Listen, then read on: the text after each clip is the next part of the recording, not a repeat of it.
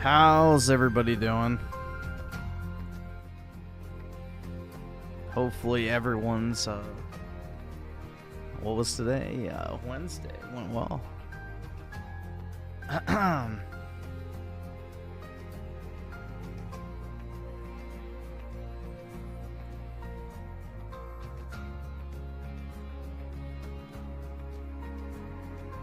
I think I'm at the, which, I don't know, maybe we'll finish it on stream, but I think I'm at the end of Dragon Quest, but I'm not sure.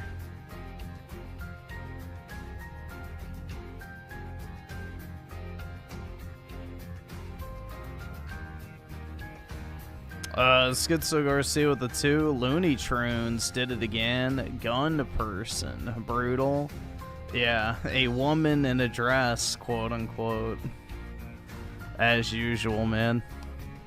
Yeah, I don't know why we're kidding ourselves. We just need to euthanize these fucking freaks, bro.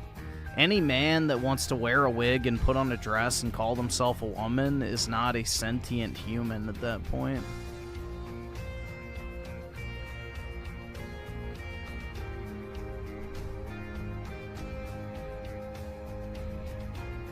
Like, that's a literal fucking mentally deranged fucking, you know, danger to society. I lost my job on the 29th. Sorry to hear that, man. So many people in the state of Indiana are losing their jobs. It's crazy. What industry, if you don't mind sharing? That sucks, though. Jeez. In Indiana.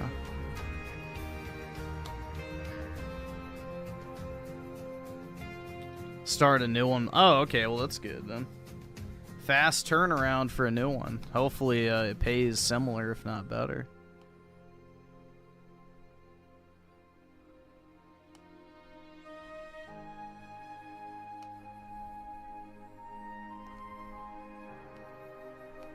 Let's see. Oski Woski with the 2. Mute yawn. Yeah, I got him. So, he gone.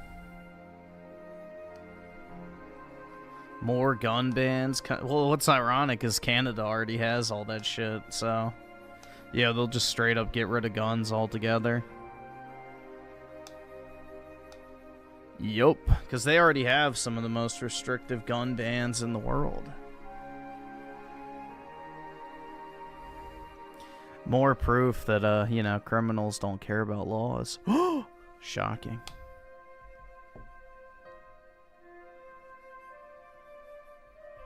Yep, another tranny went ballistic.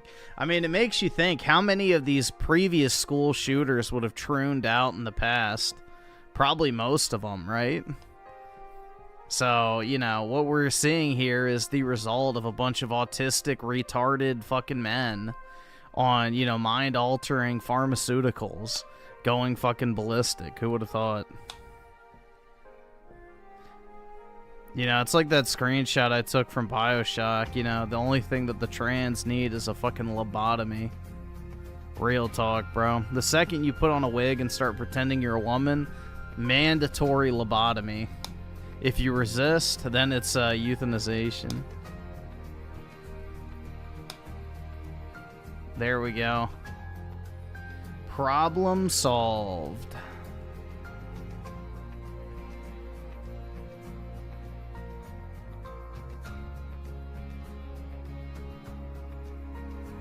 Well, dude, the only way to stop sickos is to stop sickos from existing in your society, so... You know, until people are ready for total tranny death, you know, unfortunately. We don't actually take preemptive measures. So... Until we start removing troublesome people from society preemptively, nothing's ever gonna fucking happen.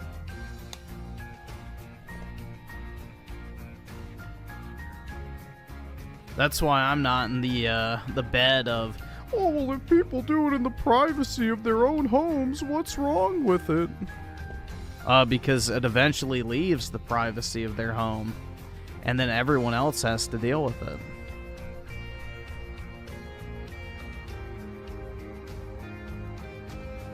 The Lolbert arguments don't fucking work anymore, man. When we lived in a highly religious, high-trust society of, you know, 95% white people, yeah, sure, you can make those arguments. But we don't.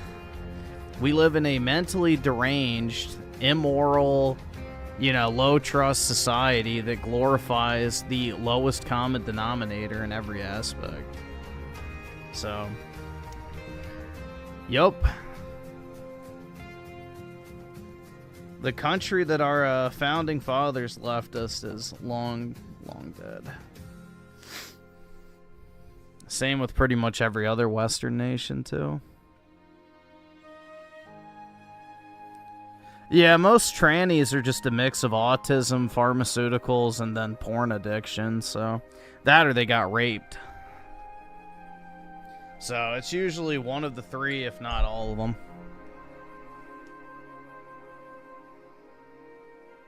It's a mix of those factors, usually.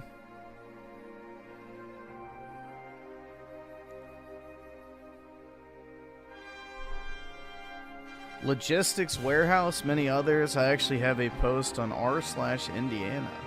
It's like near the top post. So many people are posting about their job loss or difficulty finding. Oh, shit. Yeah, I wouldn't think logistics or warehousing would be suffering. That's kind of odd. Usually those industries are pretty safe.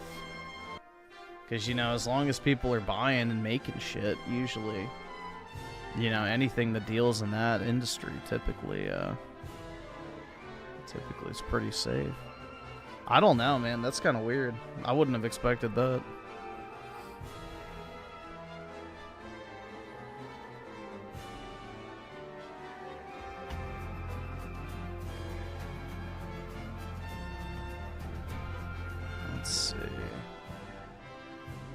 No, I just haven't slept. I slept last night because my stomach was fucked up. That and I had a freaking god tier headache, so I just slept to try and get rid of it. The headache is still lingering and my stomach is still kind of iffy at best, but we're alive.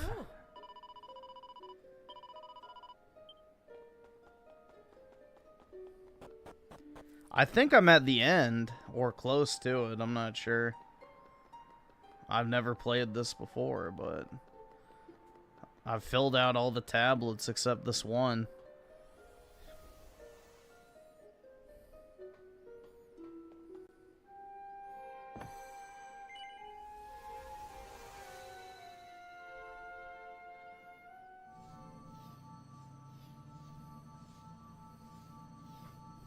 My chest hurt? No, I don't have chest pain. Black Thief? Oh, The one where you steal the African artifacts? I'm good. That came out a long time ago. It peaked at like, I think 100 players or something like that. But yeah, I remember that. It was like an Epic Games kind of ESG project, if I remember correctly.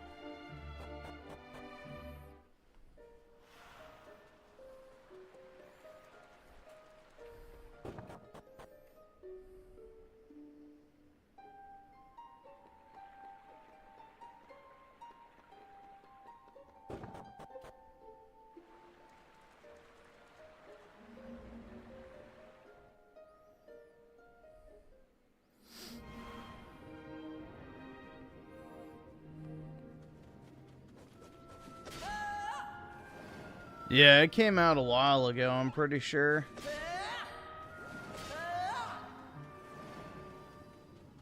Like 8 or 9 months ago, maybe? I'm not sure. I don't remember exactly when.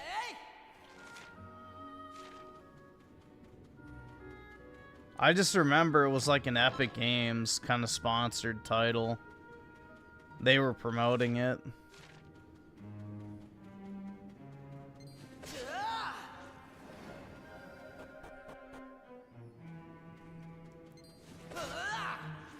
I have yet to play the other Monster Hunter Stories titles, so I don't know if I'm going to get 3. I'm debating on what game I want to play next.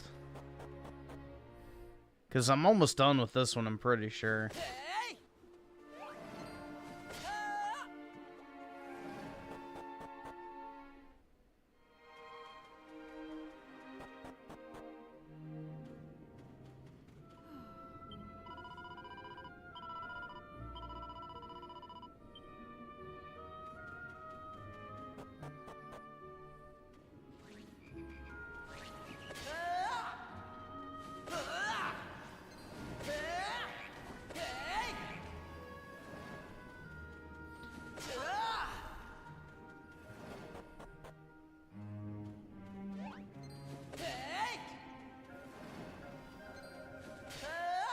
A bunch of trannies on your dating profile.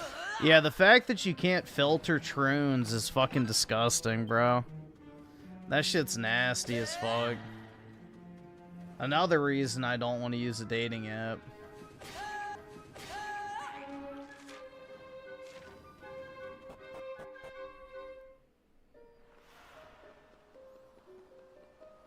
You know, women can filter by height, but God forbid you don't want a loony troon on your profile.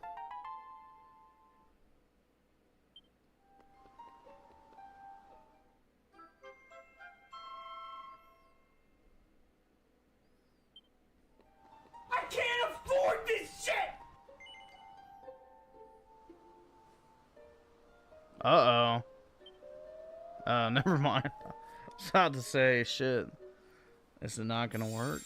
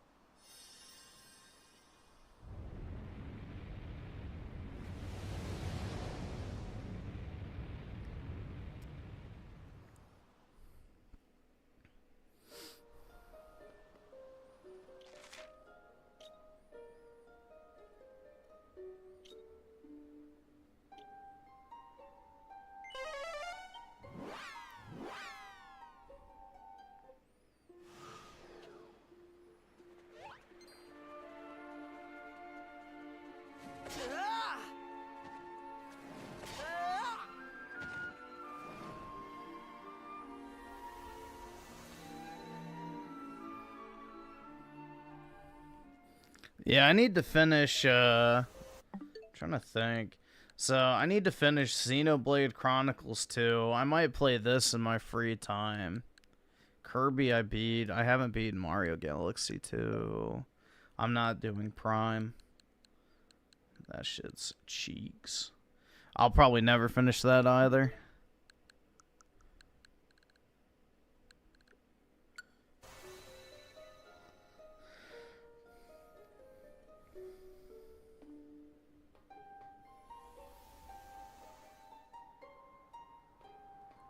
So what do I need now? Oh. Oh, can I buy shit now up here? Cool. All right. Oh, that's better.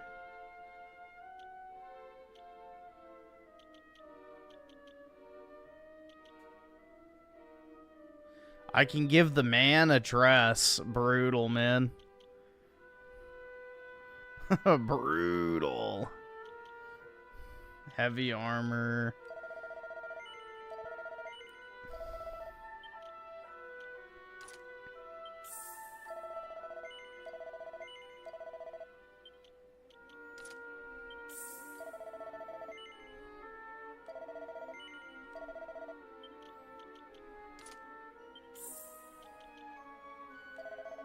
Alright, well, it's better than everything everybody has.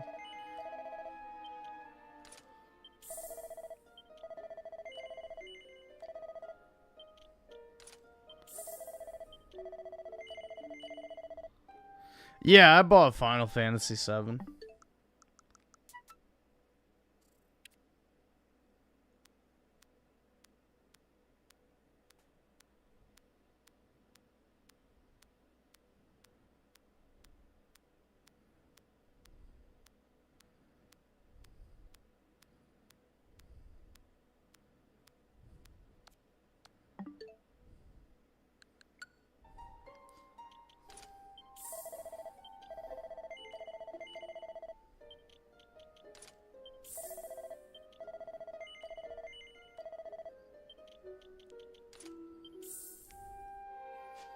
I think that's better.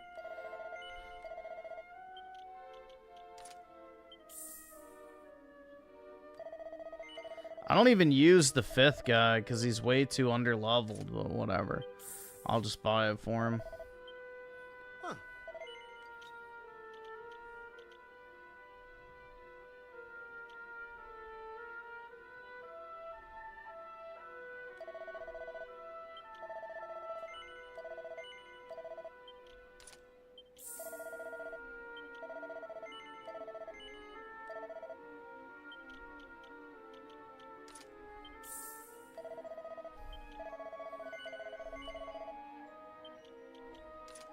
Alright, there we go.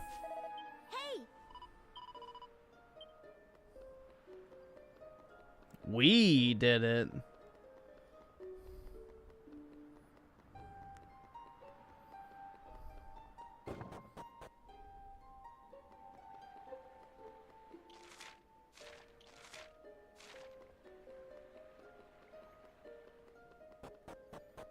What's this? Oh, nothing.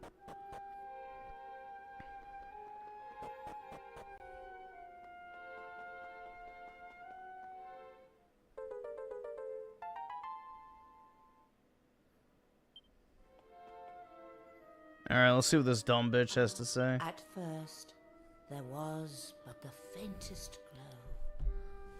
But in time, the powers of the sacred stones commingled and took form, and the miraculous creation that now floats between them was brought forth from nothingness.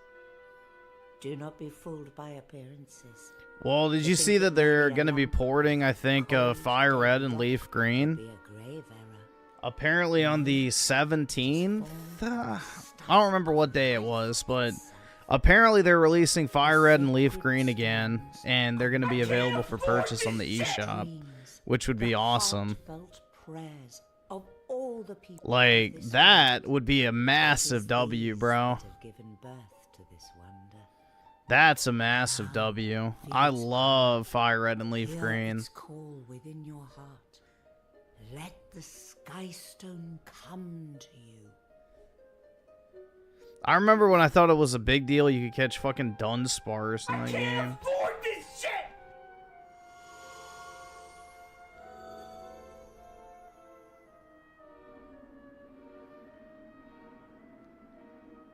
But yeah, I am looking forward to that.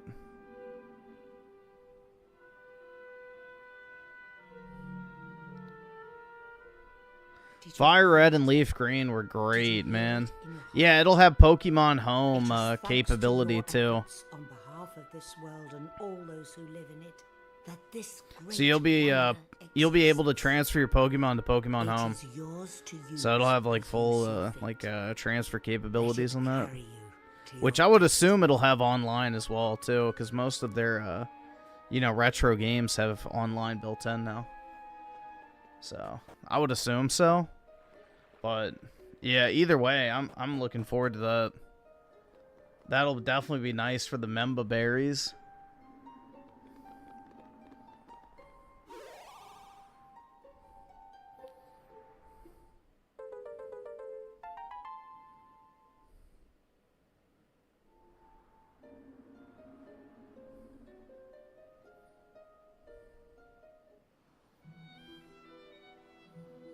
The Sky Zone, okay.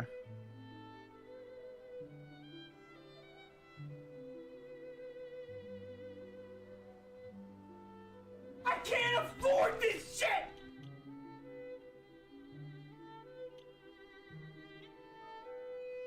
I can't afford this shit! Try visiting some places you haven't been before. The fuck does that mean?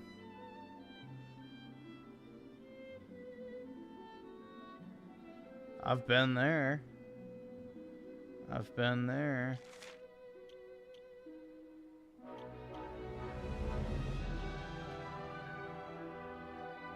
Maybe there?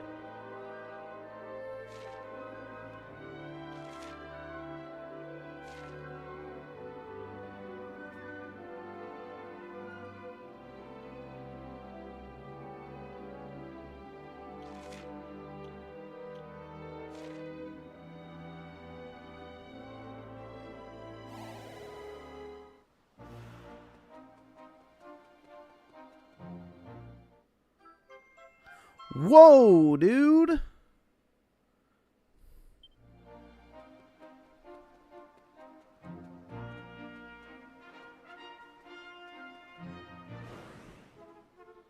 Wrong one. So, it said I could set it.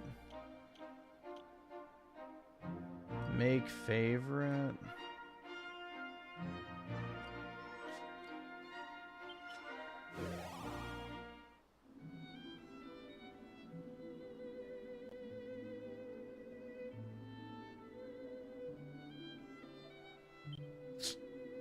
Still can't land there, huh?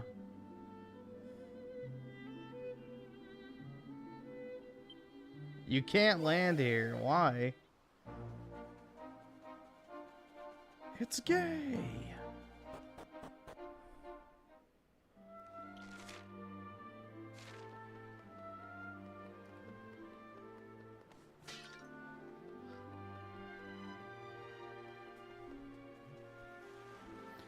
Yeah, I'm getting Mario Tennis physical, so I gotta wait for it to arrive in the mail, but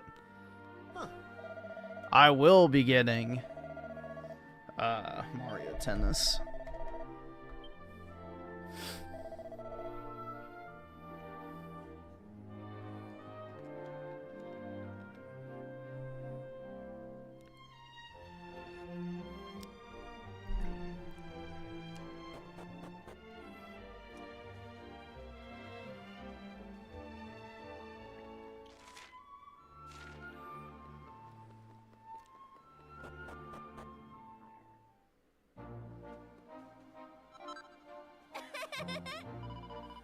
The fuck is this bitch giggling for?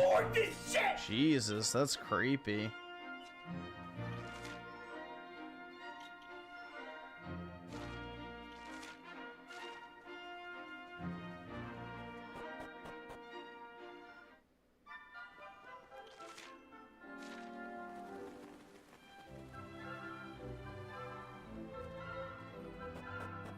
But yeah, I'm not sure how much longer I have left.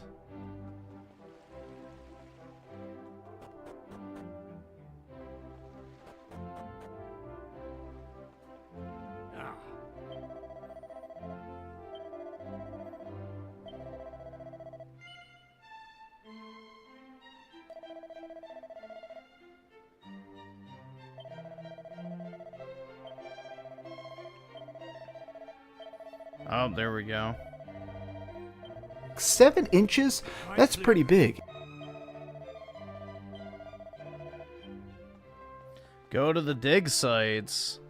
We're gonna turn into some good old-fashioned diggers. As an archaeologist, dude. The real shit. Let's see. Oh wait, yeah, I was right.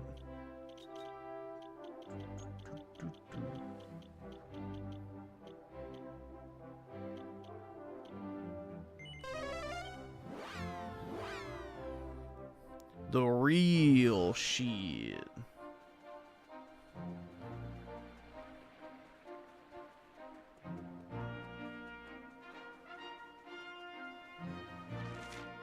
Oh, why the fuck did... Never mind.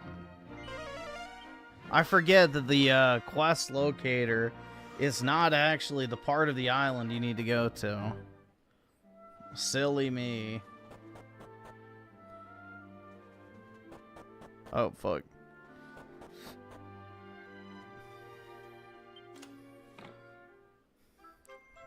Whoa!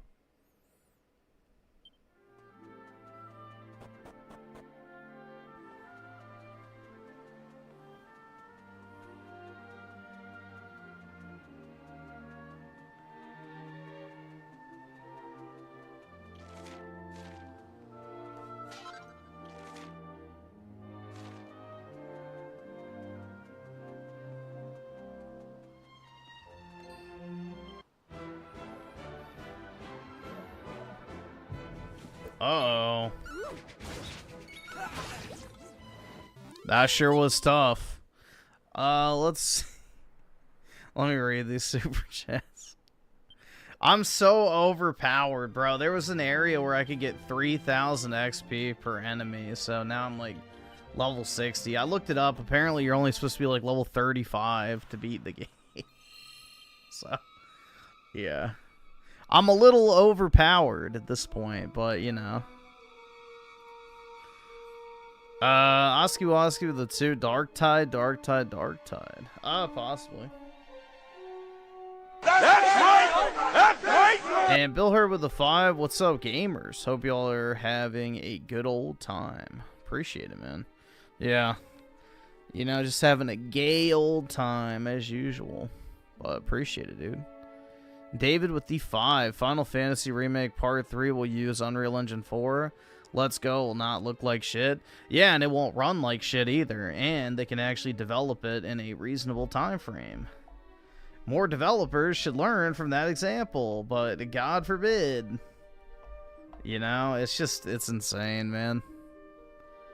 The Japanese, once again, running laps around all these Western devs.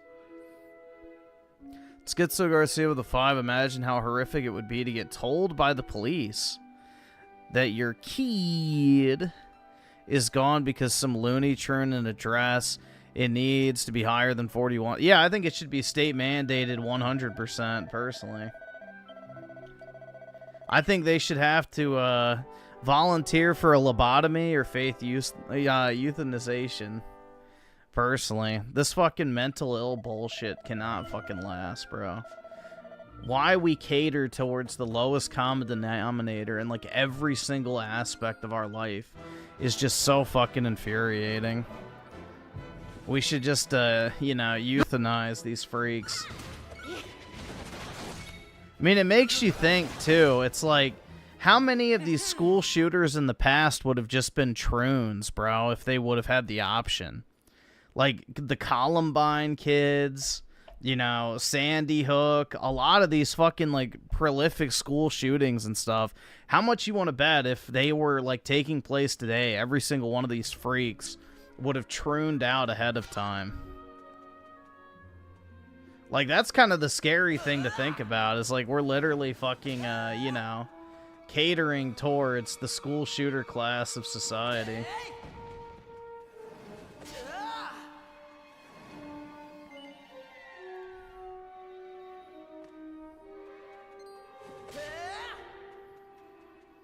But yeah, there is a genuine truth in the fact that we have a lot of people that really don't need to be alive.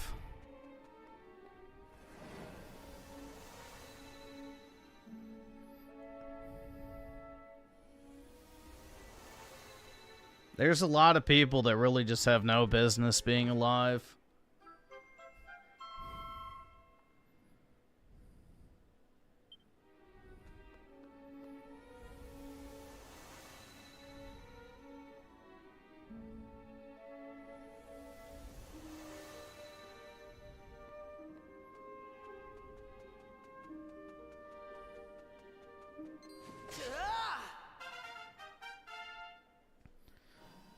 Let's see. Rogue Dio with the 2. Griffin, can you make a peak cinema, or can you make peak cinema Aerith and Emo? Maybe. I'd have to look at what that looks like. And Anabolic plays with the 378. Ray's biggest meltdown yet. 11. Okay. Yeah, we can take a look. Oh, I'm missing one piece. No way.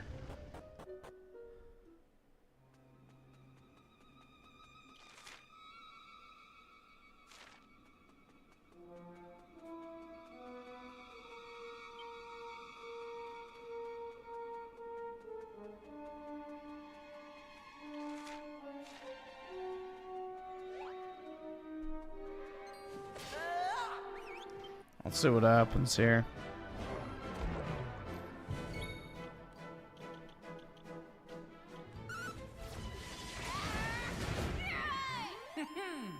How much XP? 26 hundo. That's pretty good, man. This is a good grinding area.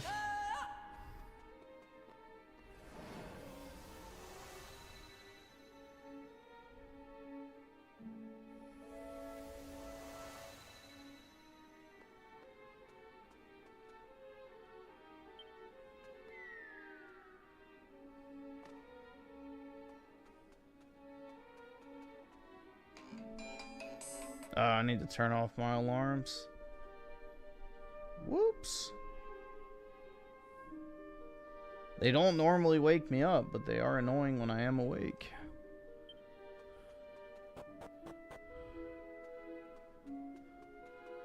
So I have to find the last black fragment.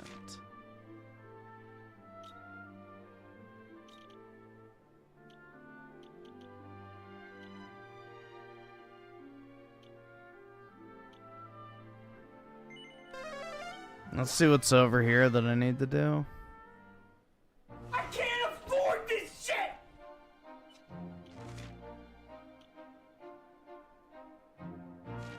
You're broke! You're fucking poor!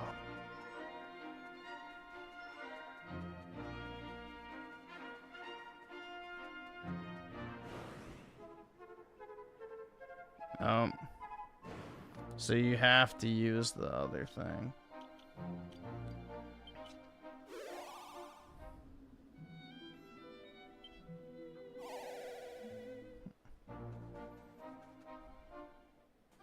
Whoa, dude.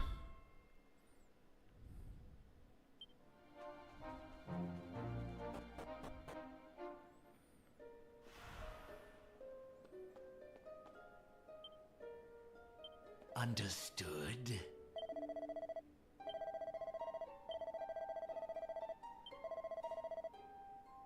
I am the Gnostic. Uh-oh.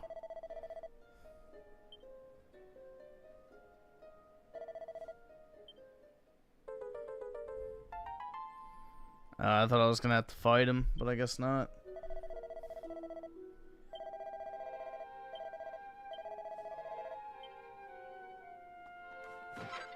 Alright. I think that is it now. Oops.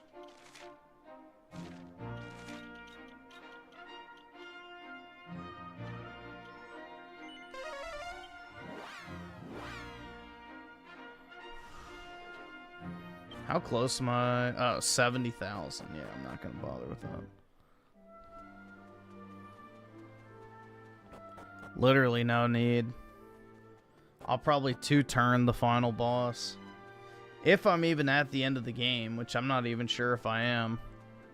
I have not used a guide for this at all, so I have no clue where I am in relation to the overall story.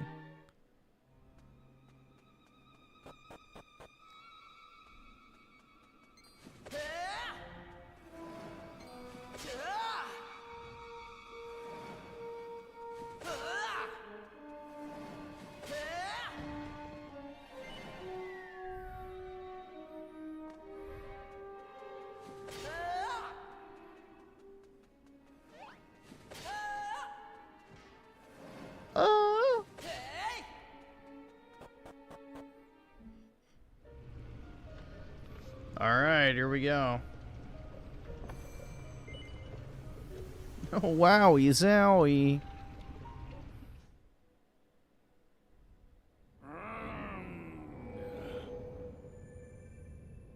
Almighty One, surely you did not mean to do battle without me. Fear not, I am here and shall stand beside you come what may. He sounds like a Redditor, man. Relying on the support of a mortal, a pitiful puppy.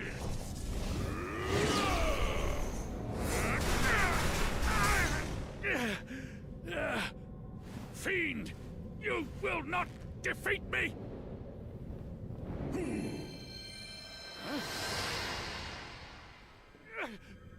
Fire punt!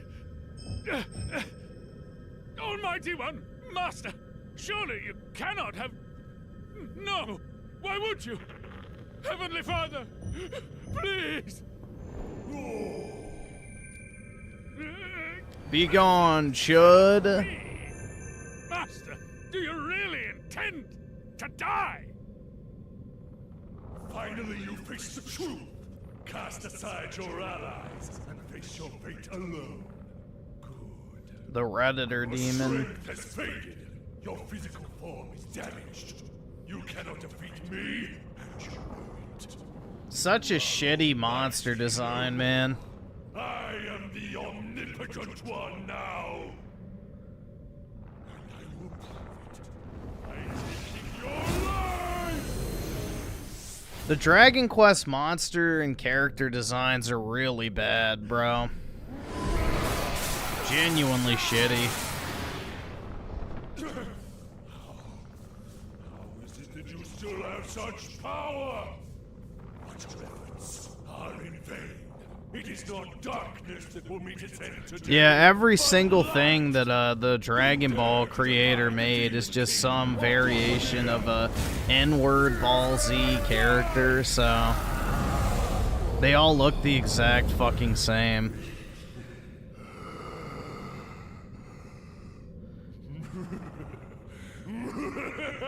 You could literally take any character from anything he's ever worked on and drop it into any of his other works, and it's all the exact fucking same.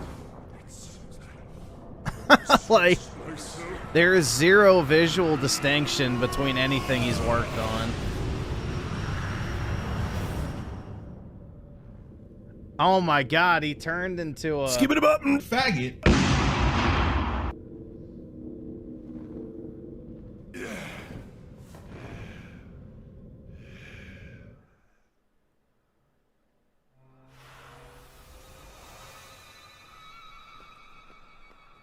That shit was ass, bruh. A shitty ass monster to a fucking flaming homo. You're fucking Brutal, poor. dude.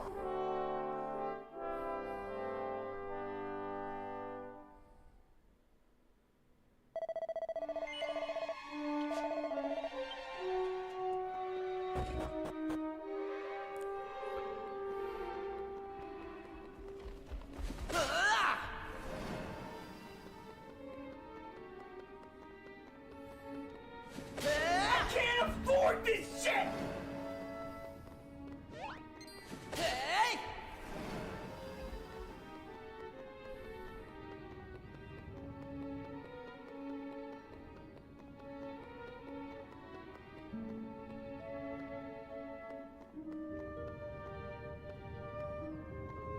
Wowie zowie, man. I hope I don't fall.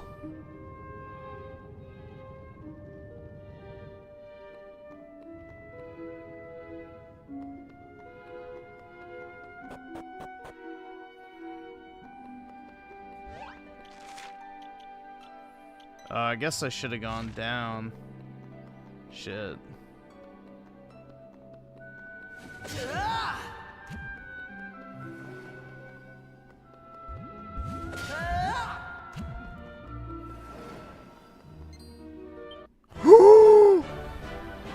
Uh-oh.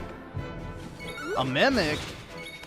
Dude, did Dark Souls steal this, or did they copy Dark Souls?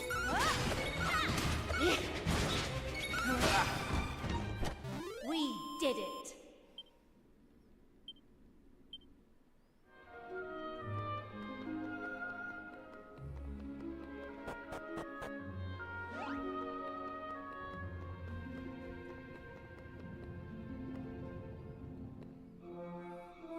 Oh, this is I know, yeah. Yeah, I was about to say, that staircase is probably just in case you fall. Shit. Alright, that was a waste of time then. Whatever. That would make sense.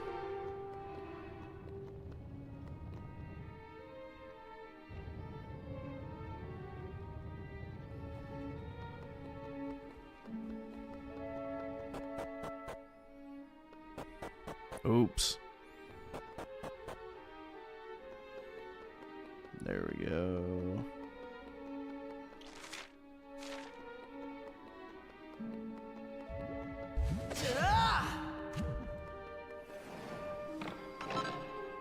Still have no idea what you're supposed to do with those.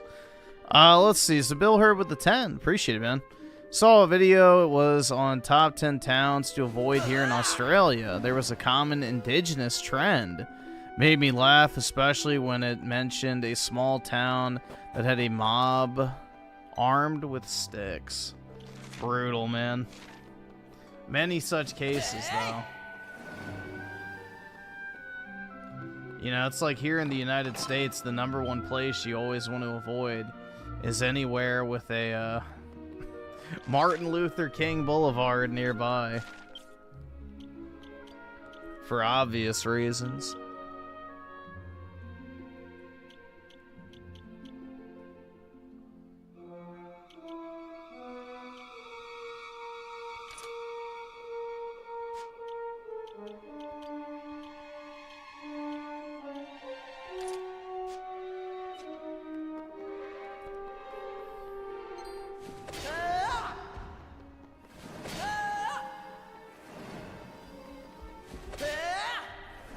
All right, awesome. Thanks, nigga. All right.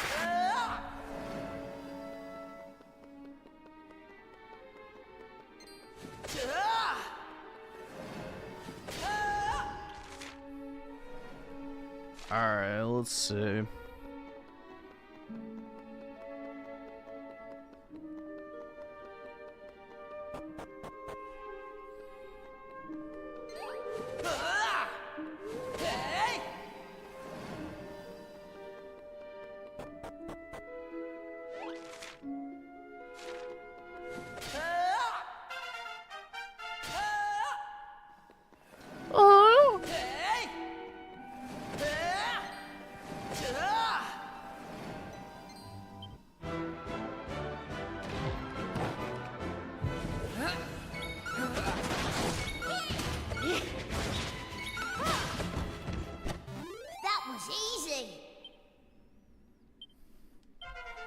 That is a nice surprise.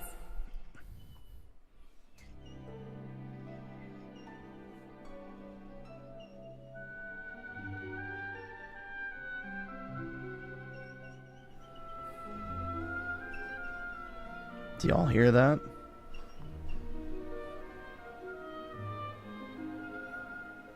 Oh, he stopped. Oh, well.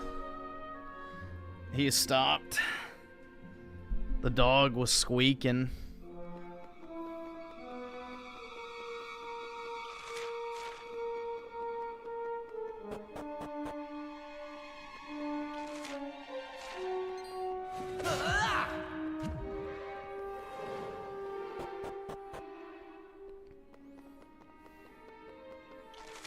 Nah, it's not snoring. He's whining in his sleep. Having a dream.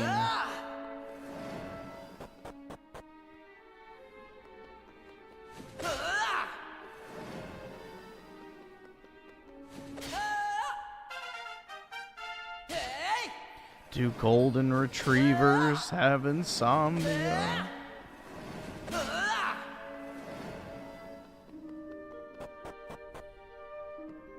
Yep, dog's dream.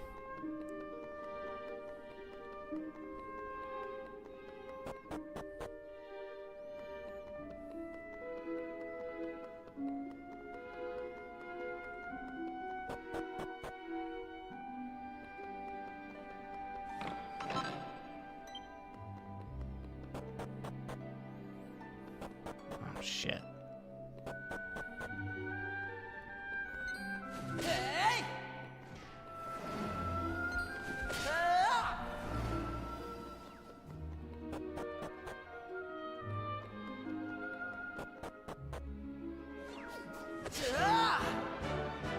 Oh, an enemy that I can't kill instantly.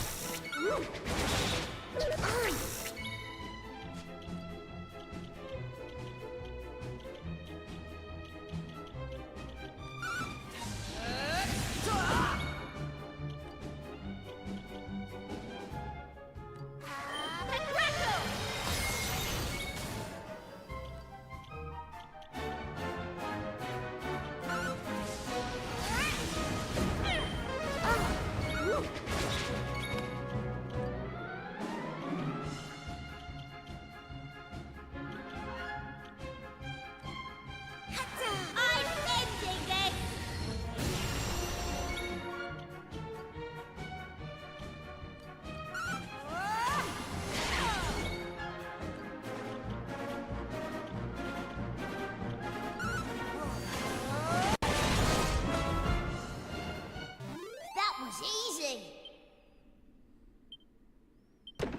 6,000 XP. That's pretty good.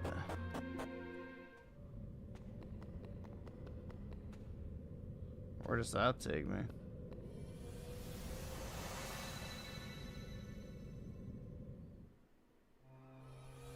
Oh. No bueno. Go back. Go back.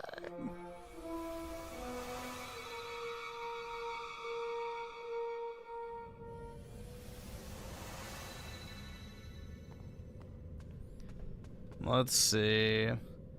So, Schizo Garcia with the 2. Play Resident Evil 4. Never. Never ever.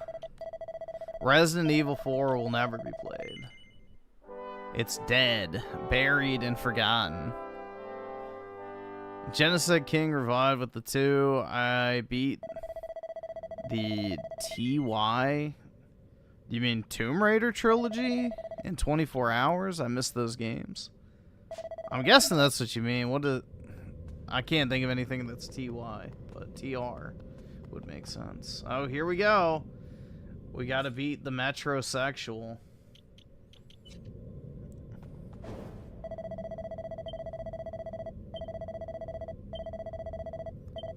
Blah, blah, blah, blah, blah. Foolish pup. He's gay! Do you not see? David with the 2. Why Mexicans love DBZ so much? Because, you know, it's the same reason why fat guys love sports so much. They yearn for what they can never achieve. Vendetta with the 2. R.I.P. James Vanderbeek. Who is that? I'm not sure who that is. When I take it from you. Shaka Shaka Gaming with the 8. Could you also say Namura's designs all look the same to Griffin? Most of the characters he designs look similar or the same.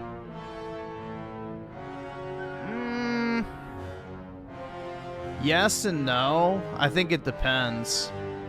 With Namura, I feel like he has different like styles. Like he has more cartoony styles than he has like photorealism and stuff. So, I mean, he definitely has a distinct style of which he draws his characters, but I don't think it's the same like the Dragon Ball creator, because the Dragon Ball creator, everything he ever drew looks the exact same. Like it's all the same cartoony looking, you know, art style.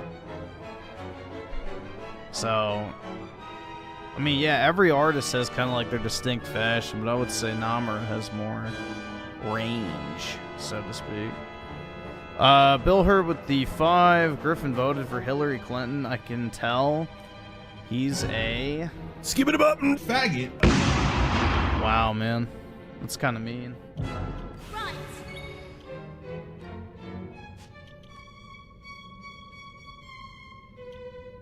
Hey!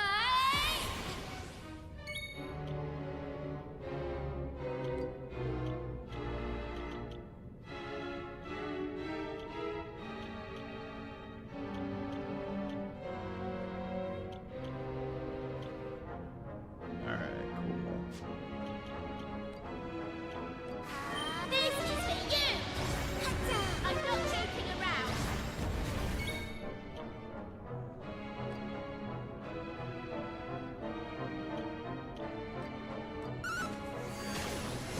Yeah! Play the ultimate power!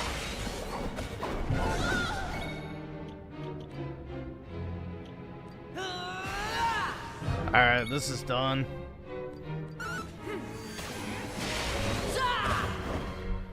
Finished.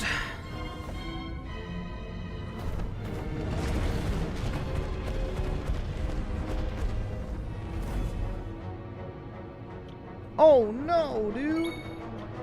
Items. So now just use one of those. There we go. Wowie zowie.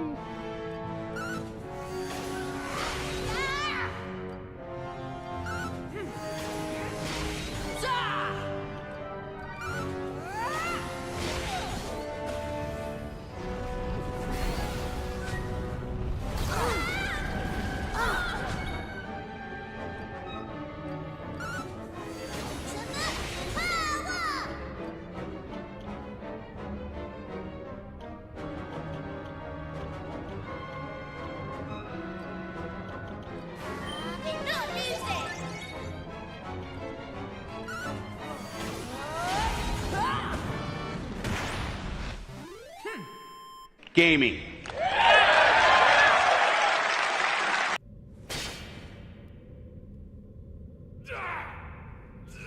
Nope, the difficulty is as it should be. It's just I grinded. You're supposed to be like level 35 or 40 when you beat the final boss. I'm level 60, so I just grinded a lot. I can't afford this shit! Ridiculous. Absurd. All right, awesome. Thanks, nigga. All right. Brutal, dude.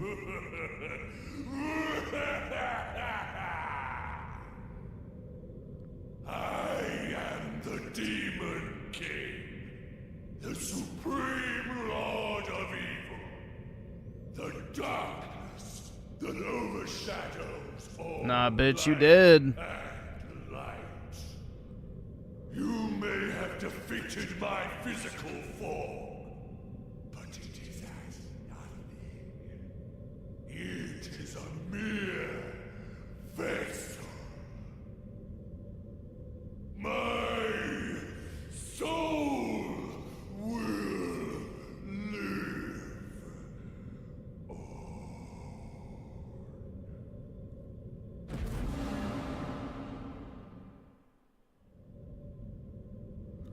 I don't think so, bro.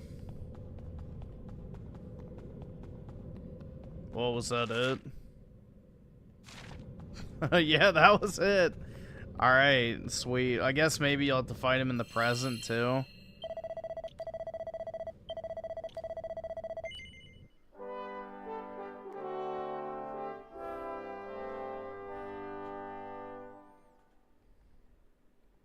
Maybe. I don't know.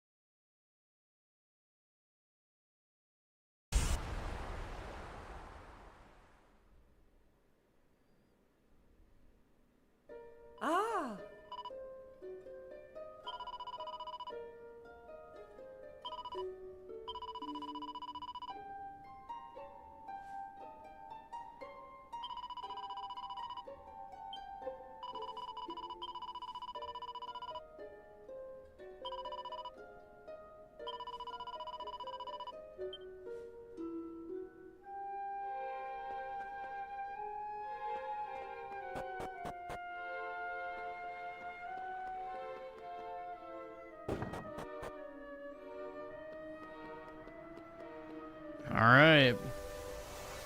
I guess this is the end.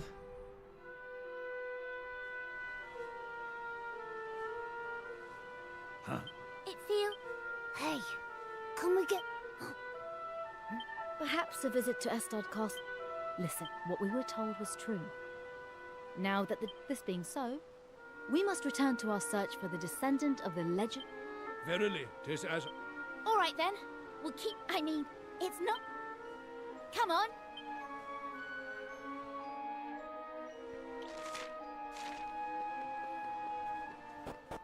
Wowie zowie, man.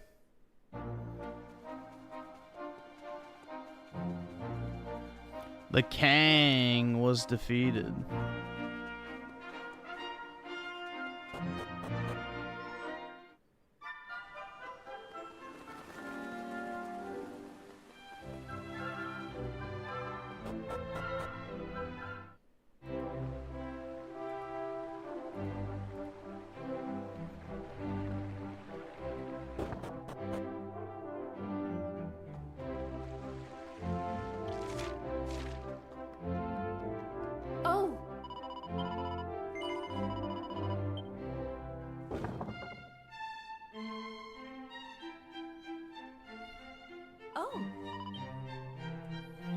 Oh! Let's see. Rogue deal with the 2. The Aerith image was in...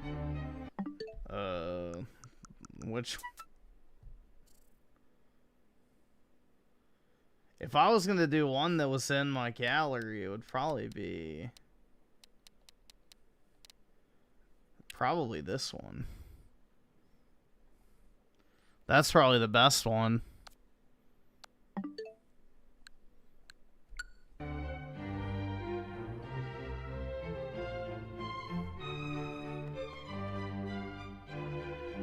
And Shaka Gaming with the 8.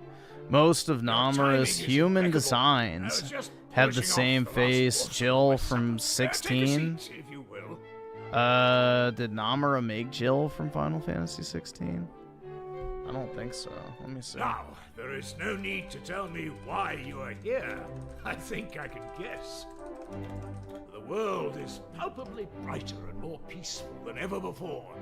And you look more than a little... Yeah, no, he didn't do yourselves. Jill from Final Fantasy 16. But have you achieved your ultimate It was Have you Kazuya Takahashi.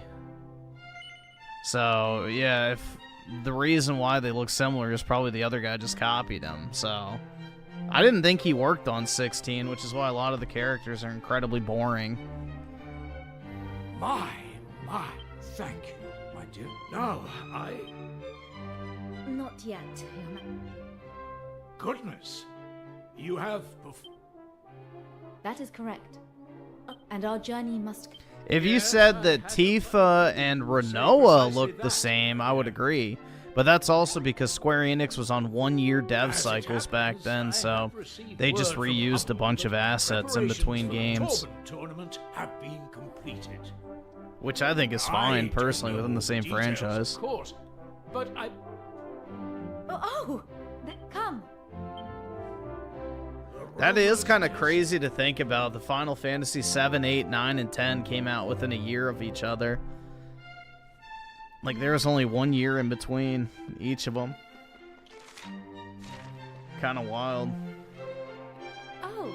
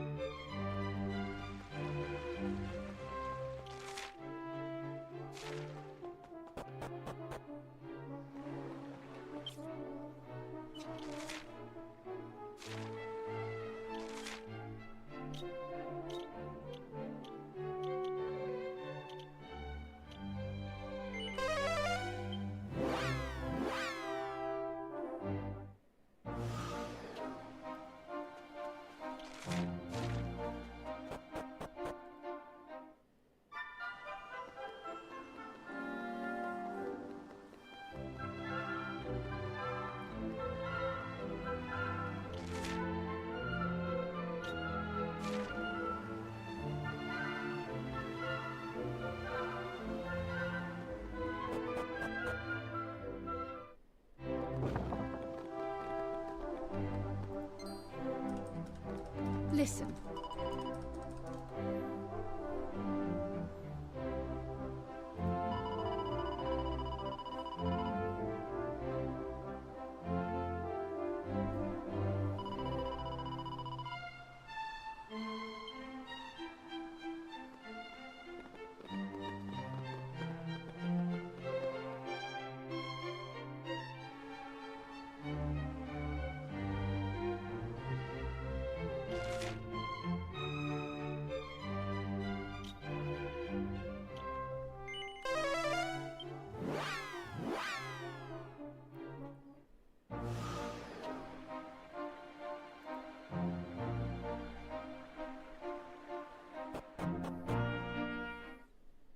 I think Final Fantasy 9 and 10 were announced on the same day.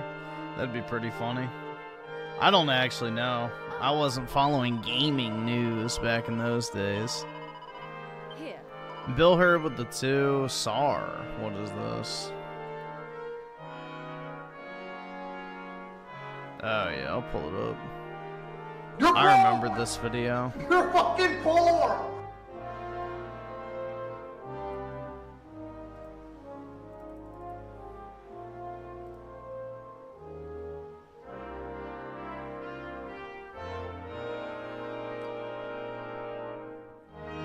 Great. Then let's get...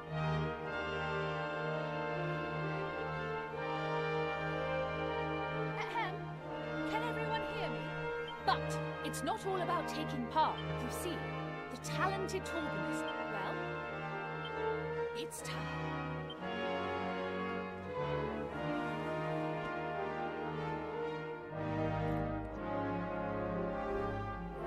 Literally stoying out, dude. This is my...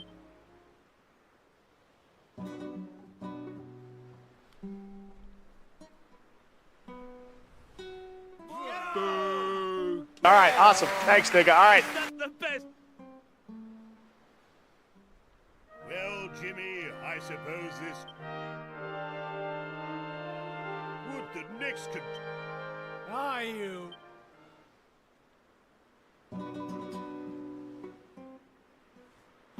He's a bum! Is this a joke or something? Blue Senshi with the 5. I picked up Octopath Traveler 0 on my Switch 2. Enjoying it a lot. Didn't want to buy it on Steam because I like the Switch 2 more than the Steam Deck. Yeah, I would personally only want to play this type of game on the Switch because it's great to be able to play it on handheld. So... I don't know. I like, you know, turn-based RPGs on handheld, and the Switch is by far the best for that. I don't know. I don't really enjoy the Steam Deck, personally. Yes, Your Majesty. It doesn't just work half the time. Well,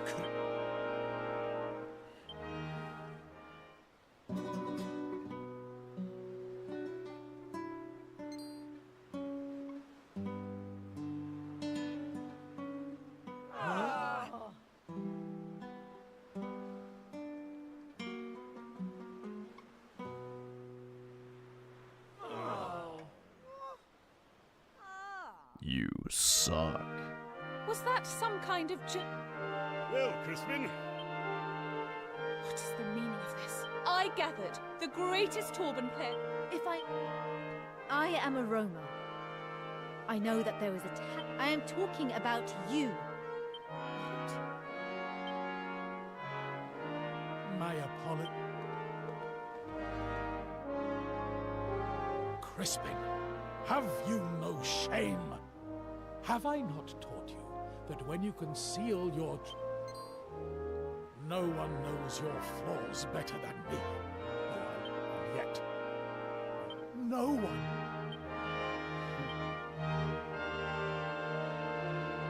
Okay, I promise I'll play properly this time. Oh my god. Can we just get this shit on? Let's go. I get it. He's gonna strum his little guitar.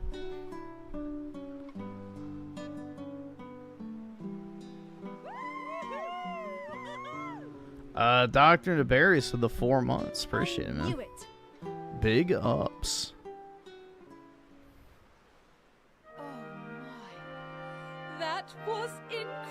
incredible! It looks like we have our man. Sorry to hear about your foot, man. That sucks. Either subscribe, Hopefully, donate, you or get some the fuck workers' out. comp at the very least. That's brutal, man. Jeez. Yeah, the snow is finally starting to melt in my area, so.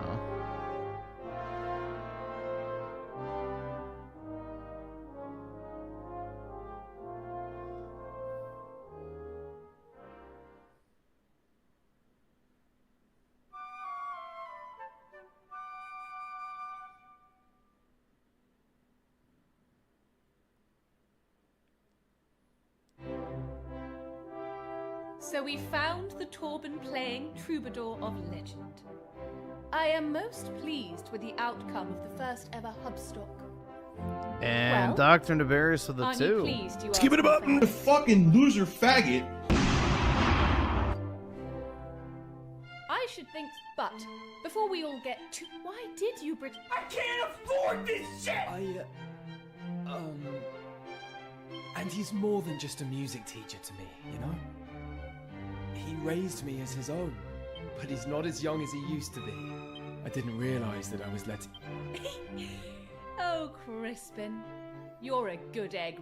Now, as the winner of the tournament, you may have a reward of your own choosing. Tell me, what does your heart desire? Well, I've just headlined Hubstock, so I feel like I should probably ask for a big mansion. But I'm gonna be much more dull than that. I make him comfortable in his old age, you know? Whoa. Well, that won't be a problem. While you're... Crispin, your career as the Torban player, but do not let your stardom go to your head. Learn all the... All right, awesome. Thanks, nigga. All right. I promise not. Well... El it Rosario seems Soul this with is the 5. I've played Senran, Take care on your Kagura, Peach travels. Beach, Splash recently. I'll be praying Gotta for your love them. success on your Exactly, quest. man.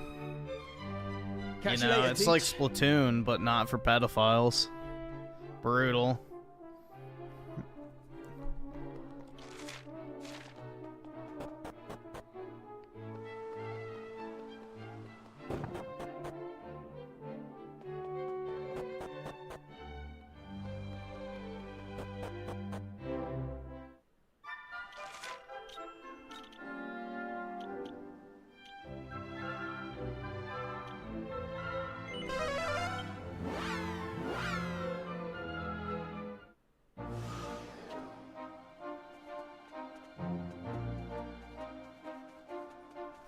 Oh, is Peach Beach Splash on sale? Yeah, you should definitely buy it if you don't have it. Splat Goon, indeed. Ah,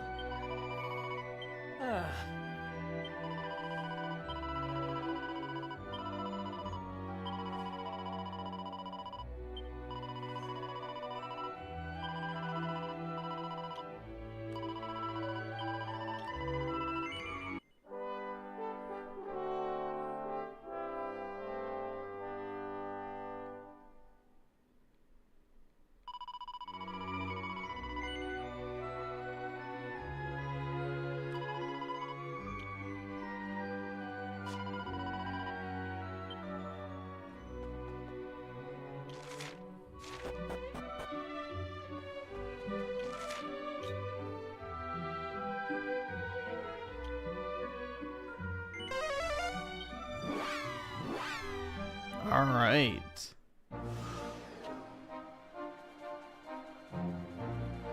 Hopefully this is the end. I don't know.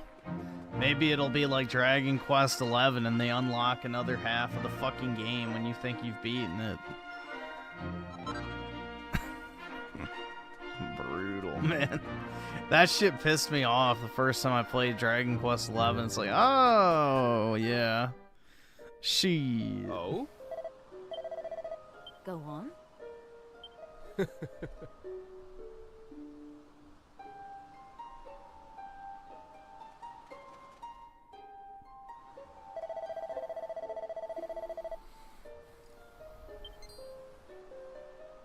Oh!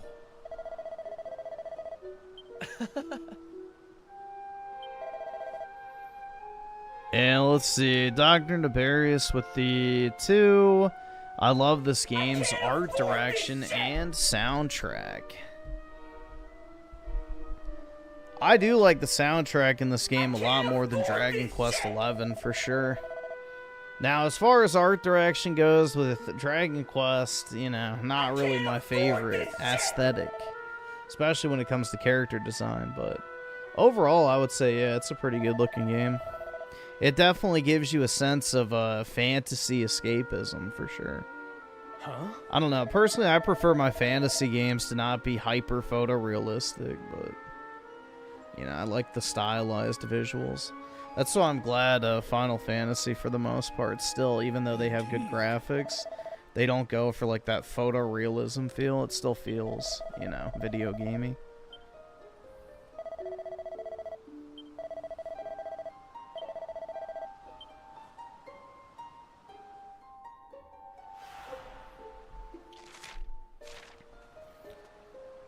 And Chaga Shaga Gaming with the 3. Sora and Cloud look pretty... no. In what world do Sora and Cloud look similar? The fuck? I mean, maybe?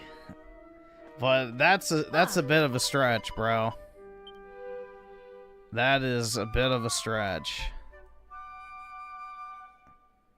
I mean, like, their hair maybe is similarly shaped, but really that's the only similarity. Ah.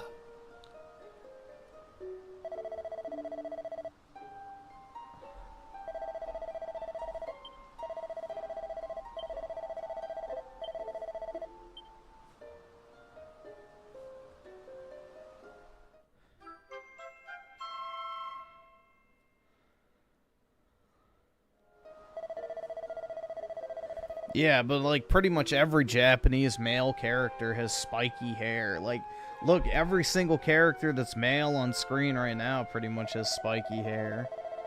So, if the main character in this game wasn't wearing a hat, he'd probably have spiky hair.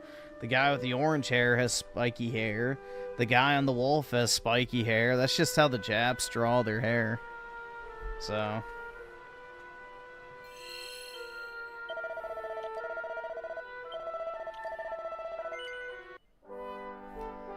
and let's see. Bill Herb with the 5. I don't believe that school shooting happened.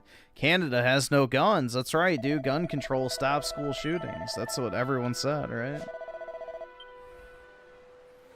And only America deals with such things. Seriously, though, it said. Yeah, you know, where there's a troon, there's a way, man. Looney Troons will always find a way to kill normal people because they'll never be that.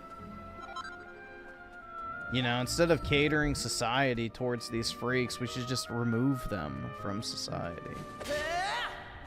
Then we don't have to worry about it anymore.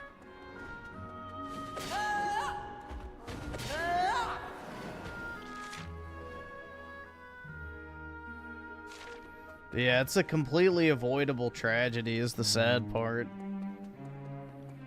Completely avoidable.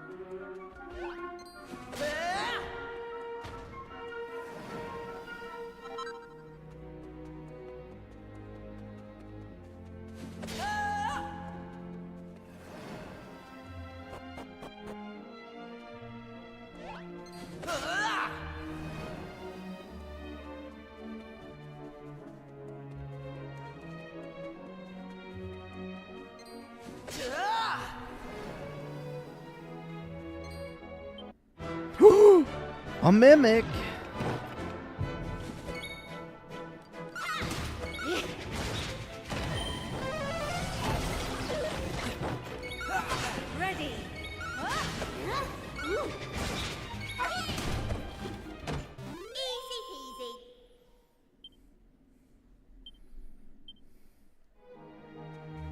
Oh my heckin' god, dude. Is this gonna be a mimic too? Yep.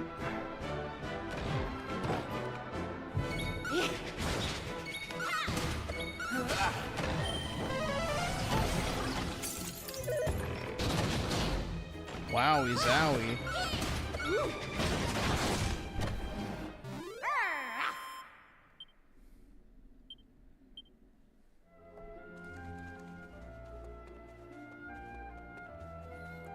Let's see. Dr. Nabarius of the 2, can you rank Final Fantasy 7 through 10, 13, 15, and 16? So 9 I haven't played, so I'll have to leave that one out. But of the ones you said, I would probably say, as things sit right now, because 7 Remake has not ended yet, I would say 15's probably my favorite. Then it would be Final Fantasy 7. Then it would probably be, I would say 8, 10, 13, and then 16. Although 16 and 13 maybe I'd swap. I don't know. Yeah, I'd probably say that. Swap 6. So 15, 7, 8, 10, 16, 13. And I haven't played 9, so I couldn't tell you.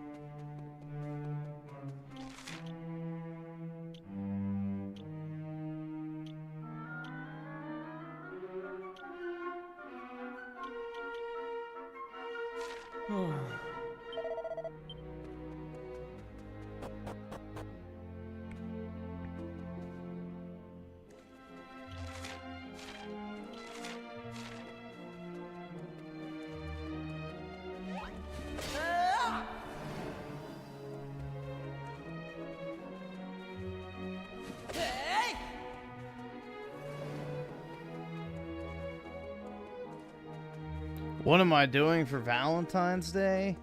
Absolutely nothing. Not wasting a bunch of money on the consumer goods. That's for sure. Oh, that's right. You have to read this thing.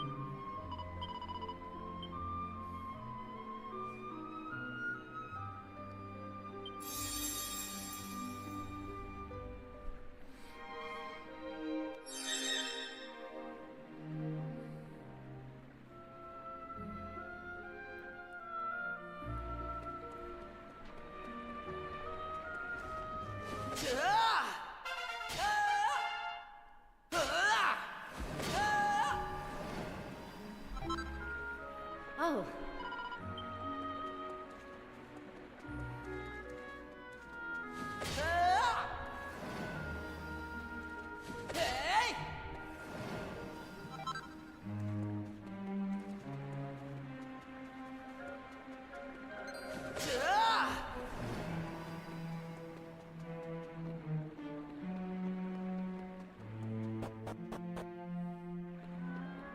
There we go.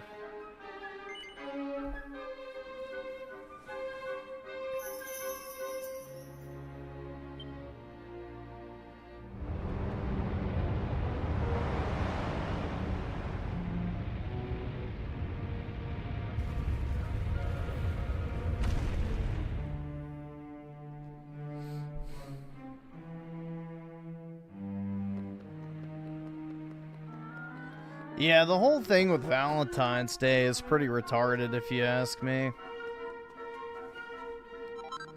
Even if I was not single, I wouldn't make a big deal out of it personally.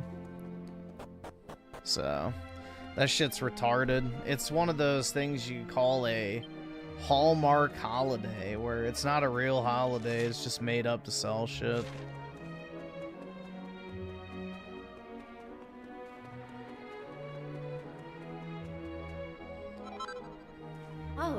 You know, the only people who should celebrate it are fucking, like, Catholics. That's literally it. It's a Catholic holiday that has nothing to do with what it's been turned into. So, you know, it's just one of these fake-ass holidays that they make to sell a bunch of shit.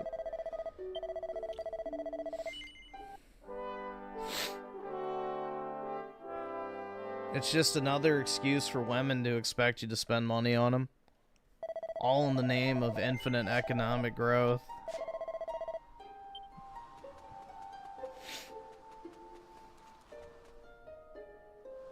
Ah.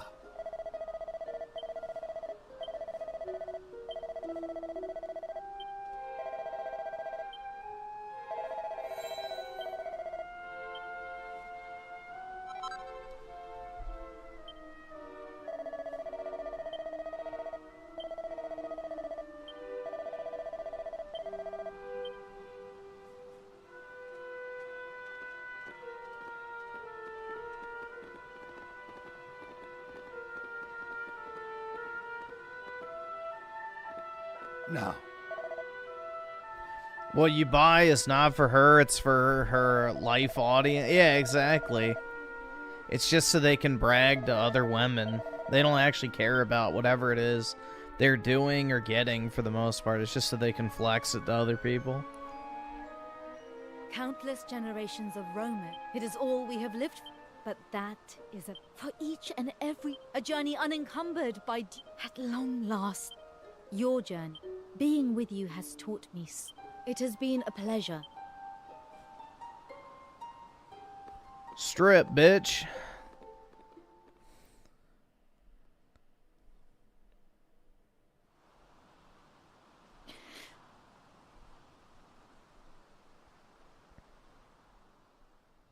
A hot date lined up? Yeah, with me and my pillow, bro.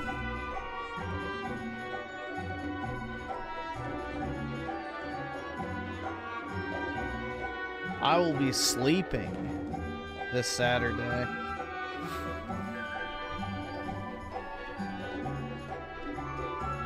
I think it's a long... I gotta check. Isn't it President's Day on Monday? I might have that day off.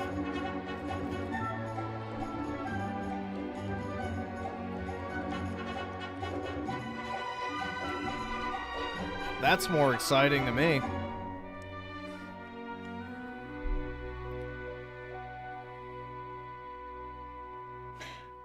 Now strip, bitch.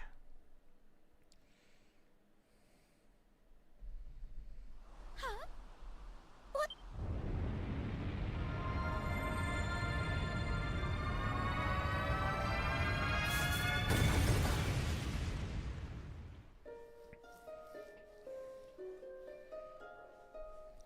Ow! Look! It's God, bro.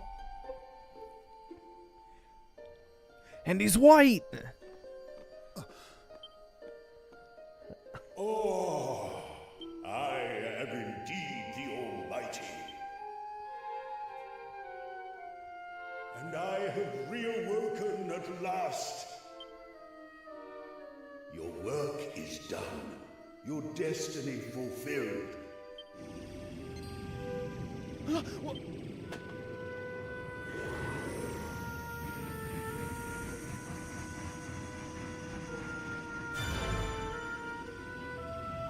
You.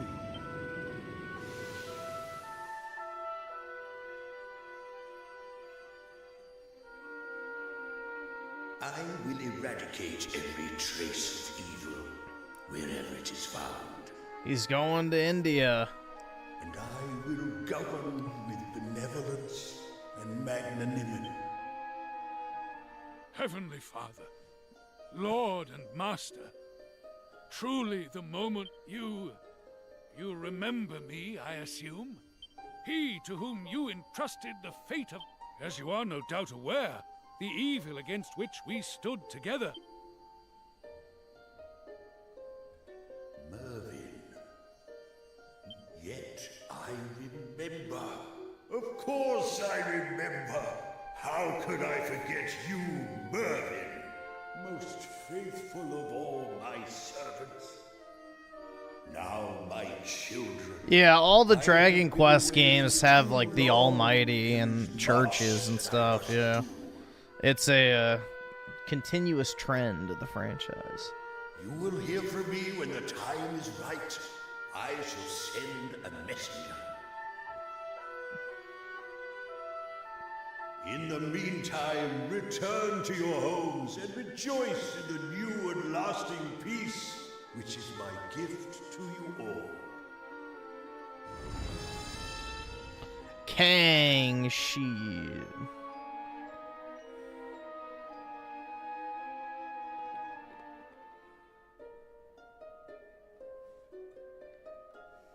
Goodness, I was a little scared there for a moment.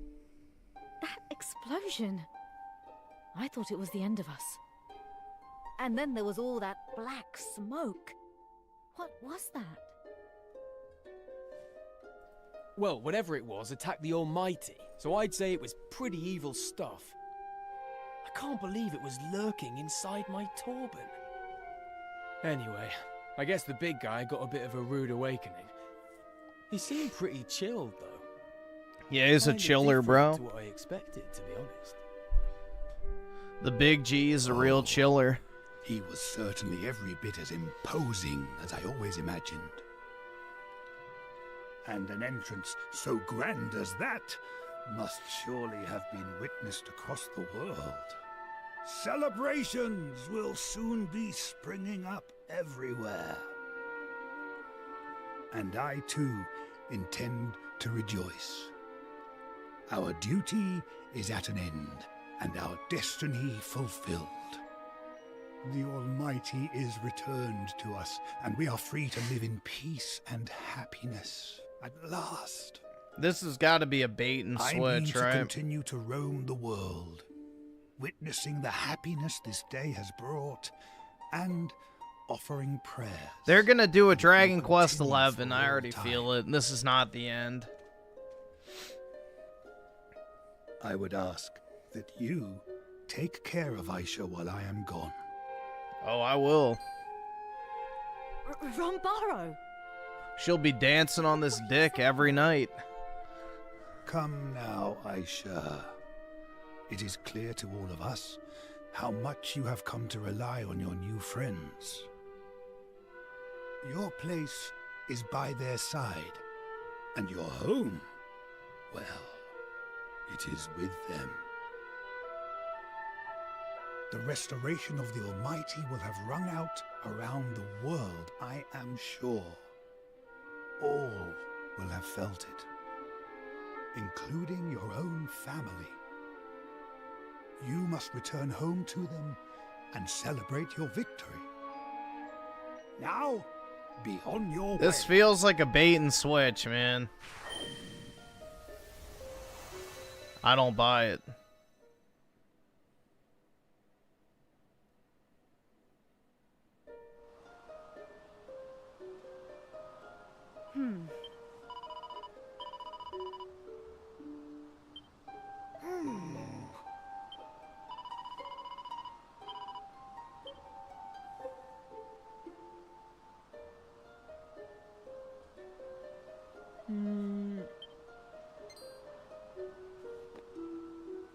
Whoa!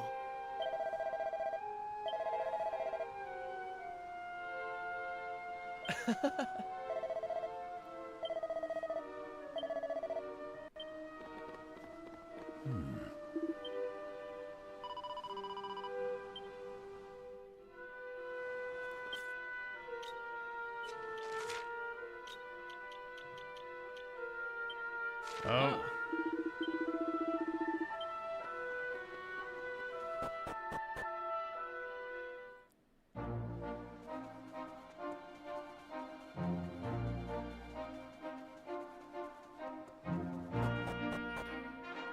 Chagashaka Gaming with the 8. Did you know that Donald Duck is the most powerful mage in the Final Fantasy Kingdom Hearts universe because he can cast Zeta Flare? No, I did not. Why are you... Again, this is a prime example, bro. You are the autist when it comes to fucking Final awesome. Fantasy Thanks, nigga. All right. Kingdom Hearts. Your autism is showing. Put it away. Now's not the time. Ah.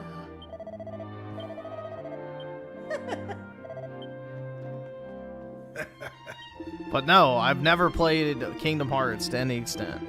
No idea about Kingdom Hearts. At all.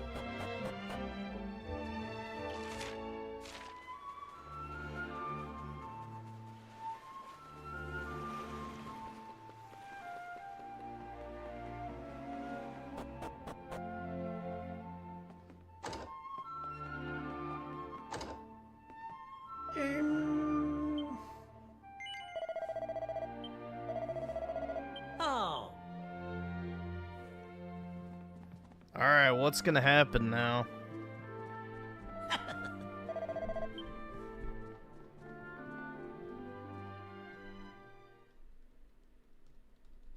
They already revealed that that gypsy dude is not to be trusted because he has more magic than anybody thought.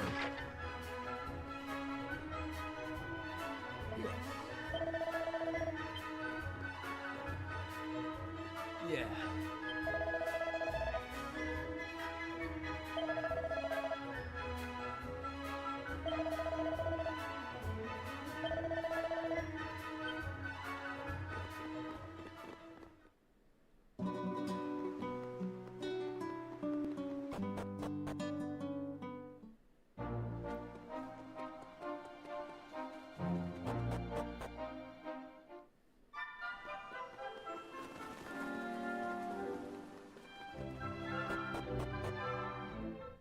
Will 2B be in the next Smash game? I hope.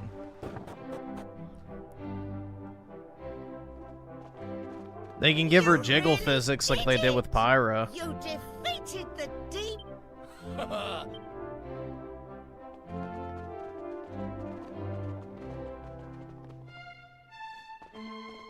Oh, thank you.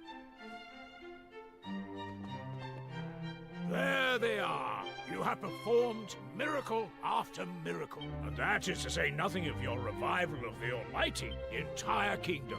I pray that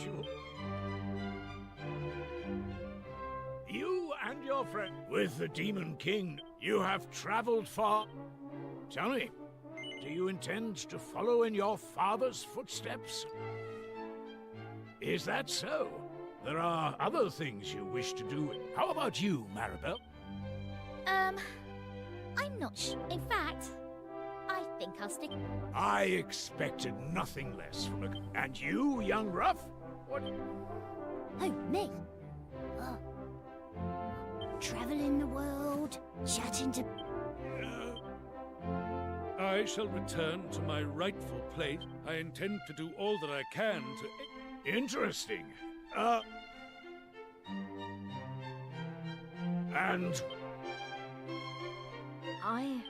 perhaps you will do us the honor of staying on here at the or as tutor to... Fun. I thank you for your kind... Pleased. Blah, blah, blah. Now, enough talk. It is time to...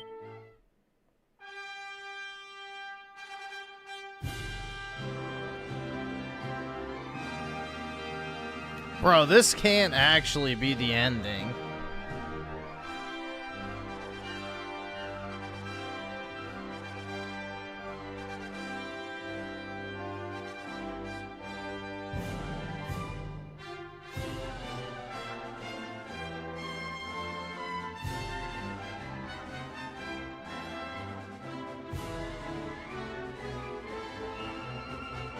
I thought for sure they were gonna bait me.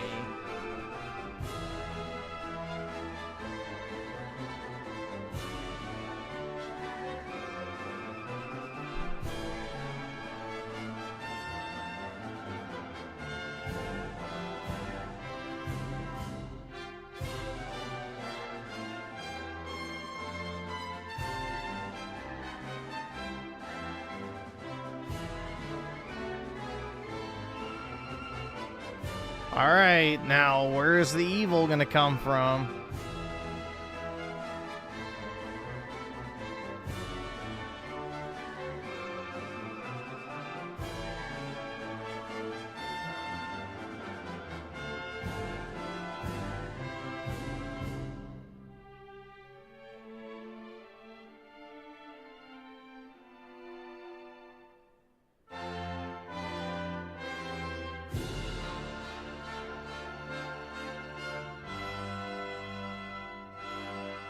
Dude, it seemed like they were setting it up for a twist, but I guess not.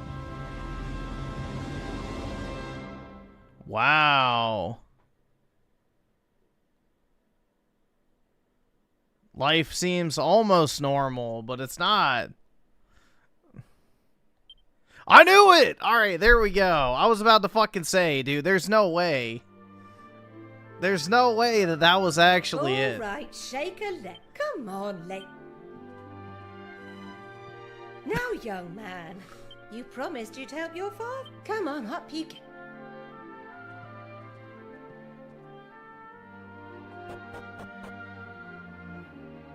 Oh, now, I've made a snap. Oh, it's the beginning of the game again. What the fuck? Uh-oh. You know how he likes his pill. Don't tell me it was all a fucking dream, bro.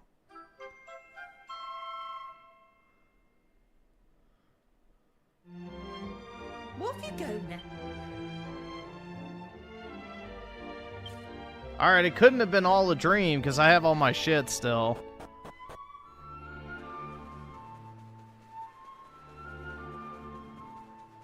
I think it's gonna do a Dragon Quest XI where you just have like a mass.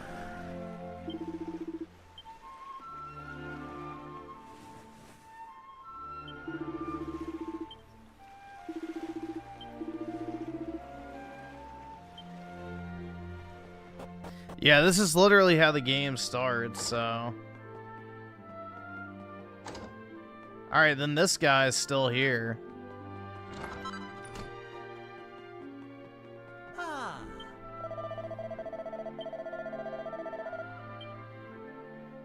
So it didn't time loop.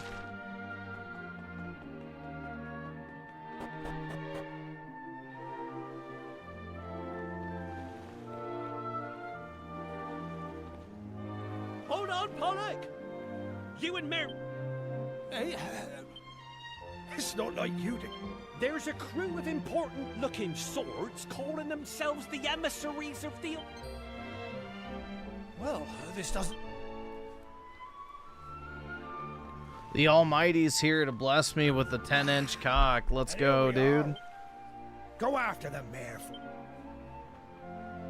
Let's go.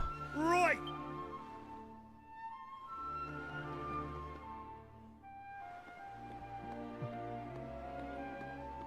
Hey!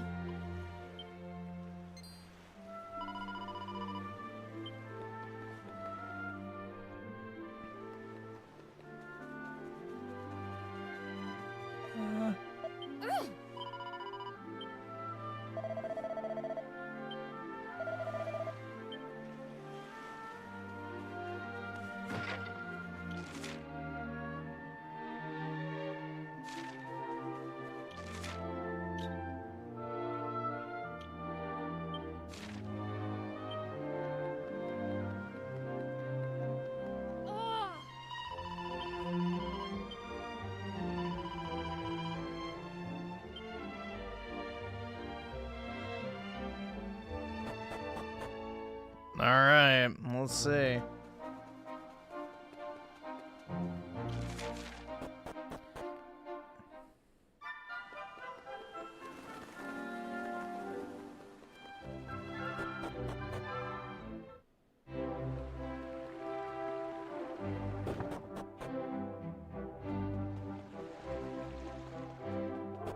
Oh, fuck. I overshot it. Huh.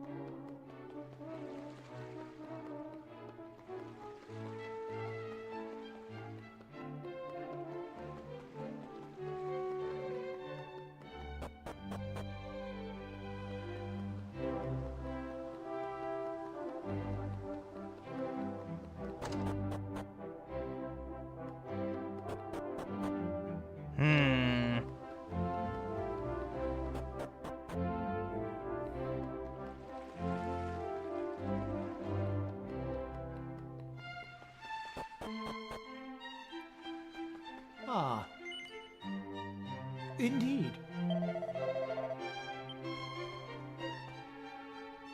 Thanks.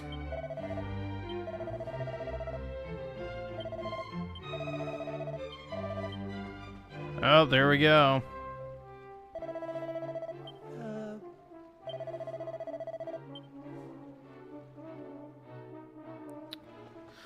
Wowie zowie, man.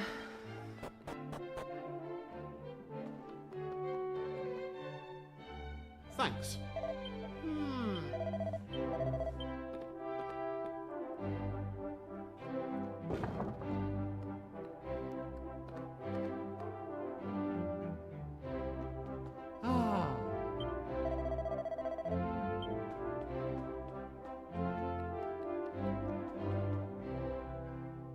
Ah, there you are.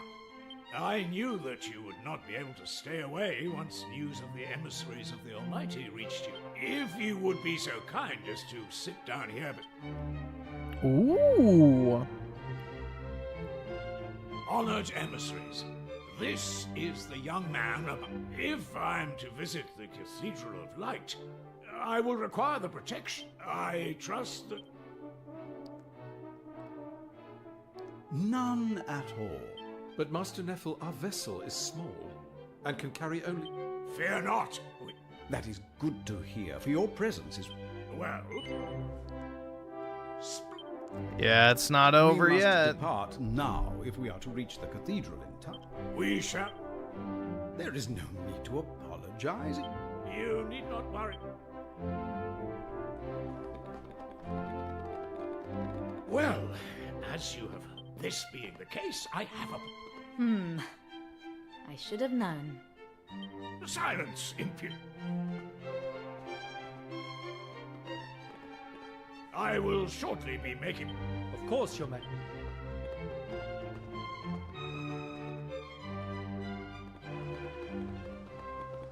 Wowie zowie, dude.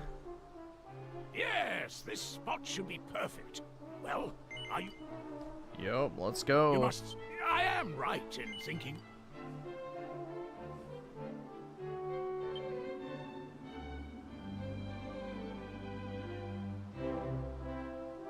Almighty be praised. I hope you will...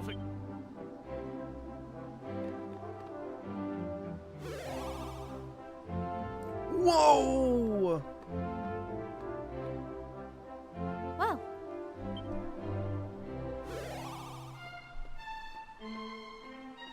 Alright, man.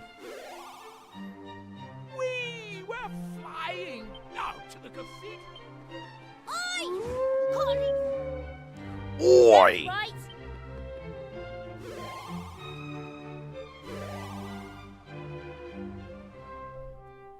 Oi, bruv. Damn, it looks like an office building. Oh.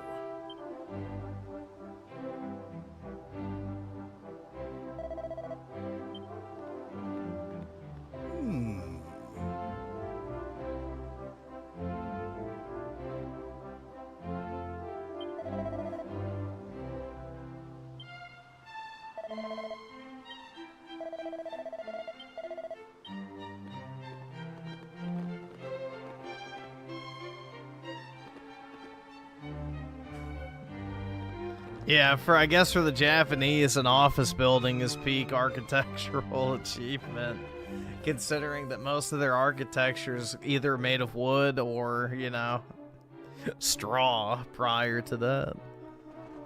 Brutal, man. Ah. Yes.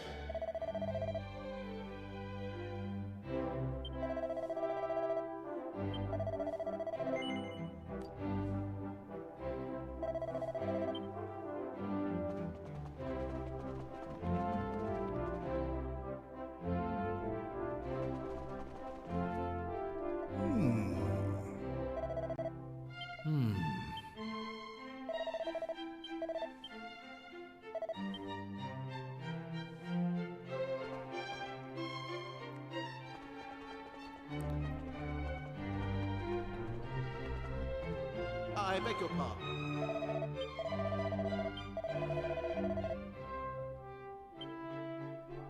Oh god. What's gonna happen?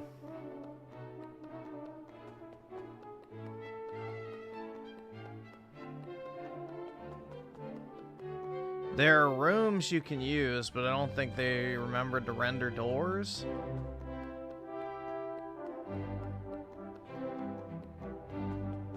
I beg your pardon.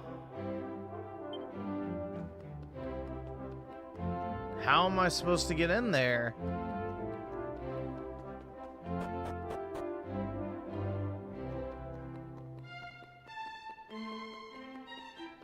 I beg your pardon.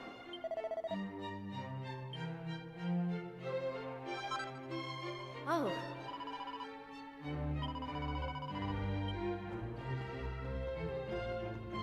Maybe I have to go out this way?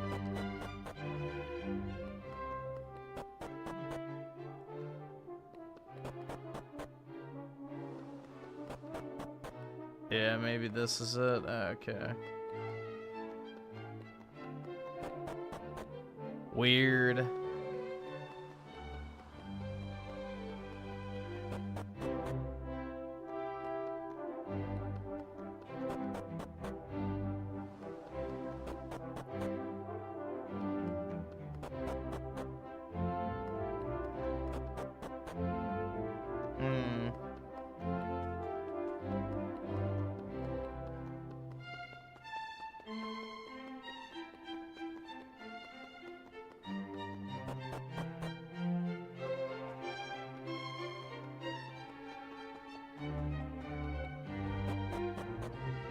The fuck? Dude, this is weird. Alright, where the fuck am I supposed to go?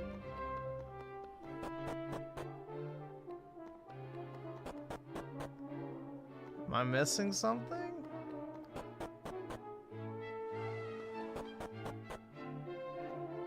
Have I sold any cards? No, I've not.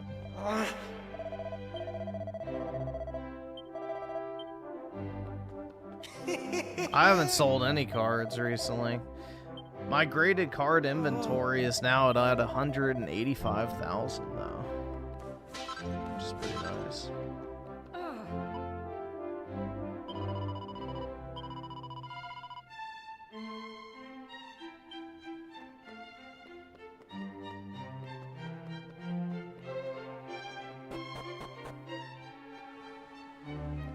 Oh, that was a doorway right there.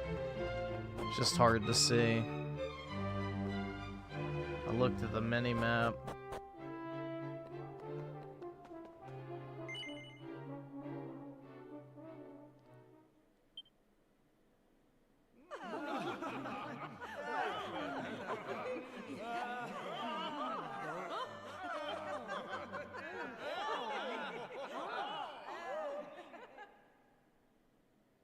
Here we go.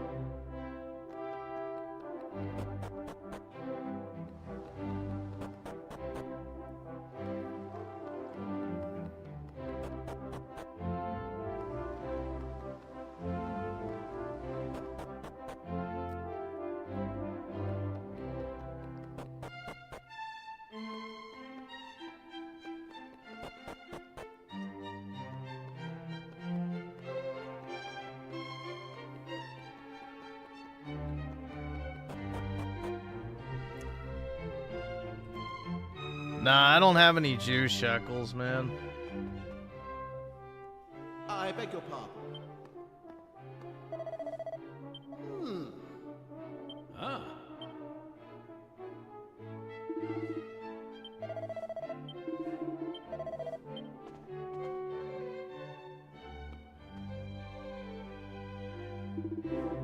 Understood.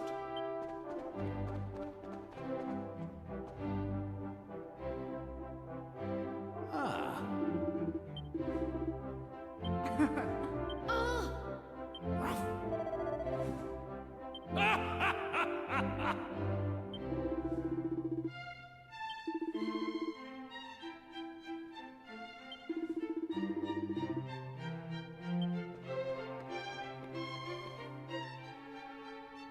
Uh-oh.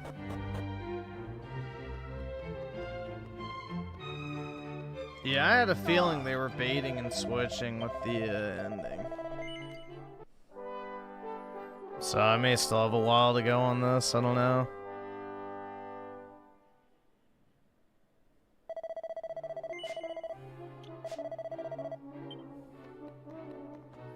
Yeah, I hope they put all the classic GBA games on there, but I think it's just Fire Red and Leaf Green. I beg your pardon.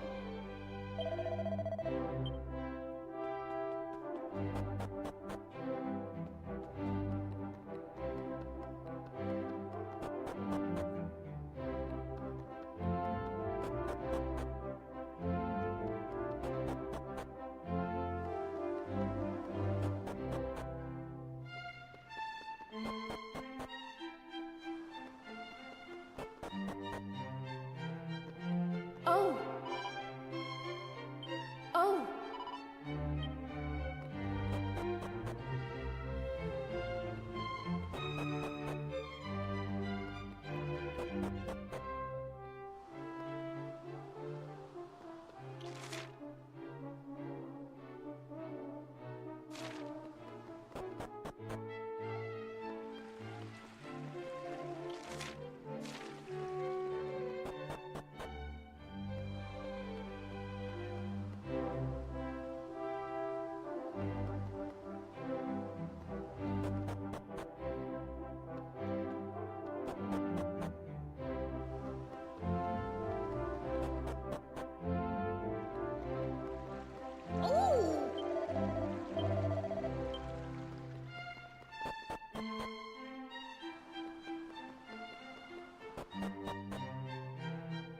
Oh.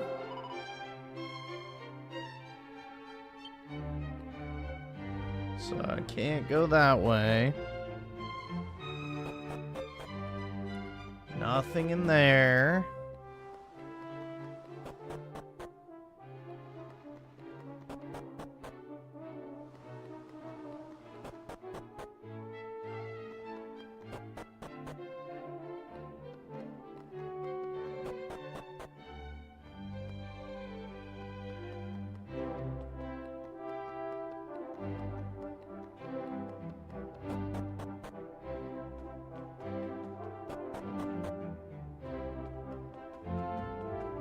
I thought I was supposed to go out front, but I guess not.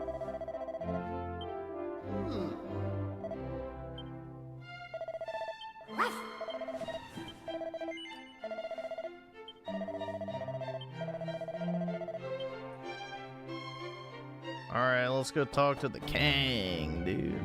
Ah.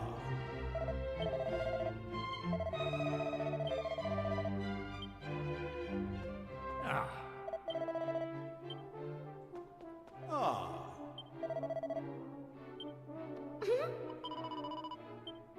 Hmm.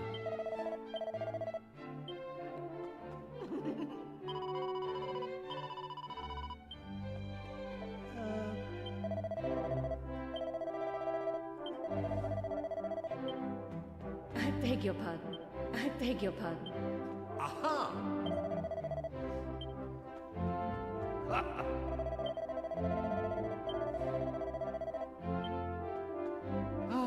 Yeah, if you like JRPGs, I'd say this is worth getting. Oh. Oh. Oh. All right. Mais oui.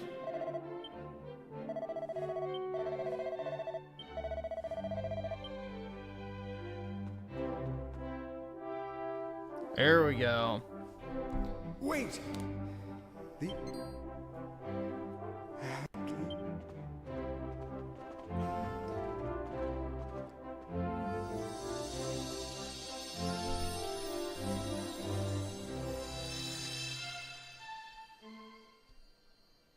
I am the Om.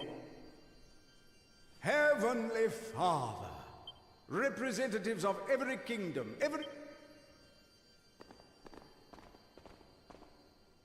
Monsieur Almighty, I have here your old comrade, the one beside whom you fought against the X and Y are the best gen? Sir Bruh, play Omega Ruby and Alpha Sapphire. Those are far superior, and they're also 3DS games. Hi! It's been a while, your mightiness. Very good. Hear me, my children. Evil has been defeated. Peace has returned. Heed me well, as I give to you a commandment from on high. Cast down your weapons. The time for conflict is at an end. Raise them not against man or monster. The fighting, the killing, the slaughter of innocents must end. All violence must. You there, young warriors.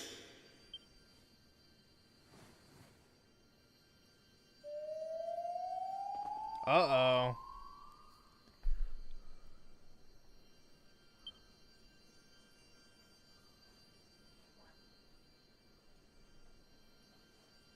Very good.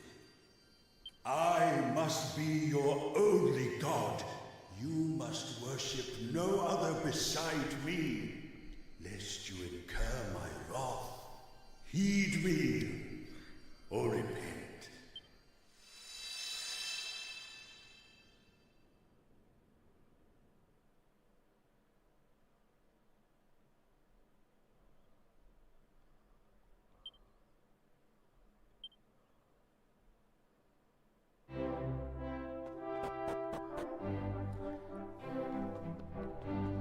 All right.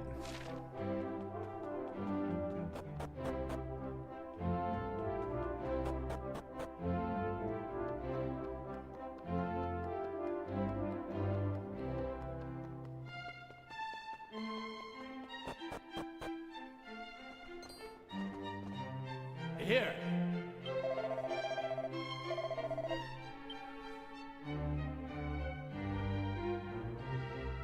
Understood. Yeah, that's what I'm assuming is the Demon King is the god. Because why would he want the evil item?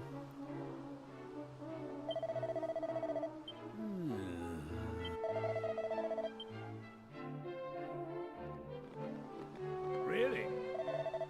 Because, like, why would the evil come out of the guitar? You know, why would the fucking gypsy guy, you know, have this magic that nobody knew about? Like, it seems too bait and switchy to me, but, you know. We'll see. Heyo.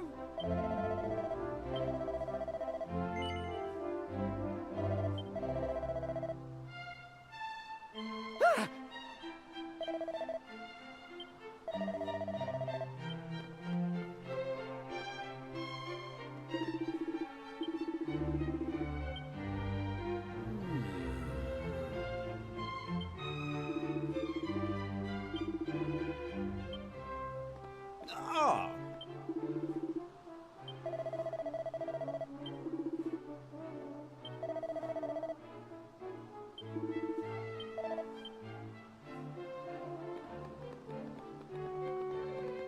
Am I clear?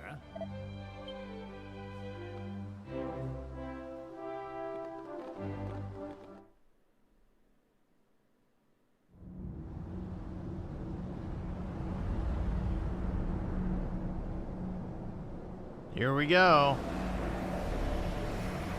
Whoa! No way, dude.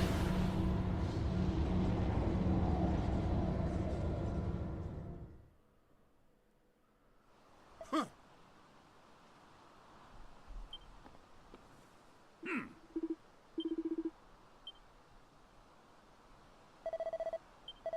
Oh.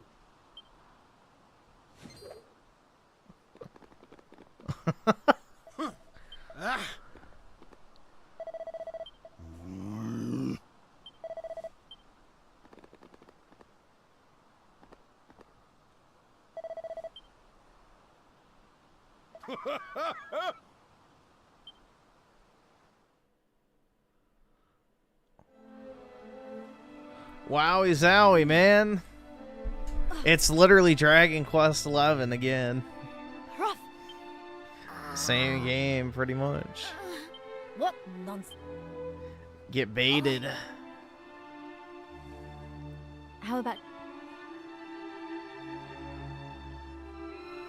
What just Alright, I don't know how much longer I have. I was hoping I could beat it tonight, but I might have too much time left.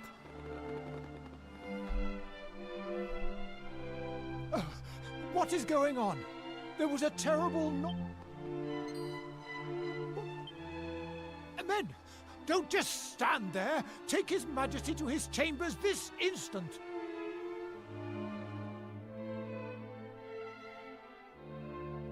Well, at least you and your companions are safe.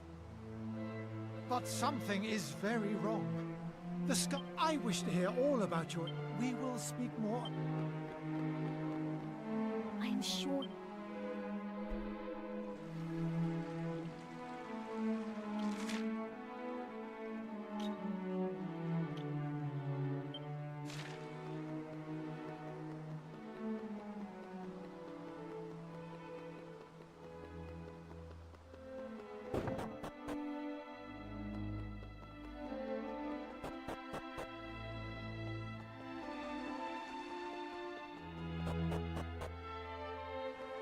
Yeah, so there's got to be like one more dungeon left.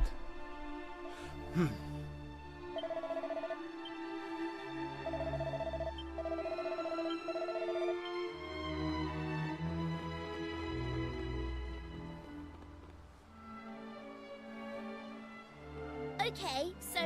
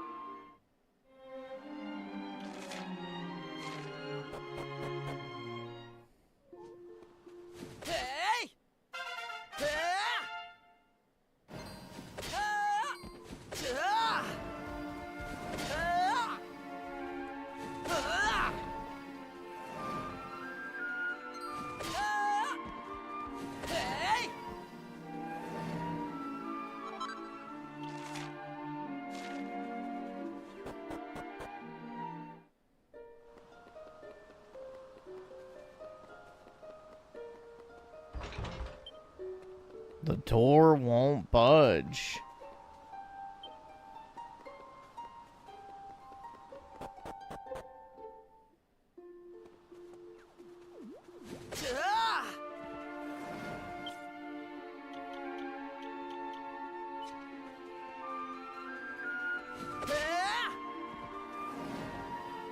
Something gold up there.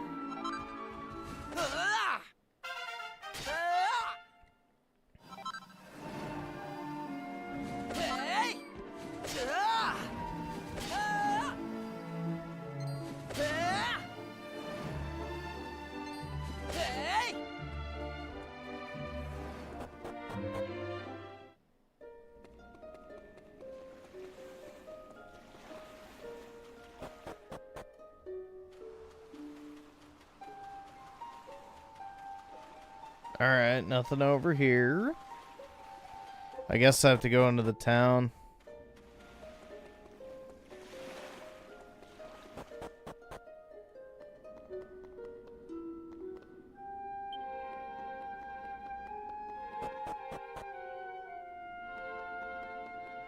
Yeah, nothing in there.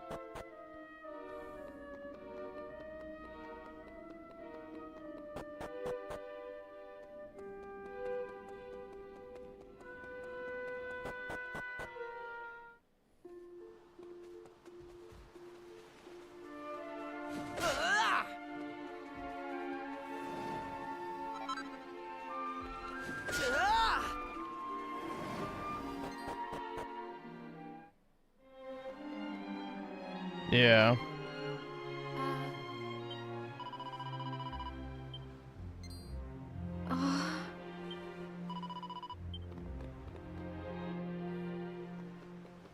Oh no, dude. I gotta go talk to me mom. Oh. Oh.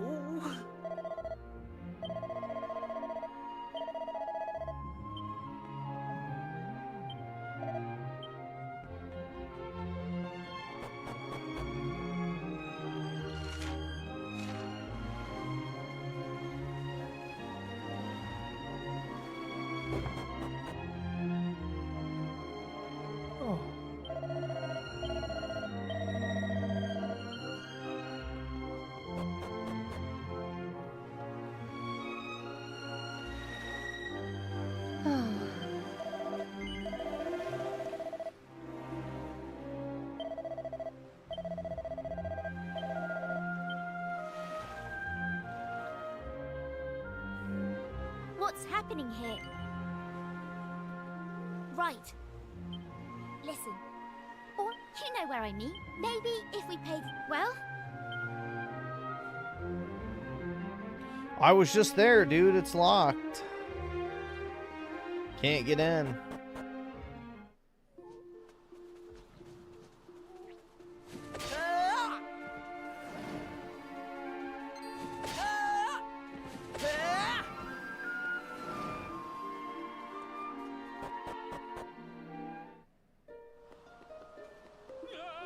What?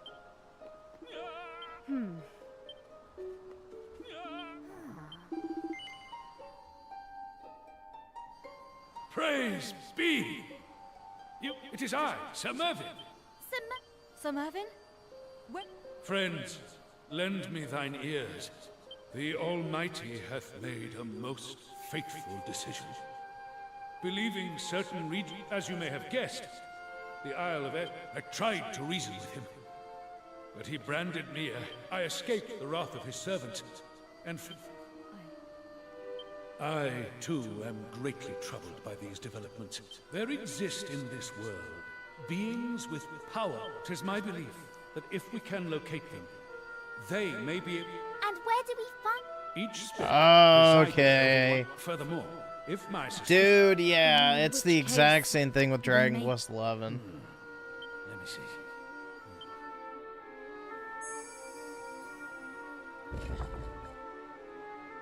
I had a feeling. You did it. The door's opened. Verily, I find cursed.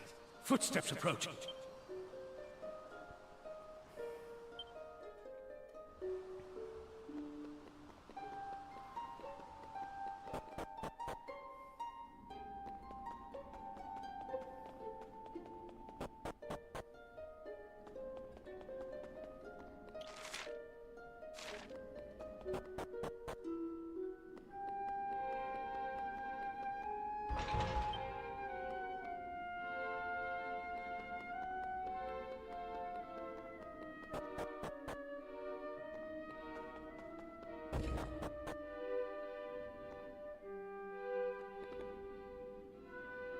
So, we can't... It seems we are... Whoa! Greetings, my... Am I right in thinking that thou art unable? But all hope is not... I noticed that the torches on either... If I recall correctly, the torches were... There having been extinct... Perhaps I may be of assistance. If I am able to locate it, tell me, doth this plan... Very well. Then I shall seek... I had better not tarry. Good luck. Thanks. Take care.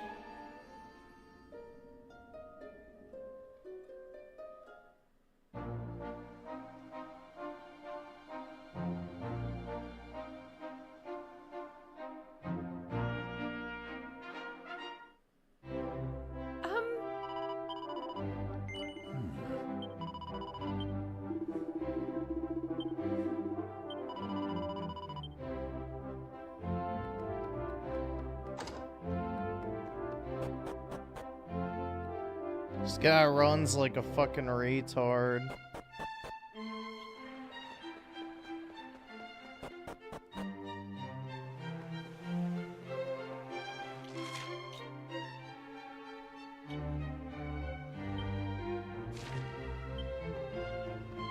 Of course he doesn't know how to use Zoom.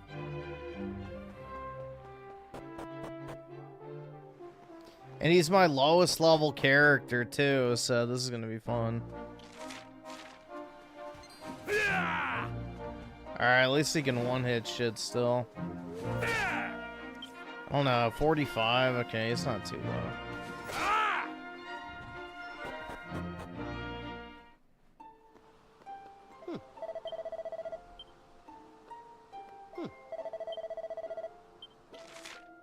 Oh my god, seriously?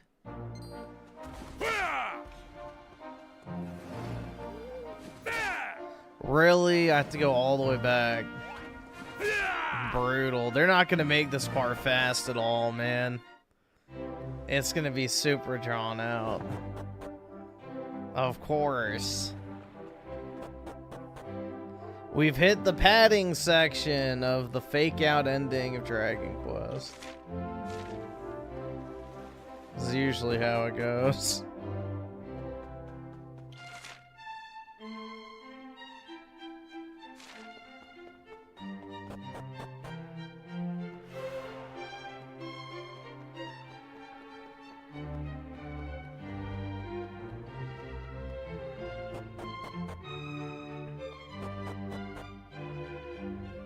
Oh.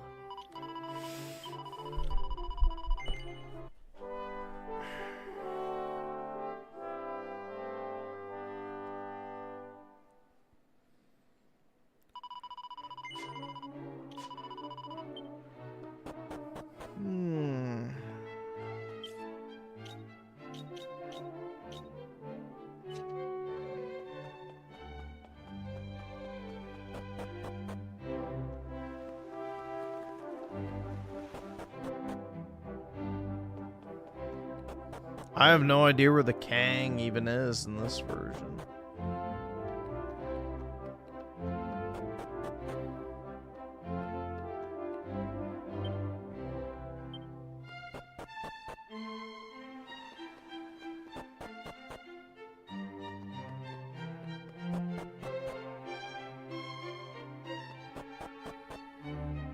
Should Discord require voter ID? Yes.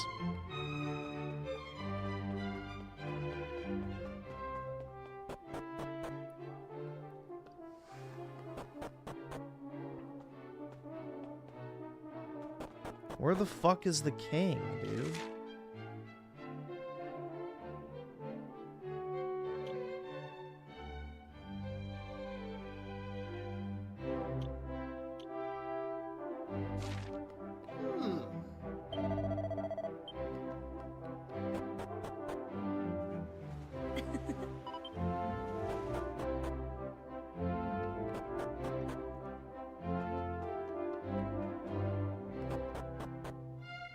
I already went up here, right?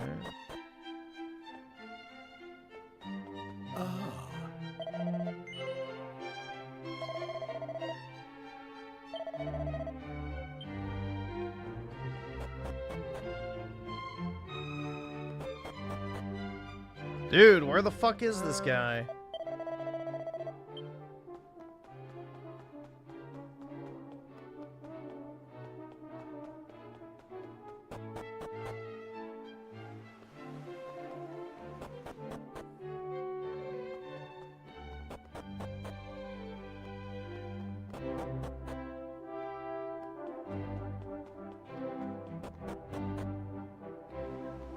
I'm supposed to find the king. Where the fuck is he?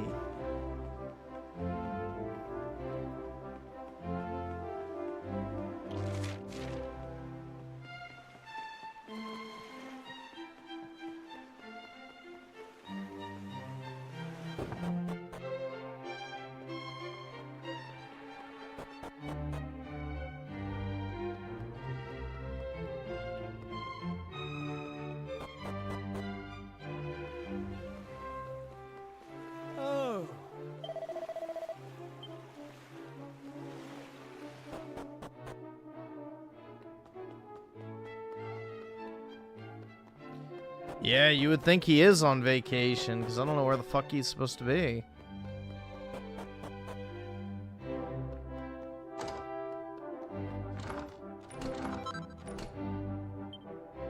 Oh.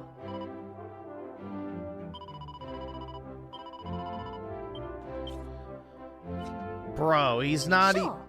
he's not even in the fucking castle. Okay, that's lovely.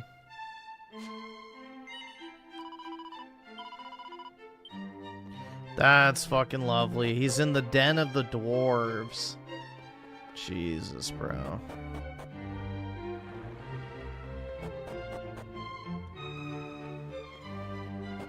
They're really just trying to pad this section out, huh?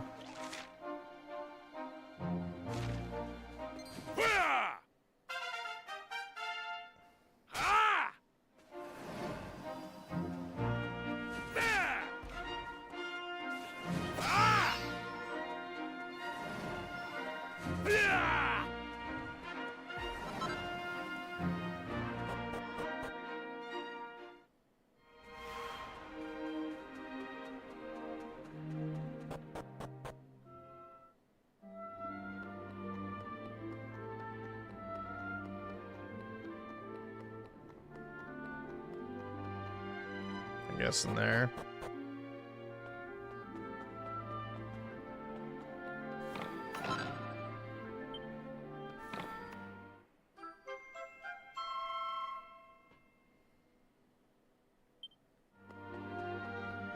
Yeah, I'm gonna take all your shit.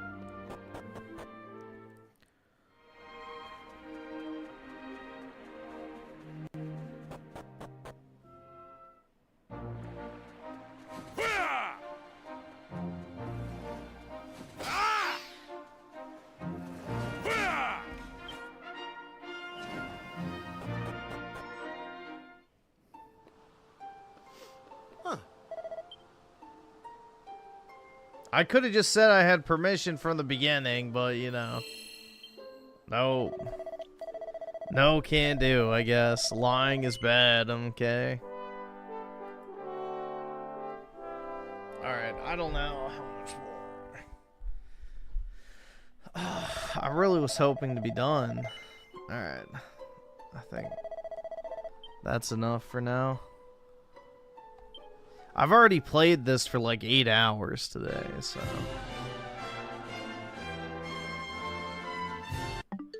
Oh, well. Brutal, dude. I thought I had completed it, but no such luck.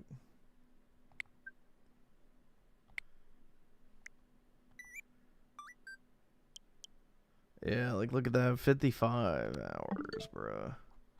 Jeez. Yep, that's kind of the Dragon Quest, I guess, trademark is the fake out ending where they make you think it's done and then it adds like this kind of annoying backtracky end game section. So, yeah, pretty much.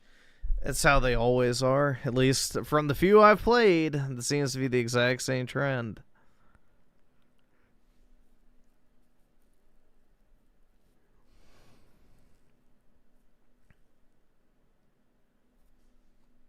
You know, the Japanese love adding their plots where you kill gods, so.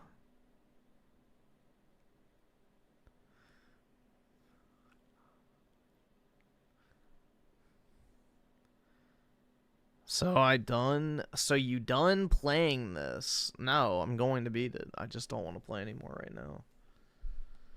I will finish it eventually. Just not right now. I've already played this for like 10 hours today, total. So, I'm kind of burnt out on it at the moment.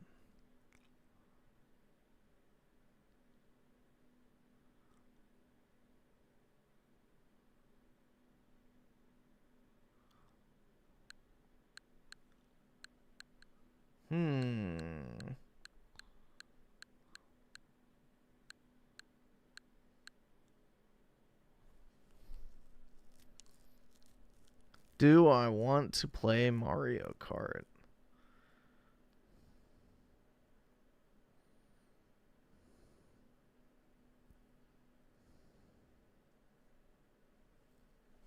Let me see something real quick. Put on music.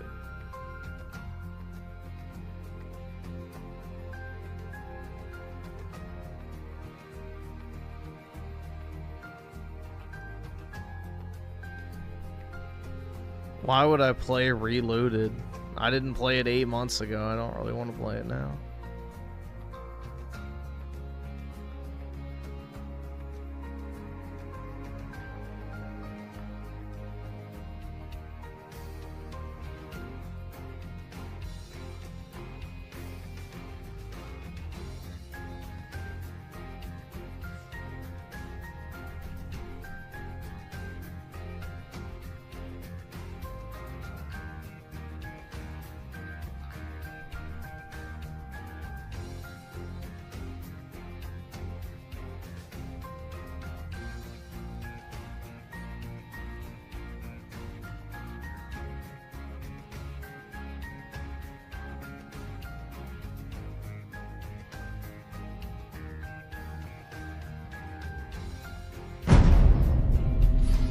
Nah, Mario Party's only fun if you know the people you're playing with.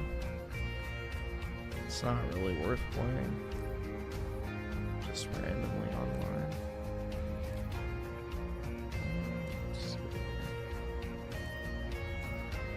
Let's see if this works.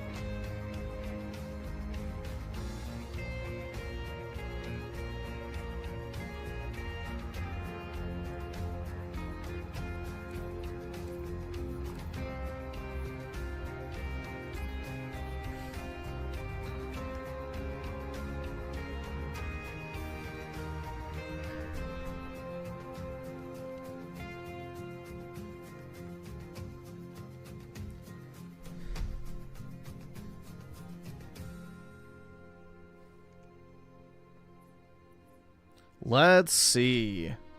Will I actually be able to find a match? Yes. Wow. I can't afford this shit! Johnny's with the 2. Thoughts on the upcoming Crimson Desert? It looks too good to be true. I'll kind of believe it when I see it. When I actually can play it myself, I'll believe it. But for now, it looks too good to be true. So, cautiously optimistic, we'll put it that way. Seems a little unrealistic, though, if you ask me. I don't know. It makes me want to press X to doubt.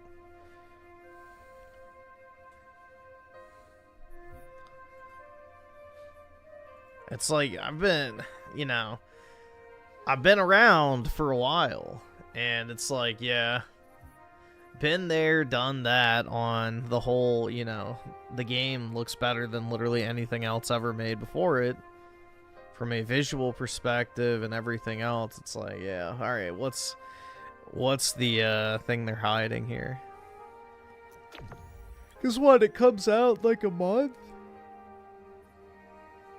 So, we'll see. It just looks a little too good to be true. So, again, if it turns out to be, as good as it looks, then I'll be happily wrong. But until then, I am withholding my excitement. No, it's not an Unreal Engine game. It's built in the same engine that they built Black Desert Online in. Like, Black Desert Online has that really flashy combat. But, you know, it's an MMO that's like pay to win. So again, it's not like the studio hasn't made anything before, but Black Desert Online definitely looks better than it plays at times, especially in the marketing material.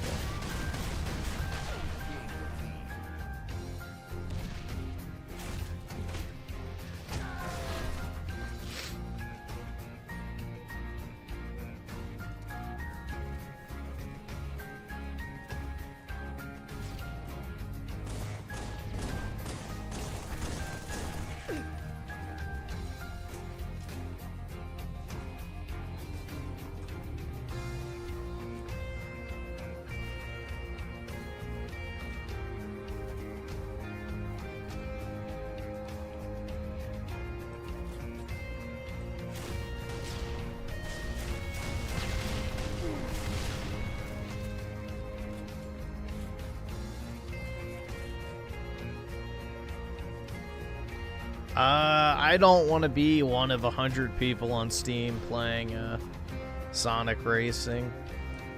That game I've seen is already on sale for like 50% off, apparently. Like for the physical copies, you can get it for $25 to $30, depending on platform.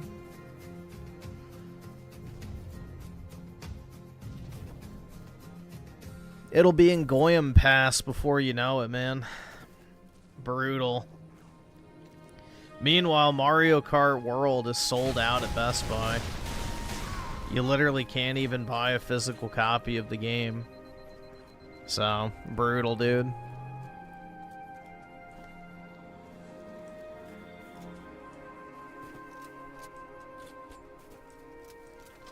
Well, yeah, most anti-SJW channels don't even care about video games. They just latch onto the trend. Because, you know, they played video games once, or, you know, have a auxiliary knowledge of them.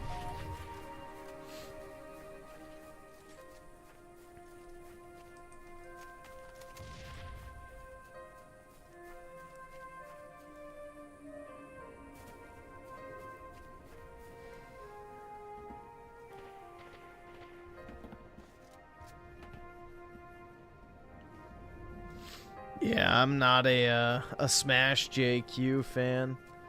He embarrassed himself extremely badly with that Colin Moriarty debate he did. He looked like an absolute idiot. He's like, dude, the sales statistics you're looking at aren't real because I said so. It's like, bro, that's not how it works. You know, like Ben Shapiro owned the libs by saying facts don't care about your feelings. Like, you know, for a so-called right-winger, Smash JQ sure was, you know, unable to grasp that very basic idea. It's not about what you think, it's what the reality is. So he was trying to claim that Circana was bullshit, while not even understanding what Circana was. It's like, bro, NPD is like literally the best numbers you can get. You have to pay for them for a reason, because they're so accurate.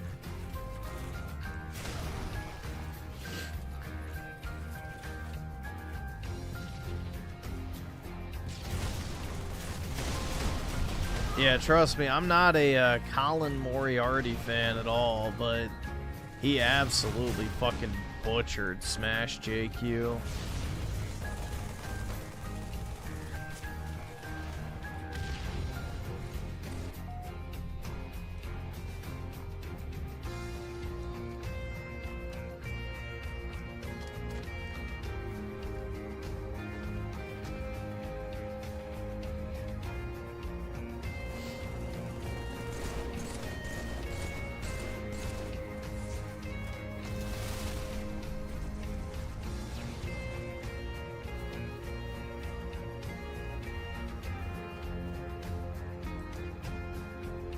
I mean, as soon as the words Expedition 33 is one of the greatest games of all time exits someone's mouth and they claim to be a fan of video games, you know that they're just bullshitting. Like, at that point, you know they're just lying. You should not take anything they say seriously because, bro, if you actually think Expedition 33 is one of the greatest games of all fucking time, holy Reddit, bro. Like, you were just a fucking Redditor at that point. Oh my god, dude, it's good because it's popular, but not actually really that popular. Popular on Reddit.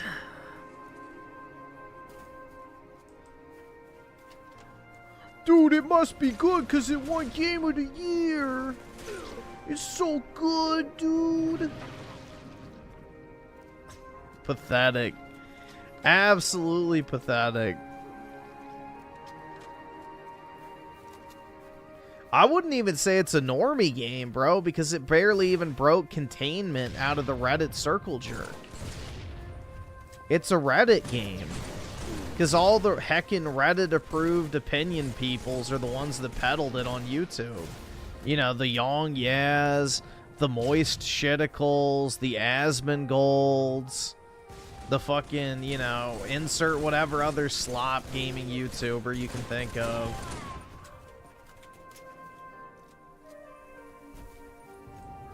So, all the fucking Reddit tubers basically promoted the shit out of it. But your average chud didn't play that game. Like, your average chud who's like a gamer did not buy that game. Like, it only sold like, what, 5 million copies even after winning Game of the fucking Year? Like, dude, Donkey Kong has almost sold that many copies. So, again, it's not like this massive fucking smash hit where literally everyone and their mother played it. I think Ghost of Yote sold better than that. And that's only on PS5.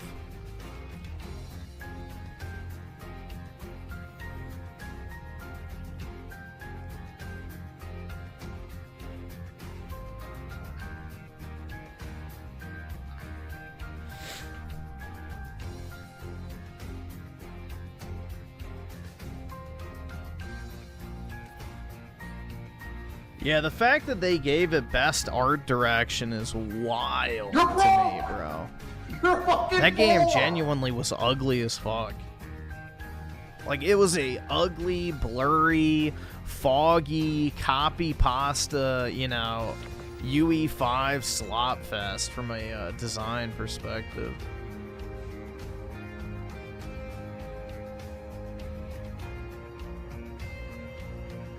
And let's see, FBI with the 2. I got a Steelbook Gears of War 2 for 19 bucks. Nice, man. And that's a $19 reduce. So what? That's like $12 US, so. Gaming. That's pretty good.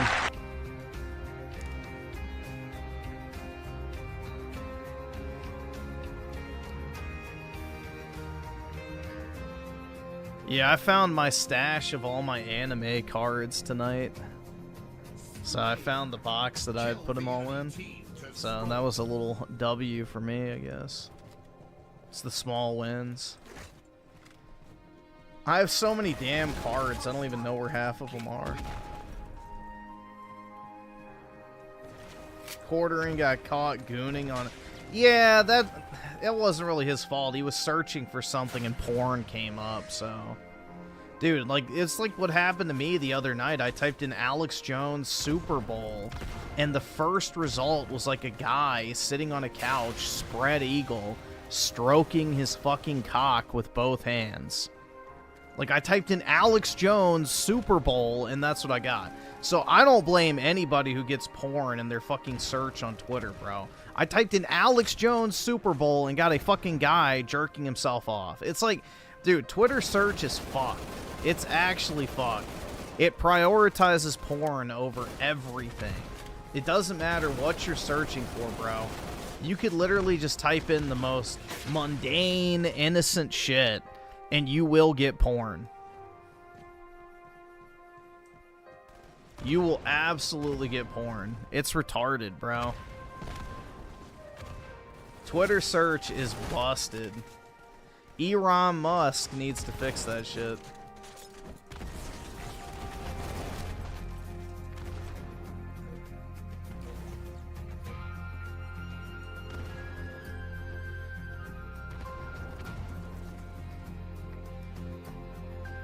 Like, I hesitate to search for anything on Twitter because 9 times out of 10, I'm gonna get fucking some form of cock in my face the moment I do.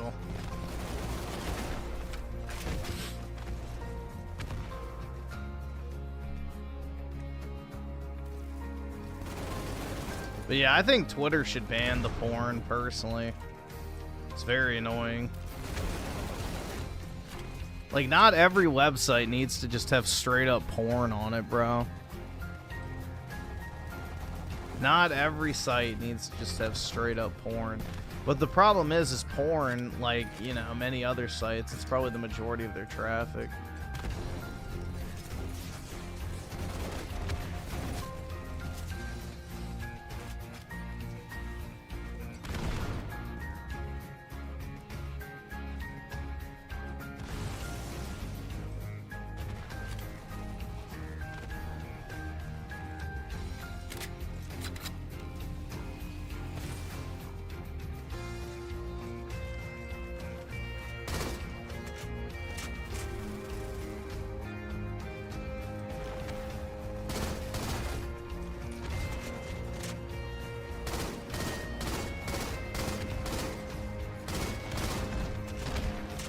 The only battle rifle I like in Halo is the Halo 2 Anniversary one. It's just very satisfying to use.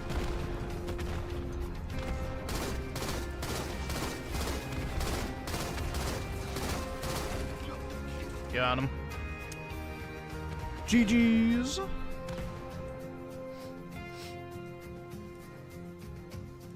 Dude, all oh fuck. All porn lacks soul, dude. All porn lacks soul. That's the point. It's not supposed to be a soulful, enriching experience. It's supposed to sap the humanity out of you little by little.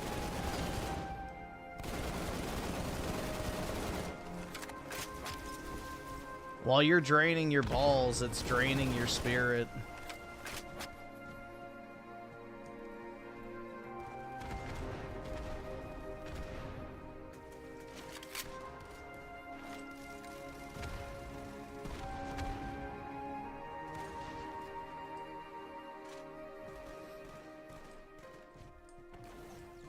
The Super Bowl was at. I don't know why you'd even watch it. The only time I've ever watched the Super Bowl was, you know, against my will. We'll just say that. I was forced to go to Super Bowl parties when I was a kid. And I never really watched it, but it was on in the background. I always just brought my PSP or my DS or whatever, and I would just sit there and game.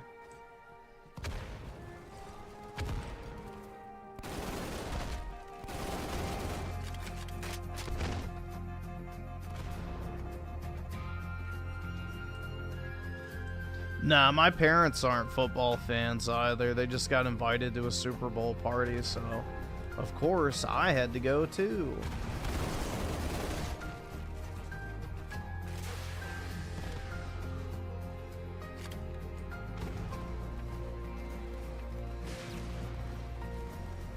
You were one of the kids that hid away from other kids at parties? Yeah, for the most part. If it wasn't like my friends that I already knew, then yeah, I had zero interest in conversating. I don't enjoy meeting people, so. In case you couldn't tell.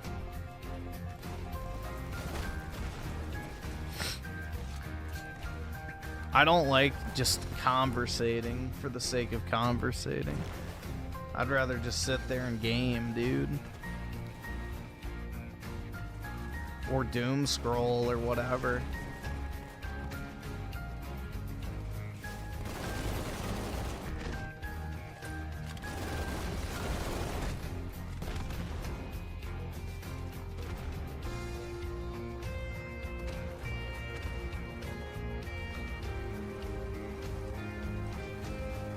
Football's never given me an ounce of joy.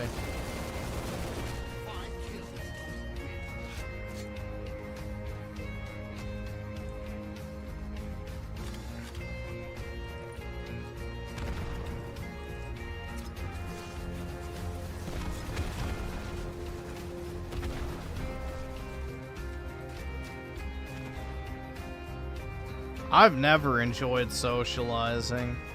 I can do it if I have to, but I don't fucking ever go out of my way to do it. So, the only time I'll force myself to do it is if it has some relation to me making money. Other than that, not worth my time.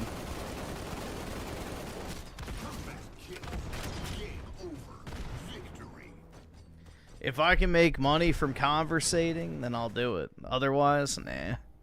No point.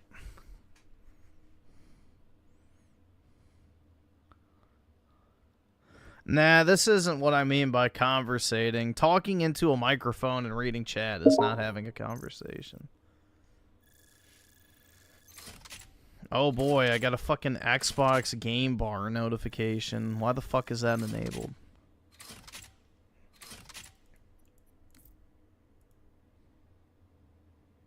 Nah, I don't really talk to my friends from school anymore. I live in different parts of the country from all of them, so yeah, there's not really anything to keep us together. Let's see, HTM 101 with the 2, try out Might Rhea demo. I can see what it is. Let's see. I'll pull up the trailer at some point. Alright, I got it open in a tab.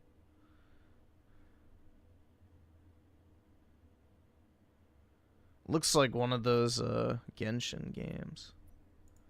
Just from the thumbnail. Did I talk to women in high school and college? Yeah. I mean, I talked to them.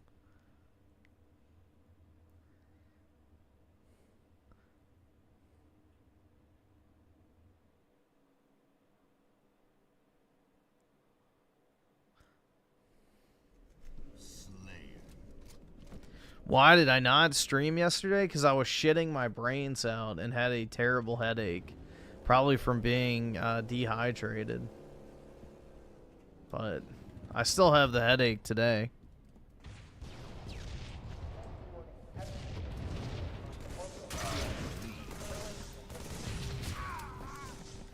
Oh shit. Need music again. There we go. Sports, cattle, or cocks. They love watching Africans play with balls. That's right, dude. They love worshiping their minorities, bro. Shit's pitiful. I don't get it, man. Worshipping another man. Like, they obsess over other men's accomplishments. It's like, why don't you go do something yourself? Oh my god, dude, he threw the ball to the black guy! Whoa! It's like insects. Literal fucking insects, bro.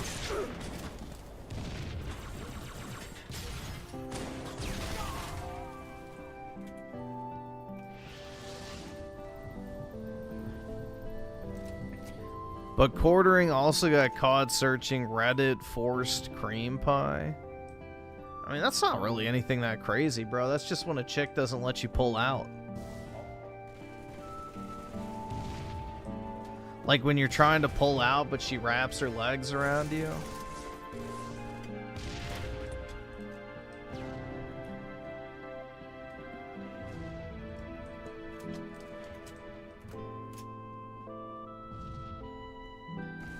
That's not really anything that crazy. That's pretty vanilla, actually.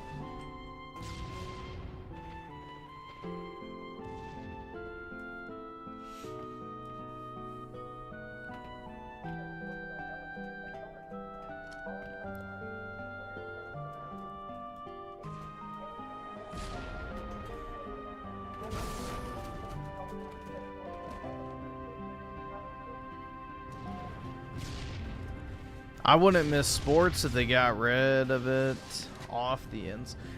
Oh wait, off the internet? Yeah, I mean, I wouldn't miss sports at all, bro. I can't even tell you the last time I've watched a professional sporting event in any capacity. I don't even remember.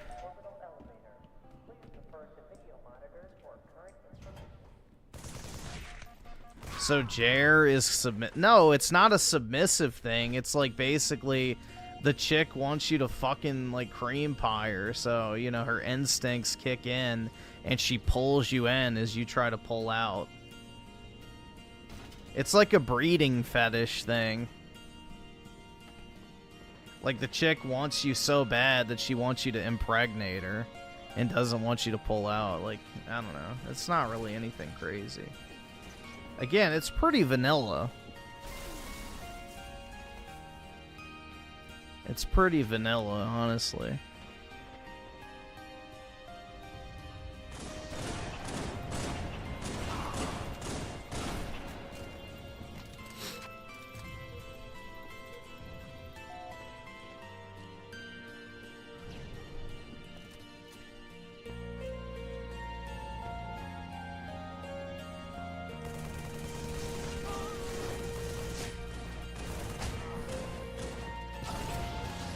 Yeah, it's like basically a chick saying, you know, I want to have your babies, essentially. But with her actions, not words. So, yeah, I mean, it's not... Again, that's pretty vanilla, so... If that's all the quartering was looking up, like, that's kind of meh, at best. Not really anything crazy.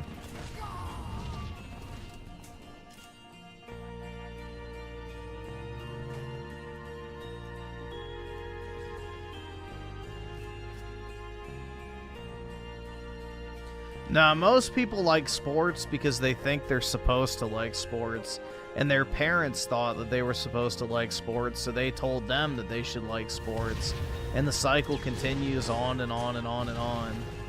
And then you, like, believe that you're, like, actually cheering on, like, your locality. It's retarded. It's like a cult, basically. It's like a cult of personality, but for a sports team instead of a person. But it can also apply to an individual player. So, it's basically like a cult of personality, but for a corporation, basically. It's like console warriors, dude. It's like that same retarded, like, pseudo-accomplishment kind of thing where it's... You know, you live vicariously through the success of other people or the success of your console. Like, it's the same mentality.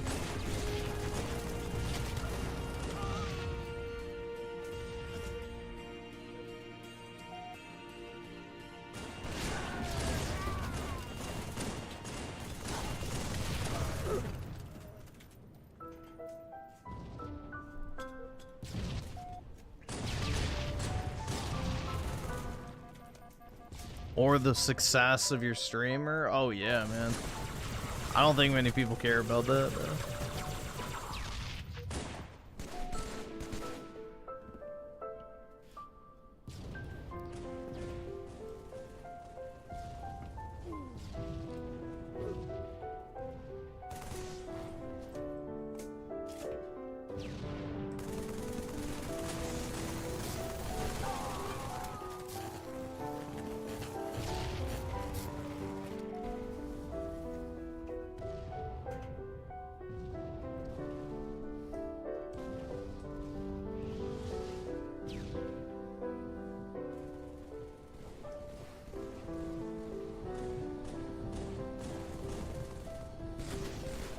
Dude, everyone lies about viewership now.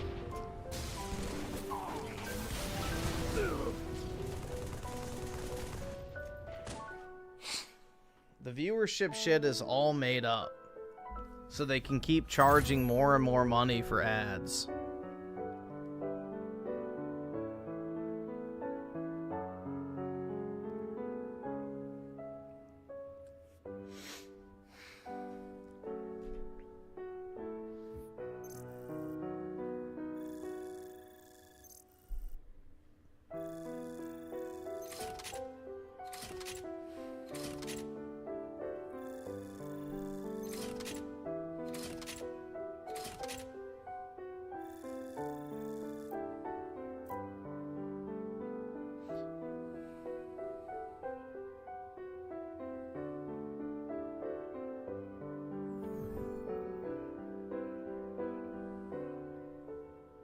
What do I charge for ads? I don't charge anything for ads because I don't do ad reads.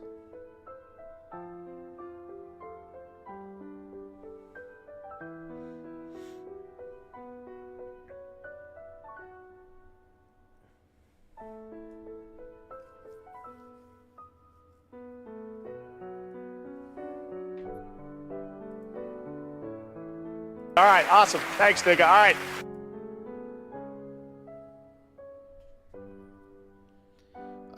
Chaka Gaming with the 8. I hope this Fire Red news isn't true. I think you're the only person on Earth who doesn't want ports of old Game Boy Pokemon games. Let the first gen go. Anyone who played Gen 1 is pushing 40 or 40 plus. Let's leave it where it belongs in the past. My first Pokemon games were Red and Blue, so I'm not pushing 40 or 40 plus.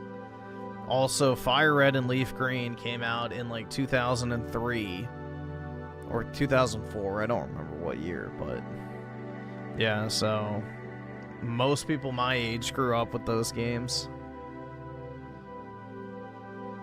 Also, Gen 1 has the best Pokemon design across the board. Gen 1 has the best monster design across the board. Gen 3 is the only one that comes close. So, if you're celebrating the 30th anniversary of a franchise, it makes sense to release, you know, the thing that is 30 years old, which is some iteration of Gen 1. And Fire Red, Leaf Green have never been re-released, so let's get right into Gen 1.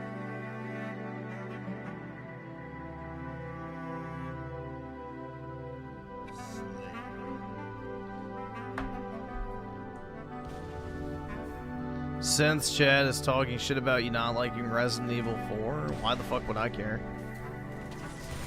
The fuck? Why would I care if they care that I don't like a video game? Boo-hoo. Cope and seethe. It won't make me like it.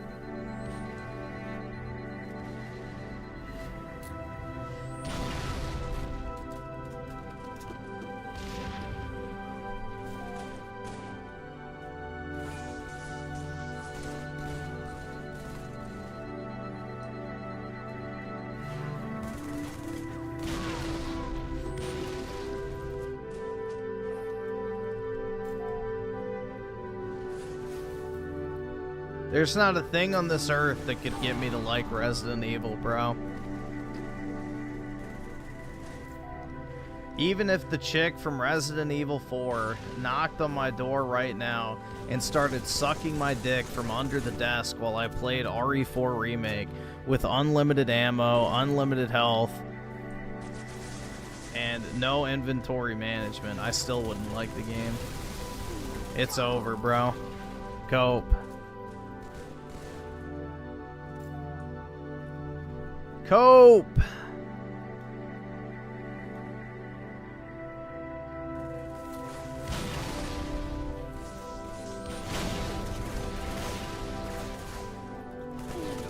Dude, how did he fumble that? What the fuck? What a bitch.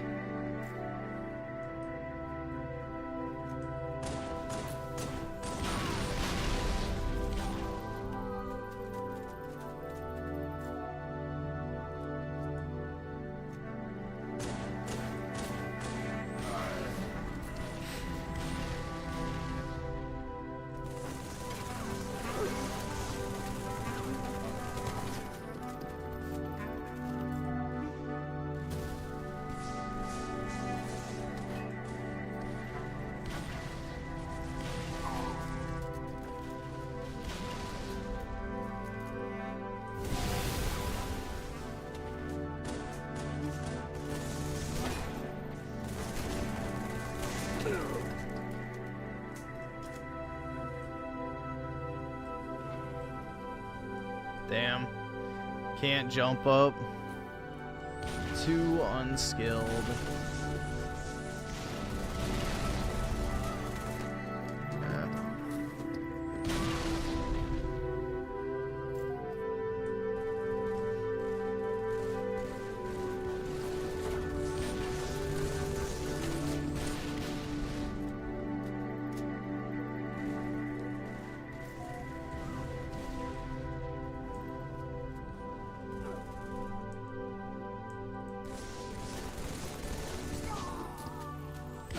We'll either see. subscribe, donate, or get the fuck out. Where was that message? Shit.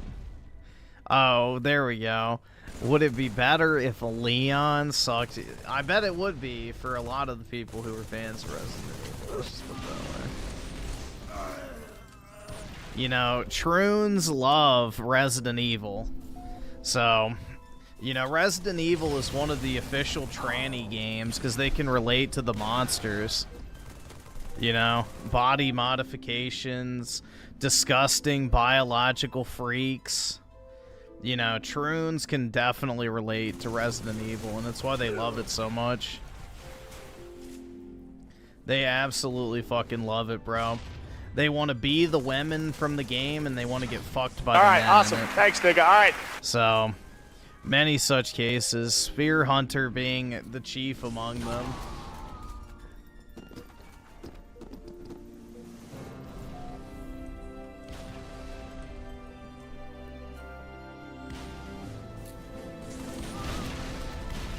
Brutal, dude.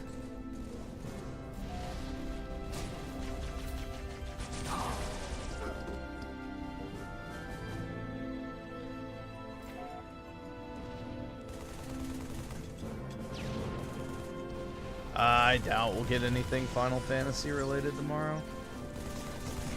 I don't think a State of Play is a big enough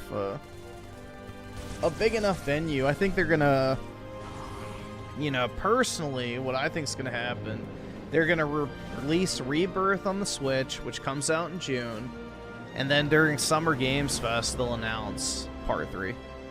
Would be my guess. And then they'll use that momentum to roll into the 30th anniversary celebration, which will lead up to the release of Remake Part 3.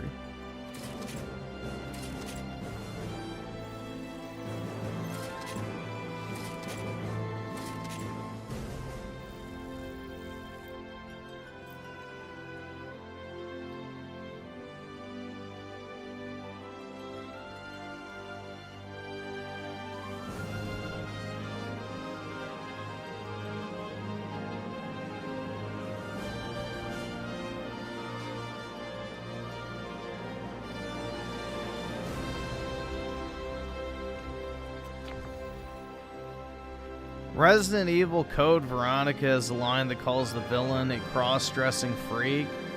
Final Fantasy VII literally has an entire segment making fun of the fact that Cloud is dressed as a woman and he literally gets raped by a bunch of men. So, I don't know about that. If the goal is to make fun of homos, then I would say Final Fantasy VII has him beat. Yeah, that was DSP's favorite scene. He's like, literally me for real, dude. I want to get fucked by Hulk Hogan. That's what he was probably thinking. Like, you know, those wrestlers reminded him of his favorite WWE superstars. It's like, God.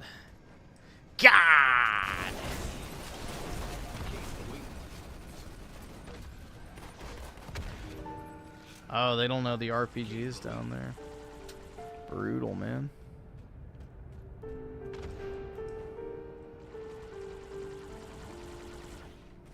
Maybe somebody got it. Let's see. Yeah, somebody got it. Shit. Brutal.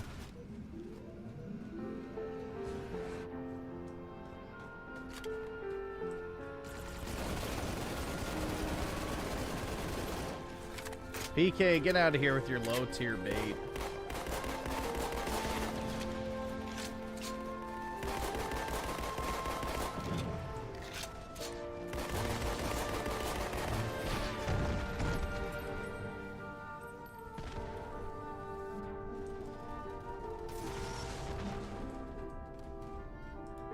Your bait has no power here.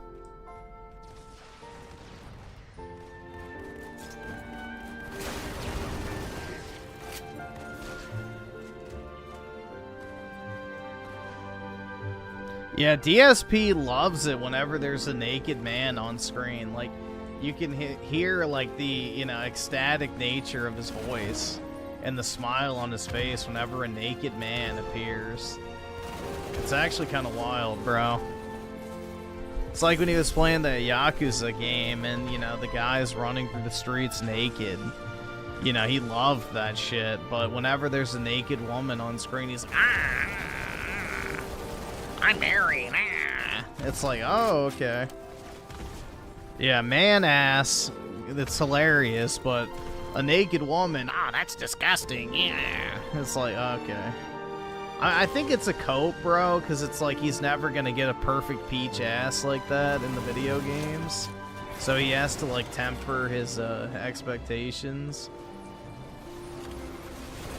But I don't know, man. It's brutal, bro.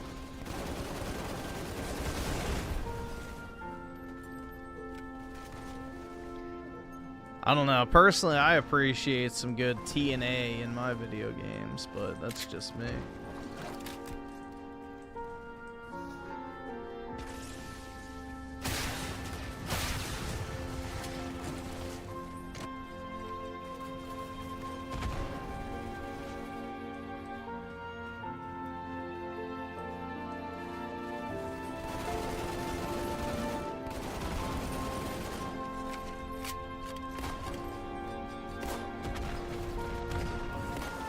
Ugh.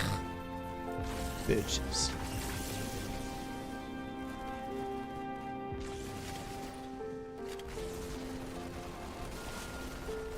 We have totally not obsessed with Final Fantasy VII Rebirth in the chat. Shaka Shaka Gaming saying Rebirth sold like shit. Okay.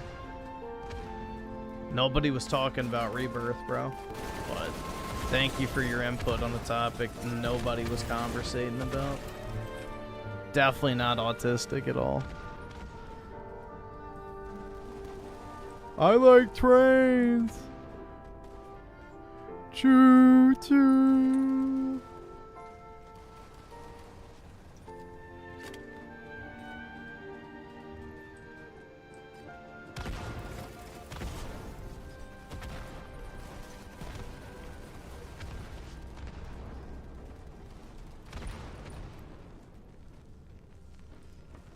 It's like, that's great, but what would you like for dinner?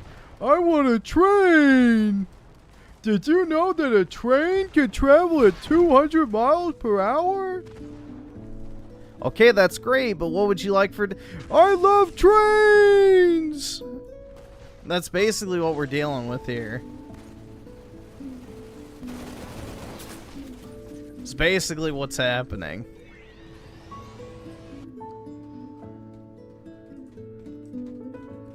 You know, I, the person who is allegedly obsessed with Final Fantasy VII Rebirth, hardly ever bring it up, but a certain someone never fails to. But, you know, I'm sure it's not projection on his part.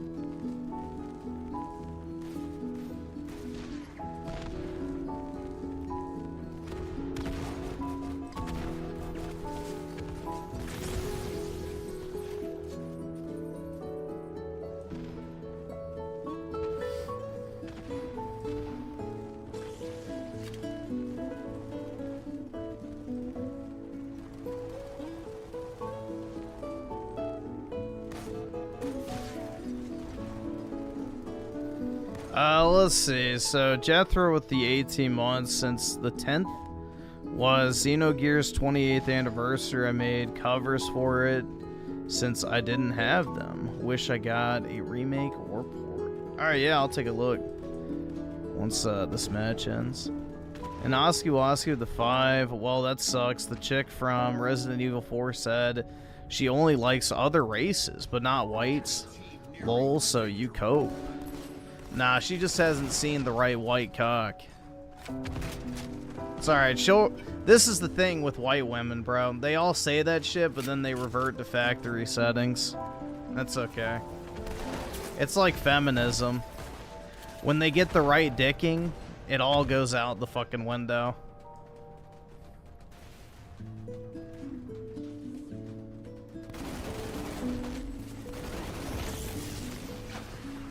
All it takes is one ride on the BWC, dude.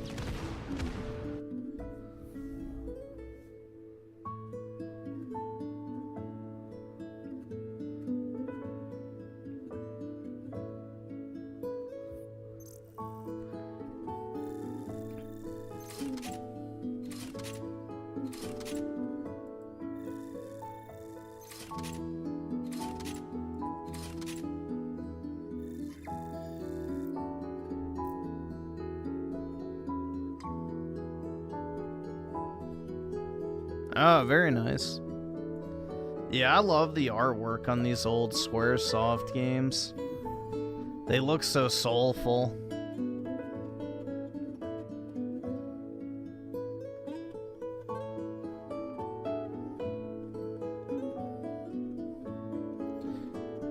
I've been buying, I don't have this one, but I have been buying up like the old Squaresoft games. Just so one day when I have space to display shit, I'll just have a bunch of them lined up. Because they do look really nice. But yeah, cool, bro. Get that out of there. But the rest are fine.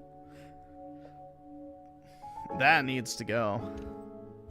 Metal Goy Solid.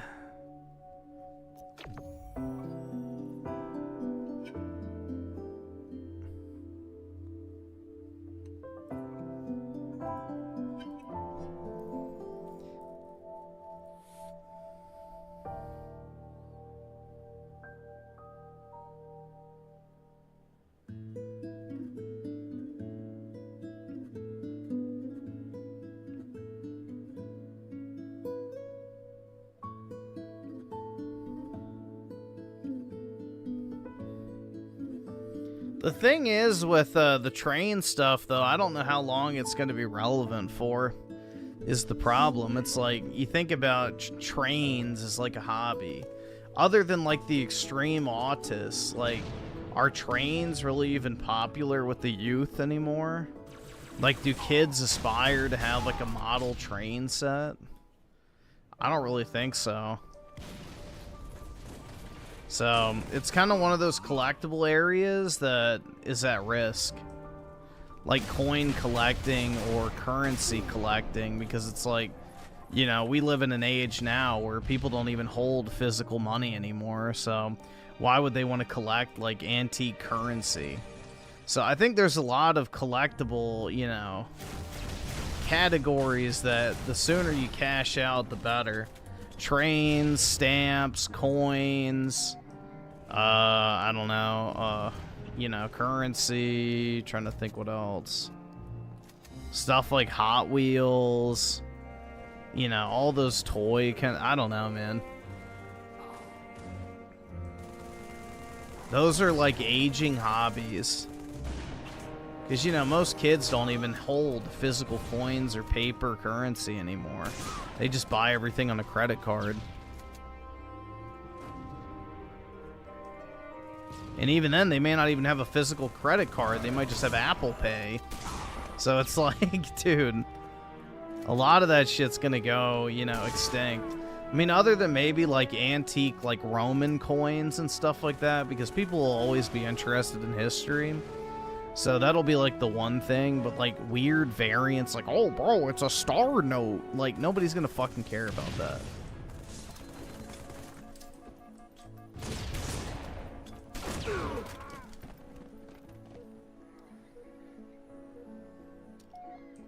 Nah, Pokemon cards are still good, bro. Kids love that shit.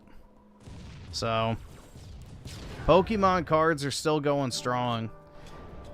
The rule of thumb with collectibles is basically you have 20 years from when that thing becomes unpopular. So, like, if Pokemon becomes unpopular, you basically have 20 years before it becomes worthless.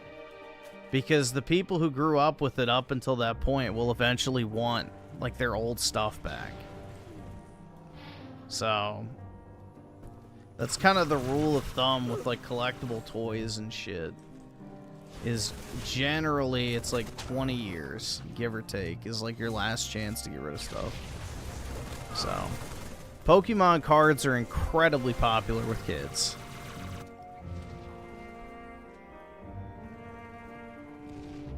So, if you see any of the videos of, like, the conventions and shit, it's loaded with children, bro. So, kids are very much into Pokemon still.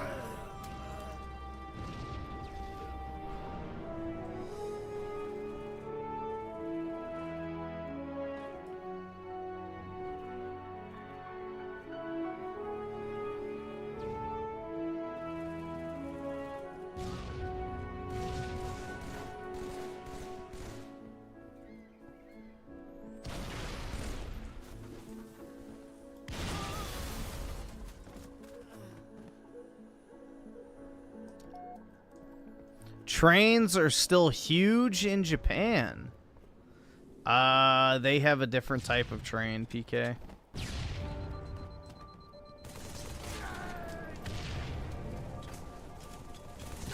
Also, do we live in Japan? I don't think so.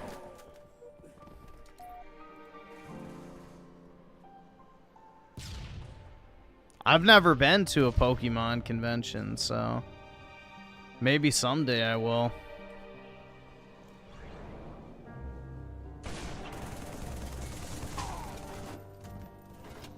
The only convention I've been to is a sports card convention, and that shit was ass. Because it was mostly just sports, obviously. But I just went there to save on the shipping. Because it was going to cost like $600 to ship my PSA submission with the insurance and everything, so I just took it in person.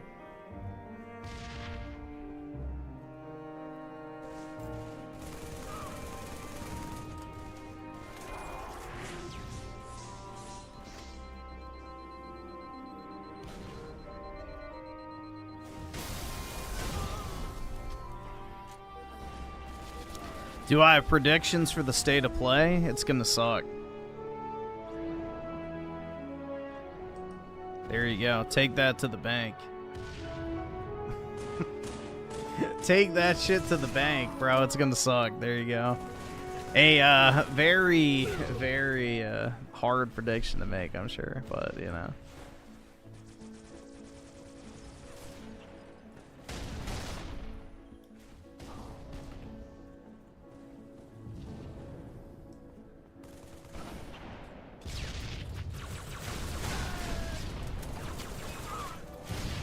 I'll take you to my bank. Sounds like a plan as long as you empty your accounts.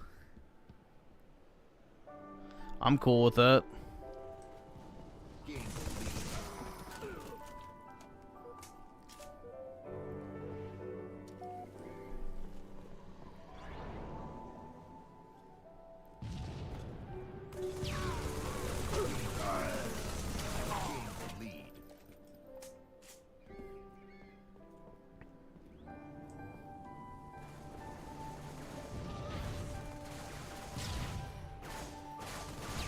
Griff, but what if it's a train that looks exactly like Aerith? Oh my god, I gotta buy it, dude.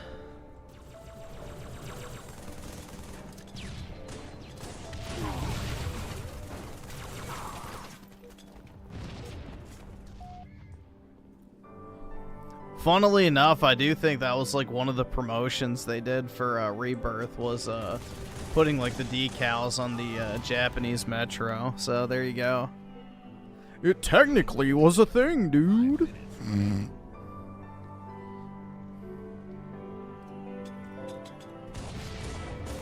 I can't afford this shit! And Schizo Garcia with a 5. I reckon we'll get a Witcher 3 DLC announcement tomorrow. Still don't understand why we're getting DLC for a 10-year-old game by different devs.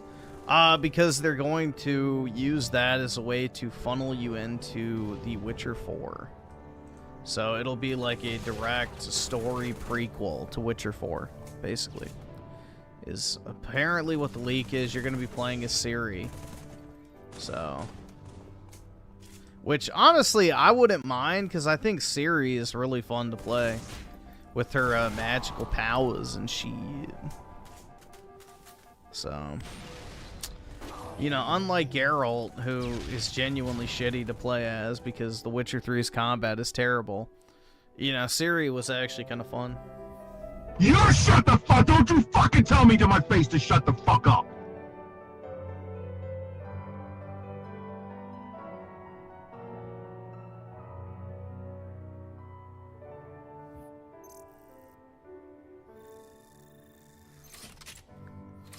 Let's see. Jethro with the 10 since Chaka asked for it. Watch this. What is it? Kingdom Hearts fucking, you know, cuck porn? Nah, okay. Brutal, man. And then one day you'll play this flawed masterpiece. I hope they actually finish it. Because isn't the second disc like basically a visual novel because they like ran out of money?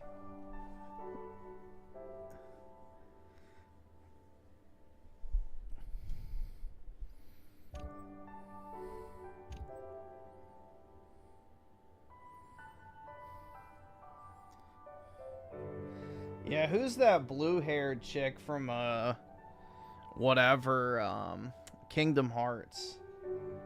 That's who Chaka Shaka's probably obsessed with. He loves his blue-haired foids.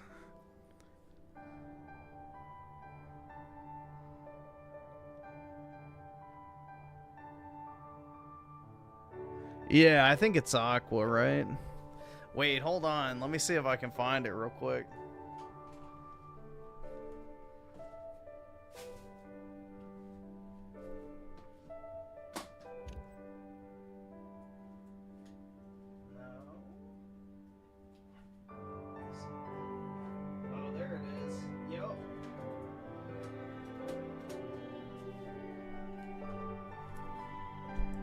Here you go. Oh, well, I'm gonna pull up something for you, Chaka Shaka. You'll probably, you know, cream your pants. Let's see here. You're broke! You're fucking poor!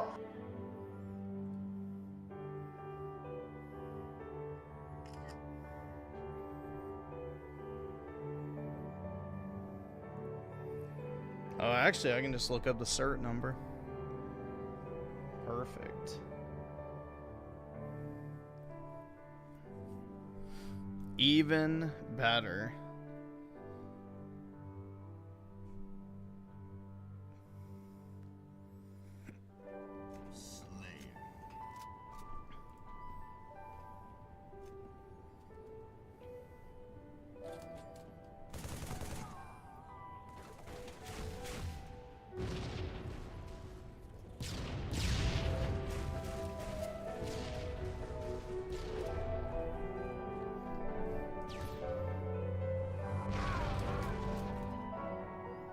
Here you go. This is just for you, bro.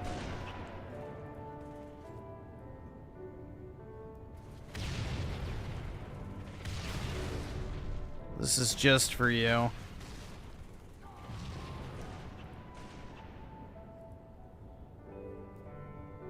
There's your girl, bro. The blue-haired foid of your dreams.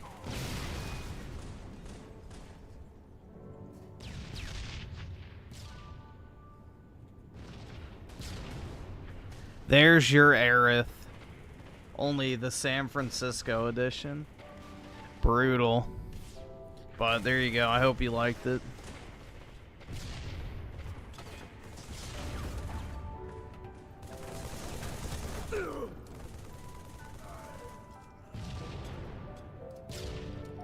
Go jerk off to your 500. Uh-oh. We struck a nerve. Is Aqua off limits? She not that type of girl.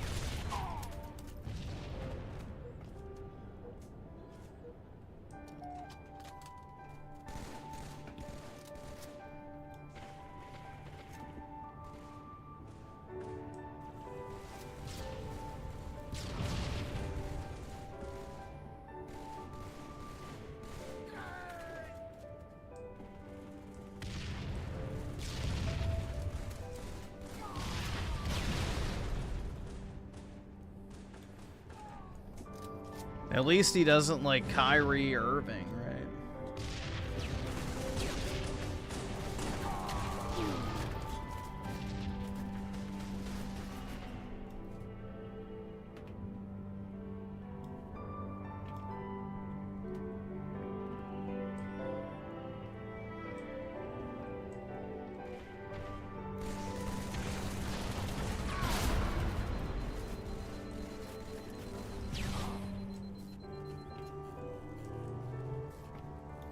I didn't know there were cards. Well, now you do. You're welcome. Happy to help.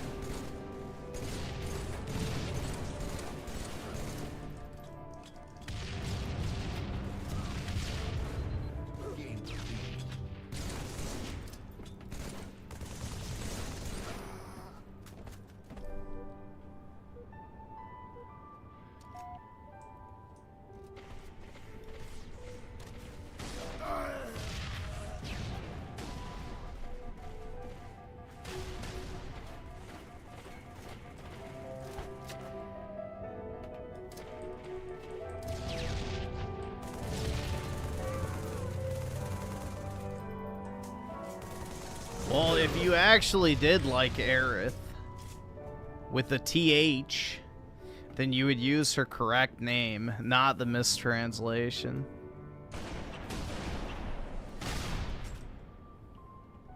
And if anyone even tries to have that argument with me, I have objective proof you're wrong.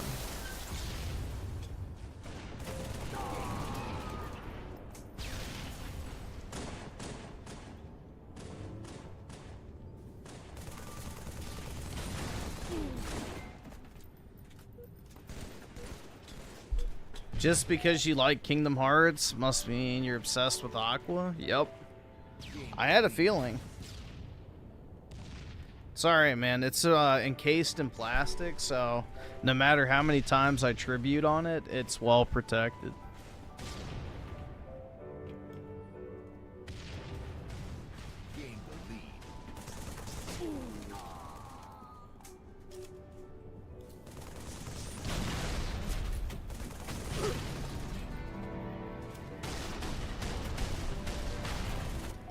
I have the lightning armpit card.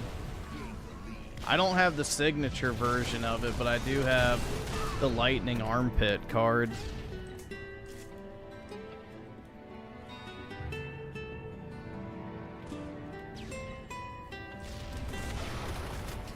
Yeah, I don't have the $1,000 signature version. You're broke! You're fucking poor! Schizo Garcia with the 2. At least he's not obsessed with Midrith. I have no idea of what you speak. I've never once been obsessed with anything mid at all. And then also Schizo Garcia with the 2. We get it. Aqua isn't Cloud in a dress or Midrith. Again, I don't know what Midrith is, but you know, Cloud in the dress might be Chaka Speed. I don't know.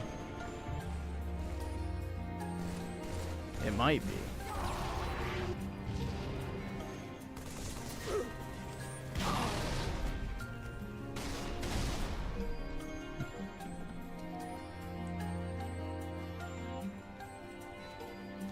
A2 is better than 2B, and anyone who says otherwise is objectively wrong.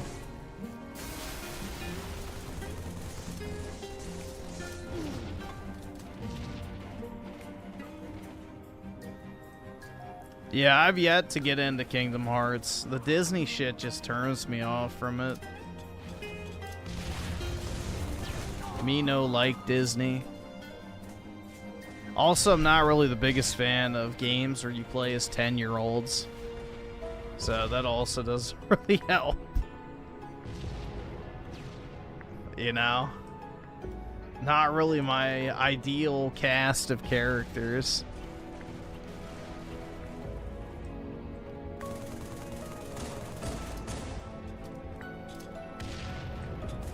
Yeah, I had a friend growing up who was really into Kingdom Hearts, and he was kind of weird, so...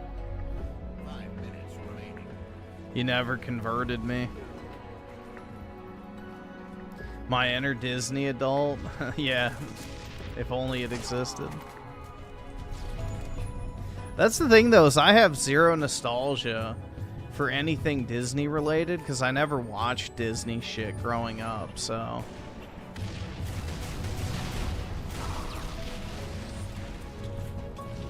There's like nothing Disney related that's like, you know, heckin' member berries nostalgia.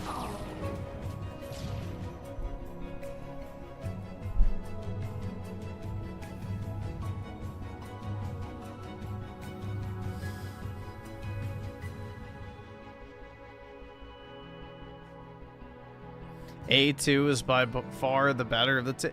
I completely agree with that. Completely agree. A2 is primo.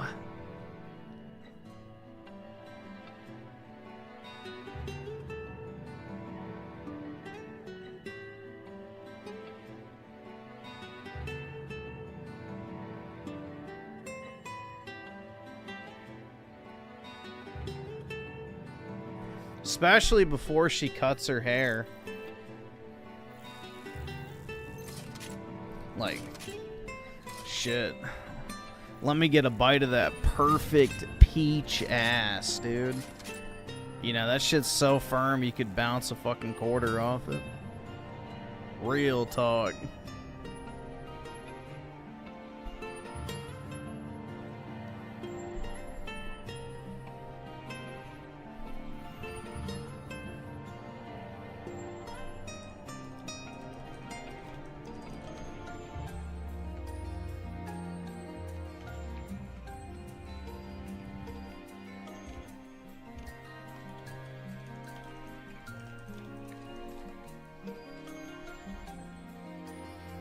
Yeah, bro, I need to get this.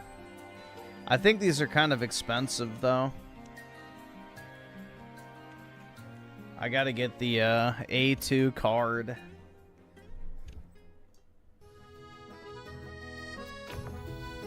It's got her feet on it, dude.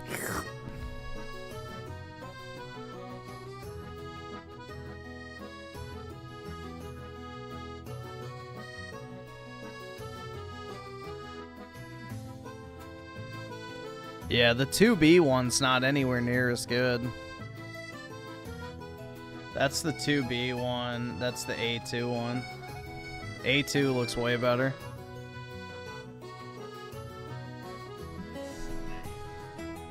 Yeah, I guess I can pull it up. Oh, yeah, that is nice. Yeah, Square Enix has some cool merchandise for the most part. It's just very pricey. But that's actually not too bad. $195. It's much better than the Manjaw Aerith that they're trying to sell for $300.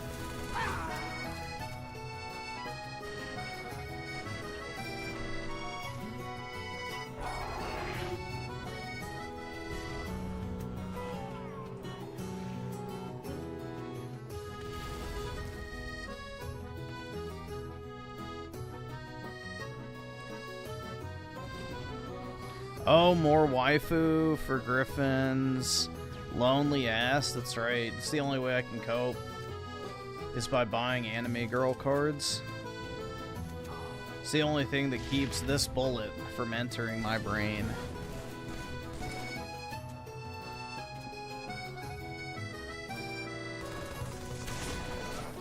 Dude, that didn't fucking kill him?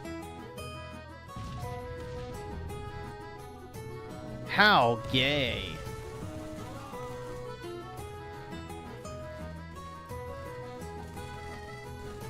Dude, the Halo 3 shotgun fucking sucks dick. The Halo 2 shotgun, at least the anniversary one, is so fun to use. But Halo 3's is just dookie. It's still better than Halo Infinite's, but...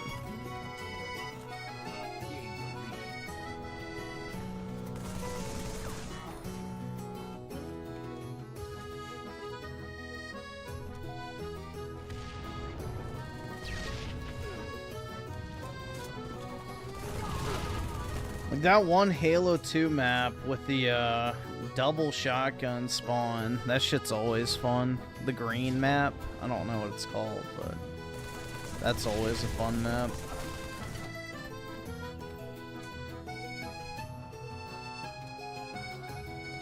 Mario Tennis is out and I'm not playing it? Yeah, that's because I have to wait for my copy to come in the mail. So some of us actually still support physical media because it matters and it's a hill we should die on. The day we don't own our games is the day that they take everything from us.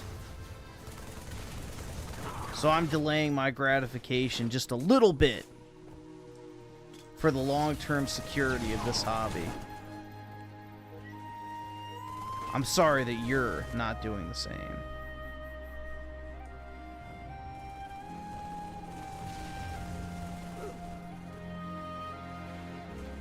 I already have 12 copies of Rebirth for the Switch pre-ordered, by the way. So I'm doing my part again. I have 10 copies of Remake, and then I'll have 12 copies of Rebirth of the Day 1 edition. So we got to get those numbers up.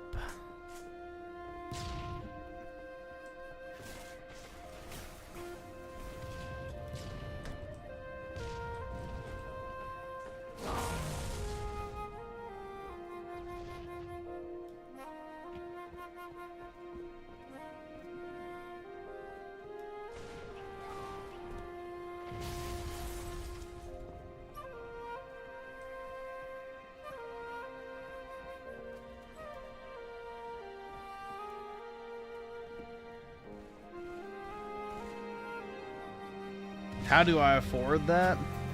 Credit card debt.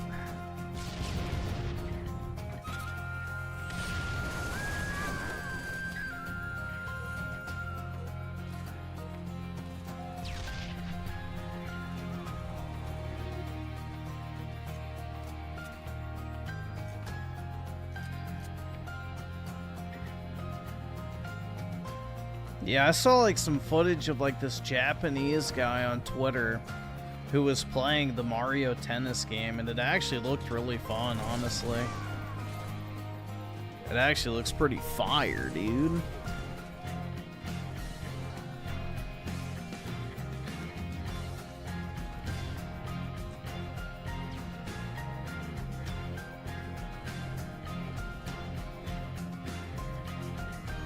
Oh yeah, I think Square Enix has been, you know, anxiously awaiting the release of the Switch 2.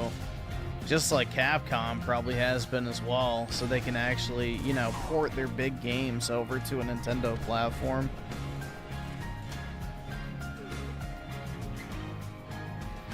Goy or People 2, Griffin will buy 10 copies of Rebirth Slop. Bro, I already have 37 copies of the deluxe edition, so you don't even need to start with me.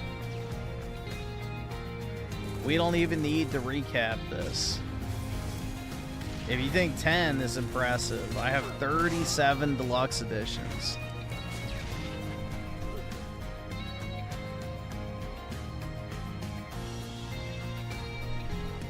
So...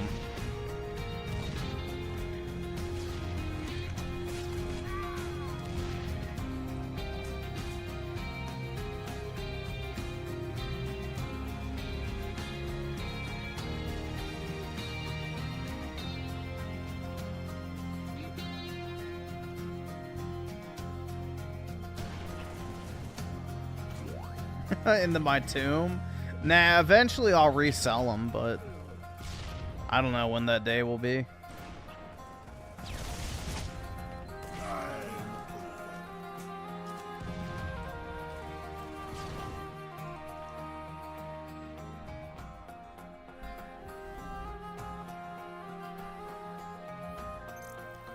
Like, hold on, let's see. How much is Remake selling for? Remake, Deluxe. Oh wait, I forgot the Final Fantasy. 7, Remake, Deluxe. Let's see. So... sold...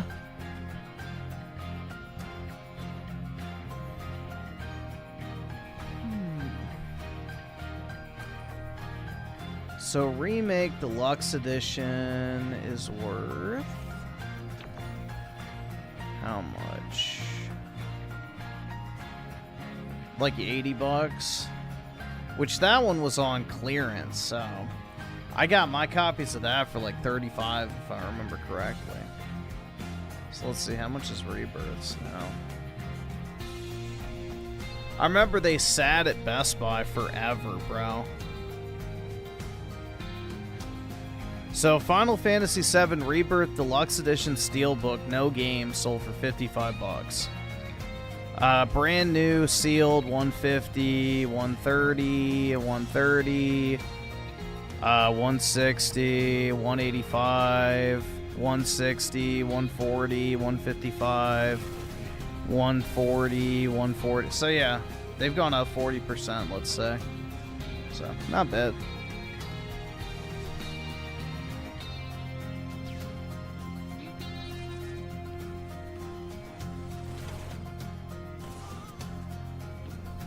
Although, wait, were they 100 or were they 80 bucks? I don't remember.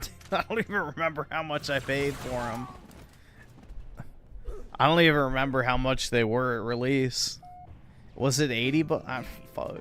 Shit. I should know this. I think they were 100, but I could be mistaken.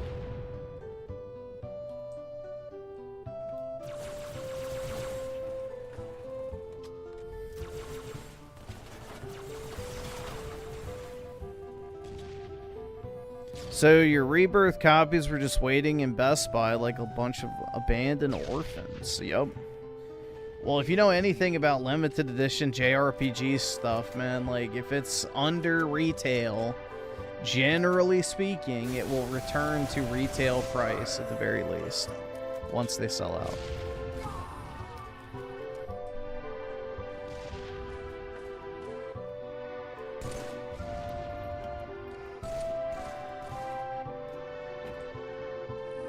Ugh.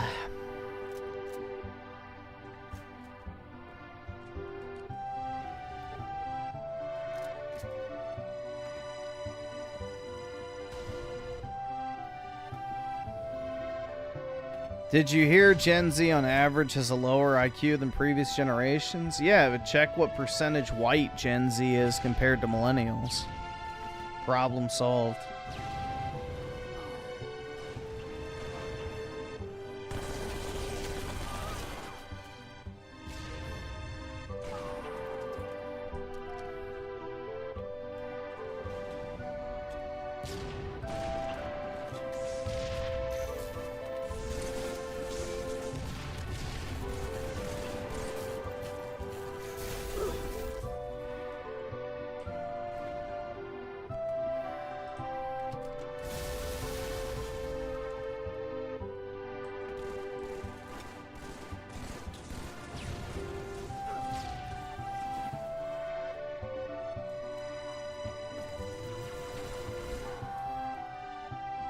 Still in the wage cage, yeah. I am. This week and last week have been so fucking busy. Sucks, man. I hate actually having to work. Why can't I have one of those girl boss jobs where I send 2 emails a day and then act busy by jiggling my mouse while watching Netflix?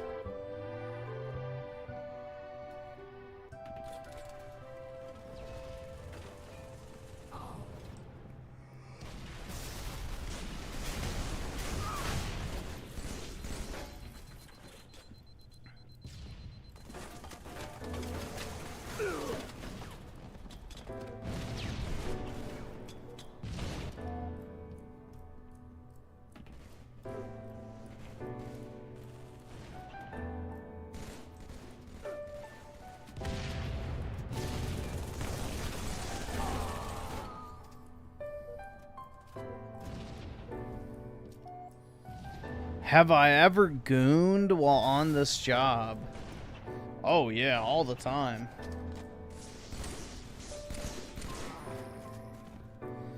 Literally, when I'm not working, like in between like tasks, I'm just gooning the entire time, man.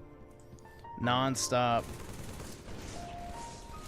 In fact, sometimes I have my MacBook open to my work laptop, next to my work laptop, and on that is just a constant stream of porn that I've edited together into like a 24-hour compilation, so I can just never stop gooning.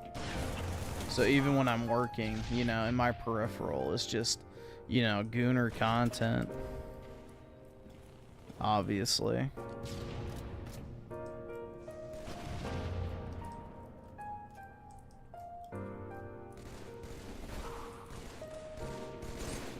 It's all sweats now.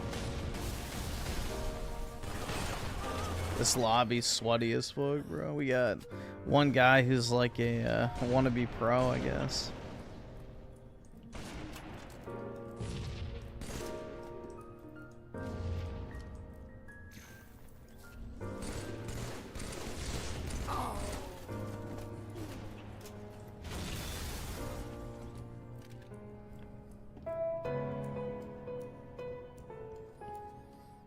I think Lollipop Chainsaw is getting a Switch 2 version that runs at 60 FPS if it's not out already. So it should run well. As long as the Switch 2 version's out, which I don't know if it is.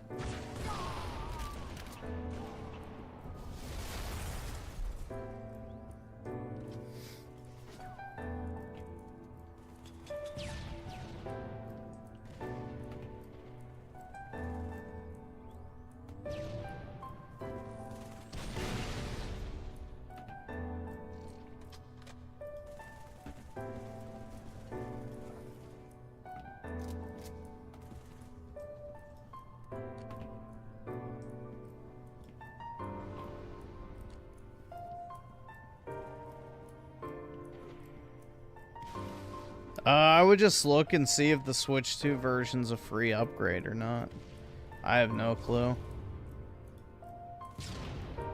But if it's got like a free upgrade, then yeah, you might as well just go ahead and get it if it's on sale.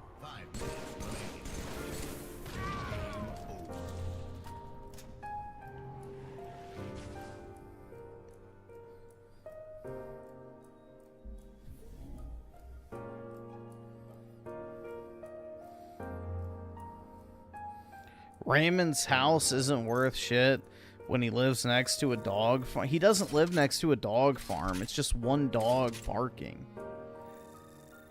Which, you know, who cares? Like, oh no, dude, my neighbor's dog's barking. Whatever will I do? Oh wait, nothing, because I don't fucking give a shit. It's just more like schizophrenic behavior.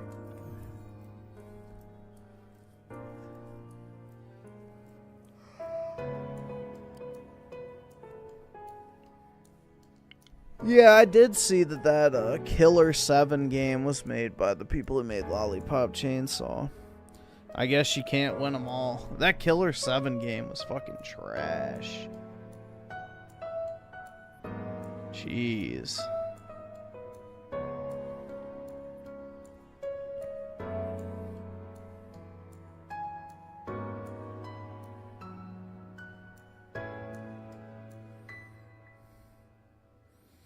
Like, the thing is, yeah, like, you can feel bad for Raymond, but it's like, dude, at a certain point, it kind of becomes tiresome. It's like, bro, his entire world revolves around having sex. Like, that shit's pathetic. Doesn't matter how long it's been since you've gotten laid, bro. Any guy that is, like, that obsessed with getting pussy is a fucking bitch. Like, I don't know, bro. That shit's really pathetic. Like, you as a man should not be that reliant on female attention for your sense of self-worth. Like, I don't know. It's not very masculine. Damn, dude, my throat is like fucking dry.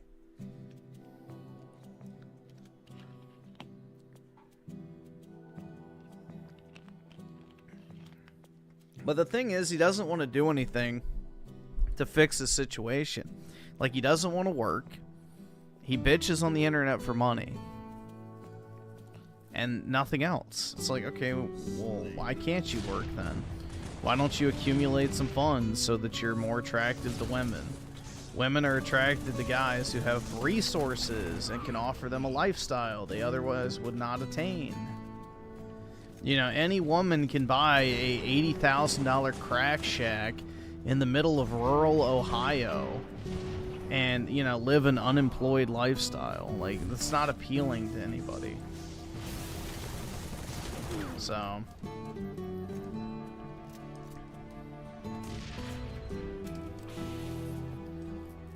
I don't know, bro. It's just, it's kind of like a broken record at this point. It's like, he does not want to take the steps that are needed. And he also has insanely high standards, too.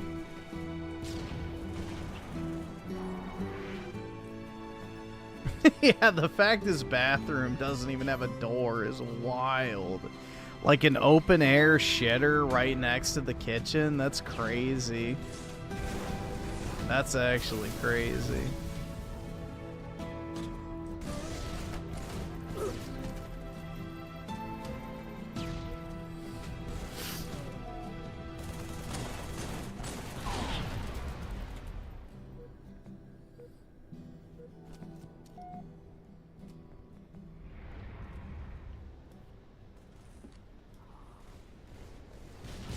Yeah, I don't know, bro. I've never seen a bathroom, like, right off the kitchen like that. That shit was wild. But yeah, but he thinks, like, oh yeah, I have a house, so therefore women will suck my cock. Like, that is such a retarded mentality.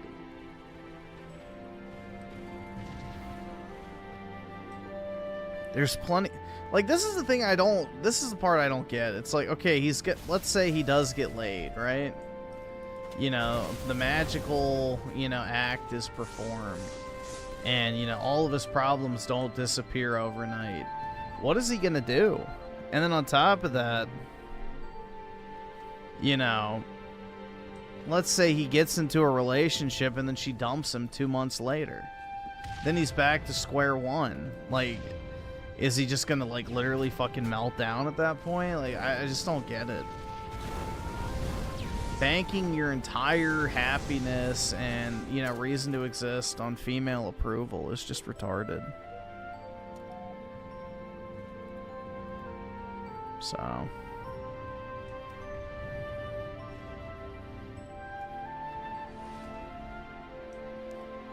Griff, not having a door in your bathroom is completely normal where I come from. We know, PK. There's no doors on the street.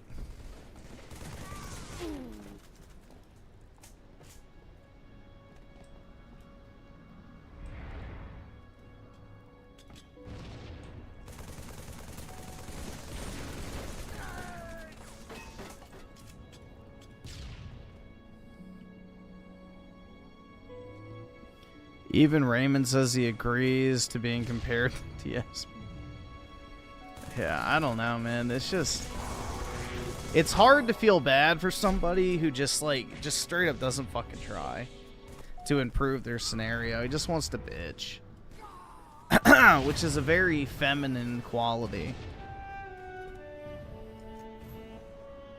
I want to be heard. I want to be validated. It's very feminine.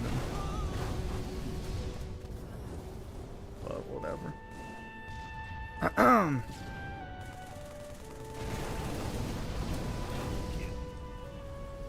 Any dude's like, I'm not doing okay. Like, that's just typical female behavior. Again, this is not the behavior of a Chad.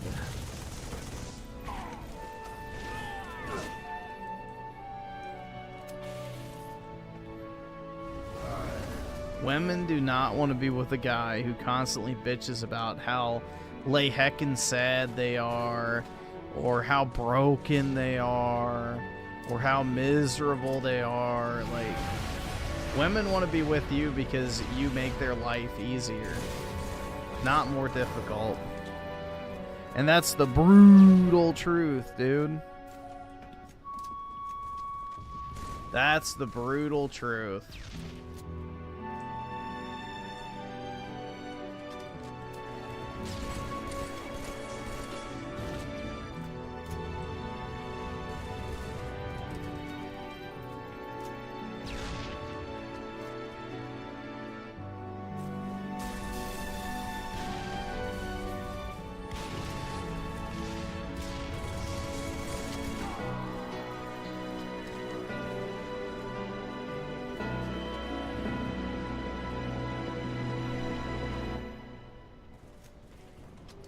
No, Raymond acts like he's one of those pouty, like, K-pop boys.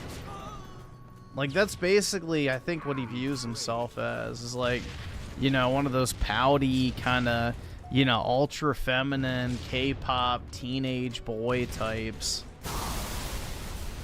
You know, with this still emo shirt. Like, bro, it's so... Ugh, gross. That shit pisses me off, man. That fucking still emo shirt. Yeah, it's like he wants to be a twink. Like he wants to be a twink that a goth girl bullies sexually. Like that's his fantasy. Like look, there's someone named Goth Gorals in the chat.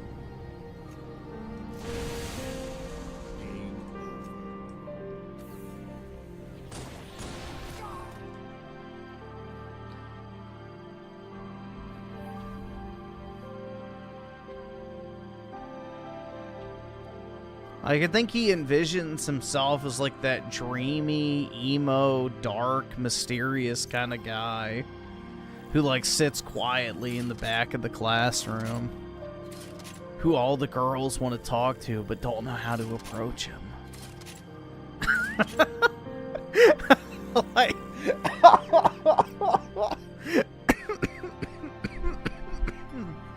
Dude, I feel like that's what he's going for.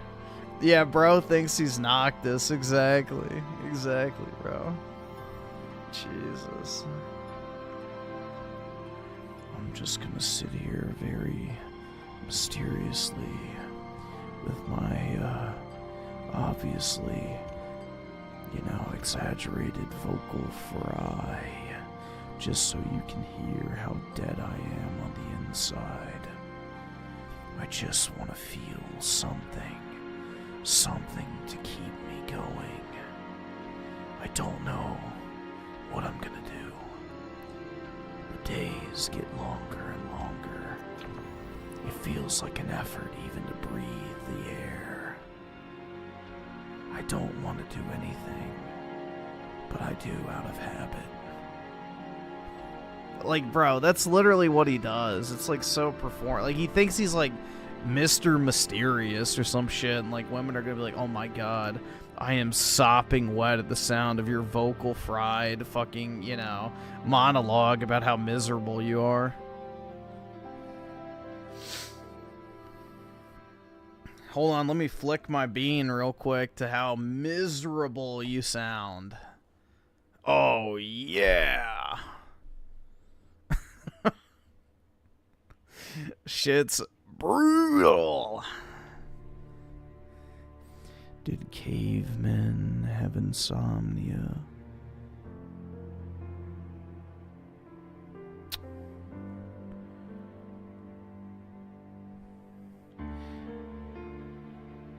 I was reading a book the other day, not because I actually cared about what the book was written about, but because I was sitting at a bar, a reading bar, and there was this cute little, you know, redhead sitting across the bar from me, and she was reading as well. And every once in a while, I would glance up hoping to meet her eyes, to see if she was looking at me as I was glancing at her. But it never happened, dude. And then before I knew it, this big, beefy Chad walked in through the door. She sprang up out of her seat, running over to him, running right past me, too, and literally lunges into his open arms. He lifts her off her feet, spinning her around, his massive, muscular back turned towards me. Her hands slowly claw into his flannel shirt, not too different from the one I was wearing. I could only imagine what was going to happen when they got back to their apartment. But lo and behold, when I did get back to my apartment and looked out the window, there they were. He threw her on the bed, ripped off her clothes, proceeded to take off his. Before he could even finish, she was already leaping onto him with passion I could only imagine. He then threw her back down on the bed, thrust his powerful, muscular body on top of him, pinning her down and having his way with her. I sat there and watched, speechless. What's that line? Not like everybody knows what that's like at all, huh? Gee, what's that line? There you go.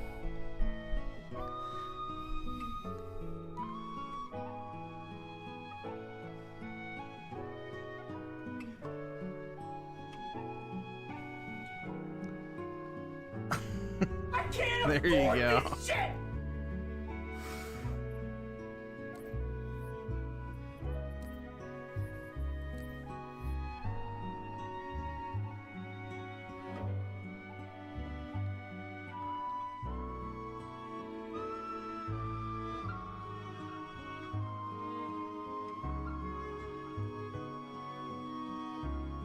The gay dude, that's like, obviously I embellished the part about the coffee shop, but literally he has shared a similar cuck fantasy to that, where he literally described a time where he watched the you know, hot goth chick who lived across the hall from him in his building in New York City getting fucked by her big, beefy, muscular boyfriend, who like tossed her around, and like he literally went into very descriptive detail about how he watched this chick he had a crush on who lived in his building get ravaged by her muscular boyfriend while he watched through the window because they left the blinds open. It's like, what the like, he shared that story probably at least a dozen times. It's like, what the fuck, man? But yeah, I added the part about the coffee shop, so that was my own, you know, creative addition.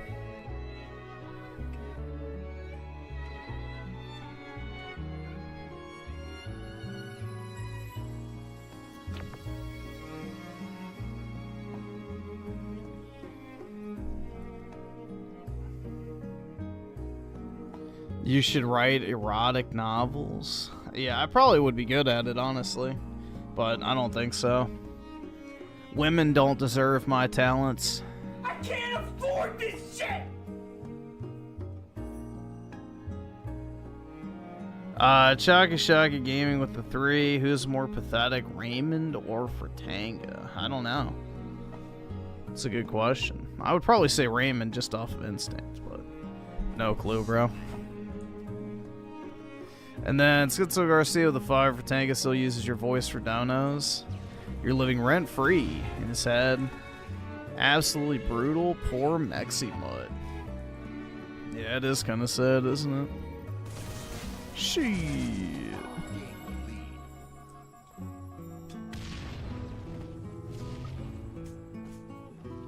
Shit's brutal, man.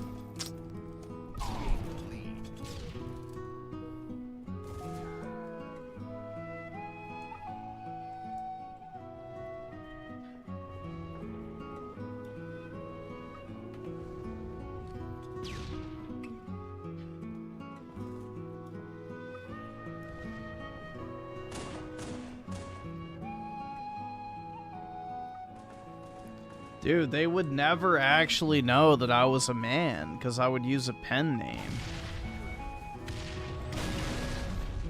I would name myself Jennifer Crabtree or some bullshit like that. They'd never fucking know.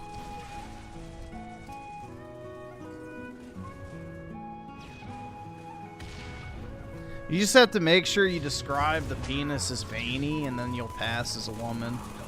It's that easy.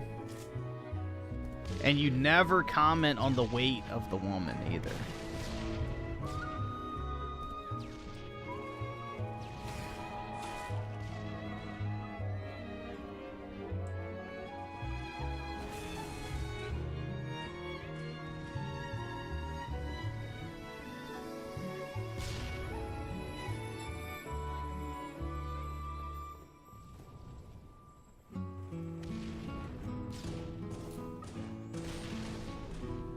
Yeah, you gotta say some shit like his veiny cock pulsated with erotic allure.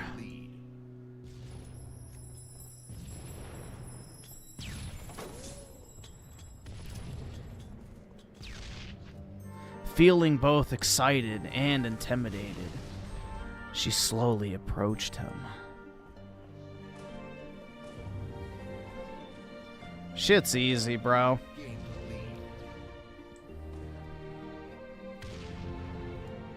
You could, like, honestly, that's like the lowest common denominator type of writing, man. It's piss easy. You could milk these voids for all they're fucking worth if you really wanted to. These women would buy the shit like fucking, you know, crack in the hood. This shit would sell better than crack in the fucking hood, I'm telling you. It ain't hard. But his dick would be. Get it? But yeah.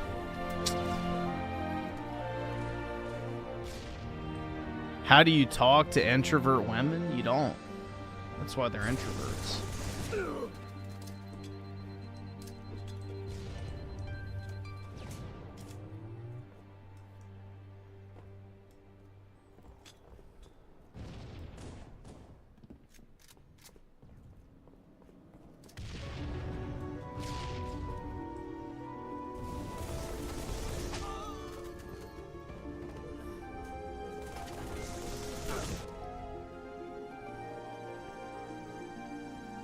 The main love interest, a beast, and you're a millionaire? No, that's the twist. That's the twist. Basically, you make it like a mystery, kind of. It's like you're trying to figure out the entire time what exactly the guy is like. Like, he drops subtle hints throughout the entire story. And then at the end, it's revealed.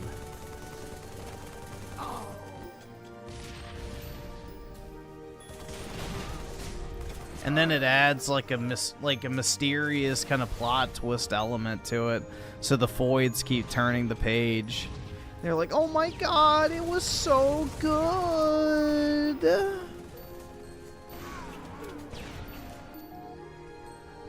Because then it triggers not only the goonette, you know, tendency, but also the true crime investigation discovery side of things too, you know? You mix their two loves.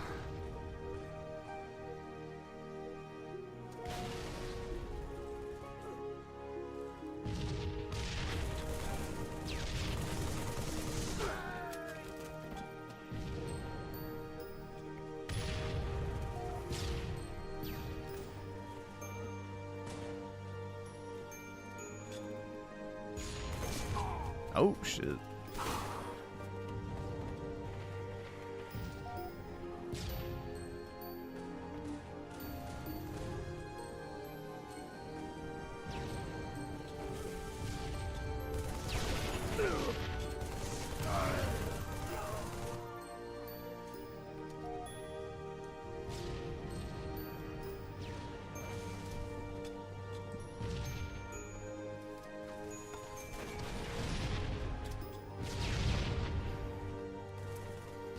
Dude, it's like that video. Did you all see that thing on Twitter a while back where it was like this black woman who was like posing next to two big stacks of books going, "Hey y'all, I read 100 books in 2025." And people like all went through them and they were just all fucking smut. They were all just straight up fucking smut. It's like, shit, I done read 100 books, y'all. I never thought I could do this. And then everybody's in the comments like, wow, congratulations. I wish I could read 100 books. And it's like, yeah, somebody went through them and it was just literally all like porn. It's like bragging about watching 100 porn videos. It's like, bruh, really? You think that's an accomplishment? Yeah, I jacked off 100 times in 2025.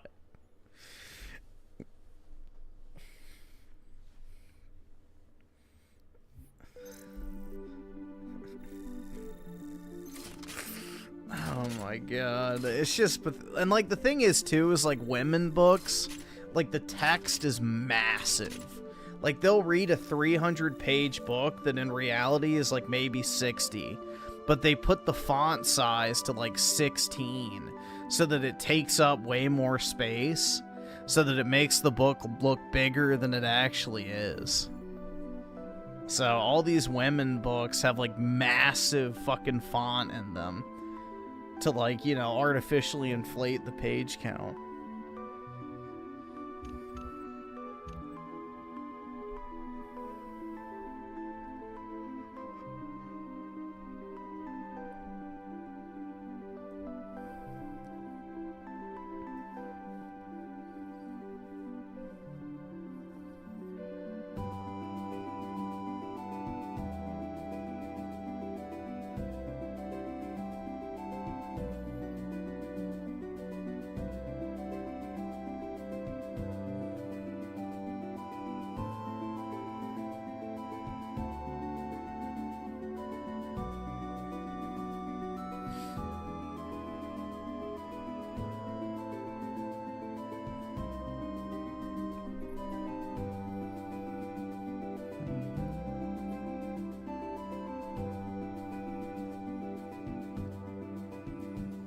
It's for the blind? Oh yeah, definitely.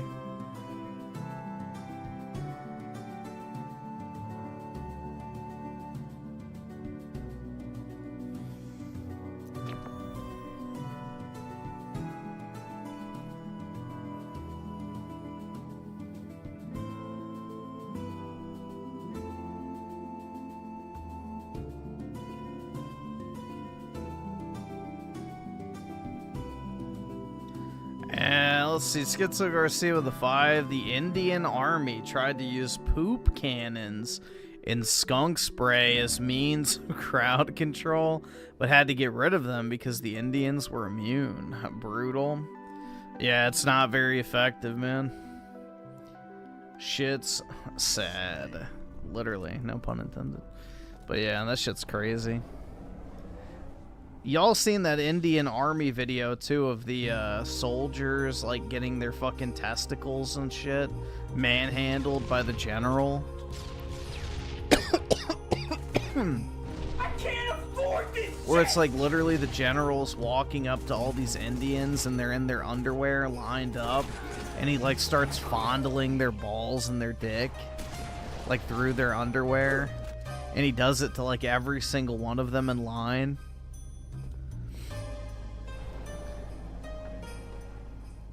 I guess he's like feeling them up to see which one he wants to bring back to his private quarters, so to speak.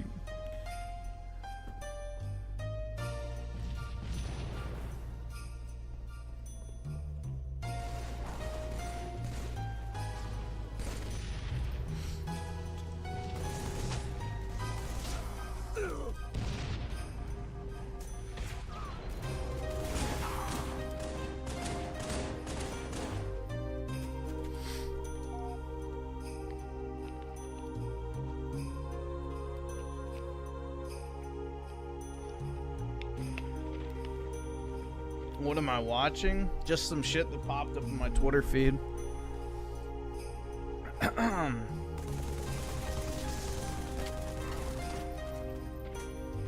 Shit's crazy, bro. Like, you don't realize how fucking crazy the rest of the world is until you see it firsthand. It's like, Jesus, bro. And remember, you have a, what, 1 in 7 chance of being born into India, so thank God every day that you never ended up there. Like, fuck, man. I think it's like, what, a 40% chance you end up in India or Africa? So, it could be even worse.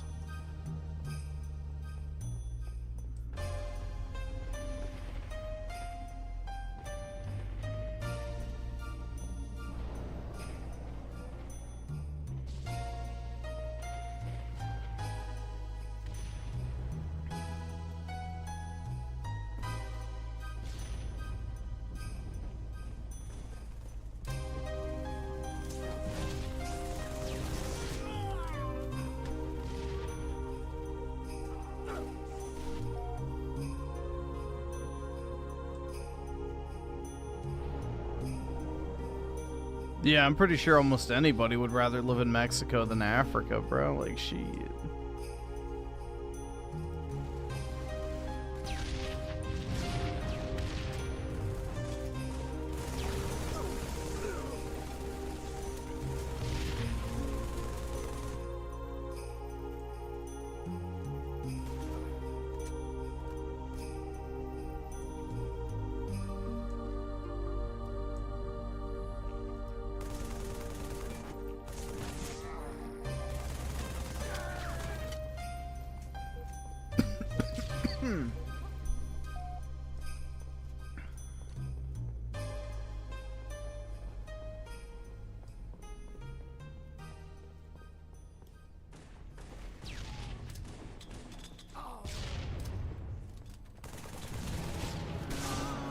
Shit. Should have kept shooting a little longer.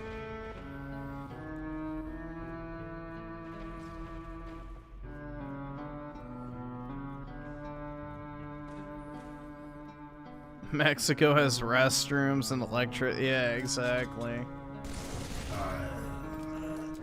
Exactly.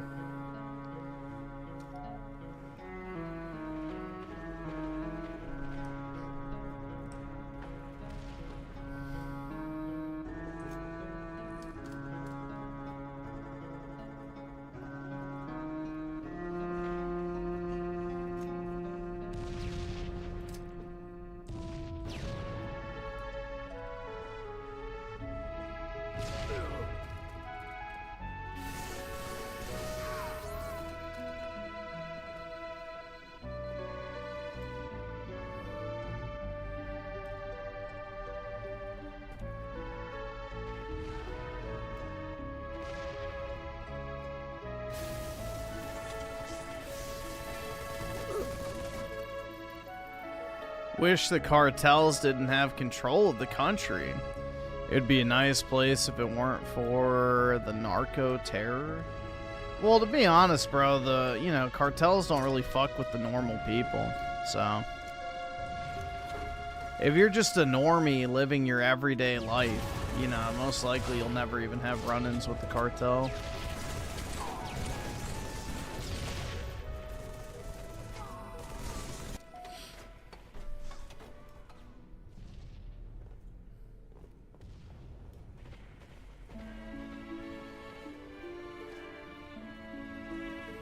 That's such a dumbass, retarded take. No, it's not. I guarantee you most people who live in Mexico don't even think about the cartels. I guarantee you most of them don't even think about them.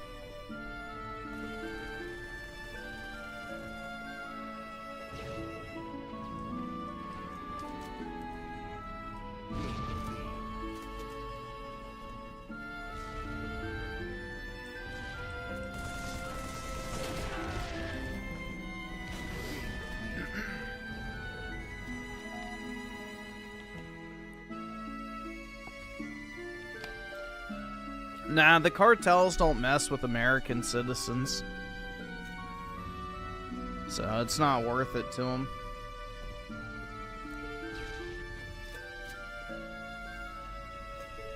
They don't mess with them.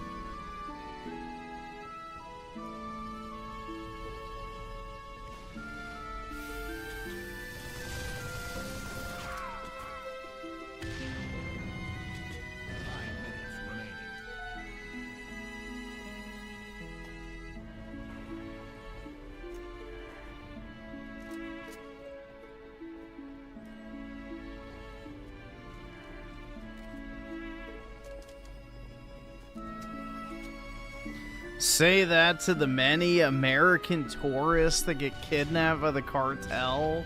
Bro, that is not an issue.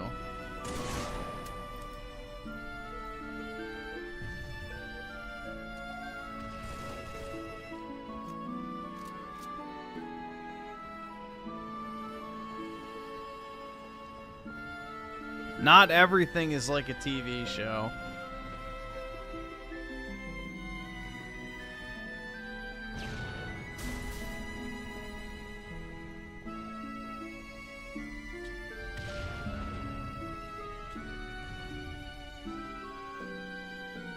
Mexican food's fine. It's not my favorite type of food, but it's alright.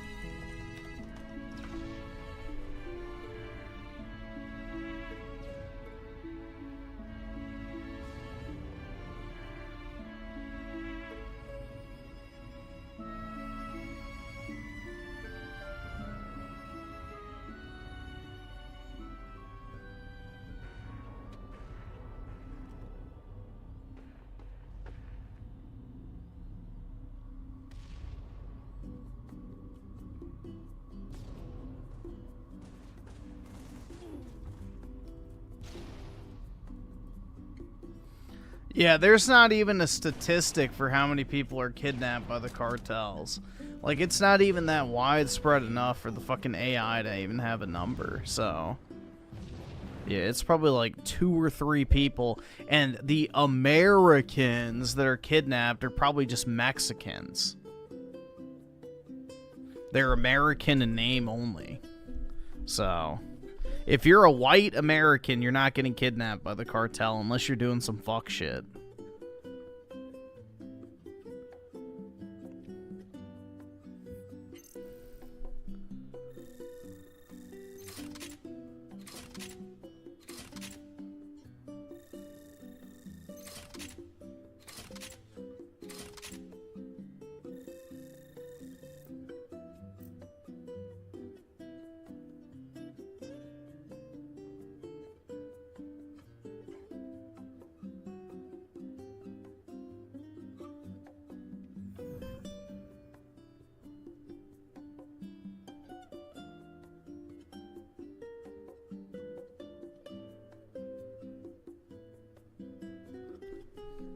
Like, the cartels typically know not to fuck with the tourism industry, which is, you know, one of Mexico's biggest industries. Like, they literally have the military patrolling the resort areas. So, no, they know for a fact that you don't fuck with the tourists. Like, that is, you know, the red line you don't cross is the cartel. Otherwise, they get left alone to kind of do whatever the fuck they want.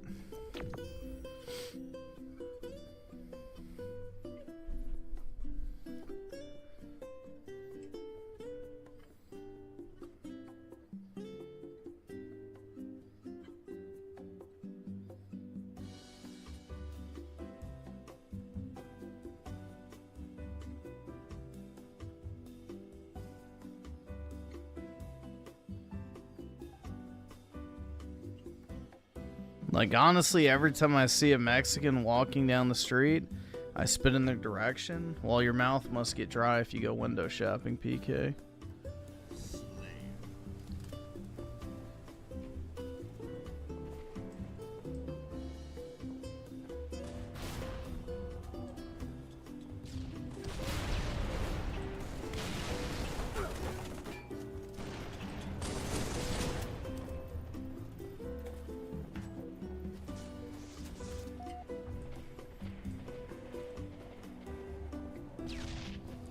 They probably launder money through the resorts, which is yet another reason why they wouldn't want to fuck with them, so...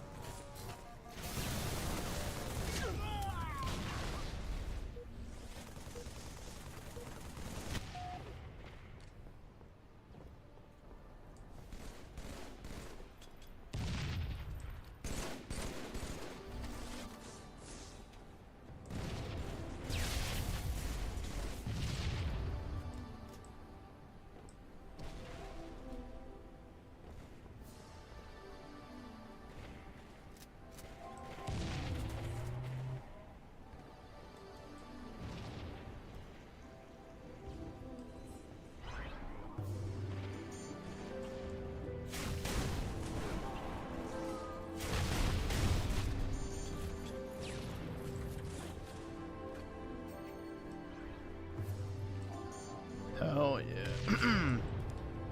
Nobody grabbed that overshield. I'm actually kind of surprised.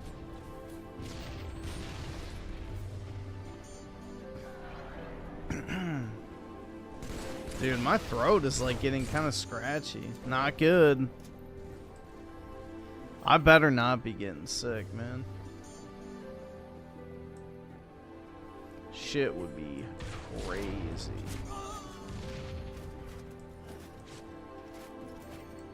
I haven't even been anywhere is the thing. So that would make it even worse. Get sick from nothing.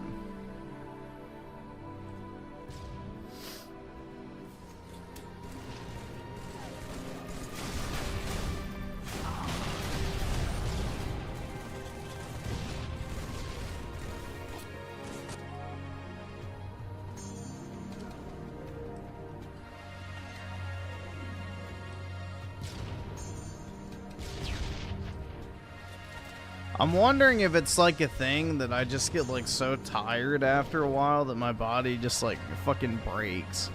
I don't know if it's something like that. I wonder if that's what it is. You know, shit just starts going wrong.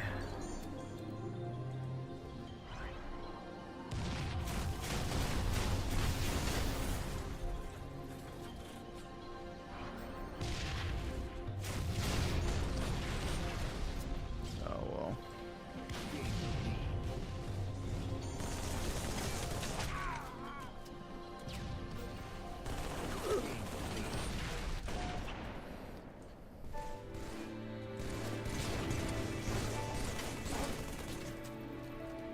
Yeah, maybe someday I'll be able to get like a normal sleep schedule and all my my problems will vanish. Who knows? Get the jab? Yeah, true. I got a lot of boosties to catch up on.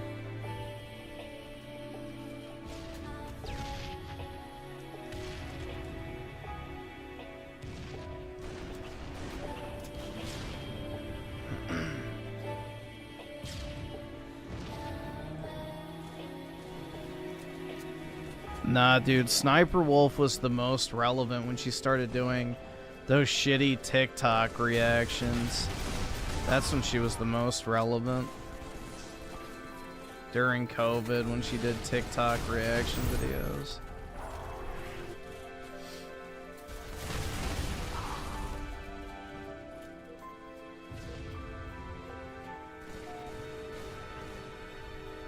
Yeah, I don't think she's hot personally either. Like, I'm not into the plastic look. The whole, like, plastic Barbie doll look is not for me.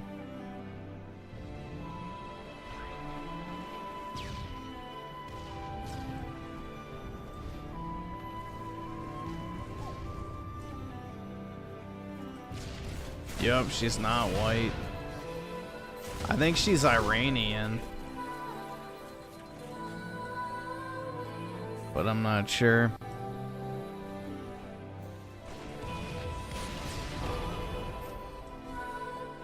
But yeah, I don't really find her attractive personally.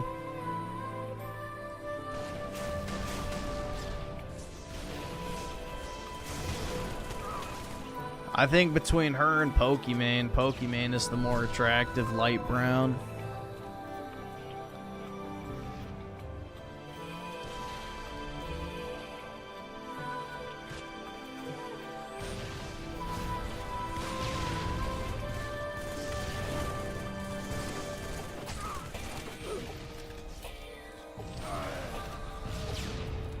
Pokey is white? No, she's not. Pokimane is Moroccan, so she's North African, so she's like a mix of white and Arab. So, yes, they can look white, but they're not. They're like a mix of white and Arab, basically, is the best way to describe North Africans. So, they are definitely not white. They're a mudblood, basically. They're almost like Hispanics, pretty much. Like, they're almost like a form of Hispanics. Quite literally, because, you know, the whites that, you know, bred with the North Africans were Spanish.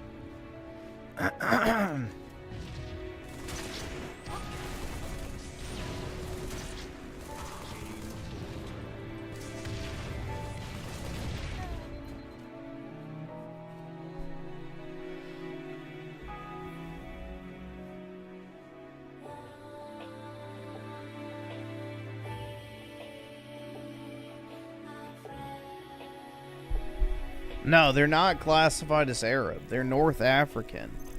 But they're like a mix of, like, Mediterranean white and Arab.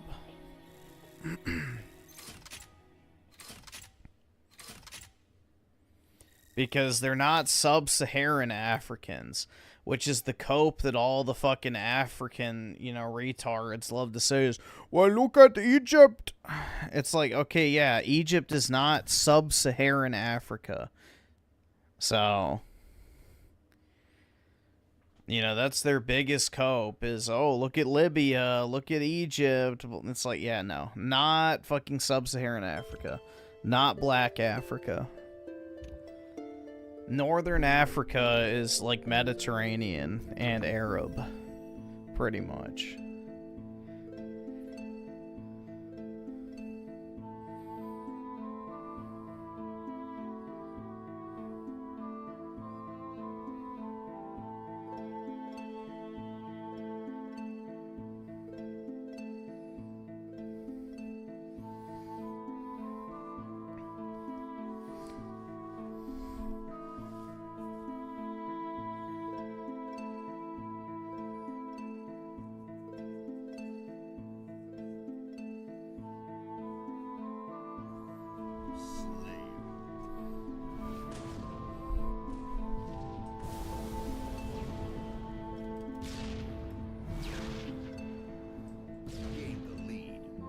She's expired.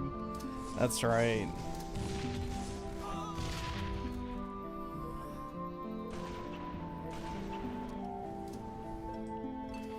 It's a shame, bro. Even if you bagged her, you'd never be able to do milk play.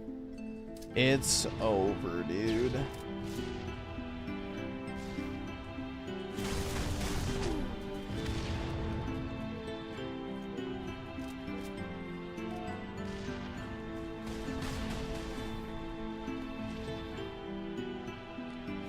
Women like Pokey are very difficult to deal with? I don't actually think so.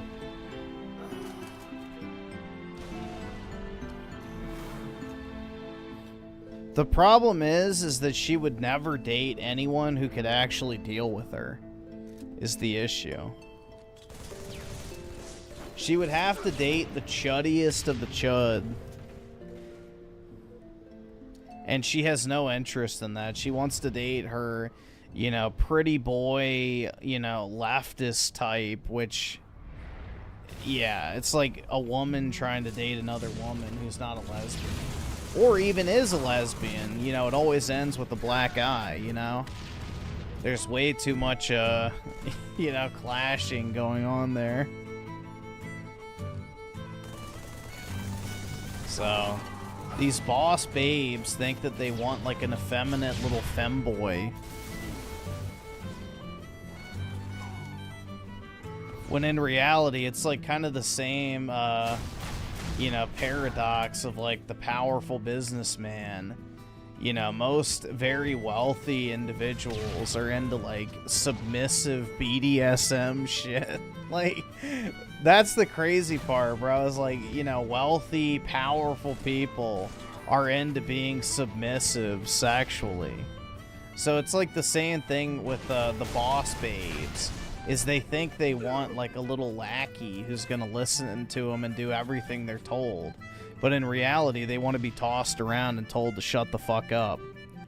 They just won't ever, you know, accept that fact. So...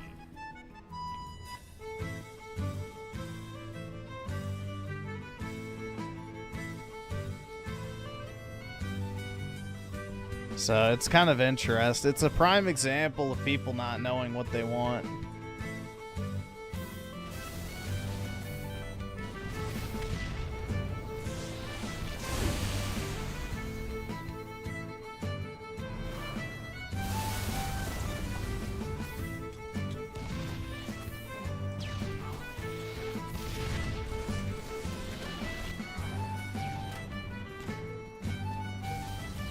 Like, ironically enough, Pokemon's perfect match would be a super sexist guy who just basically treats her like she's shit. Ironically enough. Because it's the only type of guy that wouldn't be, like, threatened by, like, a woman being more successful than him. And also wouldn't have the personality type where she starts to view him as like another woman, basically. So it would have to be a dude who just straight up does not give a single fuck about women. Who's just like, yeah, whatever, I don't fucking care, bitch. Like, that would have to be the attitude. Because, like, the simpy little beta guy is going to be like, yes, ma'am, I'll do it right away. And then she'll lose respect for him immediately. Or if she dates somebody who's also more successful than her, then she'll get jealous. So,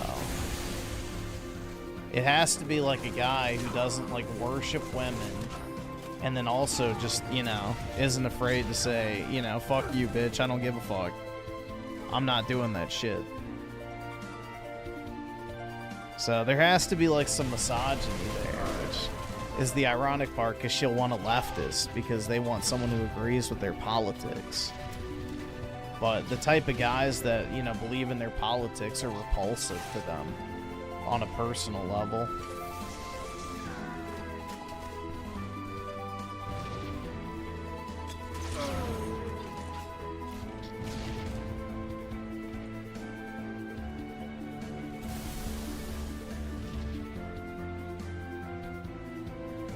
Yeah, dude, it's like the fucking, you know, Arabs. You know, they hire these women to, like, shit on them and stuff. It's fucking disgusting, bro. Like, they want to hire these women to come and, like, piss in their face and shit on their prayer rug so they can smear their face. And, like, it's disgusting shit. Like, yeah, a lot of powerful people have, like, the most depraved, like, sexual fetishes. Or they're really into BDSM stuff.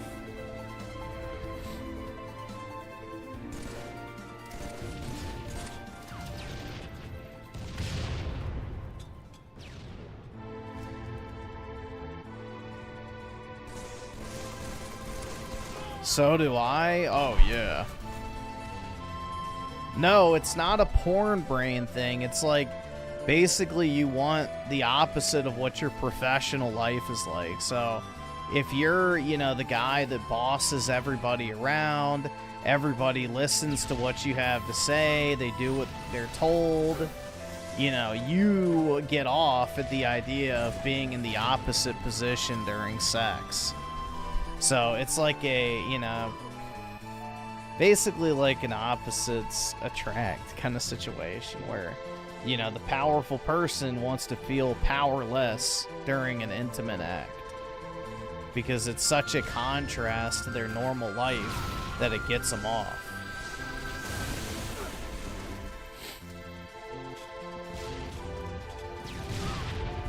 So, you know, it's like Japanese businessmen used to get tied up and, like, suffocated. That was, like, one of the big fetish things in Japan for a while. I don't know if it still is, but yeah, literally tied up and, like, they would suffocate them with a plastic bag.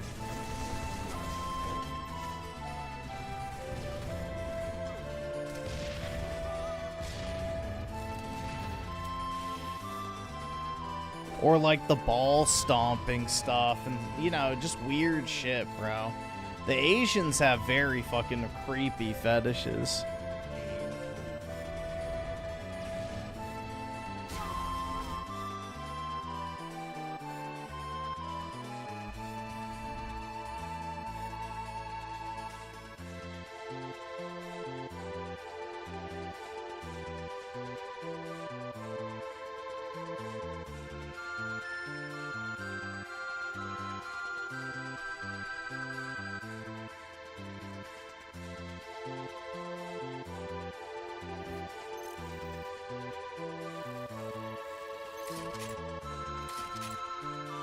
Schizo Garcia with the 2. Arabs in general are like that. Yeah, I mean, it seems to be a recurring trend. Some weird, I mean, that and little boys, but, you know.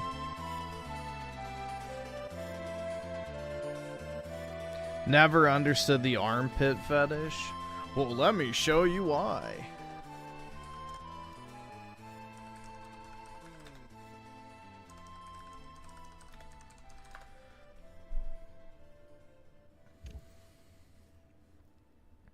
Damn, bro, this shit's $1,800 now. Jesus.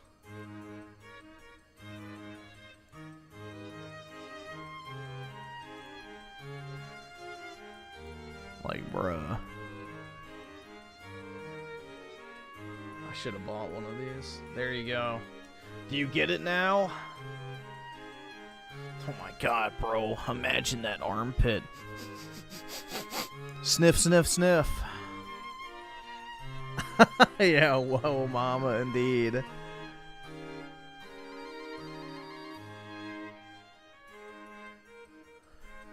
No, Asians do have sweat genes. They just don't have body odor. So Asian women in particular, you know, Japanese women, I guess I should say, not Southeast Asian, but like actual East Asians, they have like a gene where their body does not produce odor. So they just produce salty sweat that doesn't smell bad. So, yeah, it's like a thing where, you know, yeah, it's like a salt lick, dude. It's like a salt lick. I guess that's the way they look at it.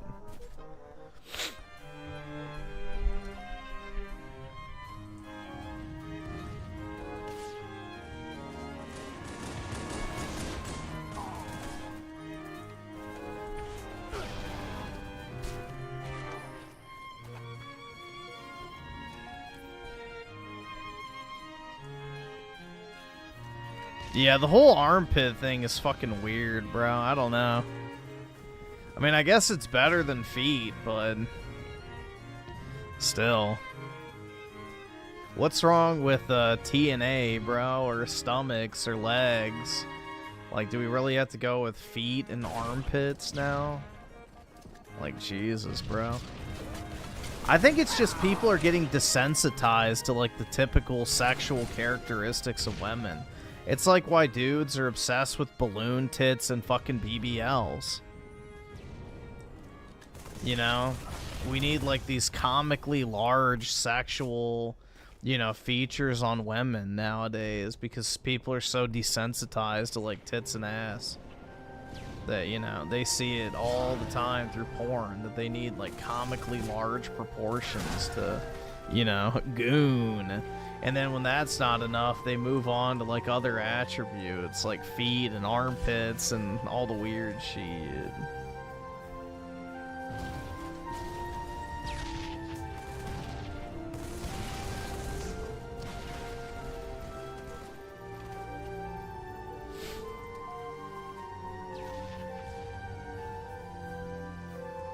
You would sniff Aerith's armpit and you wouldn't complain at all.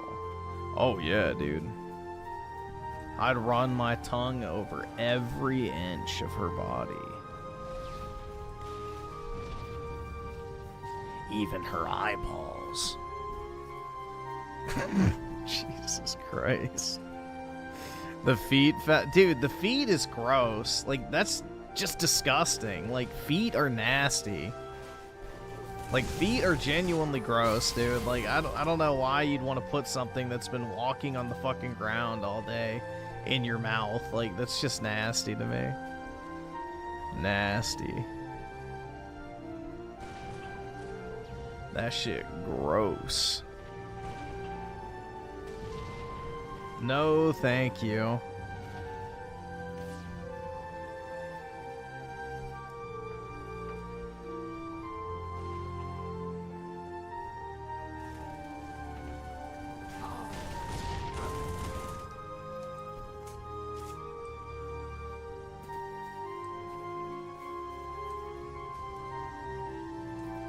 And Schizo Garcia with the 5, Japan also has used underwear vending machines. People try to make Japan out to be this ideal, pure society when in reality, it's a lot more than that. Yeah, they are sexual degens to the core. So, yeah. I mean, there's a reason why, what is it, 40% of men don't even want to have sex? So, like, it's not even that they can't have sex. It's that they don't want to. Like, that's pretty crazy, bro. Like, even if you're not getting laid, most people wouldn't mind having sex, you know? It's like, you know, even if you're not actively pursuing it, you'd be like, yeah, you know, I would still have sex. But you know, the Japanese, nope. A lot of the dudes just don't have any intention of ever having sex. They have zero interest in it. Because they'd rather just goon to anime girls. Shit's crazy. Or jerk off to idols or whatever else.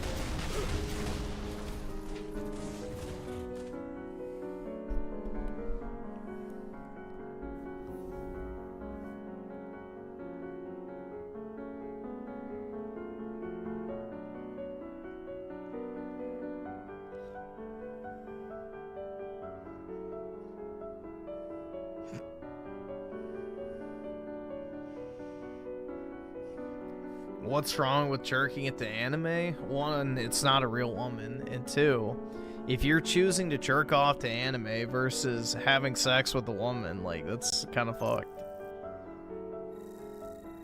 That's kind of fucked.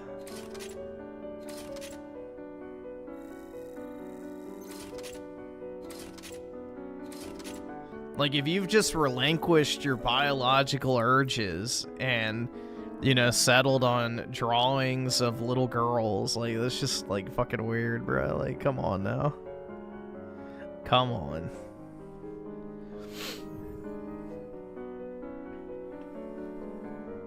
Well, dude, they're in Japan. They can just pay for that shit. Prostitution's legal in Japan. Like, bro, Japanese men can literally walk up to a woman and say how much and then just pay and get fucking laid. They have love hotels all over the fucking place.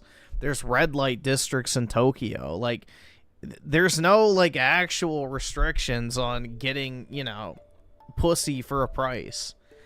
You could literally just pay to have sex. But dudes will rather shell out like $800 for an anime figure. Or a body pillow, or fucking, you know, in-game microtransactions for gacha slop. You know, that's the thing, bro. They could literally just go pay to have sex. Like, that's it. You could literally just walk up to a Japanese woman and be like, how much? And if you agree on the price, you go to a love hotel and you fuck her right in the pussy. Like, easy.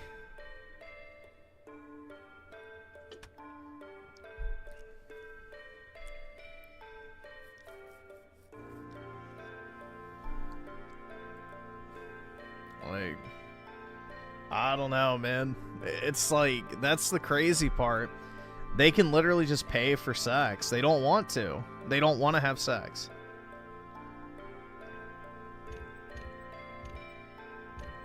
Let's see. How much is a prostitute in Japan? Let's see how much it costs.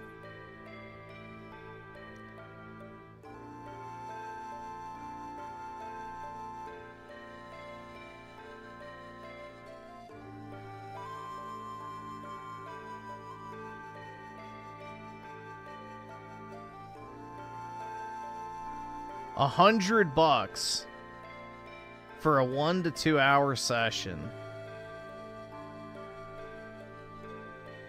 There you go. That's all the time you need.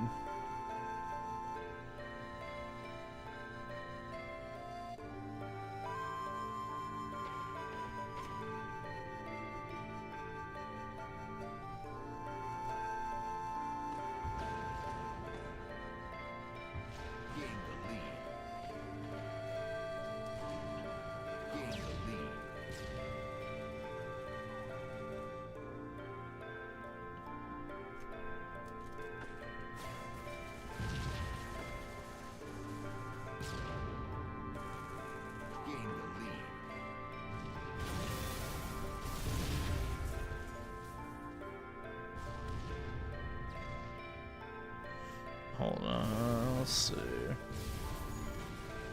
Okay, there we go.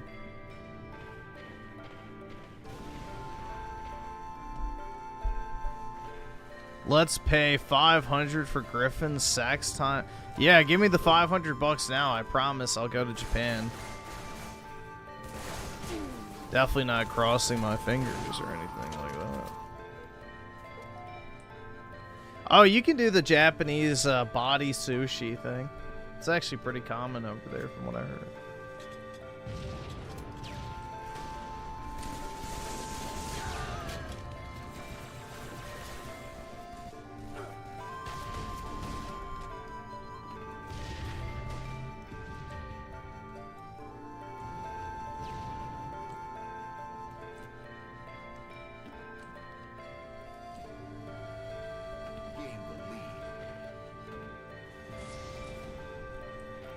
Body sushi? You've never heard of that? Yeah, there are like sushi restaurants in Japan where a woman will lay down on the table, usually topless or sometimes in a swimsuit, and they will bring out the sushi and plate it on her stomach. So you take your chopsticks and eat the sushi off of her stomach, and her body heat warms the fish to release the flavors. So yeah, it's like a, you know, a dining experience, let's say. But yeah.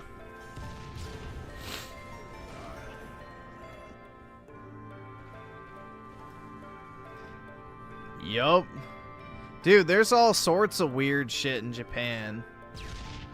So you can literally pay for a crying session where, you know, a woman will coddle you while you cry and she acts like a comforting mother. Like, dude, there's all sorts of fucking either subscribe, donate, shit or get that the they fuck pay out. for over there. There's some weird stuff that goes on in Japan.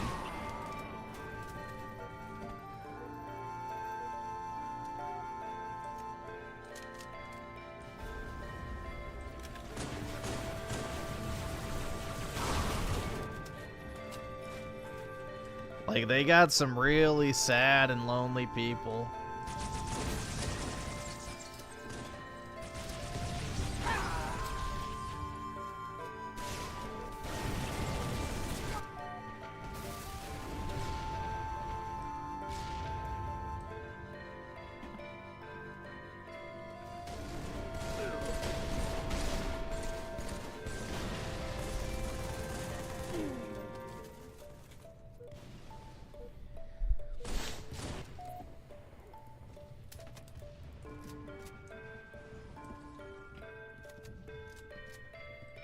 The Cat Girl Cafe? FBI, what the fuck is that? There's not 2 F's and 2 E's in cafe. I can't afford this shit! Jesus, bro. Come on.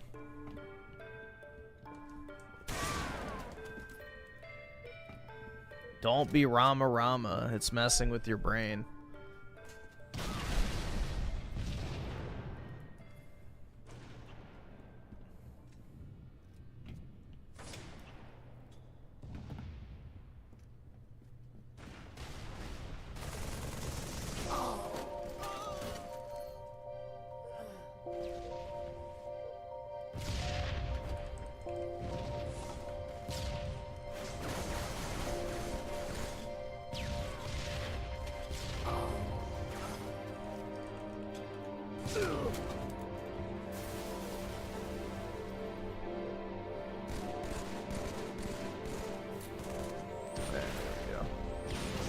This thing keeps fucking up.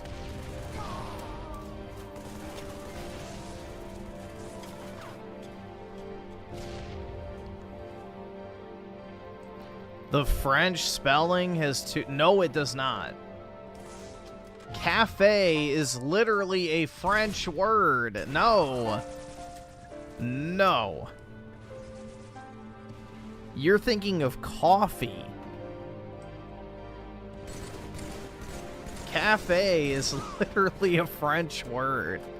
There is no French version of cafe other than cafe.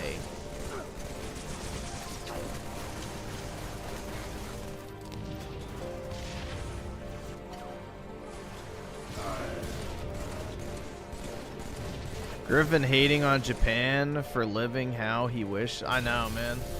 I hate him because I ain't him.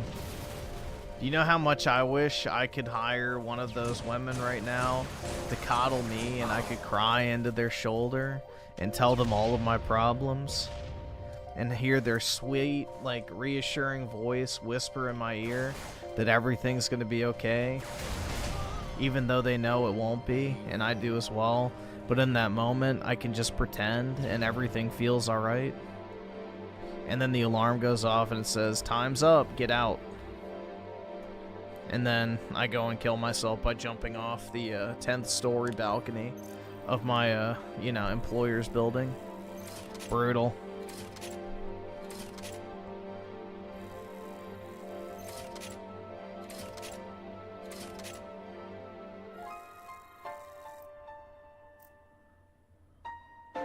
Yeah, retard. It means late. But that's why it's a medical term too, because, you know, Latin. But yeah, it just literally means like you're mentally stunted. As in you're late developed, so to speak. Let's see. Raging Boar with the 22 months. What was this? Music? Okay. And let's see. Bill Herb with the 5. Guess what, guys? I'm going away. I'm going to this epic island vacation owned by this Jewish guy. But I'm sure it'll be fine. Girls for the win. Yeah, make sure you figure out what the wildest night's going to be on the island, man. You want to make sure you're there. For real, though. I'm down for some epic partying, dude. Epic vacation for the win, guys. Lots and lots of girls.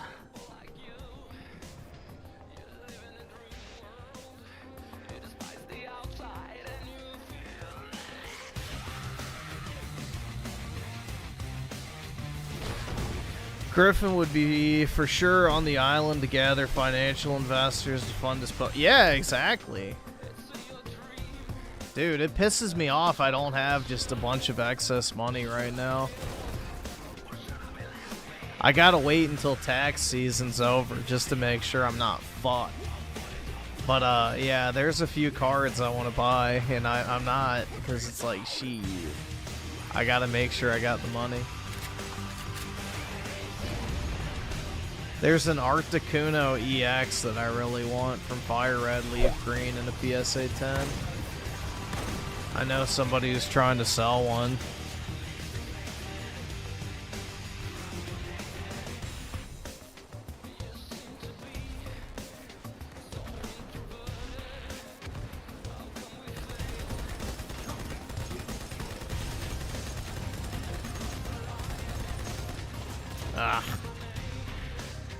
Just Klarna the cards.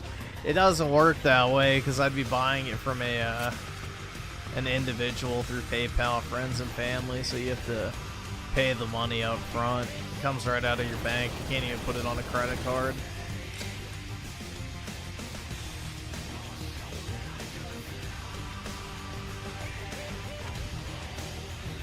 If it was on eBay, I could do that, but I'm not going to take out a loan to buy a card.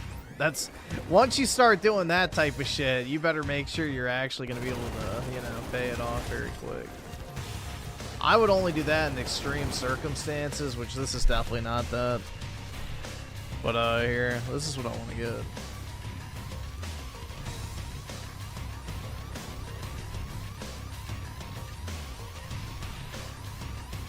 This card. Alright, that works. I love these. So cool, man. That old, like, graphic, like, I don't know. It really screams GameCube, N64 era Pokemon. Like, I love these old 3D renders. They look so cool, man. I love them. So, yeah, I want to get that in a PSA 10. I think it's super undervalued. It's like $1,500 right now, which for a PSA 10, you know, early 2000s era card, it's pretty good.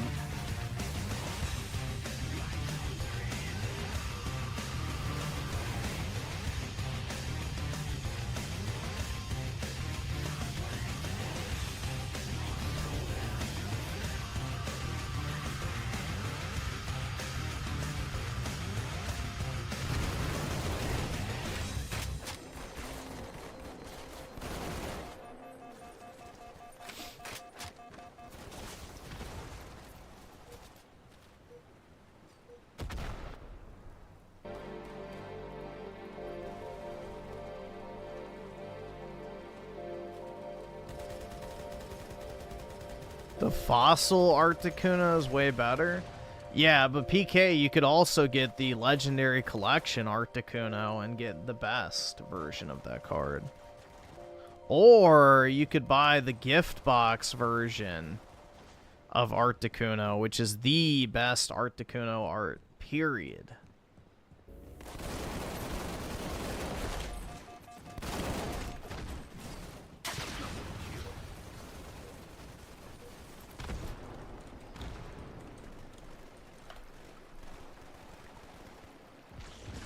You're wrong! Let me see if I can You're find fucking it. poor!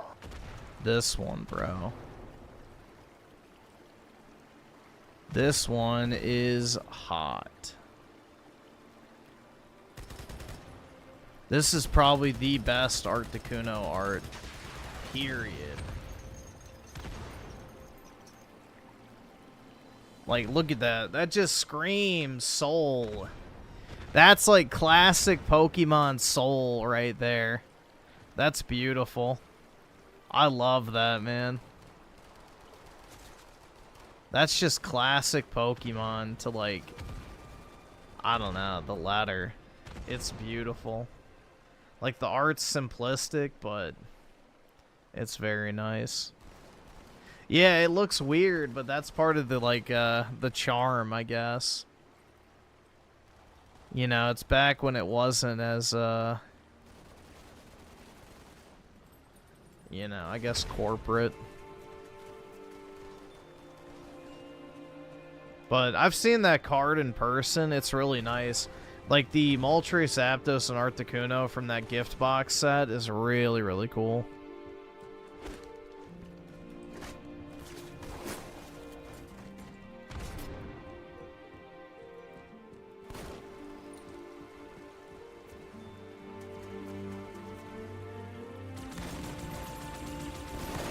Yeah, it's a Japanese exclusive art.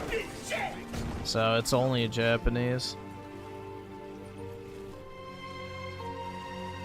I can't afford this shit!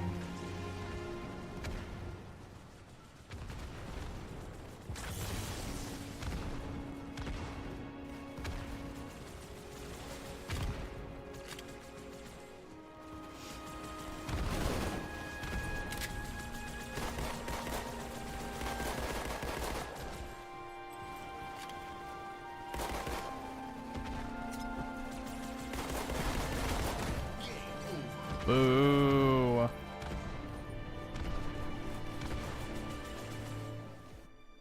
All right, awesome. Thanks, nigga. All right. PK, you should get this one, though.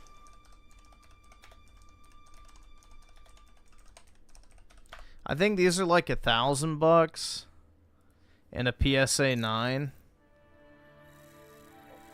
I wouldn't buy a 10 personally, but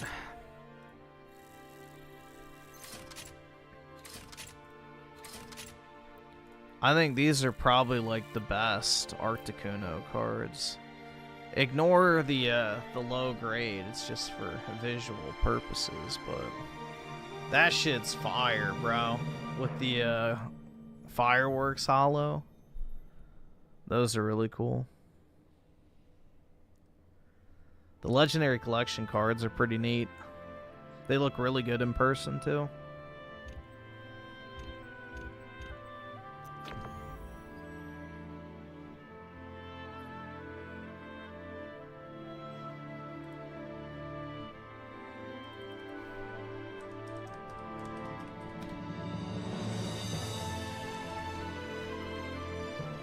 But then also another really good Articuno card is obviously this one, which I don't know. This might be my favorite Articuno. It's definitely one I would love to have. Let's put it that way. Let me see if I can find.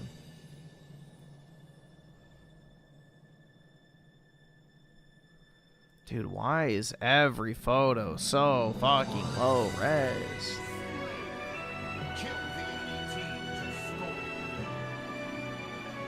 This one.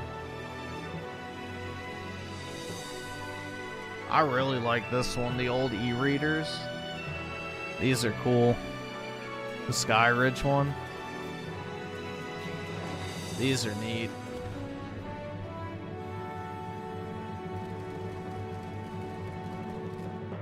Those are pretty soulful.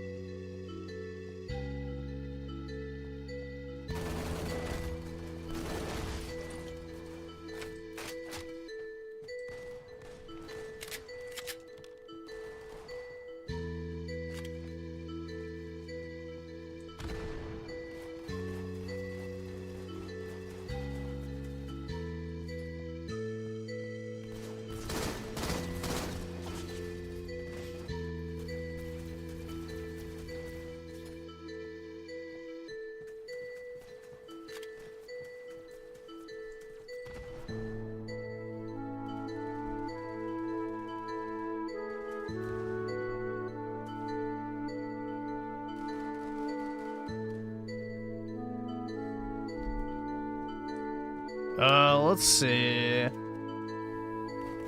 So Schizo Garcia with the 2, listen to I fucking love Soins. Okay.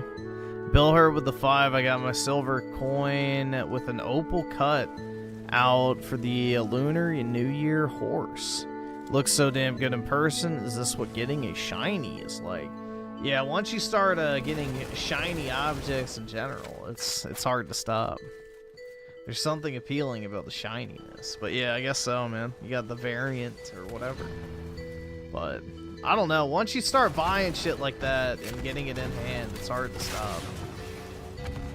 It feels good. Feels very good. Nah, I got rid of all my stained glass birds. I didn't really like them.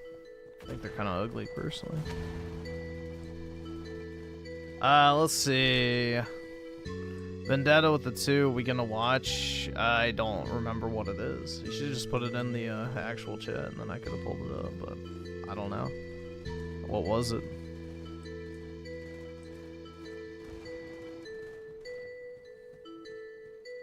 Perfect Dark with the 5, so I went into a coin shop today to see if those silver coins you wanted to buy for 13 each were real. The old guy doesn't think so. They are too heavy. So is it 13.9 grams? That's what they should weigh. Somewhere around there, 13.9 grams.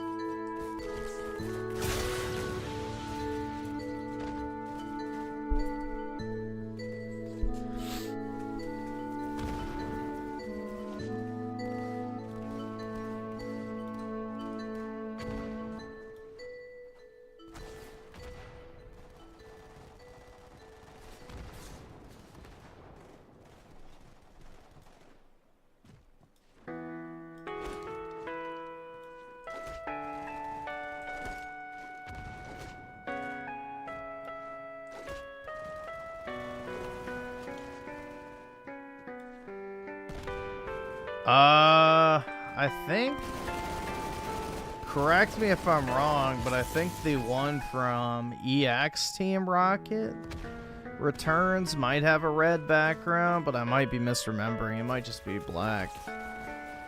But yeah, I think I know which one you're talking about. If you get the the Cosmos foil version of that, I think that'll be a good long-term hold.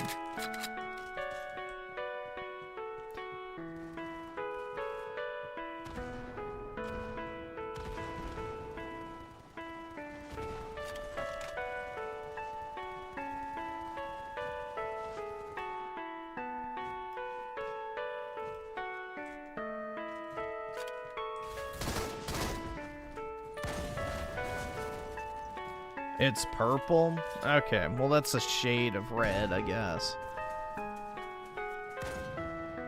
That's a sick card, though. EX Team Rocket Returns is probably one of the best sets in the entire card game.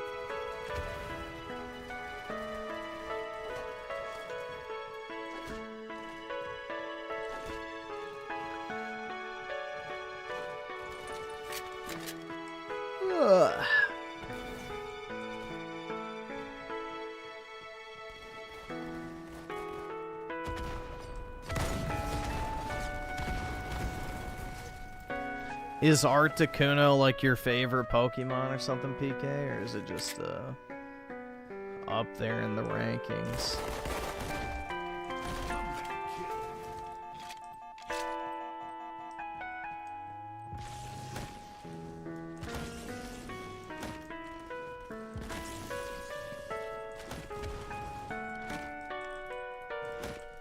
I've always been torn on Articuno versus Moltres. I technically like Moltres' cards better than Articuno, but I think I like the Pokemon Articuno better.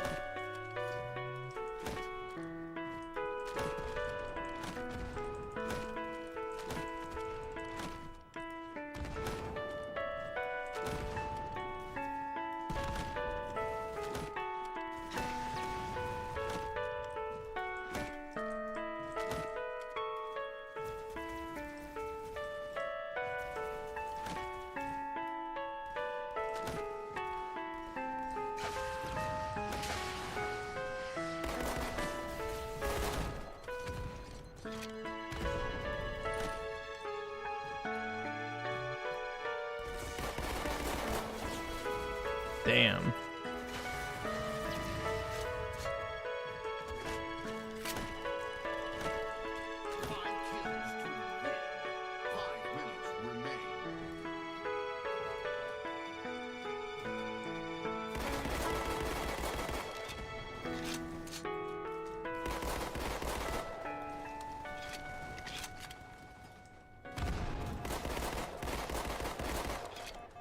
Ah. Brutal, man.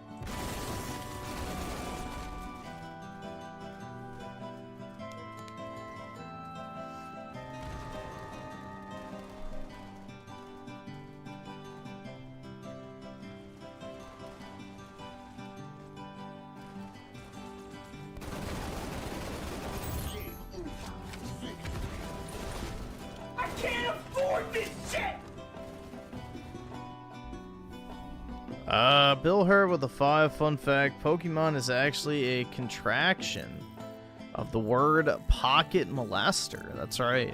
Because Japanese guys on the trains would shove their hands into the pockets of young Japanese schoolgirls and flick their bean. Many confuse it with Poketo Monster, but it's just a myth. Yep, exactly. Gotta catch 'em all is in all the felonies.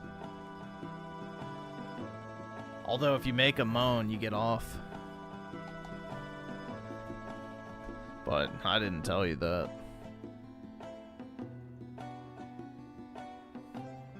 Nah, dude, you gotta pronounce it like a Japanese person.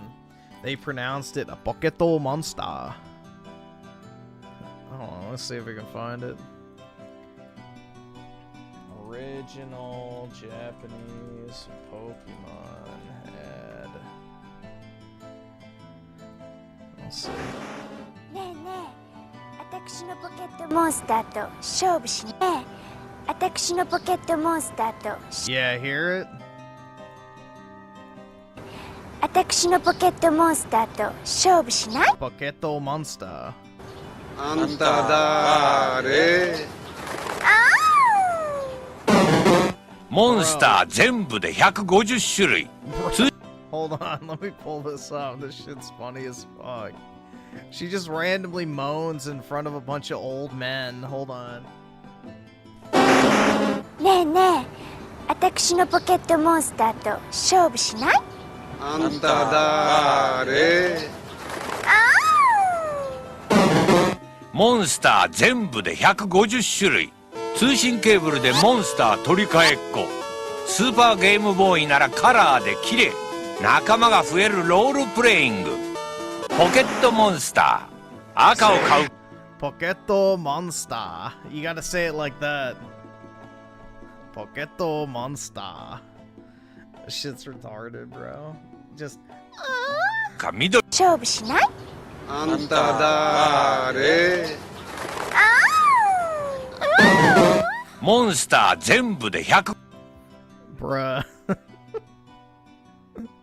That shit's so fucking retarded, man. Jesus.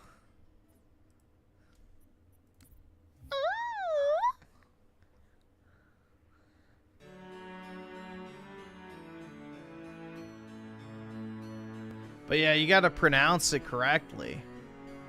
Poketo Monster.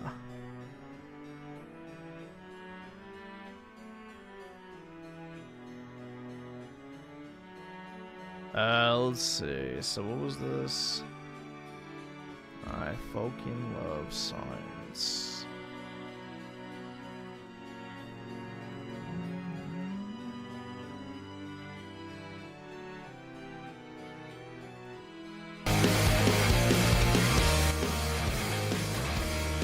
Oh god. Hank Green. Jesus Christ. I fucking love science. Oh man, I do too! Can you even imagine? Way back in the past when we thought that storms were caused by petty gods fighting on top of a mountain. And yeah, I like a good story, but eventually it's gonna bore me if it doesn't have that truth, that incontrovertible, testable, repeatable proof. I fucking love science. Yeah, dude! Oh my god. Fucking love science. Sometimes people ask me of all of the centuries, I heckin' love science. Well, that's pretty easy right now.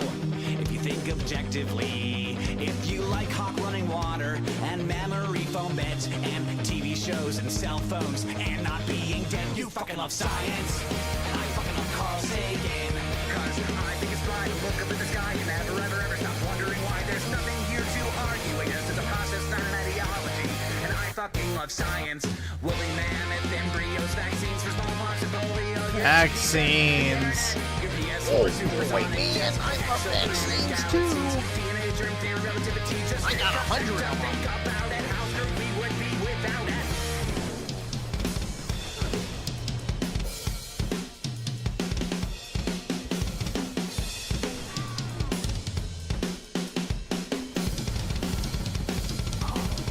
I fucking love science, and I love Rosalind Franklin, cause I wanna die remembering why the truth is more important than winning a prize. There's nothing here to argue against, it's a process, not an ideology, and I fucking love science. Me too, dude! Science. I can't afford this shit! I heckin' love science, dude! That is the first track. Jesus Christ, man. Holy fuck, man. I heckin' love science until you talk about race-based IQ. Whoops! Race-based IQ studies, or, you know, genetic differences between racial groups or ethnic, you know. That's, no, not that science. And I sure as shit don't love the science behind wearing a mask during COVID. Nah, not that science.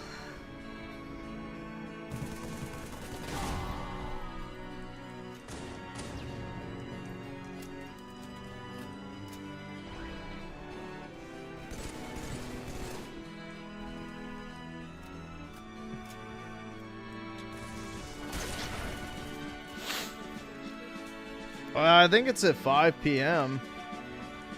is the state of play, if I'm not mistaken.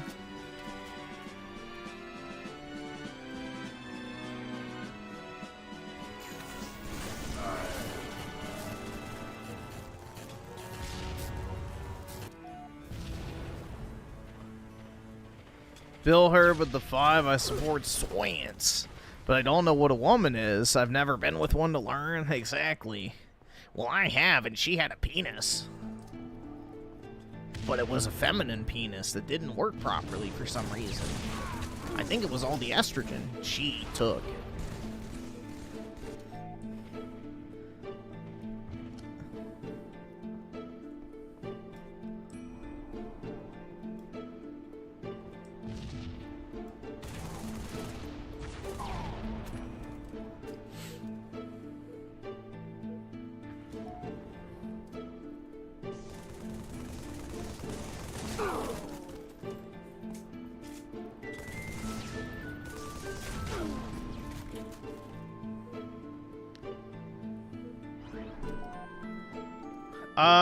If I'm free, I'll stream it.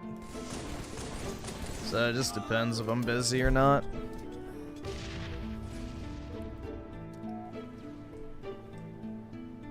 But ideally, yes. These past few days, especially, I've been having to stay on well past 5. So I'm hoping tomorrow that is not the case, since the week has been so heavily fucking loaded on the front end. So, I don't know. It really just depends. If I'm done by 5, then yes, I will stream it. But I have a job that requires me to work, so unfortunately, you know, I don't have one of the girl boss like, oh my god, I sent my 2 emails.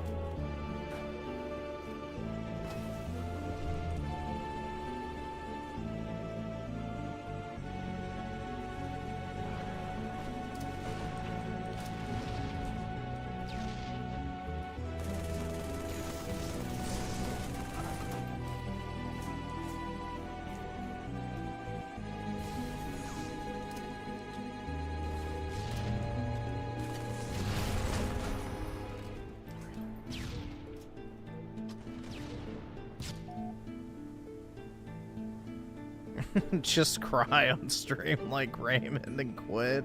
That's right. I've had enough of these bitchy bimbos at my fucking job. Fuck!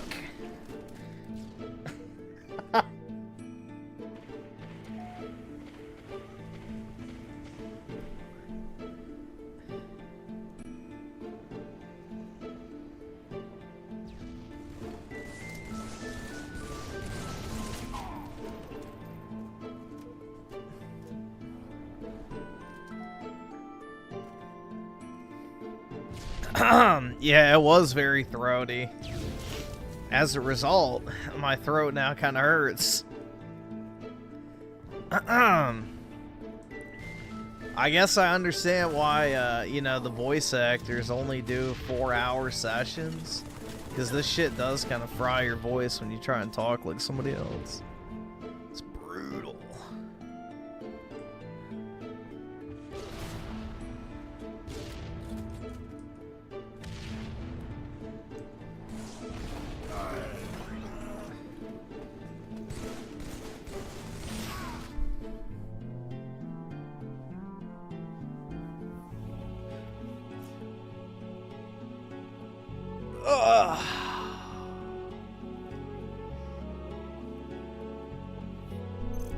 Yeah, well, I mean, if your name's Yong, yeah, and you're voice acting, then it is easy, because you're just like, I am the dragon of Dojima. I love Soylent. Like, you know, there's no actual acting taking place, it's just him reading the script. Like he reads fucking Reddit posts.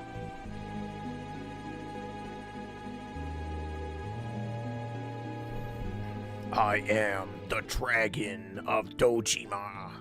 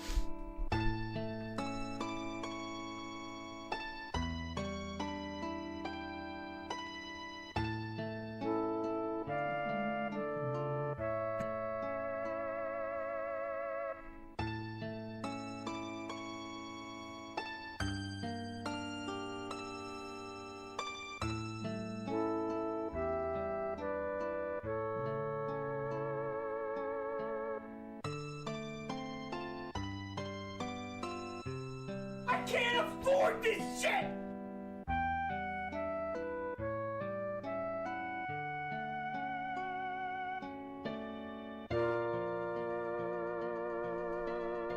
Have you guys seen this shit? Hold on. I don't know if there's any Final Fantasy VI fans in the chat, but you might want to invest if you're interested. And when I say invest, I mean, like, actually invest. It ain't cheap. Let's see if I can find a good picture of one.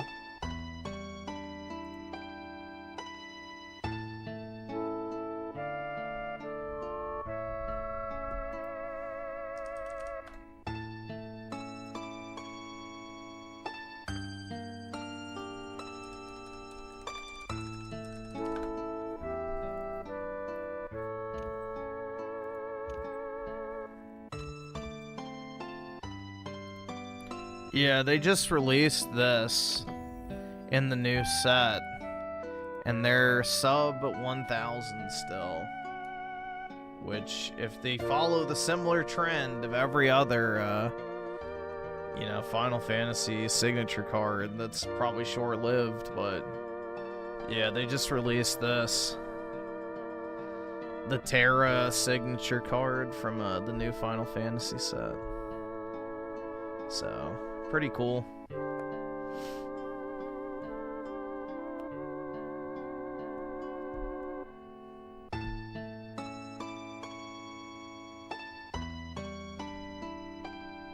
Terra Gooners, that's right. It's not as good as the Lightning Armpit card, but you know, gotta make do. No, it's like an $800 card. That is not a $2 card. If that was $2, I'd buy every single fucking one of them listed.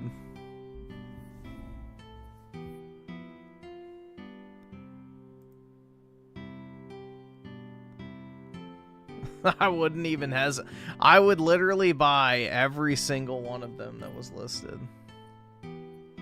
Without a moment's hesitation.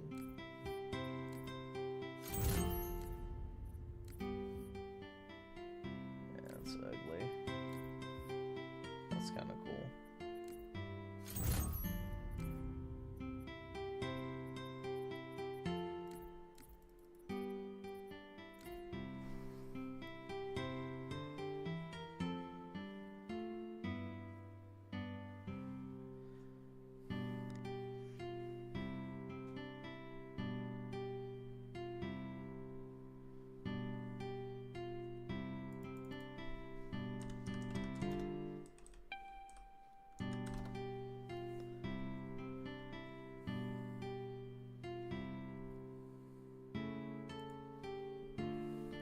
Like this.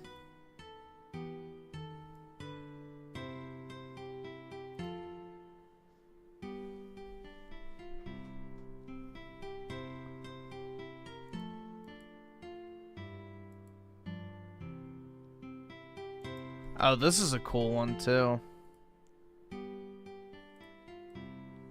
The Amano art as well.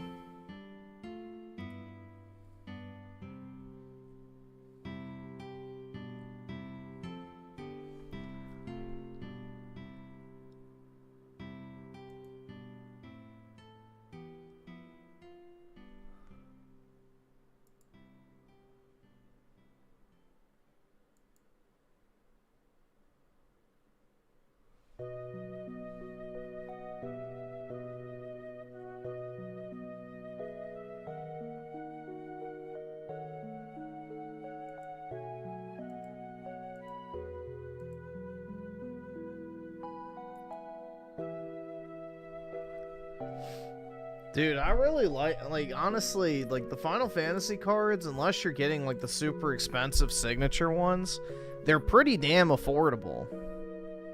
So, you know, you can get some pretty cool cards for, like, sub $50 in a lot of cases.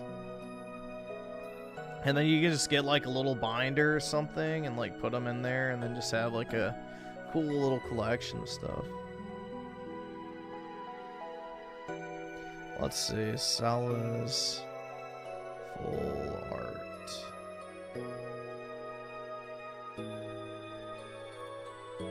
So the Cella's full art is $27 for a raw copy. Oh, there's another one too.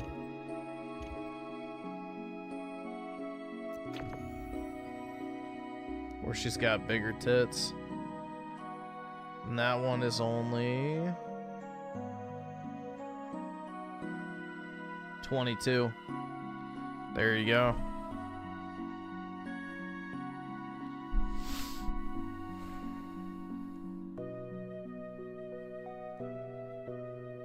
You're broke! You're fucking poor!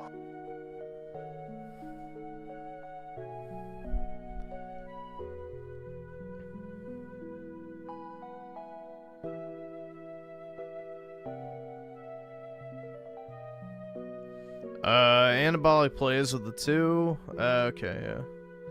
Give me a second. Young, yeah. Judgment. It's pretty sad. That's the most memorable thing from his performance. That's more like it. Ready to rock? Just let it all hang out. Yeah. Rock. Yeah, I'll do yours after this schizo.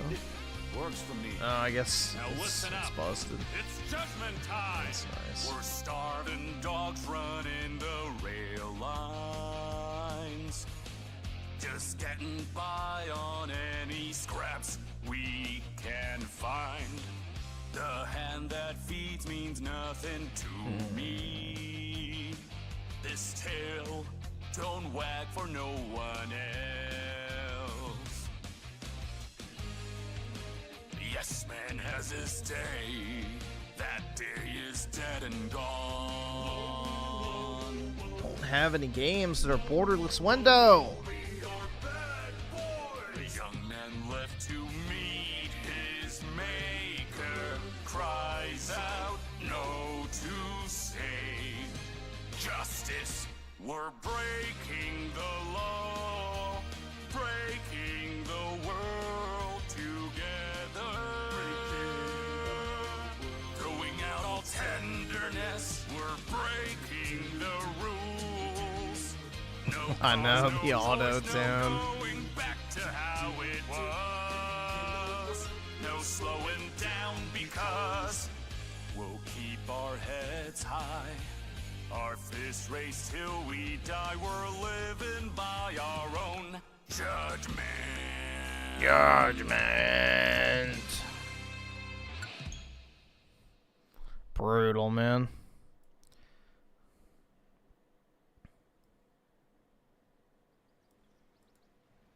Let me see if I can find this. I can't afford this shit!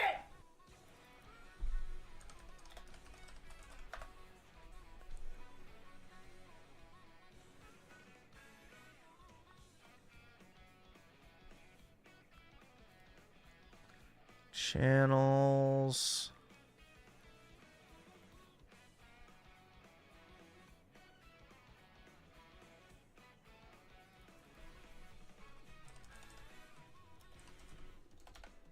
I don't know if I'm gonna be able to find this.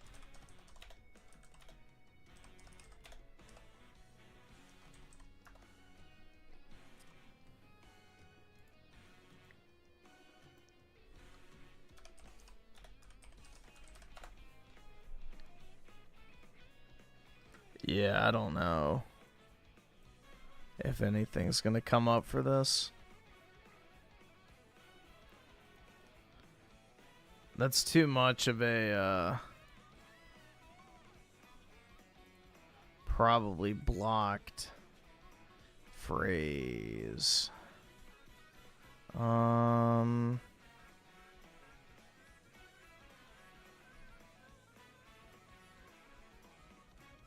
Maybe there? I think that's it. Tink, tink, tink, tink. Ladies and gentlemen, I have something to say. Is this microphone on? And Tim Marco with the 279. Yawing was a gimmick VA, short career.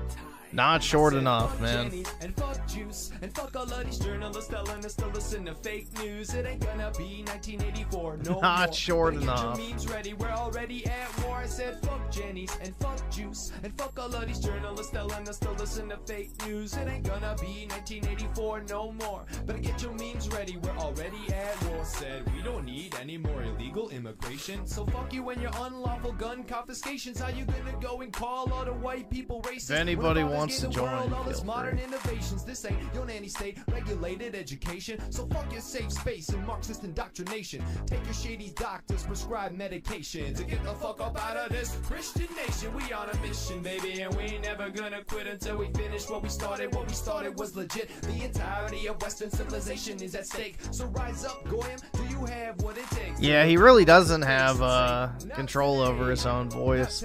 It's just, it's another one of those examples of an actor that doesn't act. He just, you know, uses his own fucking voice. I need something to do in the background, so I'm not gonna wait. If you want to join, you can join. I'm trying to stay awake right now. Now it'll be, yeah, basically 24 hours since I woke up. So I have to stay up all day today until what, like 6 something. So I need stimulation. I don't see what we have to fear. We stick together or we lose forever. That's why we on the top and the Jennies wanna bring us down. They cannot compete, that's why we gotta keep them out. They have all the money, tech and power, we got word of mouth. In a little vial full of powder, shatter, Colin Powell. Hey, they cannot stop the Senate Jake.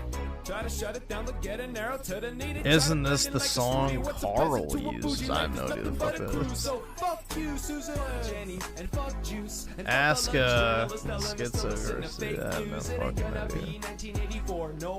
I've never heard this before in my life. I said fuck Jenny's and fuck juice and fuck all of these journalists telling us to listen to fake news. It ain't gonna be 1984 no more. Better get your memes ready, we're already at war. Fuck Jenny's, fuck juice. Fuck Jenny's, fuck juice. Fuck Jenny's, fuck juice. Fuck Jenny's, fuck juice.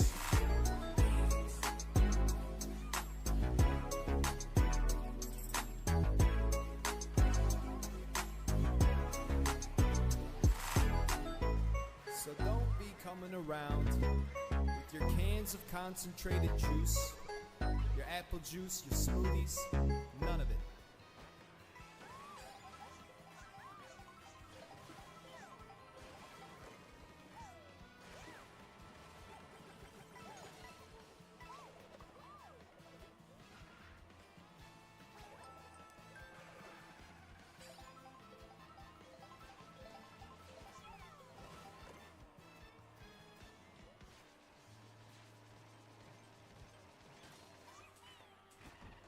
Oops. Thought that'd be a little smoother. What? Bro, how the fuck did that? Alright, that was some bullshit, man. I was like riding on the wall perfectly fine. And it's like, nope, you're out of bounds. Make that make sense. Make that make sense.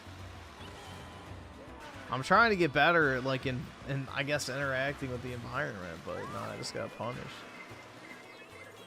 They were like, no, don't do it.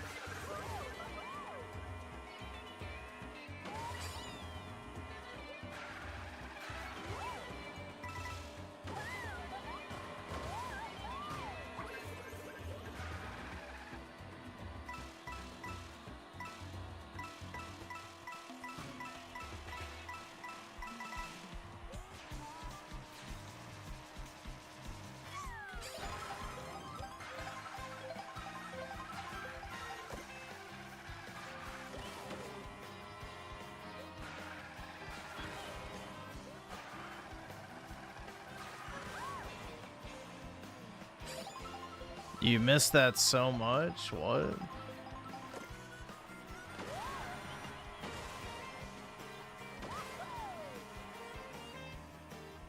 I don't know what you're referring to.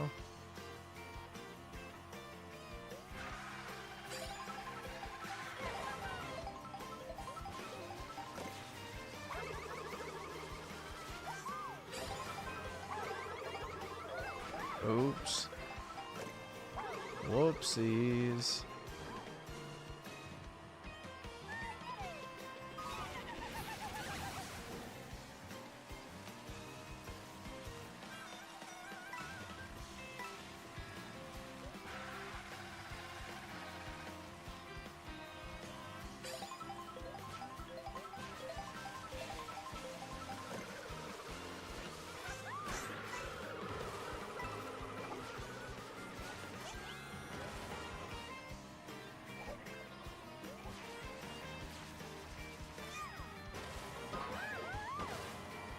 Looks hard to get first in this.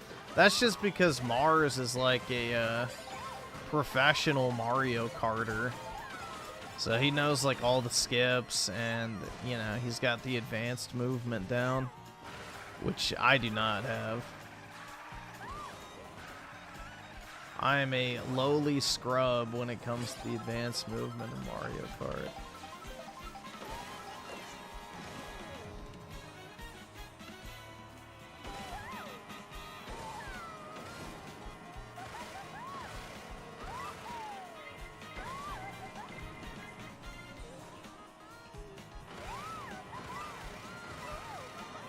Nah, it's only Smash players that don't shower.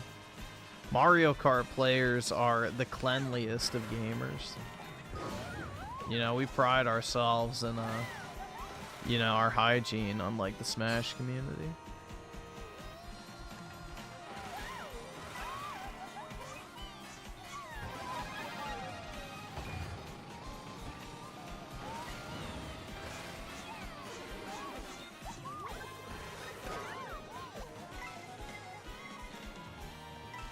Fuck even hit me? Shit.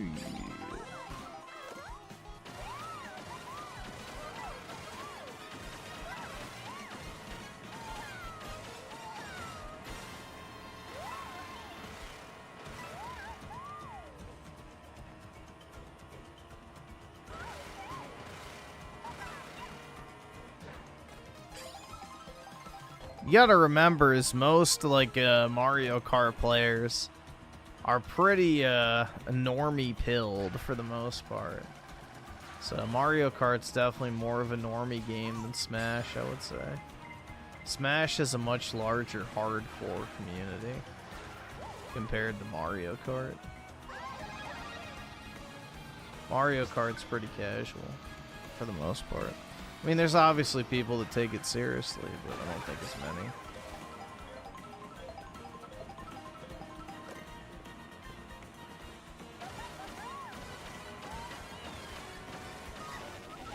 Oh no! It's over, man. I didn't mean to get that.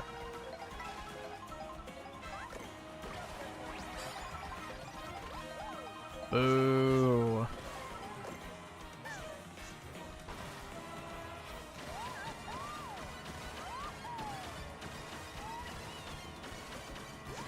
I love how I got a bullet bill in third place, Brit. That's fucking brutal. Jesus.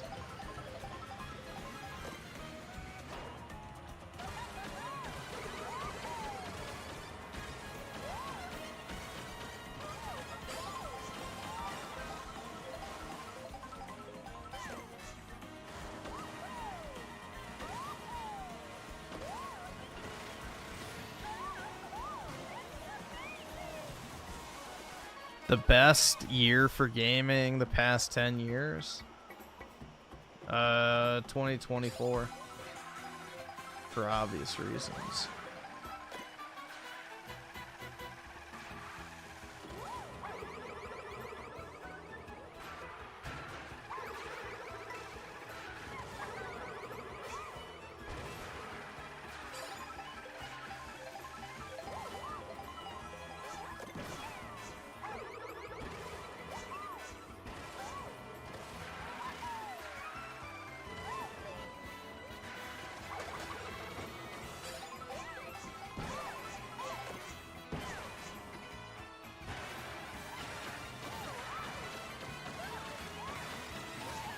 All right, awesome. Thanks, nigga. All right.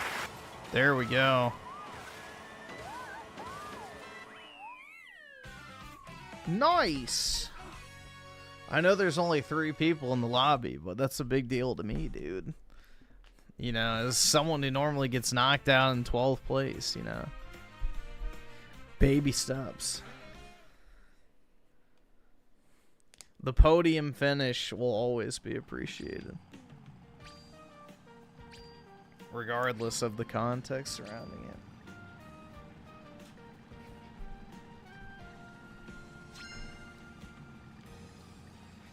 And let's see, Raging Boar with the 5. Appreciate it. Been on the money grind, and this year keeps getting better and better. Just doing what you gotta do. Nice.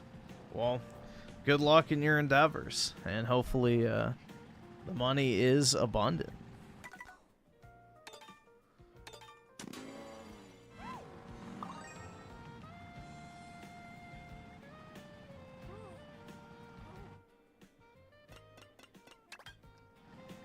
I don't think Mars has like a crazy amount of time in the game though, which maybe I'm mistaken. Let's see. Yeah, he doesn't have that much time in the game, comparably speaking, to like his skill level, I would say. But I don't know how much he had in Mario Kart 8 Deluxe. That might tell a different story, but I guess we'll never know.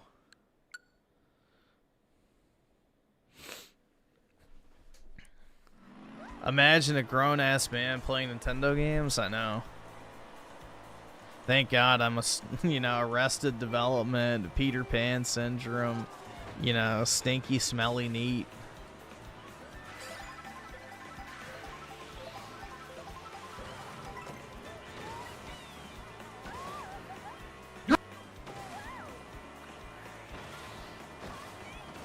Yeah, like I have 200 hours in this game. Now, granted, some of that's just from the game sitting idle, but still, I have a decent chunk. I just don't practice any of the skips, which is the problem. I've never learned the advanced movement system, which is what this game really is about, is the advanced movement.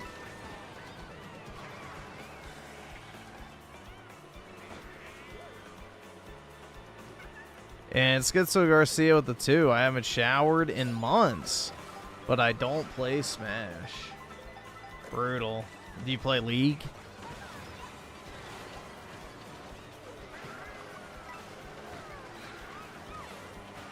Or Magic the Gathering?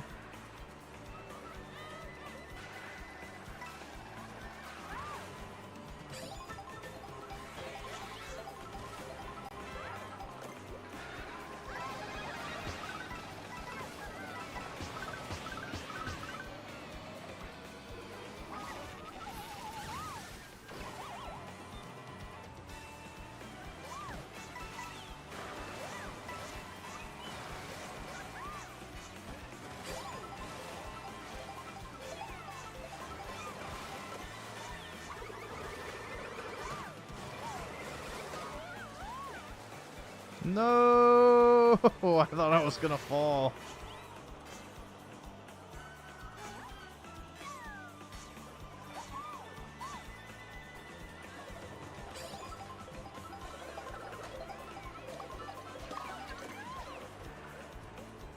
He's playing Genshin Impact? Oh my god. Now that is scary.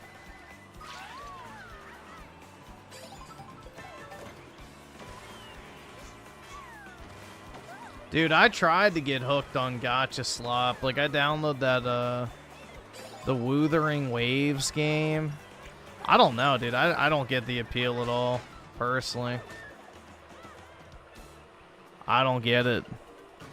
Like, the gameplay's okay, but it's like, holy fuck, bro. The dialogue is just retardedly, like, long.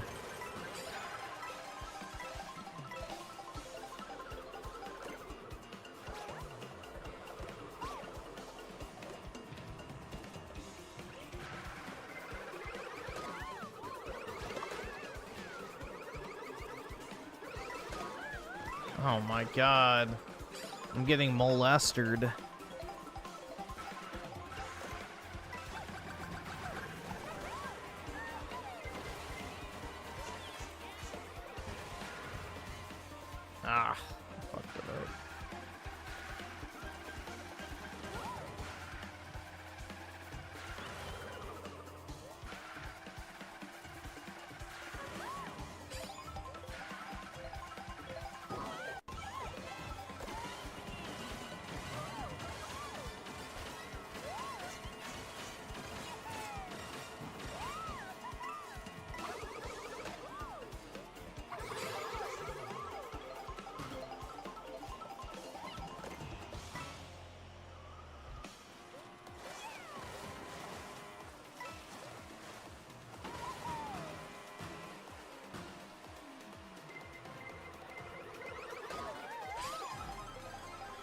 Schizo Garcia with the 2. I play TF2, FGO, and Genshin Impact. But I don't yeah, that's debatable, bro. FGO and Genshin Impact? You're poor! Yeah. You're fucking poor! Let me ask you a serious question.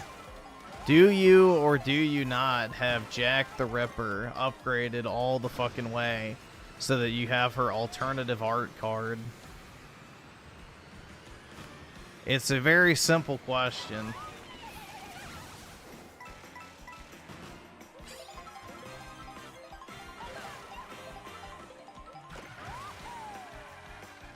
Perhaps. Alright. And you claim that you shower, huh?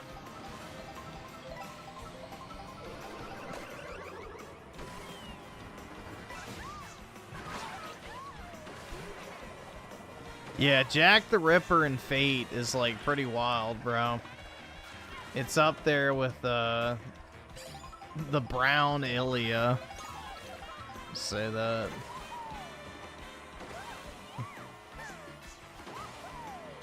I think it's Kuro or whatever. I don't fucking remember.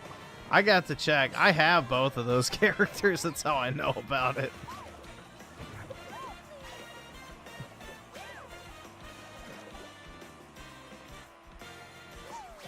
No, actually, it's worse than Pedo Sona shit in that instance. Far, far worse.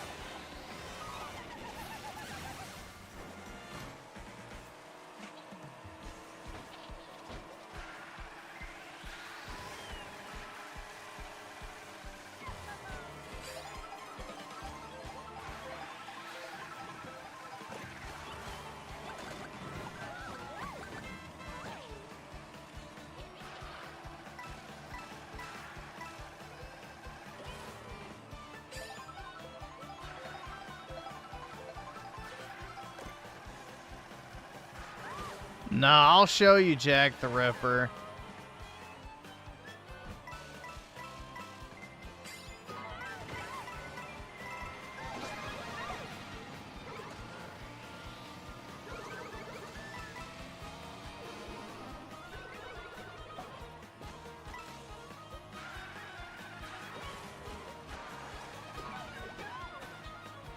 Nah, Jack the Ripper is like legitimate, you know, fucking felony charge bait. I won't even say jail bait.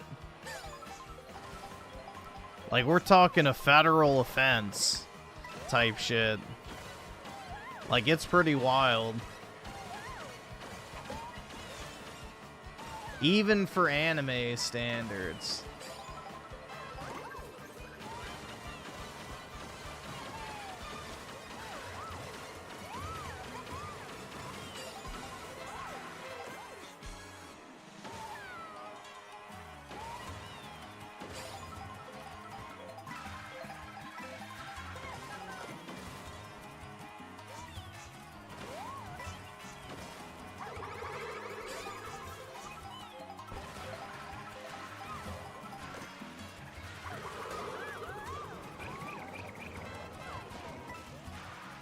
Boo.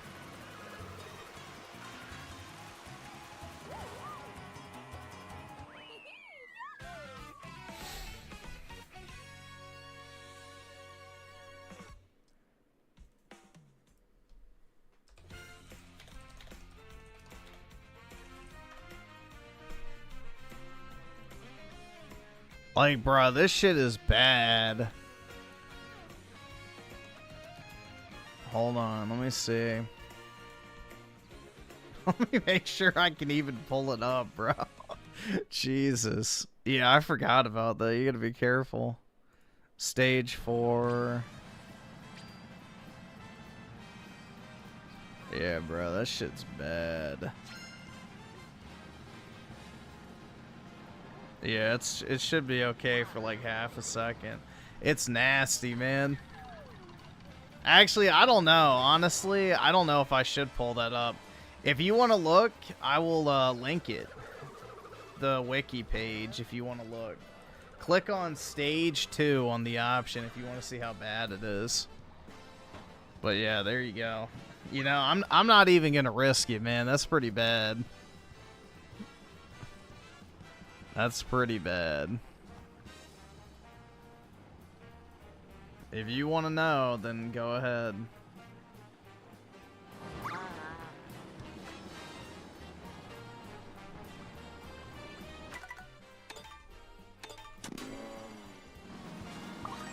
You have Alice? I don't know who that is. Alice FGO. Let me see if I recognize her. Nope, I don't recognize her at all.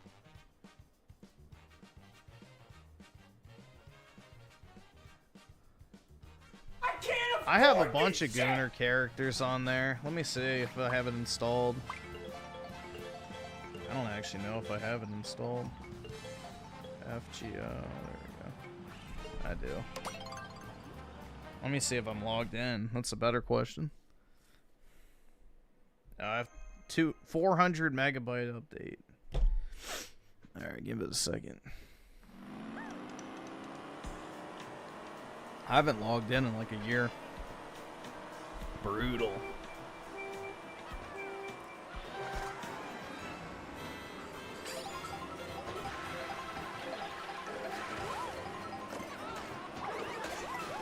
I have a pretty stacked account, honestly. I just don't play anymore because I kind of got sick of it. I used to play it all the time in class, and once I stopped having to sit in class, I just stopped. Because then I was online and I just played Minecraft instead. Or surfed on CSGO.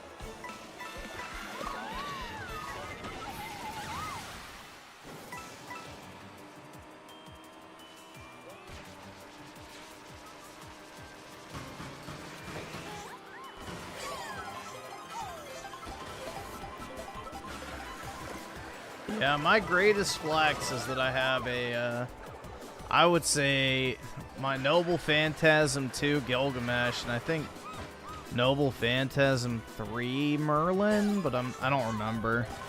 I know it's a multiple Noble Phantasm level, though. That was the one time I spent a lot of money on the game. I spent like 80 bucks. Because I wanted to roll for Merlin. Because at the time, he was like the most busted character in the game. No, I never got Iskandar. I wanted him, but I never got him.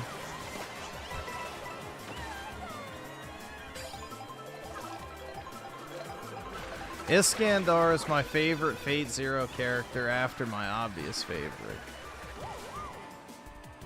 which is Gilgamesh the Goat.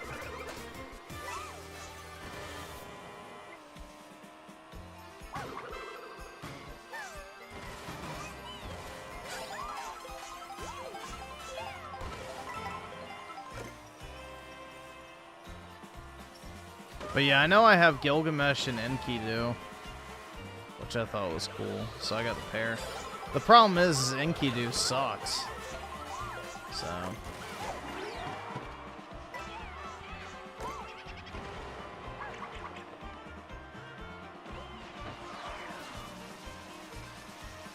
Yeah, they also have Gilles de Rais, too, so, you know. Jean's companion.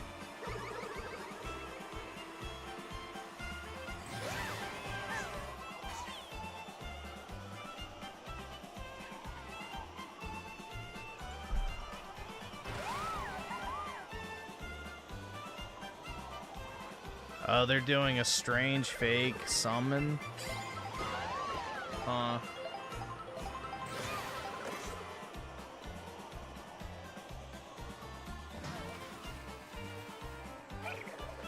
If I have some gems, I'll do some rolls. Yeah, I have Edmond Dantes as well. I have him. Yup. The Avenger class.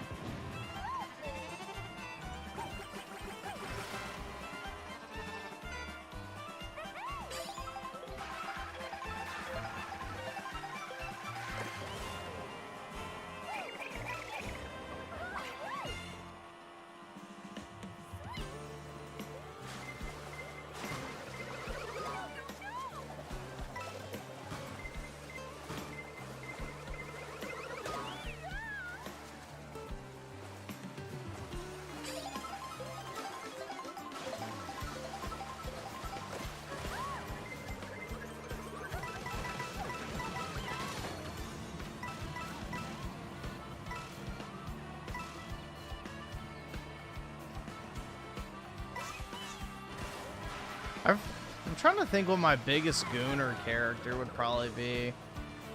It would probably either be the Scathasha, I don't know how you say her name, the Lancer chick with the massive fucking tits and see-through black bodysuit. Either her, Beach Saber, or I'm trying to think what else. I don't know. I have to check my list. I haven't looked at my roster in a while.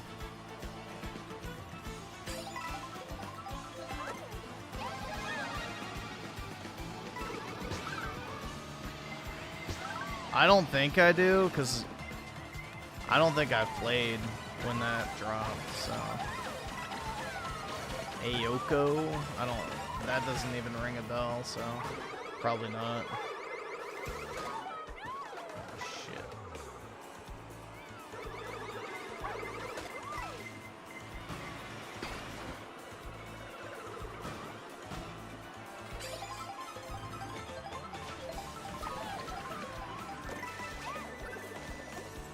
But yeah, I'll check after this race.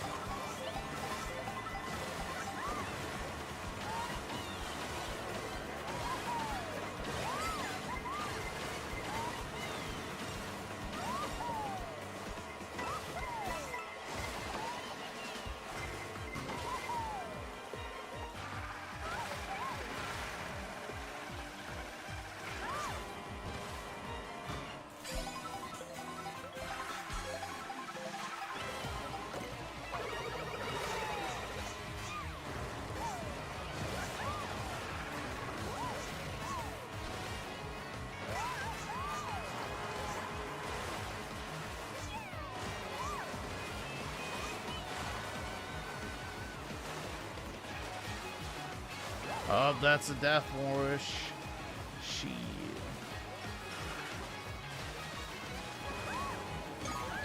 Oh, fuck. There it goes. No power up, bro. Brutal.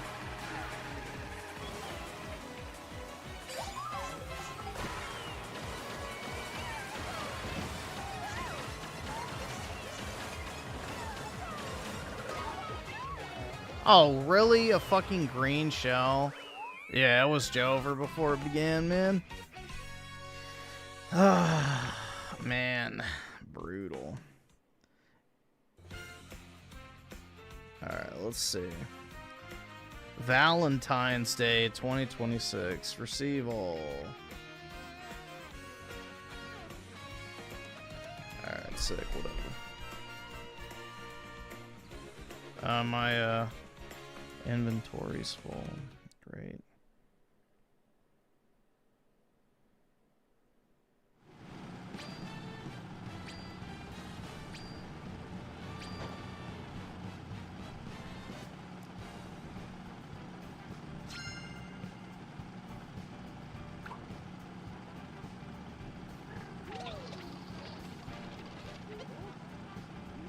Alright, let's see. So, formation, spirit origin list. So, I have Mordred, Altera, Archer Saber, which is the beach version. I have Arjuna, which Gilgamesh, which he is what Noble Phantasm rank? Oh, level 3. So, Noble Phantasm 3. I have Enkidu, Noble Phantasm 2. I have Lancer, Saber, Karna, Skathash, I guess is how you say it. Which that's definitely a Gooner one. I have the Rider version of Saber, which is also a swimsuit card. I have Ozymandias. I have Francis Drake, Altria Caster, Nero Caster, which is the beach one. That's a Gooner one for sure. 2 of those. Merlin. I have Leonardo da Vinci, Tamamo May, Jack the Ripper, fully clothed, might I add. Mysterious Heroine X, don't know who that is. A Makusa Shiro. I have Jean, Oda Nobunaga, Jean d'Arc, Alter. I've got Edmond Dantes and BB. No idea who the fuck that is, but it looks like a Gooner one. But yeah, there you go. That's what I have.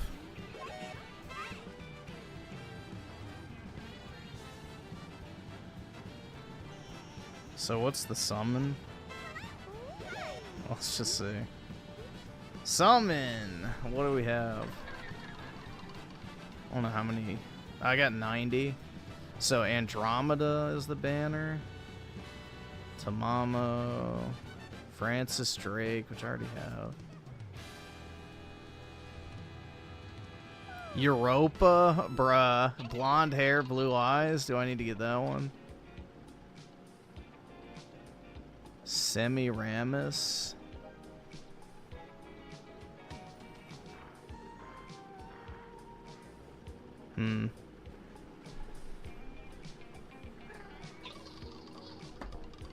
BB Netanyahu?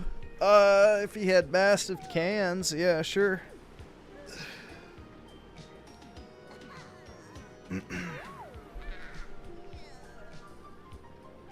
So yeah, that's the ones I have. Hold on, let's see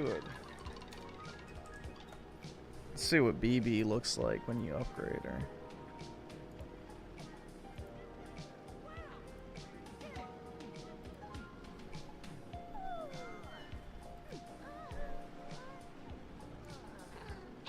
Damn, bro. Jeez. Holy fuck. Alright, I can pull this one up. That's pretty large, man.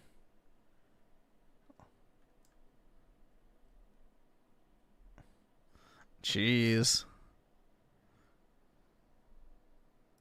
There you go.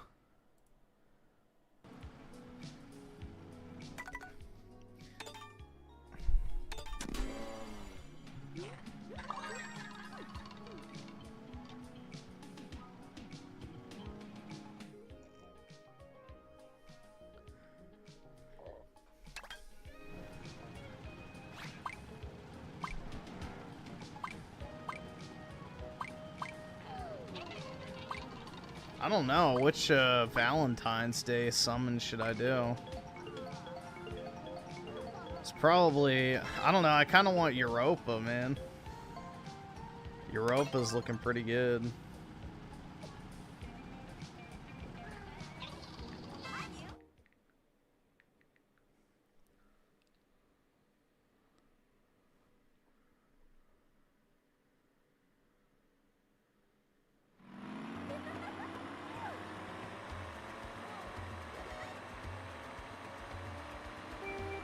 Together we could save the white race.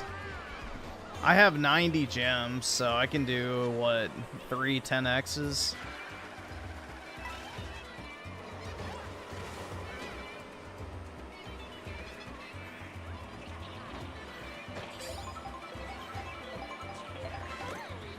No, I'm not going to start playing it again. I'm so far behind that I wouldn't even know where to pick it back up at. I'm so far All right, awesome. behind. Thanks, nigga. All right.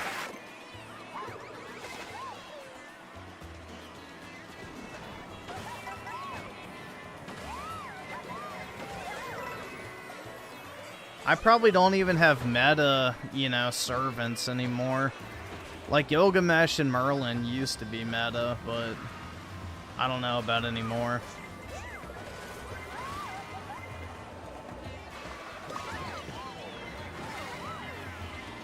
Same with Jean Alter.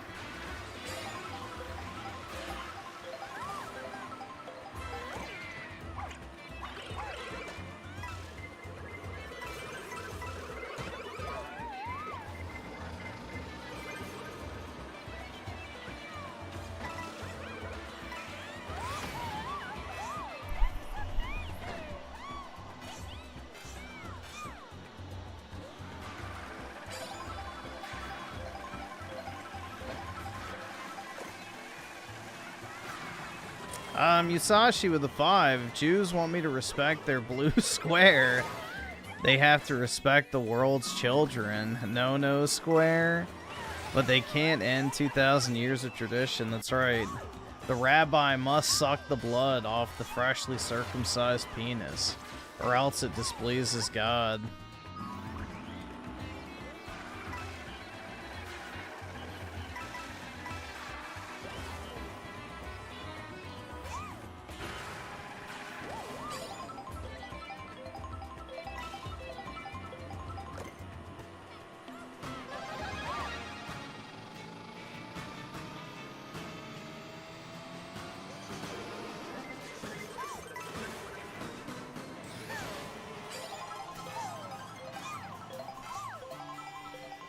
Oh boy, here we go. Dating life talk again.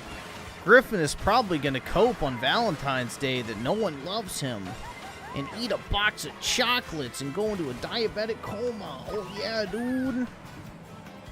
Absolutely, bro. Absolute. How did you know? Yeah, I'm deeply hurt by the fact that I'm going to be spending Valentine's Day alone. It just eats me up inside. So that's why I have to eat the whole box of chocolates. So.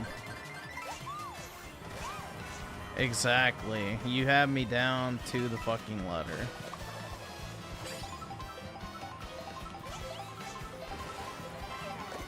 How did you know? Would I date a Jewish girl? Yes. I've already answered this question like 100 times before. I would absolutely fold for a hot Jewish chick.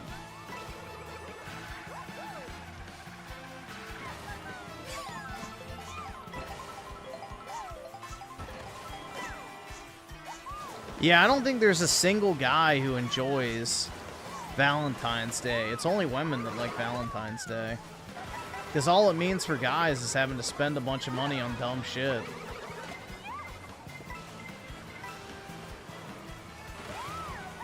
Would I date Ben Shapiro's sister? No, I don't find her attractive. I'm not into big titties like that, bro.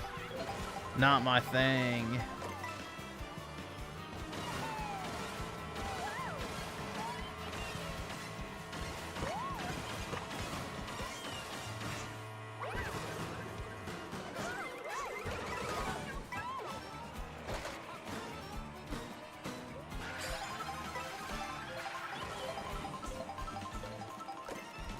Isn't Brett Cooper married? So good luck shooting your shot on that. Ironically enough, Brett Cooper is more trad than most of these so-called trad con women. So that's the ironic part.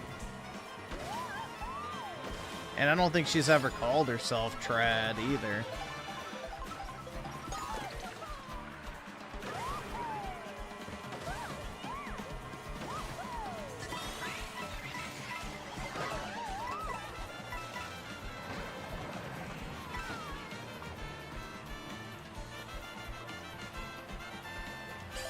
You don't have a GF? What the fuck have I ever said that I have a GF? The fuck? Come on now. Everyone knows I'm single as fuck.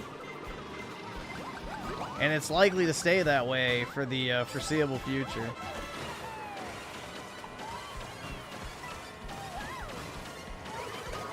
Everyone already knows this. I'm single, not trying to mingle.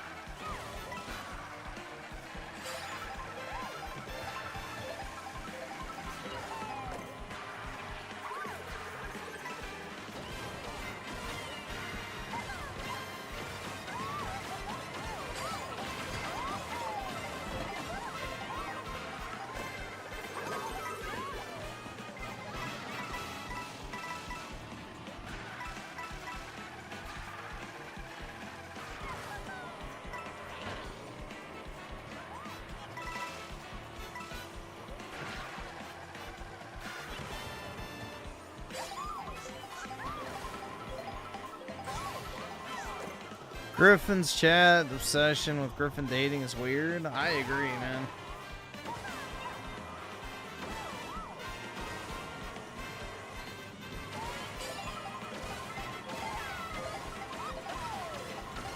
I'm just trying to have a good time, have a good game, have a good stream, and y'all keep trying to bring down the mood with dating talk. Yuck.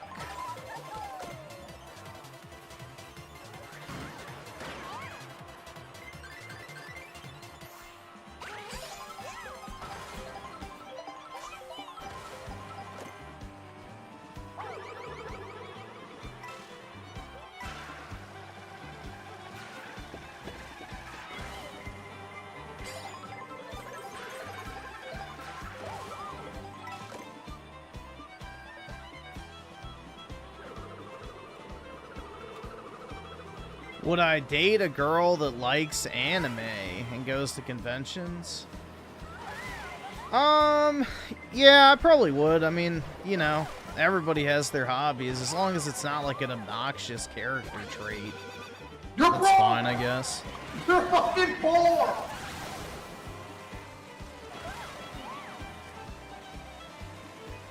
Like, if all else equal, like, you know, she's good on every other front, then yeah, I don't really care. That's not that big a deal. There's way worse shit that women do than that. So, yeah. Being a closet weeb is not really that big a deal.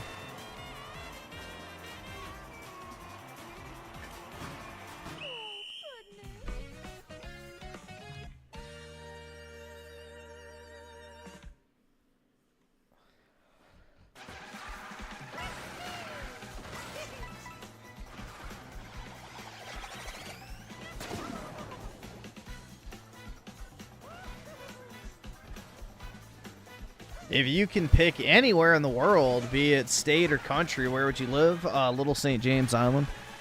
I hear it's beautiful there.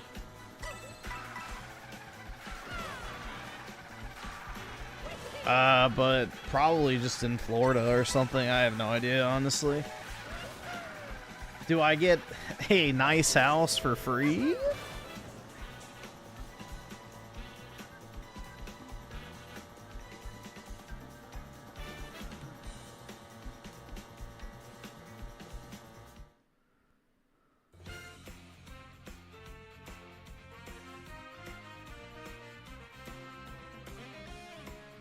Don't want people talking about your dating life or lack of. Don't crap on about how women are whore. Dude, nobody was talking about that shit except you, once again.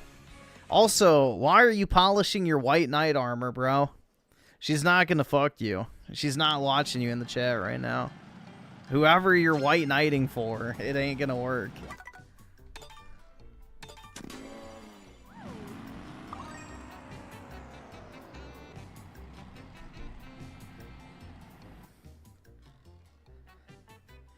You have all the monies? Ooh, I'd buy a Roman villa, honestly, at that point. Why not? I'd buy, like, one of those mega mansions in Rome and live out my true Roman life, paying peasants to fight for my amusement.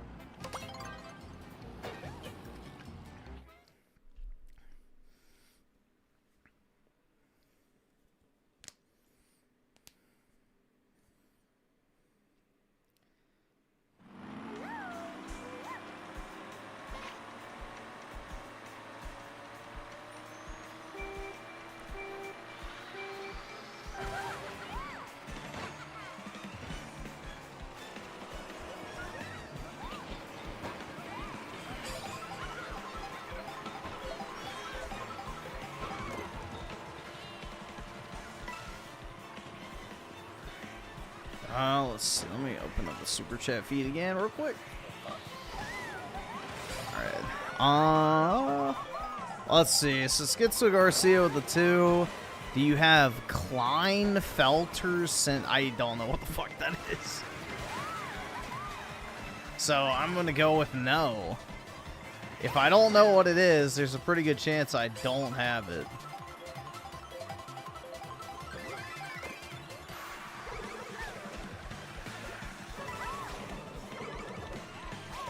What I don't know can't hurt me.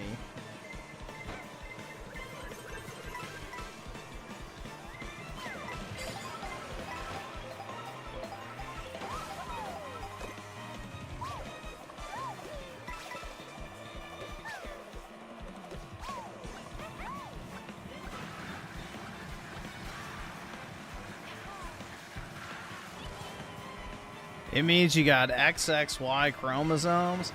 Nah, I don't have an extra chromosome, unfortunately. Otherwise, I could collect disability and a paycheck. Shit.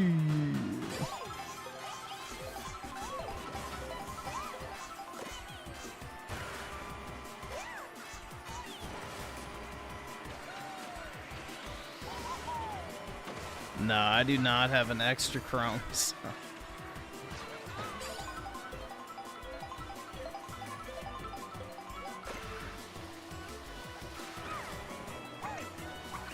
I might be special, but not that way. You're broke! I'm a You're mutant, fucking that's poor! right. But instead of cool X-Men powers, I got a small cock and a big gut. Brutal.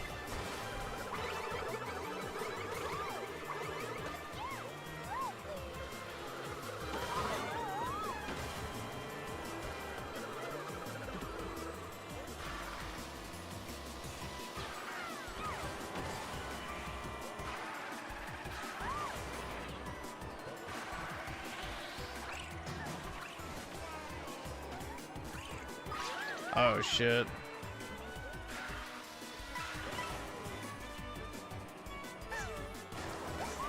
He's gay? Brutal, yeah. Maybe a little, who knows?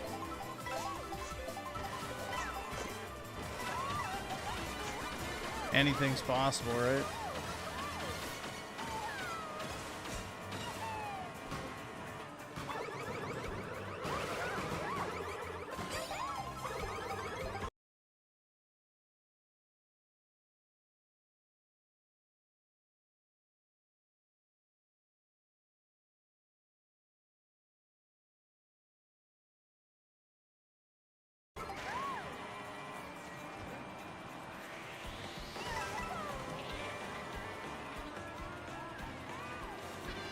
You got a shout out from Andy Worski just now. Oh, that's cool. Nice.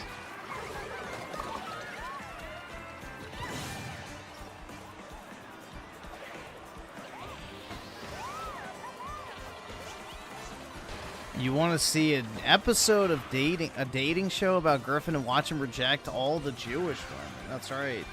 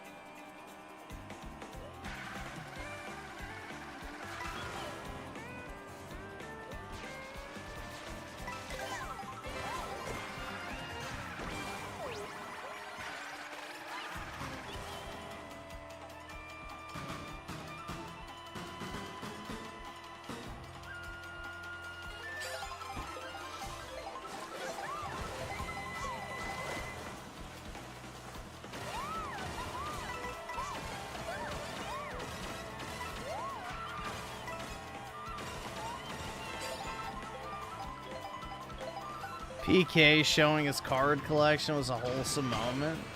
Well, if anyone else has a card collection they want to share, you know, we can pull them up. So, if anyone else wants to do it, then feel free. We can do another show and tell if you'd like.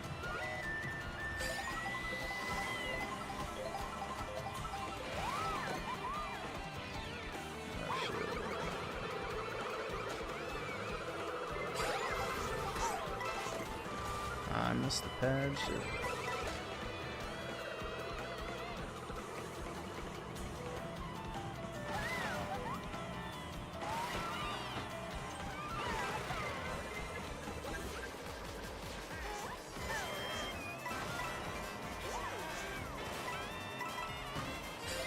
All right.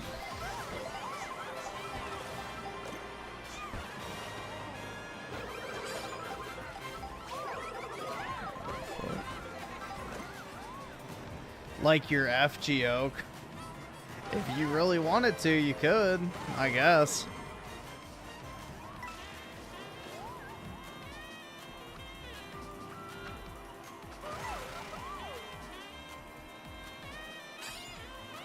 Yeah, no, Rich basically did say that he clicked the wrong link and got CP while looking at the Epstein files, which is a fucking lie, bro. There's no CP in the Epstein files on the fucking government website. So Rich was doing some independent research, let's just say, and I guess stumbled across some. Which is kind of crazy to admit on camera.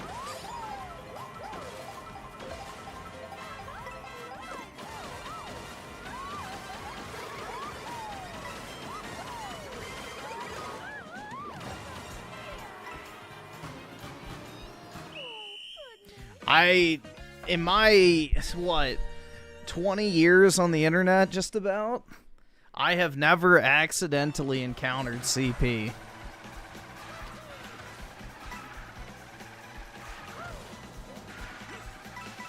It's never happened to me. So...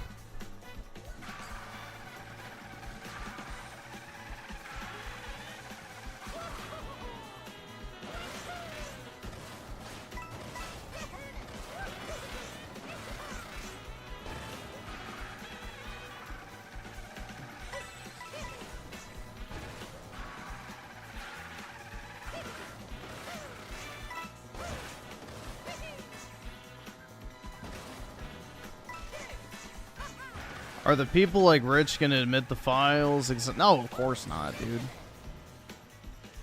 As far as Rich is concerned, man, like, you know, Trump is guilty of literally anything his imagination can conjure up, is the reality. So it doesn't matter. They already have, like, it preconceived in their head that their side good, you know, right wing bad. It doesn't matter what evidence is shown or anything. They don't care. So, it's basically just a cult. essentially.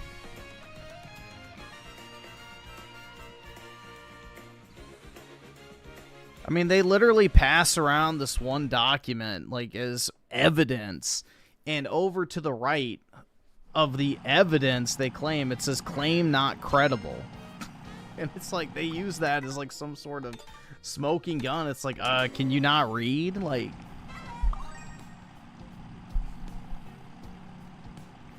can you literally not read?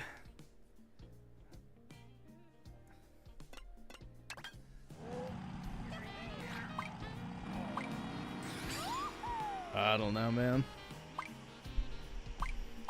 I wonder if Rich has seen the new theatrical movie Melania.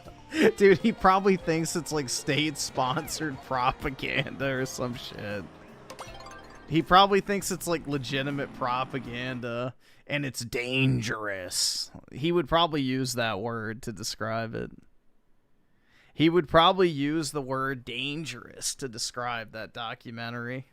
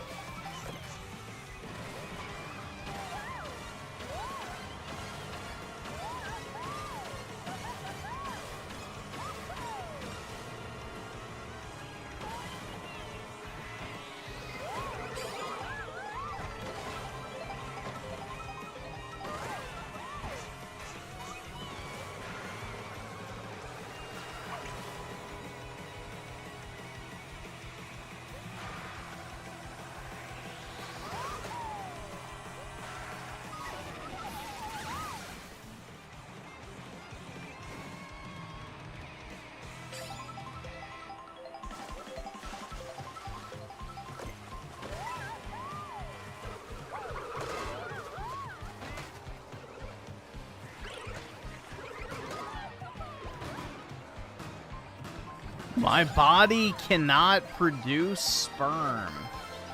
Last time I checked, that is not the case, but alright. Please, let me know about the density of my ejaculations.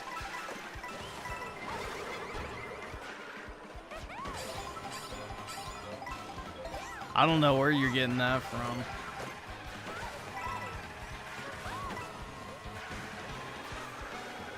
Jesus, bro.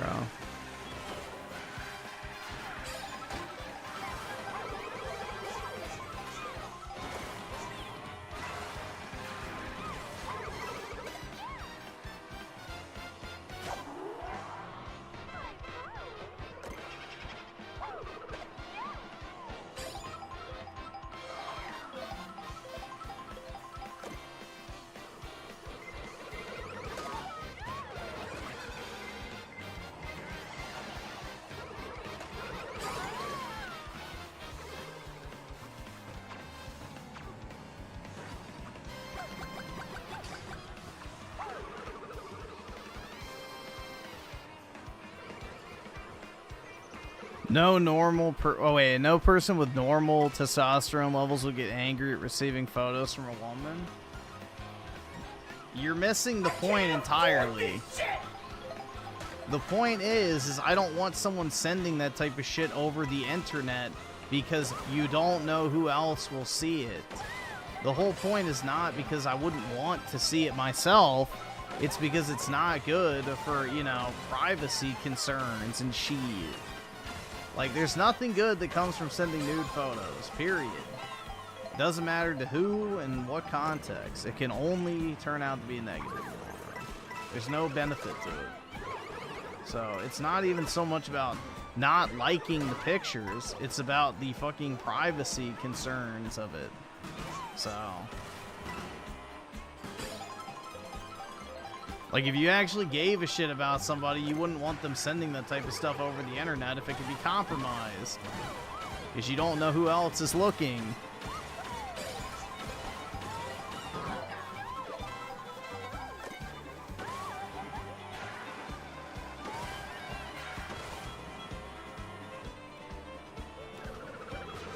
Only bad things can come from it. That is the entire point.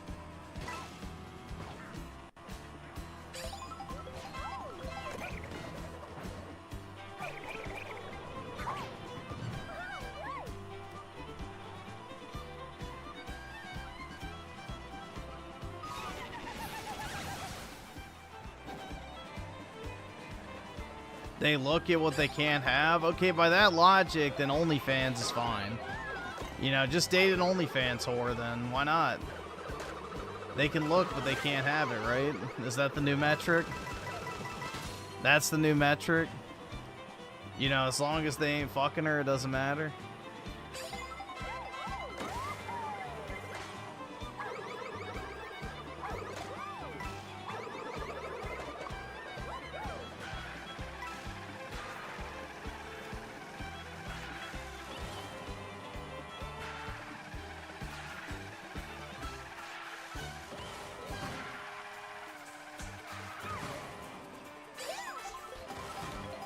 I don't know, dude. All I can say is if you actually gave a shit about somebody, you wouldn't want them putting themselves in a compromising situation, potentially, for your amusement.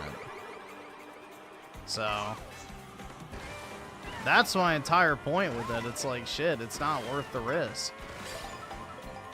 I'll see it in person anyway, so just, you know, hold off on the photos.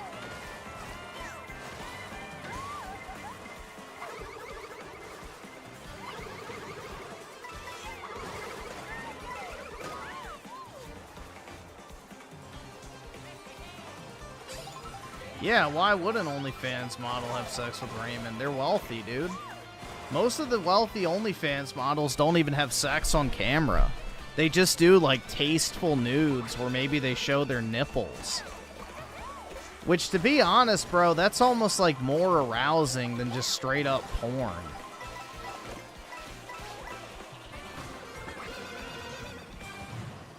Especially if, like, the entire gimmick is you're, like, trying to get to know her, quote-unquote. It leaves something to the imagination.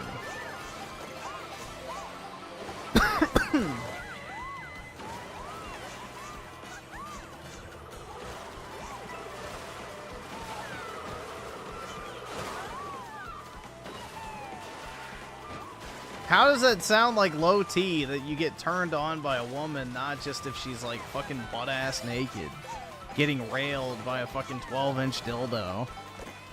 If anything, that means you have high T. If you're attracted to women sexually without them being in a sexual scenario or engaged in explicit, like, literal sexual acts, then I would say that's probably a indicator of high testosterone, not low.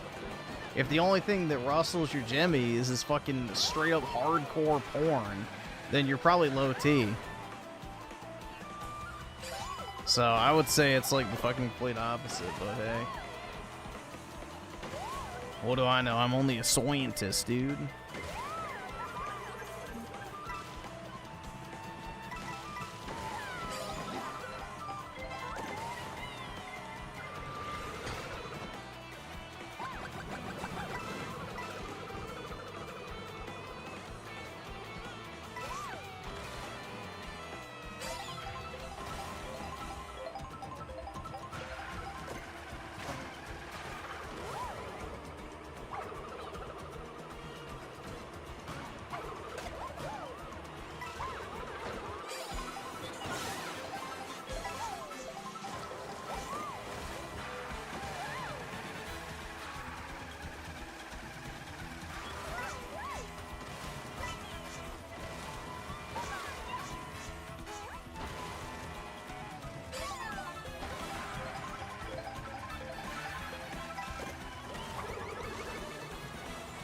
fucking hammer, man.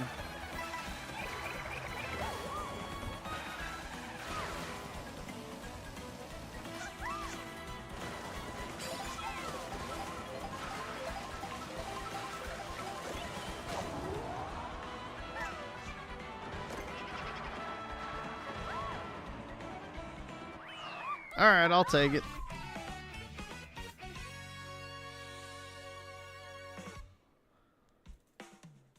I don't think anyone at Halo Studios, I almost said 343, has any idea how to make, you know, any further updates or ports for that game. The only people they have now are outsourced Unreal Engine 5 devs.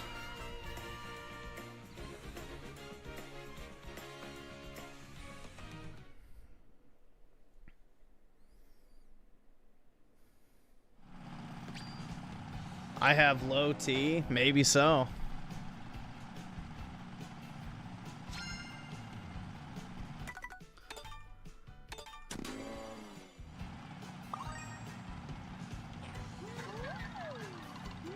Would I date Portuguese woman?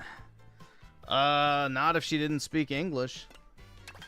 But if she was like ethnically Portuguese and spoke perfect English, sure, why not?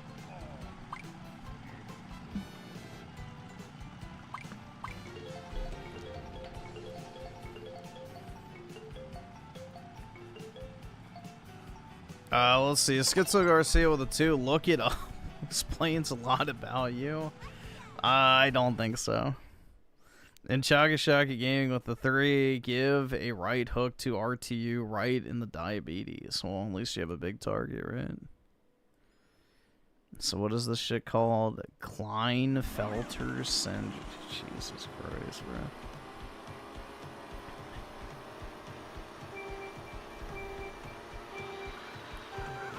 Causes low testosterone, resulting in infertility, small testes, sparse body hair. I have a shit ton of body hair. And sometimes gynecomastia. Don't have that. While there is no cure, testosterone therapy, and yeah, I have a shit ton of body hair. So already I don't fit the build. So I wish I had a little less body hair on my back, personally, but yeah, I've got plenty to go around.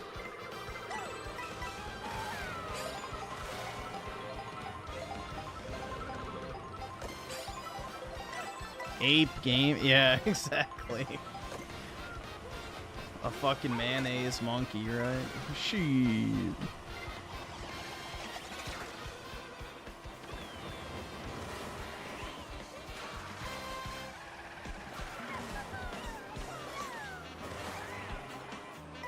Well, yeah, gyno is normal in, like, teenage boys. But, it goes away. When you're going through puberty because of your hormones, yeah, it does happen. But the thing is, too, is if you take testosterone or steroids, you can develop it, too. So, it's a side effect of roid heads.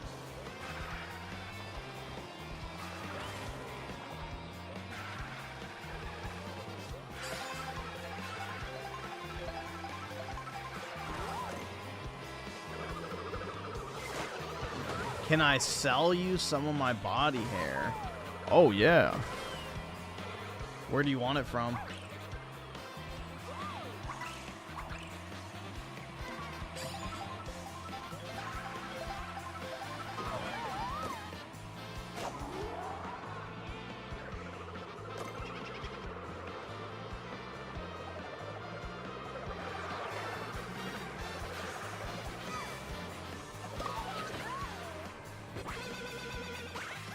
Oh, fuck. I didn't mean to double tap that.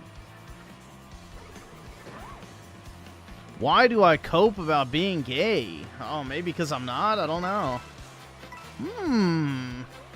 Let me think about that.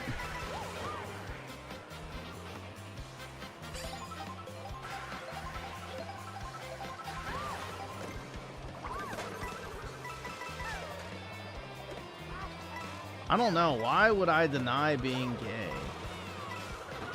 I really can't put my finger on it.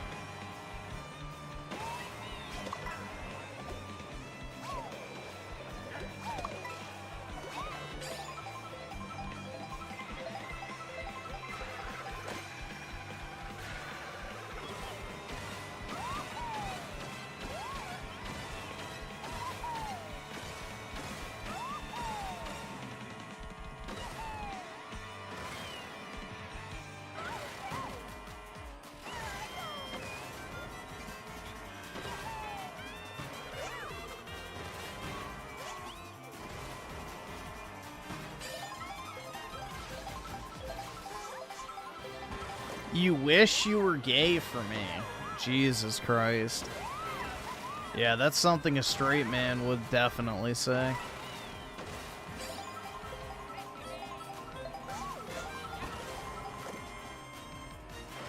That is definitely one of the straightest things I've ever heard in my entire life.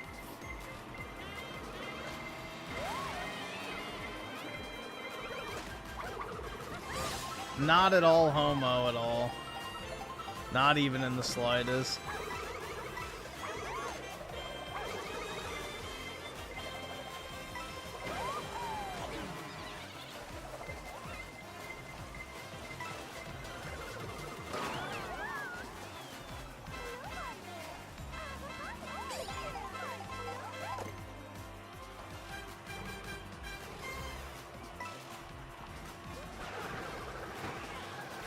You're broke! You're fucking poor!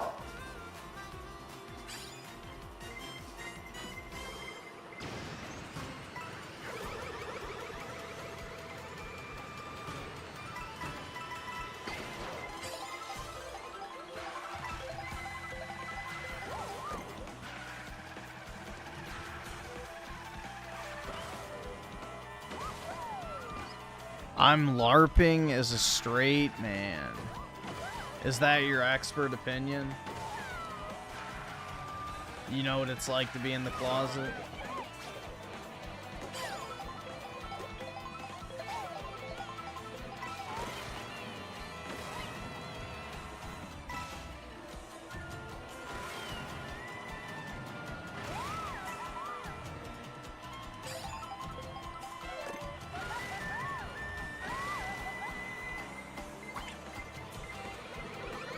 Of course, shit.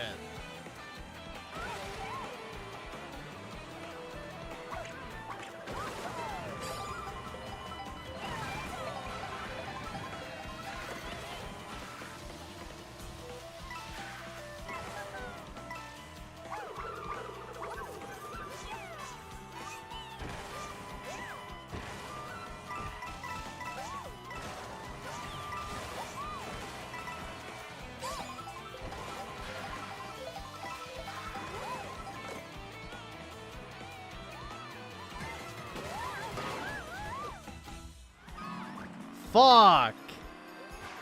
Really?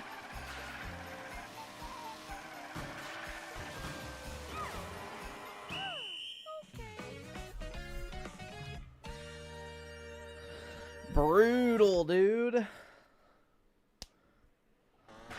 That's terrible.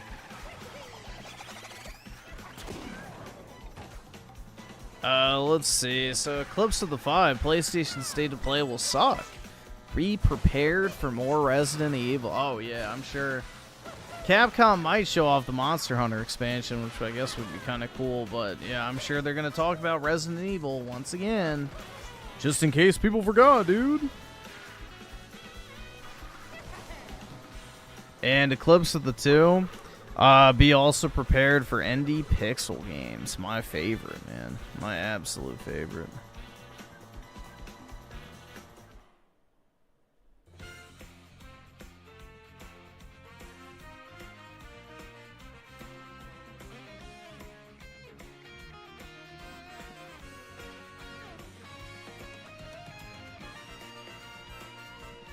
Let's see. Yogi Bear with the 2 with the gay pair.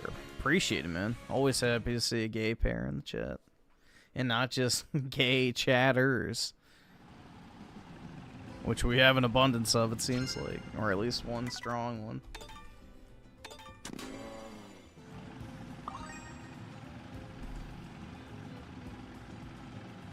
Let's see. What was I gonna read?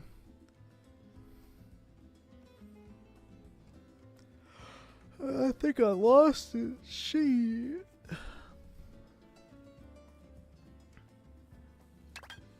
Yeah, it's gone. I don't see it anymore in the chat. Brutal.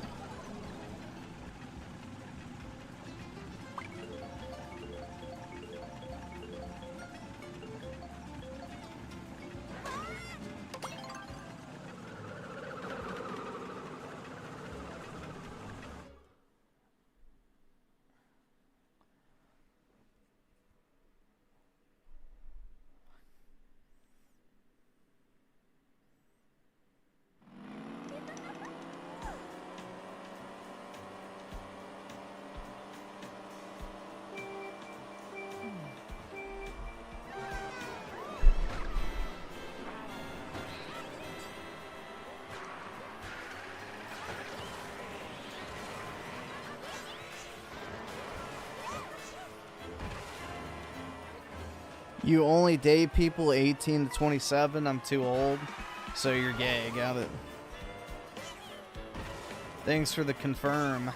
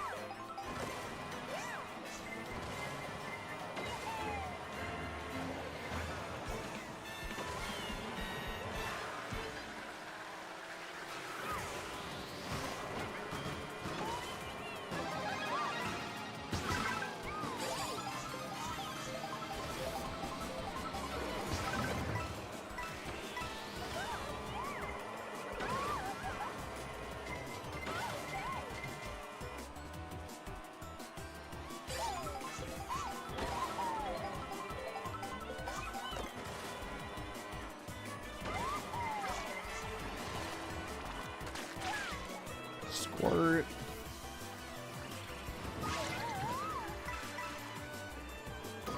Oh my god.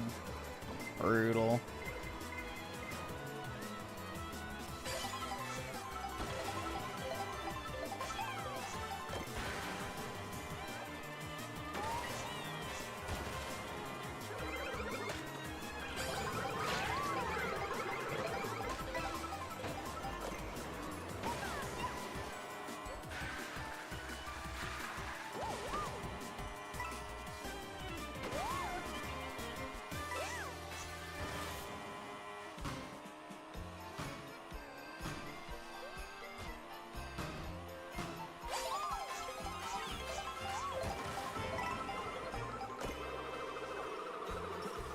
Clips of the two, they're gonna show. Wait, they're gonna re-showcase Horizon. Oh yeah, I'm sure.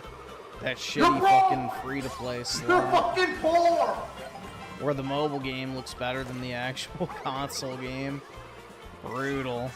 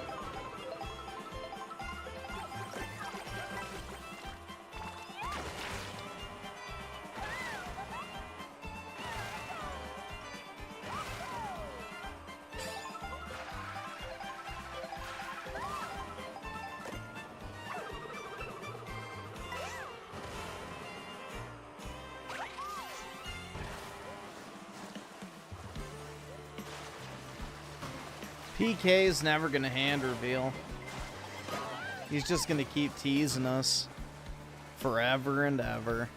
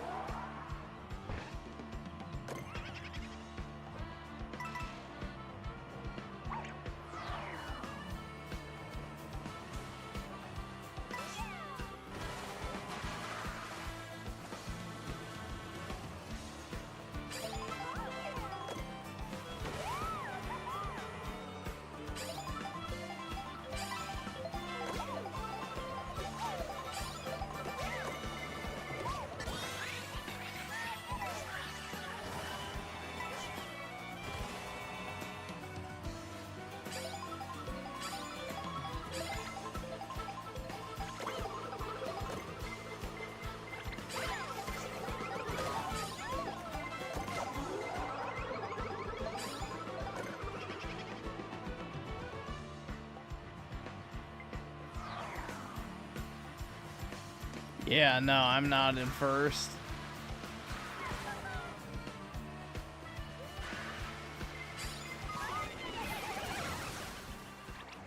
I'm the first to not be on the podium.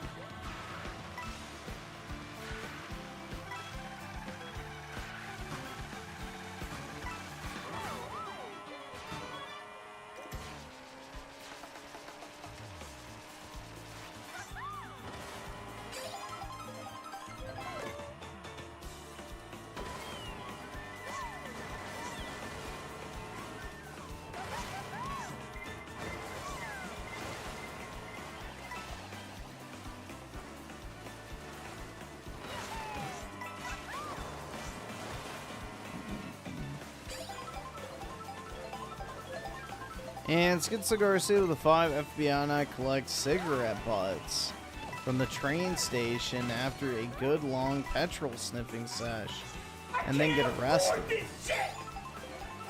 Like true dream ketamine, or wait, Dreamtime Kangs. Hell yeah, man. I'm glad y'all have such a great close relationship.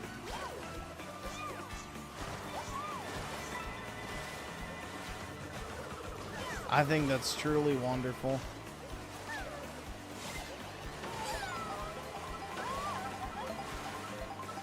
Where did I'm trying to read it with one eye. So I'm trying to read this shit with one eye.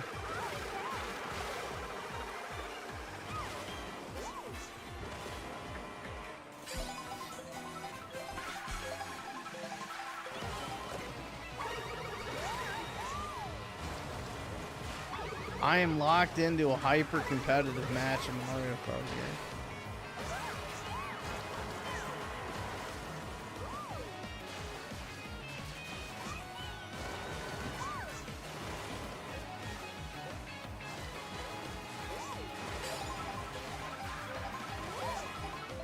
Yeah, I'm not catching up. I wish I could have skipped the mushroom, but nope. Whatever. It's over.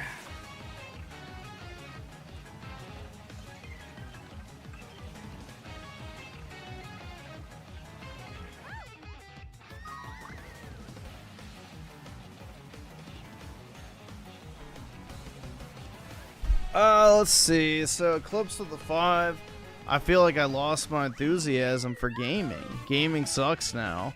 At least Mario looks fun. 1000% hate movie games. Yeah, I mean, the thing is I wouldn't necessarily hate the movie games as much if they were actually good movies. But just like Hollywood, video game storytelling has gone down the shitter, so it's not even like you can turn on a game and expect a good story for the most part. It's a very rare occurrence nowadays, unfortunately. But the times we live in, man, gaming has never been better. At least that's what Reddit told me, because Expedition 33 is the greatest video game of all time.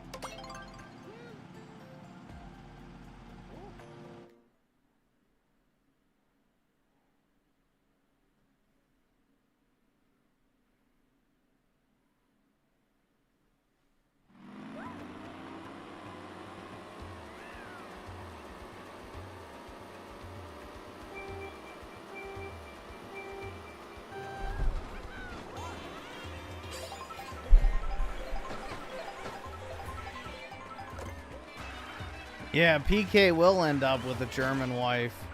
One of those new Germans, quote unquote, that use prayer rugs. They're just as German as Papa H himself.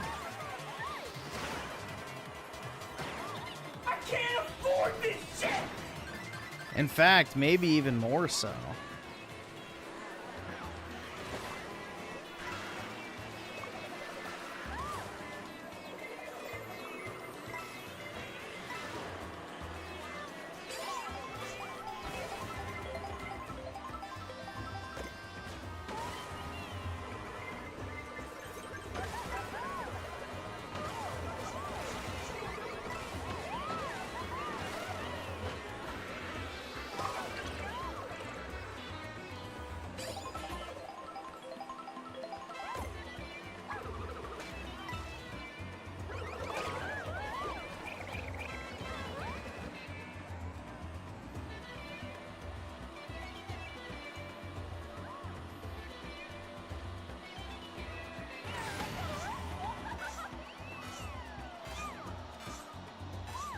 can't afford this shit!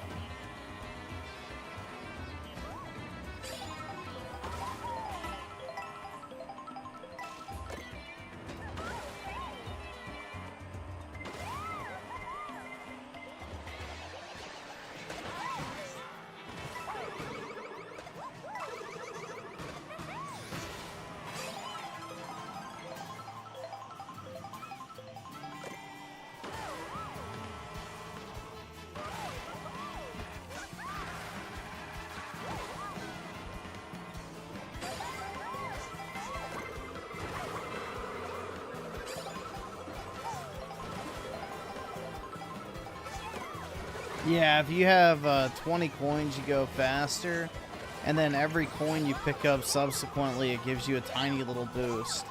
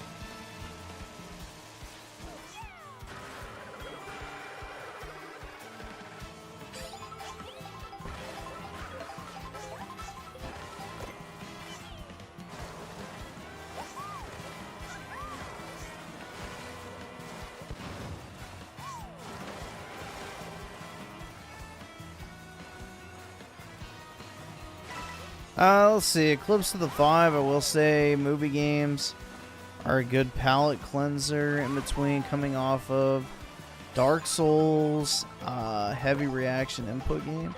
Yeah, I mean, for sure. I mean, the biggest thing is can you find a good movie, though, is the question. Like, it's more so, can you find one that's actually worth your time? Because there's very few, like, good movie games that are coming out anymore. Which maybe if you play an old one, it wouldn't be a problem.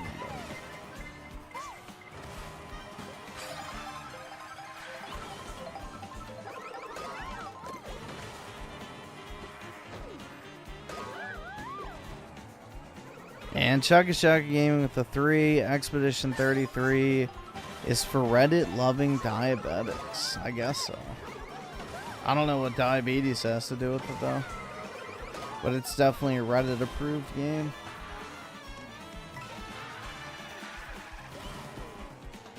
Oops. I fucked that up.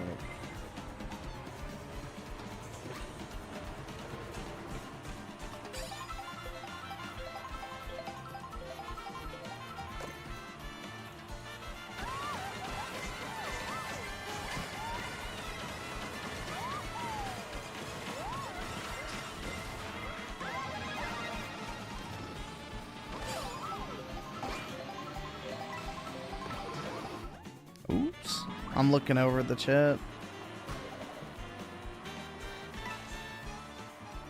Let's see. Anabolic plays the 2. PK said leering. ESL. You can't make this up. We know PK's ESL, but we love him anyway. You know. It's only been 10 years since he's been here. We can't expect him to learn a new language in that short amount of time.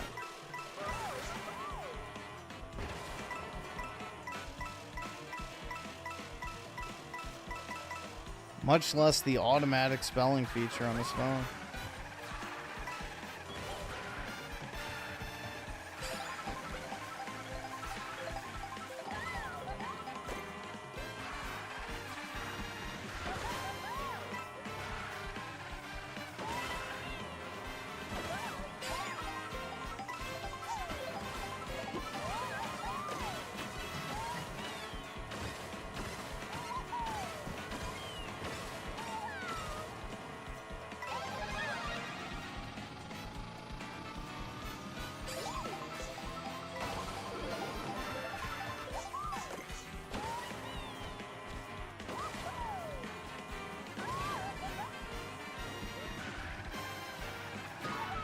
Nope, that did not help me with the speed.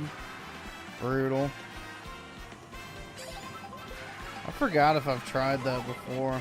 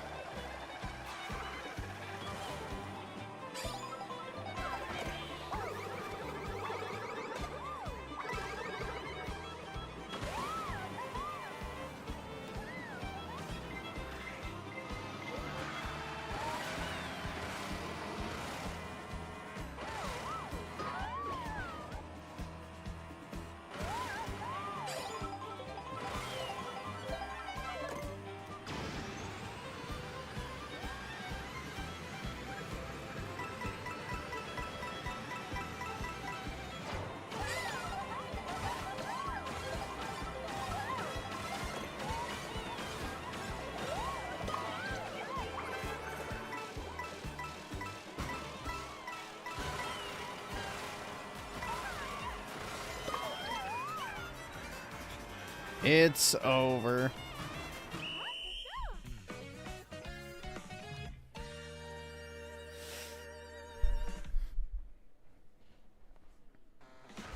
I have French parents and I don't know French. My parents were born in America, my guy, so I don't even think my my grandparents weren't even fucking from France. So my family has been in the U.S. since like the 1700s. So, yeah.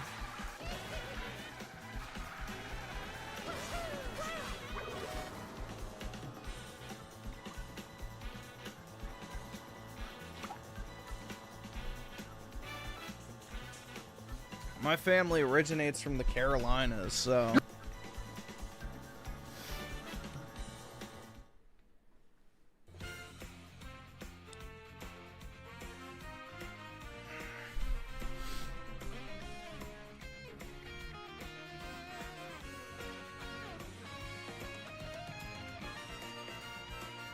So I was lying about being white? That's right.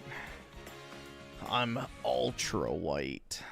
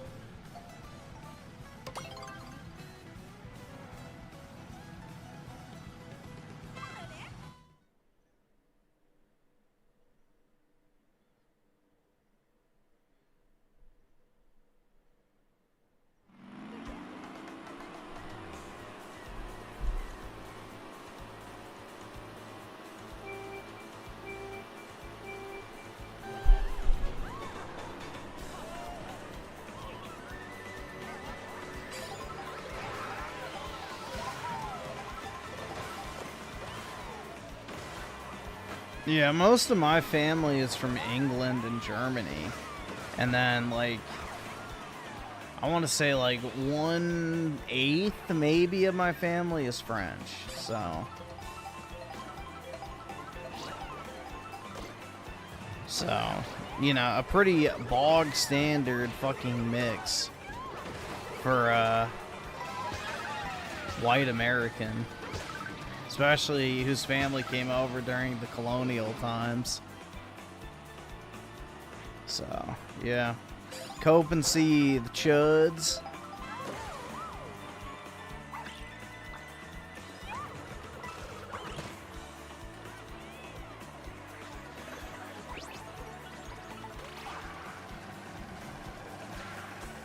But apparently I did have some nobility in my family, so that's nice.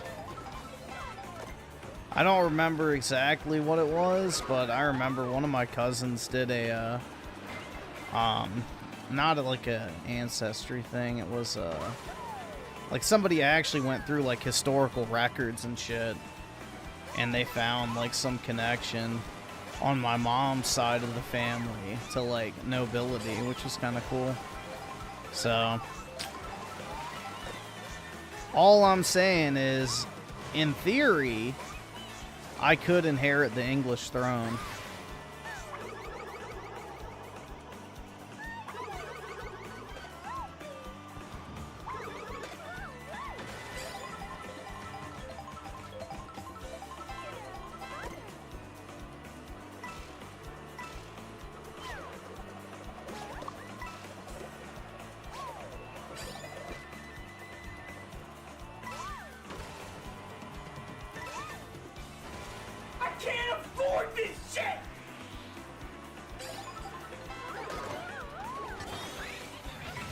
Fuck did it give me that?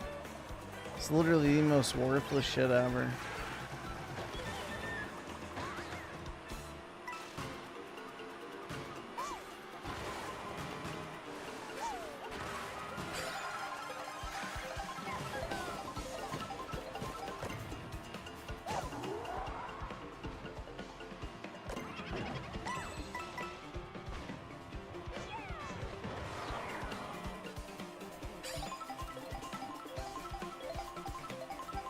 I bet Griffin's family owned slaves back in the day.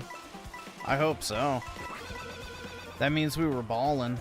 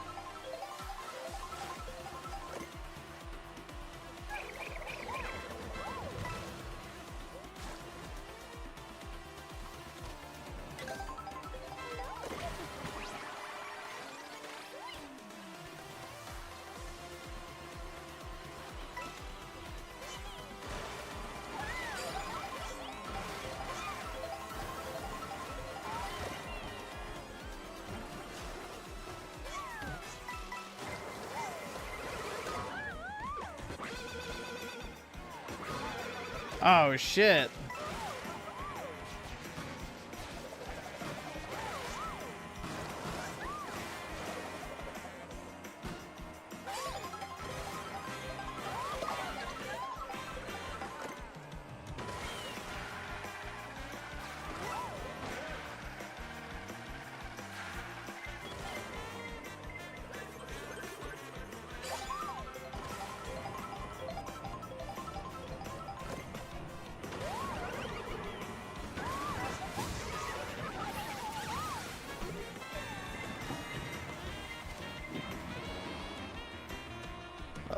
There goes the chat.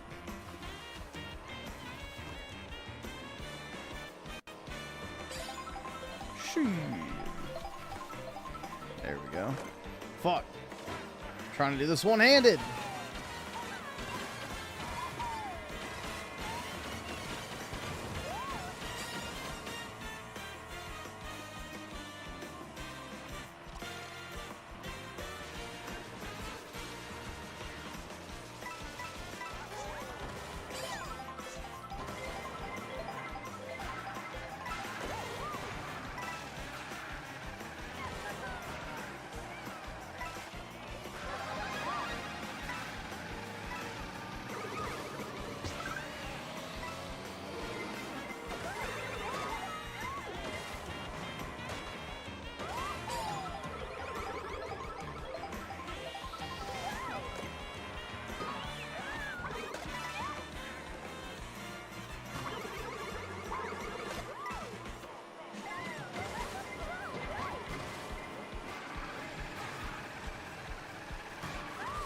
All right.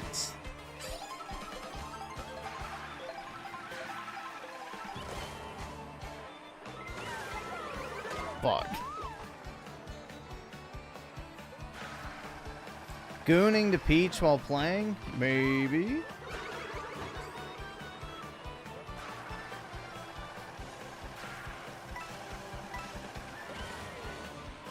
Alright, after this race, I guess we'll do videos.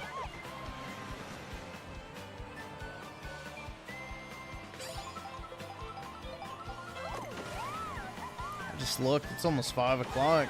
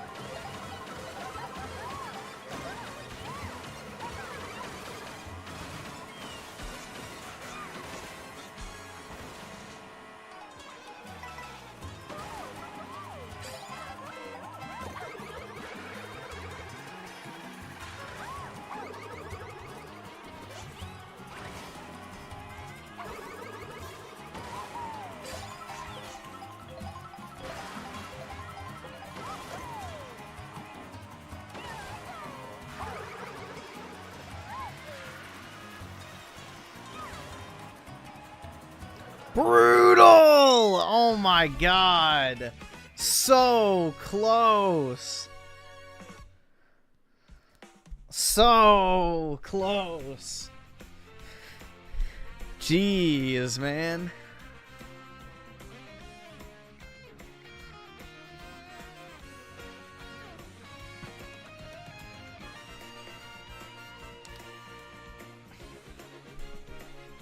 Alright, I'm happy with second place, honestly. So, for a scrub like me, it's a respectable position.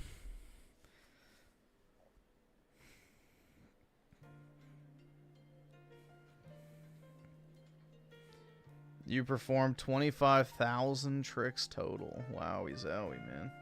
Ooh, Peach just winked at me, guys. I am rock solid.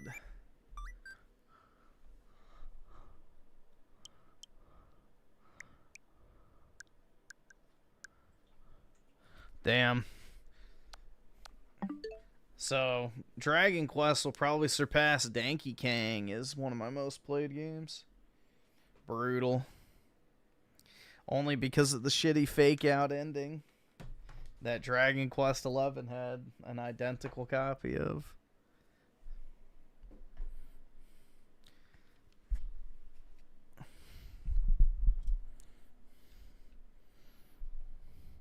And let's see. Schizo Garcia with the 2.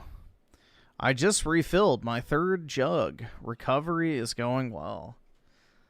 Yeah, that's because you've been dumping them in the toilet. Good job. Make sure to flush.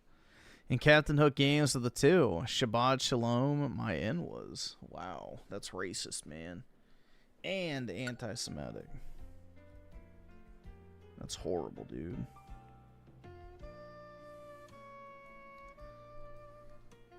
I am deeply offended by that statement. Deeply offended. Alright, so what is this? Ray's biggest meltdown yet, second newest video. Alright. Alrighty.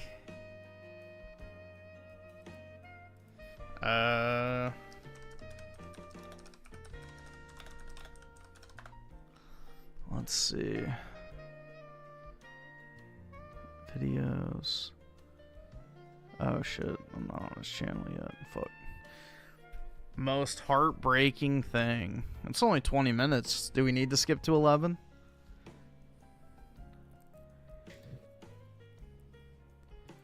Alright.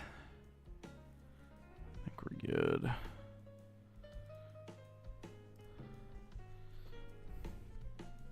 The deepest shade of mushroom blue. We'll see how it goes, and then maybe we'll swap. We'll skip ahead if it's boring. Alright, first we'll do this. I'm at a like secluded beach as well. Hello, pretty and a lady. man has to stand right there. Whole beach. Can I sit here? Yeah, I guess. How long for? Half hour? Huh? I sit here. I'm just kind of chilling. Are you comfortable? Huh? All right, awesome. Thanks, nigga. Yeah, All right. Okay. So I'm sit here. I mean, you've got a whole beach. Sorry? There's a whole beach you can sit. I'm just kind of just chilling. Yeah, I know. Yeah. Can I sit here? I want to look at your asshole. Yeah, but I'm probably gonna go. I talk with. Huh? I talk to you. You want to talk to me? Yeah. Oh. What about? Oh my god. Yeah, I guess. Like, how long for though? Sorry? How long for? You like beach? Do I like the beach? Yeah, I love the beach. And swimming? I love it. Do you want me to massage your asshole? But today is just meeting for them as my friends, so I'm I'm going. Okay. Well, enjoy your day. Bless. But he just... All right, awesome. Thanks, nigga. All right. Bless him for shooting his shot. Bless him. Nah. Be careful, then it'll be rape, rape, rape.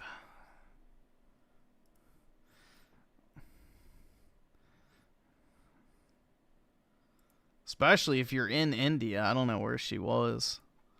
But...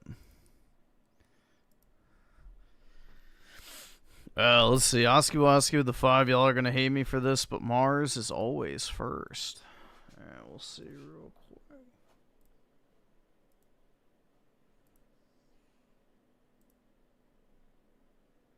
Oh, you stopped the shell? Brutal.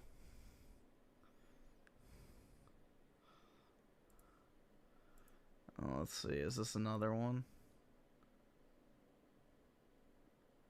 Oh, yeah. Jeez. Puppy guarding, huh? Brutal. Alrighty, let's see. We'll see what's going on with Raimundo. So I debated if I wanted to cover this or not, but I decided I had something to say.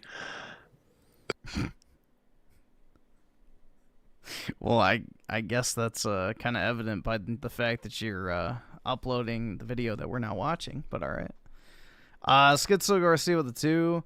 This is my Australian girlfriend. PK was harassing her. I thought your Australian girlfriend was the one with the tattoos.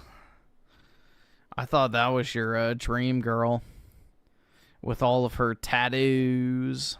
God, what a fucking ugly ass way of saying that word. Elijah with the 10 months. GG. Bro, my copy of Mario Tennis delivers today. Can't wait. Yeah, it looks pretty good, subscribe, honestly. donate, or get the fuck out. It looks pretty good. I saw some Japanese dudes footage today, and it looks pretty cool. And let's see. Captain Hook Games of the 5 just got my commission as a cop on Monday, and they have me on dispatch. Dispatch blows. Yeah, the game sucks, too. Also, ban PK for whatever 5 is worth. All right. There we go. Raymond's still at it, I see. He got angry at me because I insisted he order a real doll instead of bothering with one. Oh my god. 3 teen sisters jump to their deaths from 9th floor. 3 teen sisters jump to their death from 9th floor apartment after parents remove access to their phone. Well, that's natural selection. Or apartment after parents remove access to phone. Reports. The incident occurred outside New Delhi. Okay, so India, Wednesday. No! Do not take away my phone! This was updated February 4th. For context, today is Friday, February 6th. I'm assuming this will go up next week sometime. Escher Walcott, news reporter for People. Yeah, I got a lot to say about this, so let's just jump right into it. My name is Raymond. Welcome back. Yeah, honestly, this is just natural selection, bro. You know, as cruel as that sounds, if you're willing to kill yourself over losing access to a cell phone, you aren't going to make it anyway. And they're teens. It's not like they're 5-year-olds or something retarded. No, they're fucking teenagers, dude. I wouldn't even think of killing myself if I got my phone taken away. Like, what the fuck, bruh? Yeah, they weren't going to make it anyway. To the channel, if you're new here, we talk about modern life from a Midwestern moral rationalist perspective, and someone who grew up in the 90s and remembers how good it used to be. 3 sisters died this week after jumping from the 9th floor of an apartment building in Ghaziabad, India. Local authorities and their families said the girls are reportedly suspected to have become addicted to an online game and were recently denied access to a phone. What game was it? Yeah, okay, this should not happen to any parent or child. No, it should not, their dad said. Adding, I was not aware of the game. I would have never let them play it. Yeah. 3 sisters died this week after jumping from the 9th floor of an apartment building in India. Local authorities and their family said the girls are suspected to have become addicted to an online game and were recently denied access to a phone. NDTV News Network and the Press Trust of India reported citing police. However, their deaths has not yet been tied directly to the game. Yeah, dude, a 16-year-old killed themselves over a fucking video game on their phone. Yeah, you weren't going to make it. That's crazy. To NDTV. What is the game? Around 2:15 a.m. local time on Wednesday, February 4th, officials responded to a report that 3 girls had jumped from the balcony of the 9th floor of an apartment building in Ghaziabad outside. Eclipse with D2. Welcome to the brain rot Yeah, that's fucking stupid, man. Like, you know, again, it sounds harsh, but that's natural selection running its course. Holy shit. Killing, like, bro, 3 of them killed themselves over a fucking cell phone. That's wild, bro. At New Delhi, police said on X. Okay, so let's see. You're fucking poor! Yeah, okay, so it's in. Yeah, I obviously cannot understand that. The girls were identified as sisters Nishika, 16, Prachi, 14, and Paki, 12. 12. Paki. 12 years old. Man, I'm 12 years old, man. That's... The eldest victim's name has also been identified as Vishika per NDTV. Oh, okay, so they reported it incorrectly. When we reached out to the scene, we confirmed that these 3 girls, daughters of Chatin Kumar, had died after jumping from the building. A police official said NDTV reported. Generic image of police lights. An investigation is ongoing. People contacted police for further comment, but did not immediately receive a response. The sisters reportedly jumped from the balcony of their family apartment after the other and left of their family apartment, one after the other, and left an 8-page suicide unaliving note in a diary for their parents, according to NDTV. This detailed their love for online gaming and what appeared to be a fixation on Korean culture. Kumar, their father, told NDTV. PTI reported that they were obsessed with a, quote, Korean game that involved a series of tasks, and that the 3 girls largely spent time at home, having not gone to school in 2 years. Never miss a story. Sign up for People's. Okay. Is that New Delhi? Oh, no, that's Ghaziabad, India. Wow. Wow, is that during the daytime? Look at that. Or is that the moon in that image? They had been playing the game for 2.5 to 3 years, Kumar told PTI. They often Jeez. Then they hadn't been to school for 2 years either. said they wanted to go to Korea, he said. Their phone habits got worse during COVID-19 pandemic, according to NDTV. But then for the past few days, they had been denied access to a mobile phone, a restriction that appeared to have affected them. Deputy Commissioner of Police Nimish Patel told NDTV. Man. Look at this. Related stories. Influencer Mary Magdalene, known for dramatic costumes, cosmetic surgeries, dies at 33 after falling from a high-rise apartment. No loss. Wow. This should not happen to any parent or child, Chetan told the outlet, adding, I was not aware of the game or would have never let them play it. The investigation so far has not revealed any specific game name, but it is clear that the girls were influenced by Korean culture. If you or someone you know is struggling with mental health challenges, emotional distress, substance abuse problems, or just need to call or text 988 or chat 988lifeline.org 24/7. Yes. Do a flip. I'm going to be upfront and real with you for a second. Suicide very directly has affected my life. Not on a personal level. I never actually thought that was even an option, personally. But I've had people very, very close to me attempt multiple times. And it's not something that you recover from. Shaka, quit with your gay-ass moral fanooking, bro. You know damn well you didn't feel an ounce of sympathy for the retarded-ass kids that ate fucking Tide Pods. So, I don't want to hear that shit. It really isn't. And you think... Well, you don't understand what's going on, really, because you can't comprehend what happens in somebody else's head. And just like... Yeah, I'm sorry. Like, if you're going to kill yourself because you can't play a fucking phone game, you weren't going to make it anyway. Like, there's something else going on there that they're not telling people about. There's something else going on there. So... Anybody watching my videos, you can't comprehend, how I could... Oh, yeah, dude, I'm pretty sure people died from the Tide Pod shit, I thought.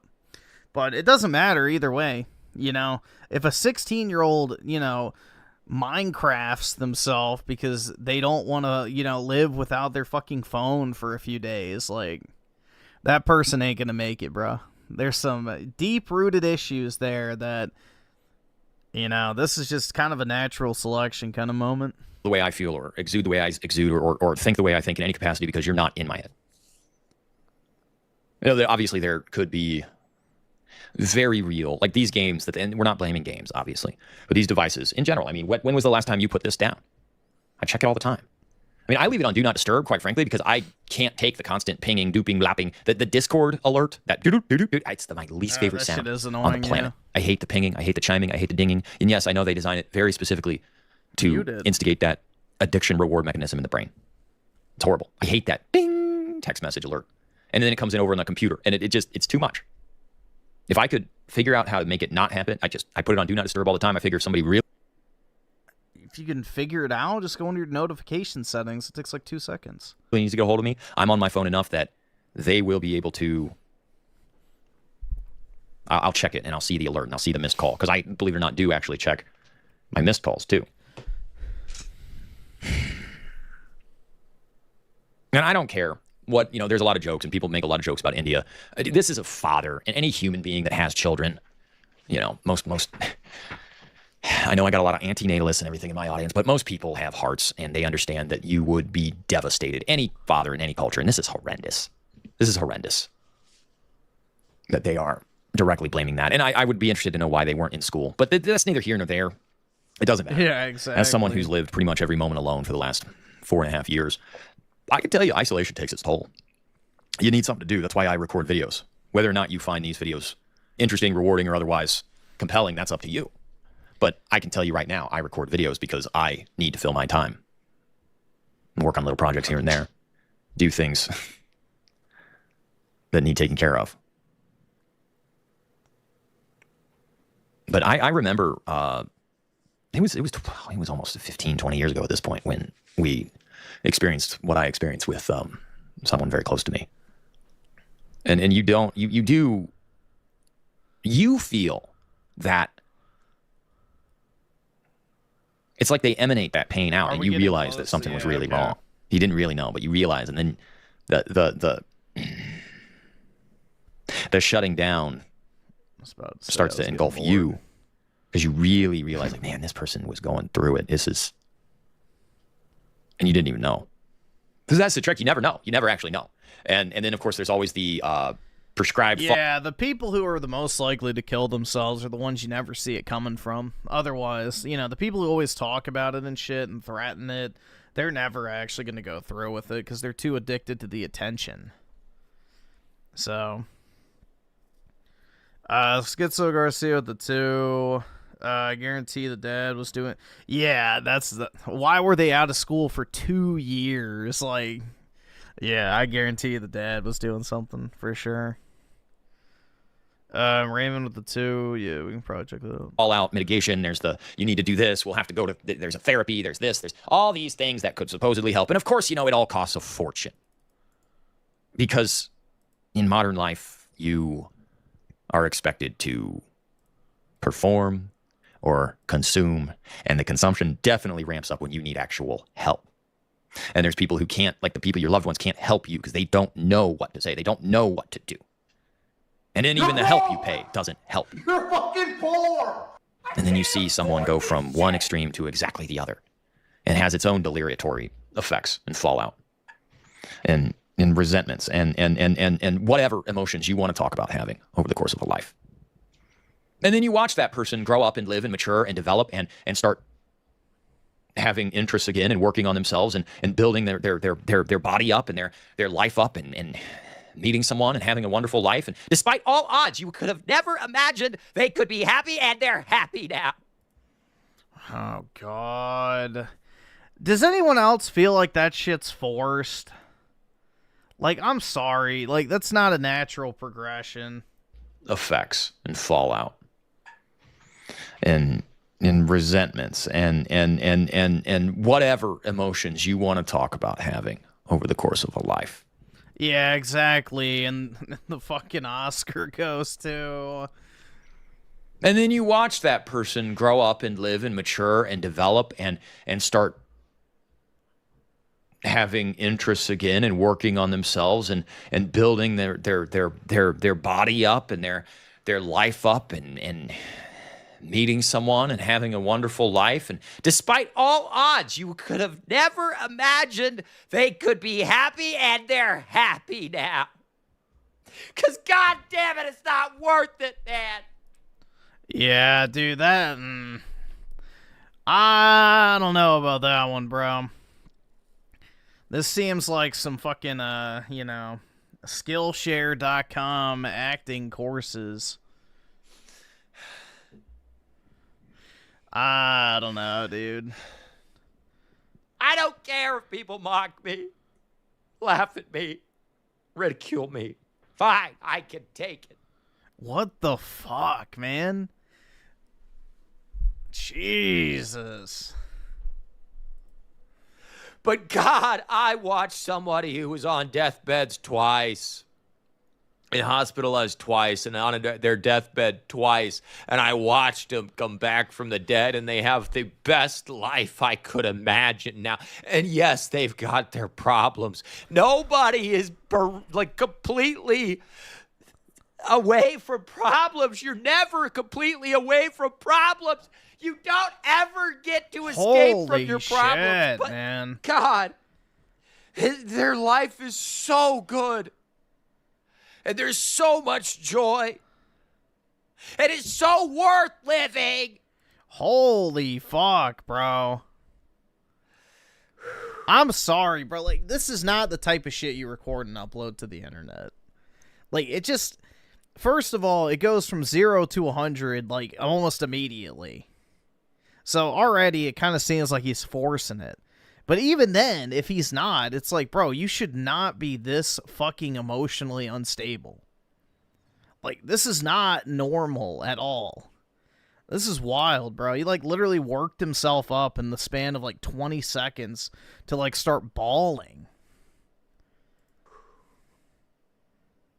I'm so sick of the negative. When silver went down, I'm still way up on all my silver. I'm fine. Activity. And I'm sorry. Don't least cry. I think. Let me check. Blah, blah, blah. Don't show your weakness. Don't ever. Nobody likes me anyway. All right, you want me to talk about? It's at 85. I'm doing fine still. 17 seconds of positive thought and all this stuff. Pretty much all my silver I got at $60 an ounce or less. Here's a positive thought for you. I watched somebody come back from the voluntary early exit from their life and rebuild an amazing, powerful, purposeful, happy life. And yes, it is hard, and they've got things going on in their life that is tough, and it's not free of pain. But I have so much respect for this person, and I love them so dearly. And I'm so happy they're alive.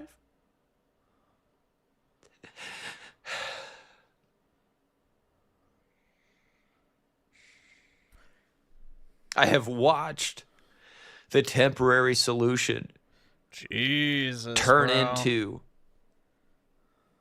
a permanent good life. I'm like, this is just unsettling to watch, if you ask me. I don't know. Like, it seems real and fake at the same time. Like, he's really trying to oversell it. Like, you can tell there's some, like, genuine emotion there, but I think he's really just, like, pushing it to that next level for the dramatic effect. You know, trying to get that viral moment, but I don't know, dude. They say that it's a permanent solution to a temporary problem, and it's true. There is nothing that lasts forever. Joy doesn't last forever. Happiness doesn't last forever. You don't get Dude, I can't even tell you the last time I've shed a tear other than when I've had something in my eye. I could not do this. unmitigated pleasure for the rest of your days. There's never the right time to do something. The money's never enough. You never have the perfect circumstances. The job is never right. The person's never right. There's always going to be flaws. Yes, they can leave you. That's part of the deal. Abdicating your humanity for some kind of weird... I missed your super chat. Let me refresh. I don't see it. Oh, wait. Yep, now I see it. I'm sorry for your loss, PK. Losing 3 sisters is hard. It is hard, and I'm sorry, PK. I hope you can get through this very tumultuous time. Pseudo sense of security that doesn't even exist. Oh, but then we call that manosphere. We call that red pill. We call that MGTOW. Oh, you're really going your own way, showing it to the man, completely abdicating your responsibility to reproduce. I wasn't paying attention to his shirt. He's wearing that stupid fucking still emo shirt again. Oh my god. And all of the joys and simple... I forgot about that shit, dude. Just miracles. Have you held a baby? Remember that line from Blade Runner 2049? And Batista says, I saw a miracle. I'm so tired of everybody being so... just... in love with death. He's just so in love with death? What the fuck does that even mean? Love with giving up. Everything's negative. You know, I went into town today to go to the store. I wanted macaroni and cheese. I just wanted some macaroni and cheese. And I bought soda, and I got this like really good deal on this giant chocolate Hostess things with chocolate. Coming from you, I'm not in love with death. When have I ever threatened to put a fucking bullet through my brain? Hell nah. With sprinkles on top of it, and I thought... even if my life goes to shit, I'll keep living out of spite. That's gonna be a nice treat for me. And I bought some cookies, because they... chocolate... and I bought soda, and I got this like really good deal on this giant chocolate Hostess things with chocolate sprinkles on top of it. And I thought, that's going to be a nice treat for me. Dog, what the fuck? I've been a good boy. And I bought some cookies because they had peanut butter. I'm sorry, dude. You couldn't get this out of me at gunpoint. Like, what the fuck, man? There is zero chance I would ever upload this shit to the internet. He's like tearing up over a fucking whatever, a Swiss roll or whatever the fuck he was describing. Butter chocolate, peanut butter chip cookies, not chocolate chip cookies were like $6. The peanut butter chocolate chip, the peanut butter chip cookies were like $2.30. So I bought the peanut butter. You know, it's just the simple things in life that keep you going. That I'm sorry, I'm a blubbery mess. I'm so, the negativity is really taking its toll, guys. Oh, the women will always leave and women are horrible. They're not. They're not. And life is not some loser maxing for donut. That's not, like, part of this is real and part of it's performative. But either way, it's very uneasy to watch. I don't know, man. Watching a grown man cry is very unsettling, especially over getting fucking cake at the grocery store. Like, come on, bruh. Constant painful risk that this is why videos can be edited, so you can take this type of shit out or, you know, redo a section if you need to. Insulate yourself from all the time and sit in your padded cage and never go outside. You know, I had a wonderful, like, almost 2 or 3 minute conversation with this nice young woman at the checkout counter and this older... Who knows, maybe I'll shed a single tear at the end of Final Fantasy VII Remake, Part 3. When Aerith is alive and reunited. Guy that was bagging the groceries about the cost of propane and utilities and the property taxes. It was a nice... Dude, it does. Yeah, this does sound like an LSD ego death.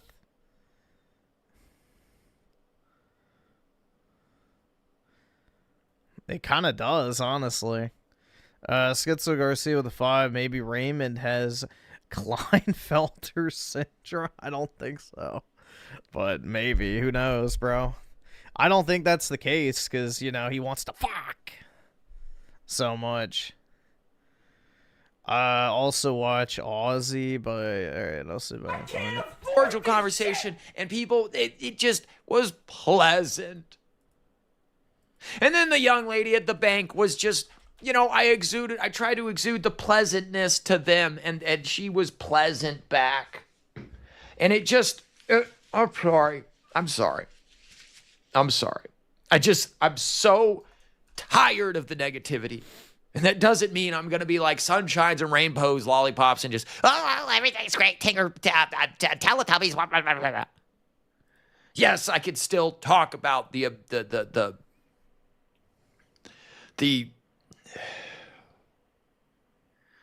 hardships of life.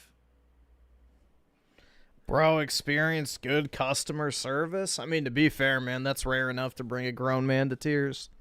But, like, people, we're just humans, and we're trying so hard, and there's so much against us. There's so many ways that they tell us we can't. And I'm so sick of being told that it's too risky, it's too much, it's never gonna happen. Dude, I'm never dropping acid. That shit's retarded as fuck. People who are like, bro, DMT will open up your mind. You can commune with the machine elves and see the fabric of reality unfold around. Like, yeah, no, that shit's literally mid-wittery to the max. Like, anybody who doses fucking drugs in order to understand reality is a fucking midwit retard who is unfit to be a sentient, self-responsible human being. Like, that is genuinely fucking retarded. It's all going to be, you're better off just sitting alone and never ever trying. Well, I want to try. I want to fucking live. Dude, this sounds like some Disney Channel bullshit. What the? Oh, fuck. I just hit that. Where were we? Things in life. A nice, cordial, this nice was the guys. It had peanut butter chocolate really taking its toll. I was like, you know, was pleasant back. Tired of the negativity. Teletubbies. Tips of life. Can't. Fuck. You're better off just sitting alone and... I watched somebody almost take their life twice. Shit, I don't know what timestamp we were at, and I don't want to fucking rewatch this shit. pleasant. Was it And then here? the young lady at the bank was just, I tried to exude the pleasantness to them, and she was pleasant back. And it just, I'm sorry. I don't remember where we were, man. I'm so tired of the negativity. And that doesn't mean I'm going to be like sunshines and rainbows, lollipops, and just, everything's great. Teletubbies. 18, 25. Yes, I can still talk about the just, it's all going to be, you're better off just sitting alone and never ever trying. Well, I want to try. I want to try. I want to fucking live. Oh my God. I want to try. I want to fucking live. I want to try. I want to fucking live.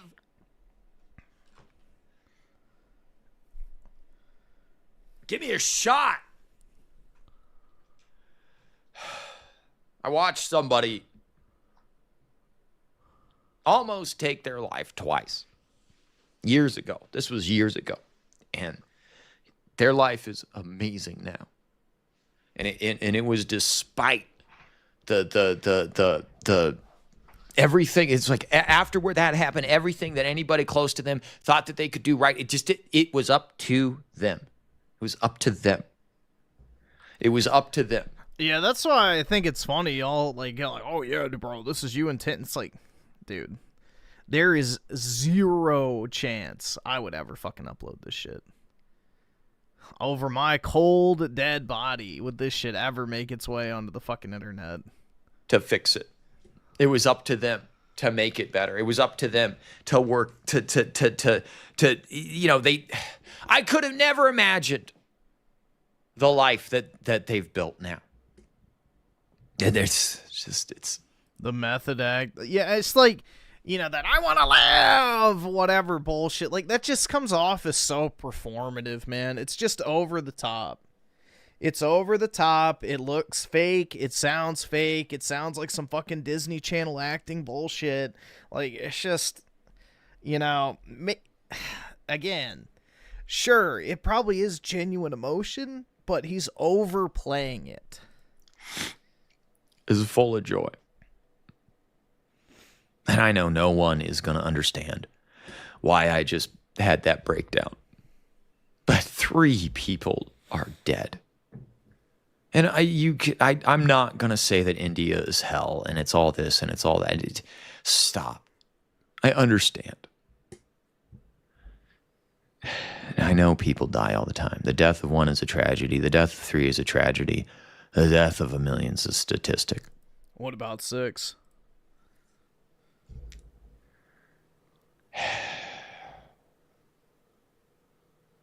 I'm just saying, I'm so sick of the negativity. It's breaking. All right, awesome. Thanks, nigga. All right. There is so much to live for. There is so much to live for, and I just don't even know how to express it or tell you or... There's so much to live for. If you or someone you know is really going through and you're thinking about that checkout, I can tell you from firsthand experience, I can tell you, I watched somebody come from the hospital bed twice and rebuild a life for themselves over the course of it was decades. Is his audience suicidal? I have no fucking clue, bro. They're married. They got a family. They got land. I mean, I'm sure there's some people who are. I mean, statistically speaking, if he's got, 20-something thousand subs, there's probably some that are. God. Today. They are now. Bought it after 2020. Brutal. Real estate run up. Life is hard. But it does get better. Maybe I'm just telling myself that. He's coping. But it so gets better. It's never an option. And I'm so I'm gonna upload this, just like I uploaded the last one. Oh God, he didn't. I don't expect positive feedback from either of those videos. Dude, this is not the type of shit you want to upload to the internet. Like, you know, sure, it's a good message, but this is not the delivery you should do. Nah, like, no. This one or that one. I don't even know why I look anymore.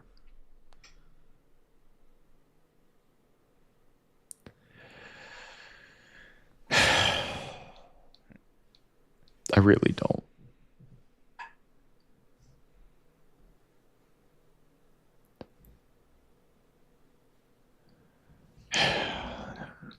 Life gets better. It gets better. Just... it gets better.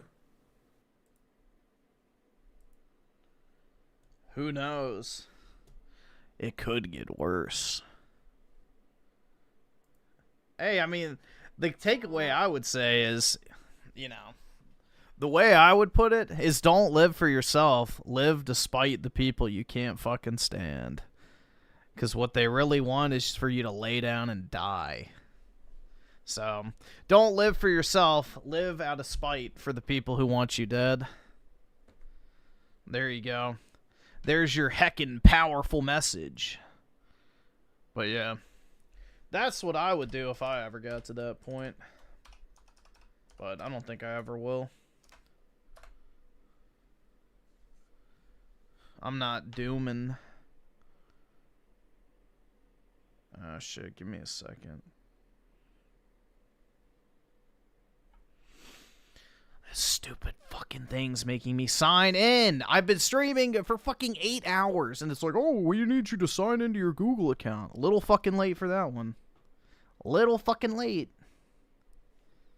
It's just irritating, man.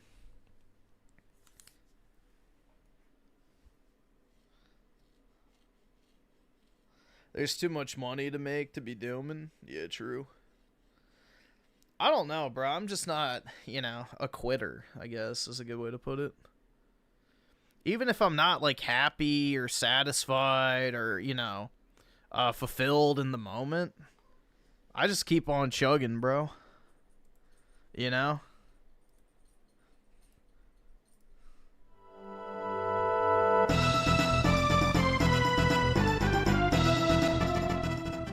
Ever complete a game, then get so captivated by its story that you end up thinking about its premise 10, even 20 years after you've beaten it? Well, that is what Xenogears is to me. Indeed, there may never have been an RPG as complex and ambitious as Xenogears was. Truly a gem of a game, it was released during a monumental age of gaming, and has managed to outshine and outlast some of the genre's best works. The game's attracted an impressive cult following of fans, many of whom long for more. Xenogears isn't without faults. I don't know why Square doesn't remaster this. It feels like it'd be free money. However, the game was the masterwork of Tetsuya Takahashi, originally part of Squaresoft's Final Fantasy team. Takahashi had worked on Final Fantasy V, Final Fantasy VI, and Chrono Trigger. For Final Fantasy VI, he is credited with designing the game's Magitech armor, which played a key. Because you know for a fact there'd be at least 2 million people to buy it. Like, immediately. There's probably at least 2 million people that would buy it. And I guarantee you it's not going to cost $100 million to remake. Role in the plot. For Chrono Trigger, he also served as the graphics director. Through his years as a game designer, Takahashi longed to create and direct his own game entirely under his own vision. Therefore, he and his wife Kaori Tanaka joined together to create an original story, which would become Xenogears.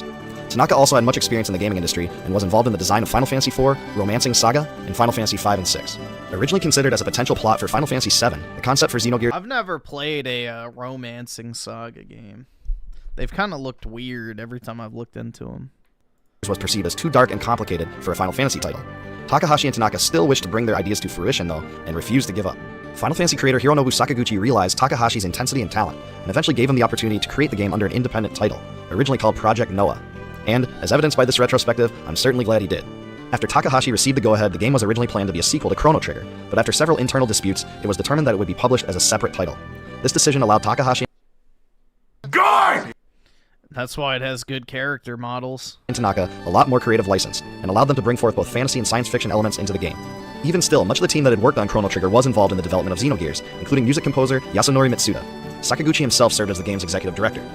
Development on Xenogears lasted for about 2 years, and the project included a staff of about 30. The game was created in parallel with other larger Squaresoft projects such as the Final Fantasy series, and suffered from budget limitations as a result. Because the game took so much time to create, production was almost halted until Takahashi secured a compromise that allowed him to streamline content on the game's second disc, rather than to end the game abruptly at the end of the first disc. The second disc of Xenogears is almost fully narrated, without leaving the player to roam around the world, as was done in the first disc. The game even goes as far as to describe the team's descent into dungeons, breaking into gameplay only for a boss at times. Other than the final dungeon and a few optional storyline sequences, there just isn't much left to the discretion of the player himself on the second disc. Critics of the game have often pointed to the stark contrast that exists between the two discs, and these circumstances seem to explain the radical differences between them. Both Takahashi and his wife were deeply interested in philosophy and psychoanalysis, which can be clearly seen in the game itself. Xenogears is filled with influences from Sigmund Freud to Carl Jung and Friedrich Nietzsche. The main character's mother is even named after Karen Horney, a German psychoanalyst who made her own important contributions to the science.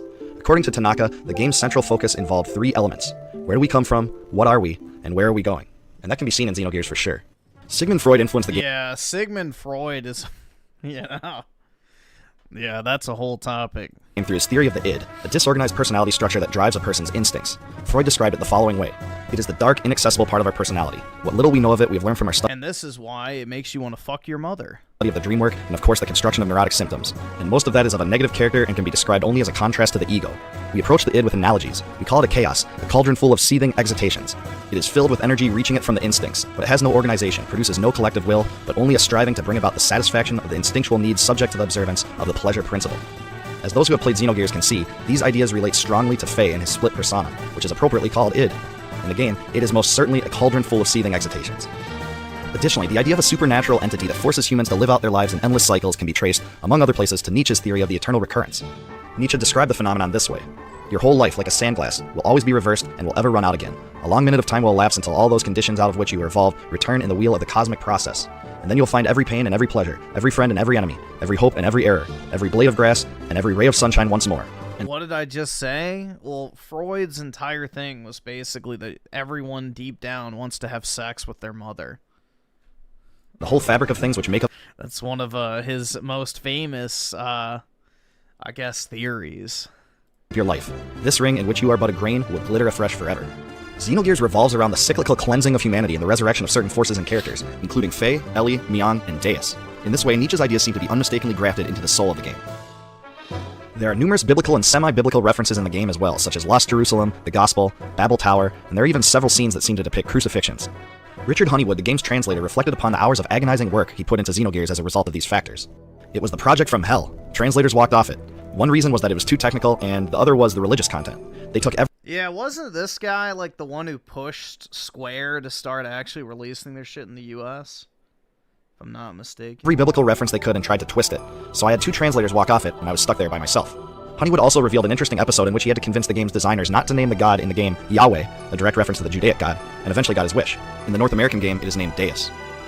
At one time in 1997, a spokesperson Yeah, that would have been anti-Semitic. from Squaresoft even admitted at one point that the game would not come out in North America due to, quote, sensitive religious issues. I speak for all North American fans of the game by expressing relief that they eventually reversed course on this decision. However, it's important to note that the game's religious influences seem to be derived more from Gnosticism than traditional Judaism or Christianity. For instance, Xenogears focuses greatly on characters that shun the material world, viewing it as the corrupt and illegitimate product of a demiurge, a supernatural, godlike being that is unaware or opposed to the true, superior god. Additionally, the phenomenon of killing humanity off in cycles is also sometimes associated with Gnostic ideas. These principles can be seen in Xenogears regularly, especially as it relates to the characters of Miang, Deus, and the wave existence.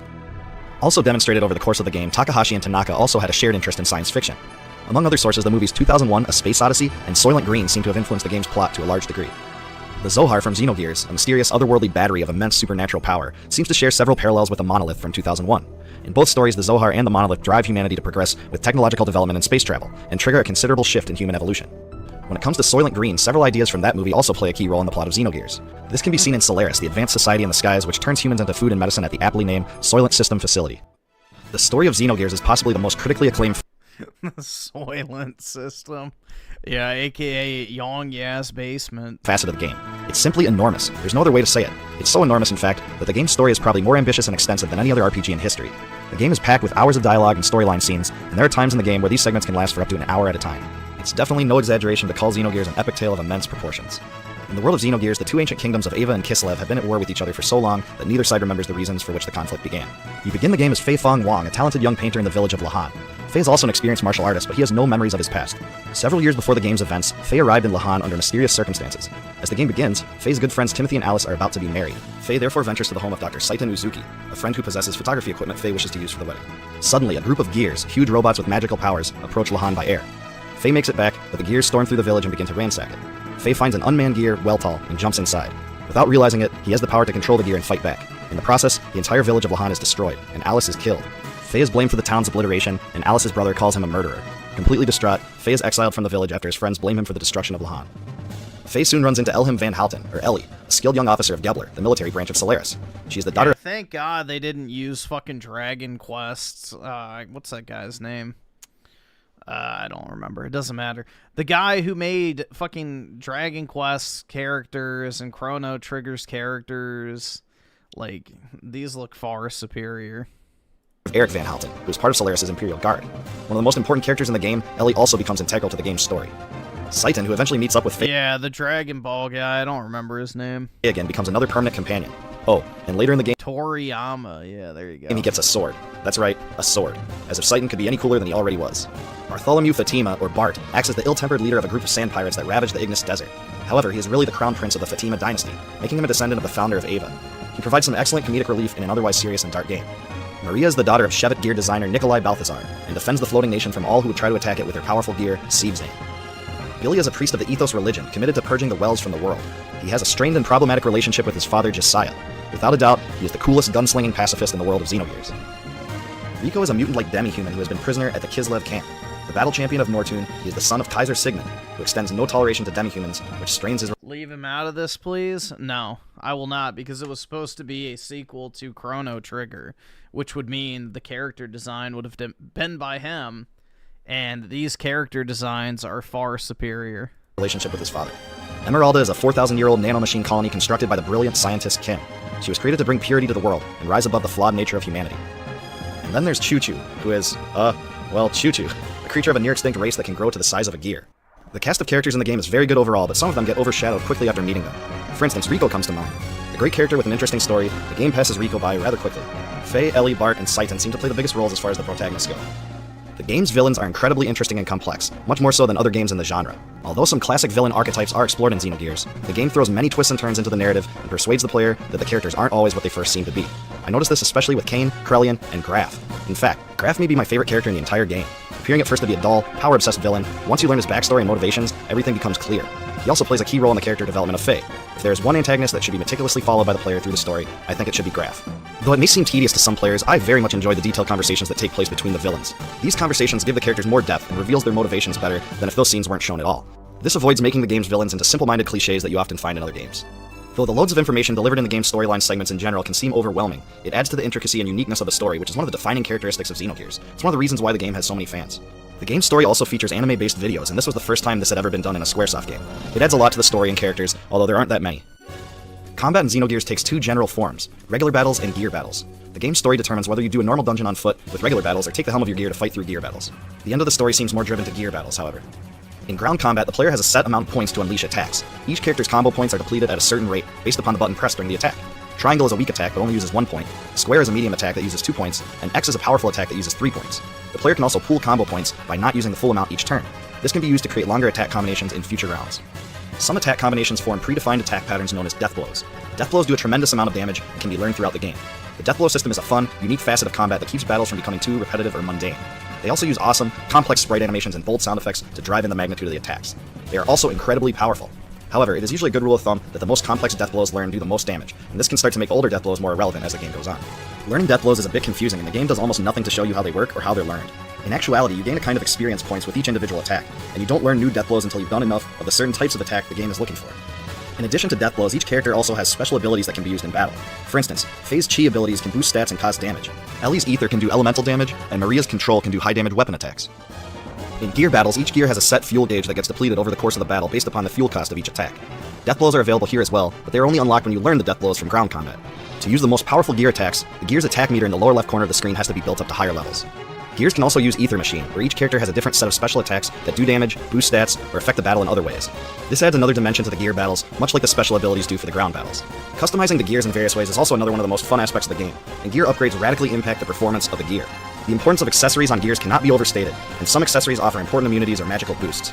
There is also great significance when it comes to how you upgrade your gears. Certain gear upgrades provide incredibly powerful upgrades, but at the cost of a low fuel gauge. Other upgrades are more balanced. Finding the proper upgrades to use is one factor of Xenogears that gives the player a sense of accomplishment and customization.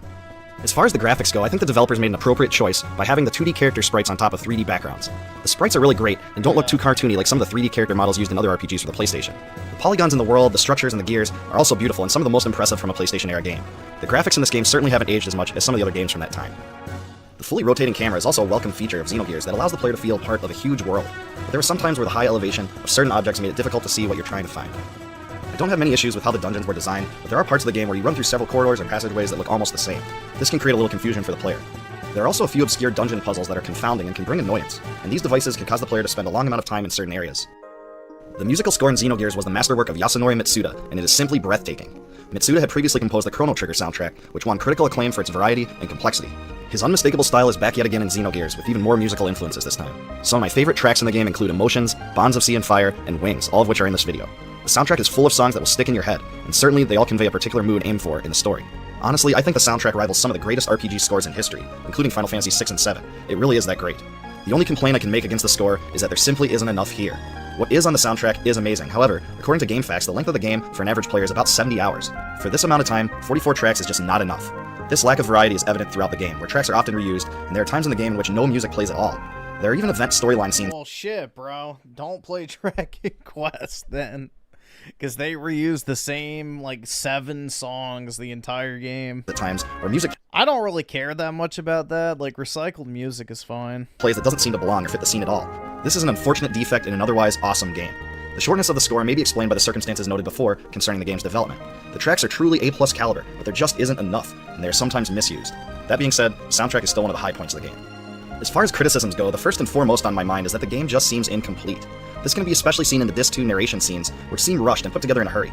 In Disc 2, the player isn't given the freedom to roam around the world any longer, and there just isn't as much variety offered. The story... There's also the storage space limitations, too, which is another thing with, you know, audio files, because audio files back then were, very large for games. I mean, they are today, too. Like, a bulk of the, you know, file size we see now is uncompressed audio, for example, to give you better audio quality. So audio files take up a lot of space, a lot more than people think. Itself is great. It's just delivered in a way that the player wouldn't be expecting, having just finished the first disc. None of this is a knock on what's currently in the game itself. I just imagine how incredibly amazing the game could have been with enough time and attention. The camera is a little bit odd at times, so that's just a minor gripe that only applies to certain locations with certain objects that impede the view. There's some real character imbalance, and certain characters seem to be relatively discarded once their storyline segments are complete. After Xenogears was released, it was a smash hit in Japan, selling almost 1 million copies by the end of 1998. As of 2003, it had sold well over 1 million copies worldwide, including 280,000 outside of Japan. After the game was completed, Takahashi began to develop a sequel to it for the PlayStation, but the project never came to fruition, and he eventually left Squaresoft to form Monolith Soft. Under the Monolith Soft name, and with some help from Namco, he created and directed the Xenosaga series. The Xenosaga games Yeah, I've heard those are good, too. are not direct sequels or prequels to Xenogears, but they contain many similar elements. It's probably fair to say that the Xenosaga games are the spiritual successors to Xenogears. All in all, Xenogears is a fantastic game that should be played by all fans of console Yep, and now they make Xenoblade. role-playing games. Its strengths definitely outweigh the weaknesses, and the game brings so many redeemable elements that I'm willing to forgive the incomplete nature of it. As far as I'm concerned, it's one of the best RPGs ever, and definitely deserves to be played today. And that will do it for my retrospective and review on Xenogears. If you like this video, please comment on it, subscribe to the channel, and check out my other videos.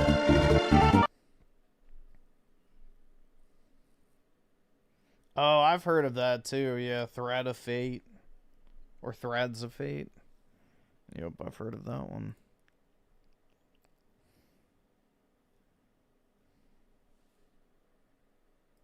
Alright, next up.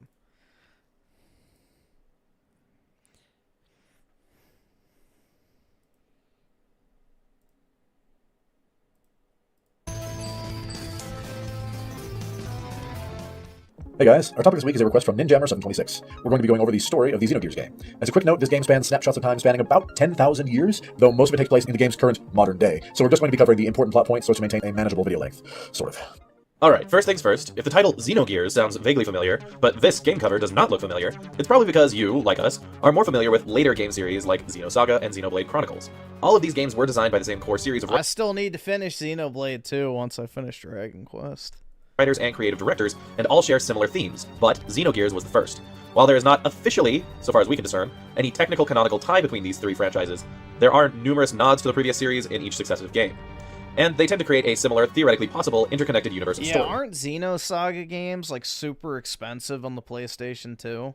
But today we're going over the original Xenogears. As previously mentioned, this game's plot takes place over the course of 10,000 years. That is a long time, people. Just so you know. So we're going to start at the beginning, touch on a few small key points during the middle few thousand years before focusing on the quote-unquote modern day and the story's end, which is where most of the actual gameplay takes place. The game centers around a few key characters. For our purposes, the most important of these characters are the Contact, the Antitype, the Complement, more often referred to simply as the Maya, the Wave Existence, and finally, Corellin. With all of that out and said, let's dive into the story. Alright, so about 10,000 years before the game begins, a sci-fi level humanity capable of interstellar travel completed the Yahweh interplanetary invasion system, a weapon designed to be able to act autonomously and manage war against entire solar systems at a time. A key component of this system was the Deus system. However, upon its completion, the Deus was put through a test run and the unexpected happened. Deus ran wildly out of control and annihilated an entire planet, then cost thousands of lives in the process of trying to get it shut down. Once it was subdued, the Deus was disassembled into its component cores and packed onto the Eldritch, an enormous ship, to be sent off and studied so they could figure out what went wrong with it. Unbeknownst to anyone, what had actually happened was that the Zohar modifier, an ancient and ludicrously powerful object used as Deus' main engine, had, upon activation, run the calculations and determined that it needed even more power to fulfill the Deus' purpose. So, in an attempt to satisfy its energy needs, it had ripped open a breach into a higher plane of existence, where all things existed in a state of pure energy waves, and managed to sync with and subsequently pull the wave existence into our reality. Dude, that's what Joe Rogan looks like when he takes DMT. Into a higher plane of existence. Or at least that's what he fucking thinks happens. Where all things existed in a state of pure energy waves, and managed to sync with and subsequently pull the wave existence into our reality. The wave existence, a conscious being of nigh unlimited power, was nevertheless hampered by the comparatively narrow laws of physics inherent to our universe, and was forced to take a physical form in order to continue its existence, which became a central biological component of the Zohar modifier and Deus, leaving the wave existence trapped within the Zohar modifier, and turning the Zohar modifier into a perpetual motion machine, an engine capable of producing... There's a holographic cover version of Xenosaga that's $500 now. Ooh, should I buy it? Energy.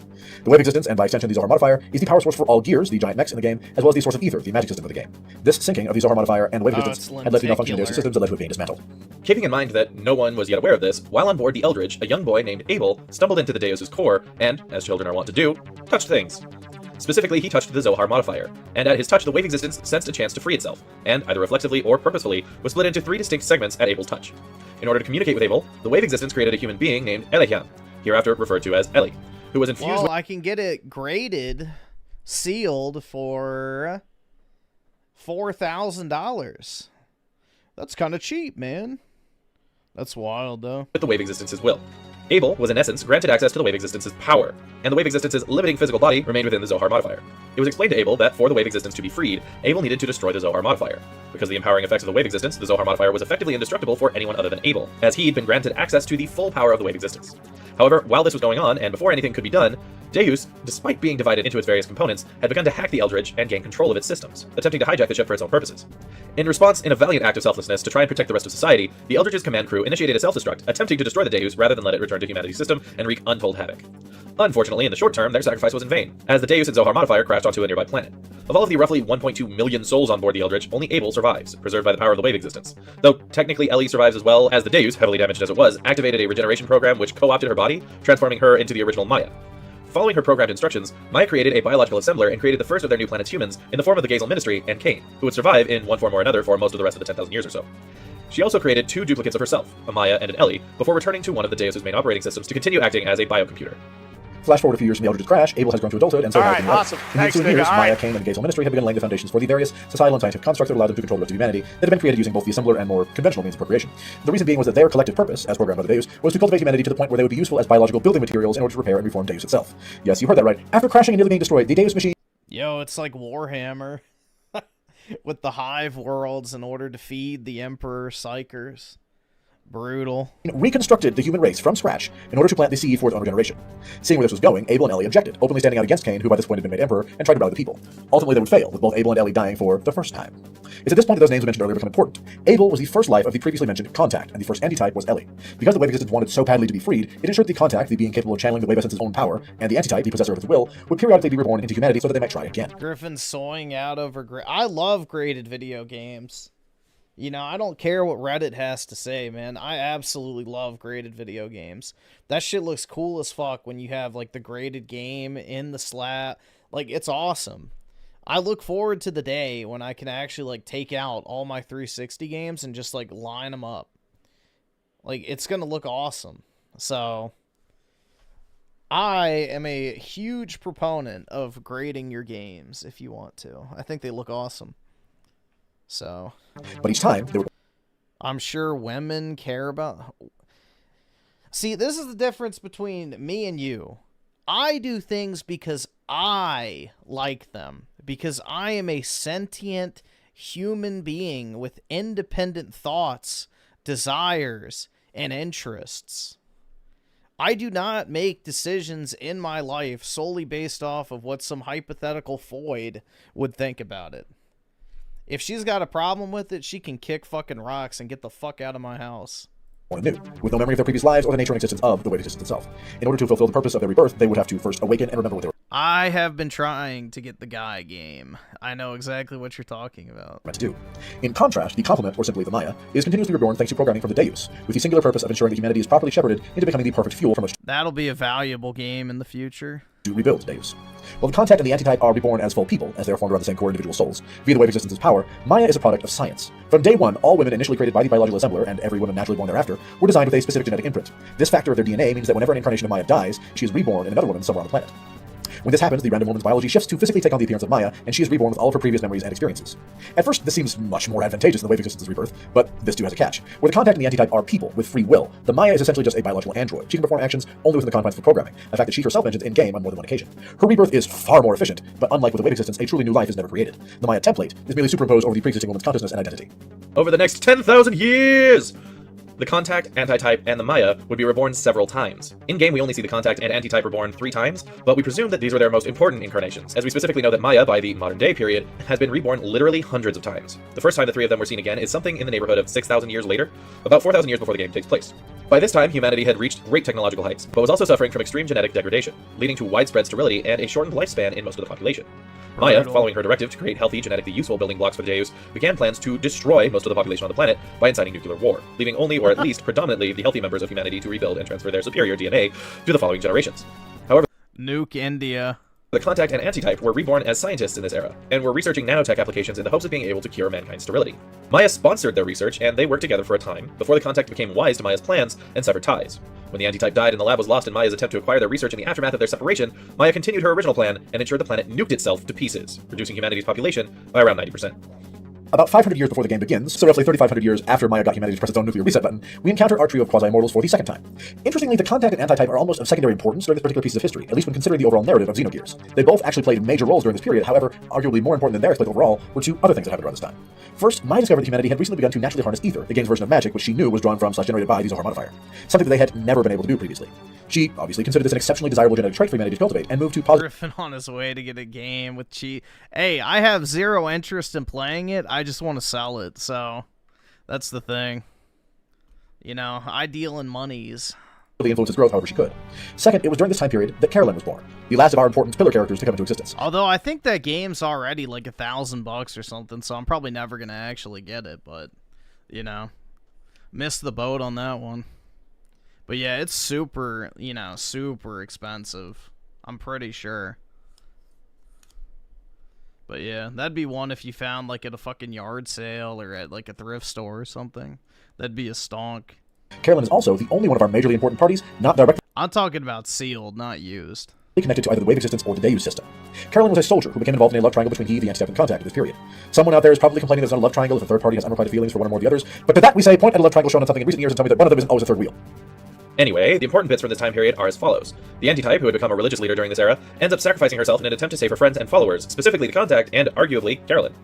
In response to this, the Contact is coerced by Maya into making contact with the Zohar modifier, awakening his Contact powers. However, he was emotionally and mentally unstable in the wake of the Antitype's death, and additionally, she wasn't present, so he could not destroy the Zohar modifier.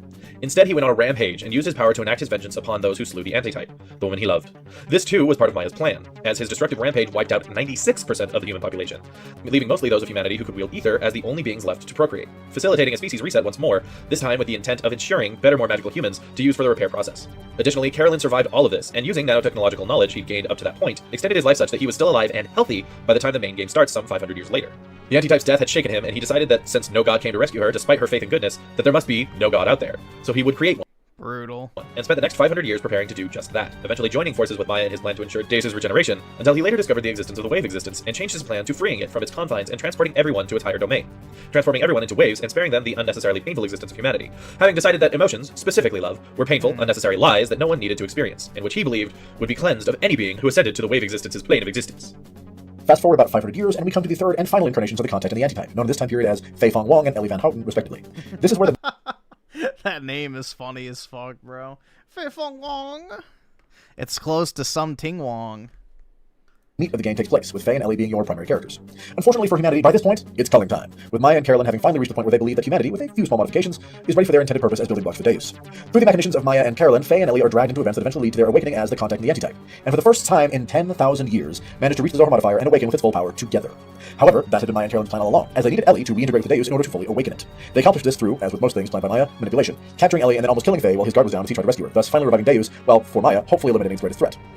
As Carolyn planned, however, Faye survived, as he needed him to destroy the Zohar modifier, and with the allies that he and Ellie had gathered, managed to destroy Deus and, resultantly, the Zohar modifier, freeing the wave existence from its 10,000-year imprisonment.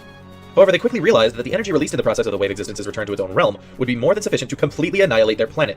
The whole thing, like the big rock. As such, Ellie, still bound to the wreck of the Deus, began maneuvering it away from the planet in hopes of ensuring everyone's survival. Fully willing to sacrifice herself to ensure everyone lived, a reoccurring trait for the antitype. Faye, Nah, she's too hot to die. piloting the titular Xenogears, his own gear souped up on contact and wave existence power, flew after her in order to pull her out of there and make sure that she survived along with everyone else. While inside, Faye had a final, mostly verbal, confrontation with Carolyn, where the two had an abbreviated philosophical debate about the nature of man, whether life was worth it in its current state, and whether love was not only worth pursuing, but actually real in the first place. When Faye wouldn't budge, Carolyn challenged him to prove the strength of his ideals in combat, summoning forth a monster to fight. Because reasons. When it was defeated, Carolyn accepted that perhaps he had been wrong, admitting that only now had he sort of begun to understand love and the qualities that most of us consider to be those best and true parts of humanity. Despite being encouraged to return back to the planet with them, though, Carolyn stuck to his decision to walk with God and see the wave existence's higher plane, no matter what that meant for his personal future. He helped Faye and Ellie escape back into our reality, his parting words admitting that he envied the two of them, a comment we take to mean that he now had at least some understanding of the love the two shared, something Carolyn had never truly felt, before he headed off to join the wave existence. Afterward, the destructive energy of the dimensional shift was released safely away from the planet, and somehow Faye and Ellie were perfectly fine in the explosion, and returned home in the Xenogears to be joined by smiling and relieved friends, ready to pick up the broken fragments of their ravaged world together. And that's basically the story of Xenogears. Origin point for 2 successive franchises, and according to much of the internet, fodder for any philosopher who wanted to take a look. We hope you enjoyed this video. If you did, please leave us a like, and if you And then they breed and repopulate the earth by them now.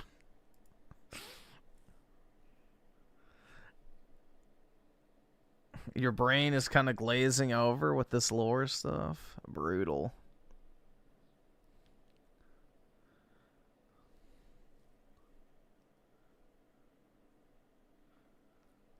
Let's see. So, let me refresh the super chat feed. Give me 1 second. There we go. When Griffin does acid once, you can only watch the first 20 seconds. Alright. In the sacred tongue of the Omnissiah, we chant, Hail, Spirit of the Machine, Essence Divine, in your Yeah, the machine elves. code and circuitry the stars align. By the Omnissiah's will we commune and bind. With sacred oils and chants your grace we find. Blessed be the gears, in perfect sync they turn. Blessed be the sparks, in holy fire they burn. Through rites arcane, your wisdom we discern. In your hallowed core, the sacred mysteries yearn. In the sacred Let's see. Also, Oski with the 5. Jethro showing us these videos so he can prepare us for the announcement in the state of slop. I mean, yeah, maybe. Who knows? Yeah, I don't know. I feel like Square should just remaster it. Like, honestly. You know, do the reimagined treatment or whatever. And, you know, fully flesh out the second disc. And it would probably sell a lot of copies. So, there's a ton of retro Goymers out there who, you know, would have probably bought this back in the day if they had known about it. Because this is back when, you know, most people didn't want to play games from Japan. So, you know, if it didn't have Final Fantasy on it or, you know, a few other franchises, it was kind of a tough sell.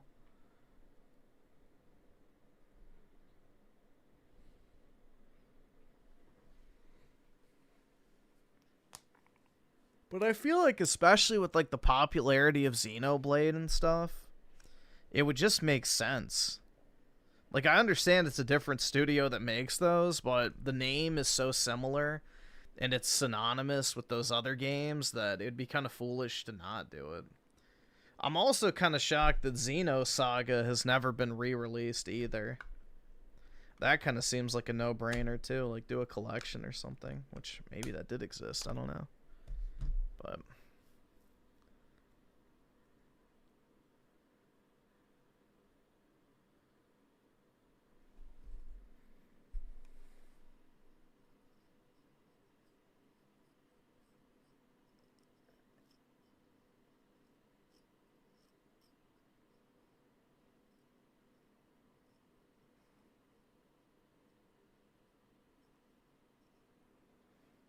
because they're niche slob, that's why. Okay, buddy.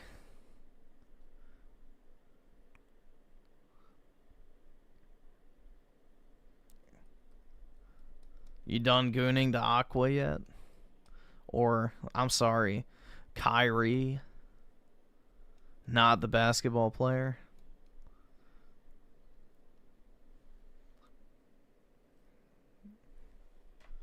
Alright, let's see. So... Oh, man. Ugh.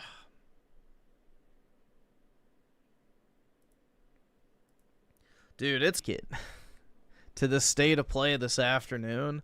I'm gonna be dead, bro. That shit's 11 hours away. Kill me now. Ah, dude, it's gonna be brutal. Alright, we'll see what this is.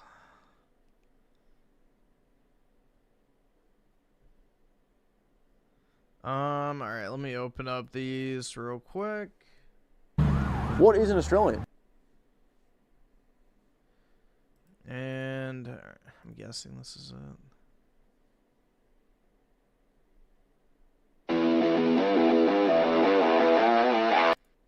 So we have the Serbu RN50 with the 36-inch.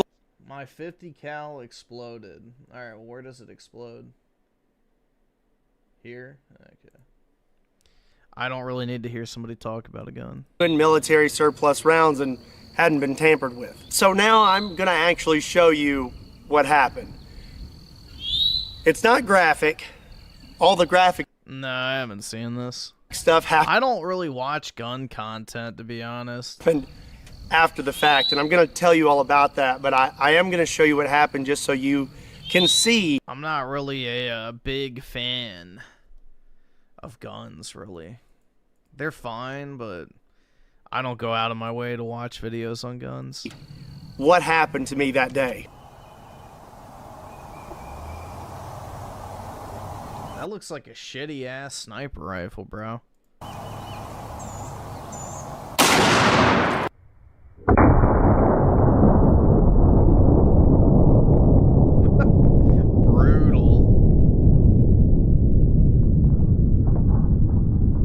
So when I pulled the trigger, the gun exploded almost immediately. So the first... What piece of shit gun? First thing that went was this cap. And this cap is solid steel, and it is very, very heavy. If you look right here, the threads are sheared off of this gun completely. I spoke with Mark Serbu, and he said that normal pressures are 55,000 PSI. And for those threads to have sheared off and this cap to have just blown off like that, we're looking at over 85,000 PSI. So the cap blows off. It's kind of hard to put these on because of my little nose brace. I'll explain. But safety glasses are on. And this cap, you can see this little crescent here. This cap hit me right there. I'm not really sure which way, probably more like this, but it struck me in the face. Yeah, like what type of cheap ass 50 cal is this? When this cap I've shot a 50 cal before, and it doesn't look anything like that. hit me in the face. It broke my orbital bone in 3 spots, here, here, and here. It also broke my nose, and that's why I have this on. I've had to have facial surgery to repair all this. Here's the really bad part though. On this lower, normally there's these 2 ears that stick up right here.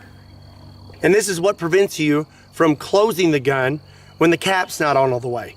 If the cap is on all the way, it will fit perfectly right here with those ears pushed up against it. When the cap blew off the gun, it came straight back, shearing those ears off the lower. One of these is still at the hospital, and this is the one we found. This one zipped right past my head, went inside my hat, blew a hole through it, and took it off my head what appears 7 to 8 feet. Now the other one is what almost ended me. The other ear hit me right here in the throat. It proceeded to lacerate my jugular vein and then punctured a hole in my right lung. As for my Well, that's better than the carotid, so... my hand, my best guess is this is what did it. In the video, you can see that the stock almost disappears instantly. I believe it came in a downward motion and hit my finger. You have your natural bend in your index finger. Well, this bone right here looked like a V. Yeah, it's better that it hit him right here. So my finger Which, looked... you know, it doesn't really sound great, but you can survive, you know, a slit throat. like a big W. So back to the lacerated jugular. I've now been hit in the throat, and I'm not really sure what happened because when this cap hit me in the Yeah, what brand of gun is this? That's the question. Because it looks like a piece of shit. face, I went blind. Like, it looks cheap. I don't know. In my right eye instantly. I have vision coming back now, and they say my eyes should make a full recovery. But in that moment, I went completely blind in this eye, and it was like I had been punched. And I went backwards, and I landed on all Serbu. All fours. Yeah. A lot of you wonder who is behind the camera in my videos. This is my dad.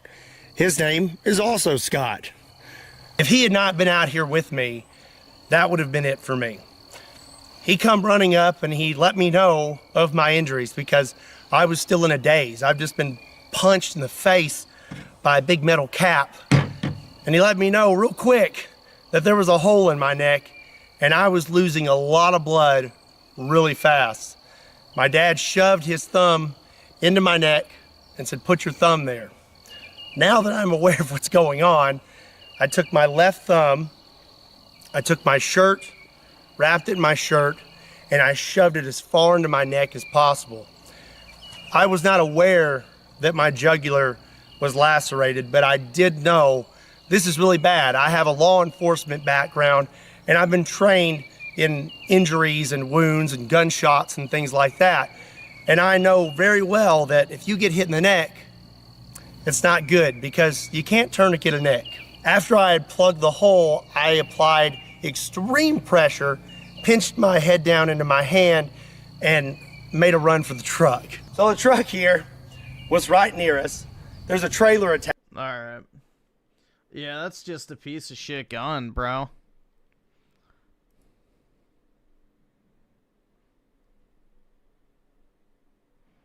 It was a very old one. Yeah, fuck that.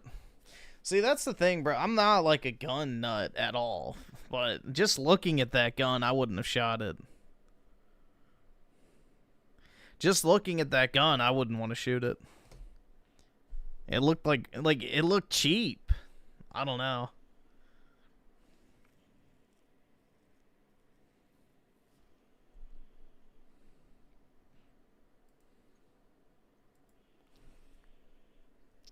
Especially compared to the 50 cal I shot. I don't remember what it was, but let me see.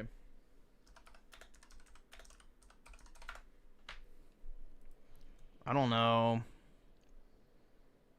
which one, because it wasn't mine.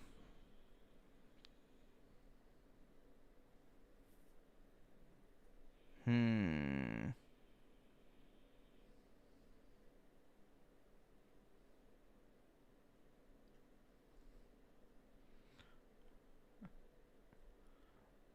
I don't know. It might have been a Barrett, but I don't know, honestly. It wasn't mine, so I have no clue. It might have been a Barrett 50 cal. I didn't really pay attention to it, to be honest.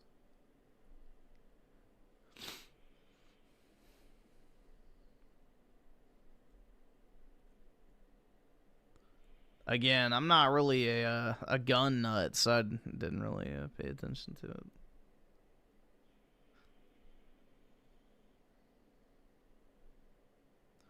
Well, when we shot it, we just did a single shot. We didn't load the magazine. So. Dude, it's like $10 around. Like, that shit's expensive as fuck. It's like $10 a shot, so we just did one shot each. So. That shit was, yeah, dude, fuck that. I would never pay that much to shoot a gun. That's crazy. Like, you just go out there and blow $200 in like 10 minutes. Hell nah. Better off going to the casino at that point.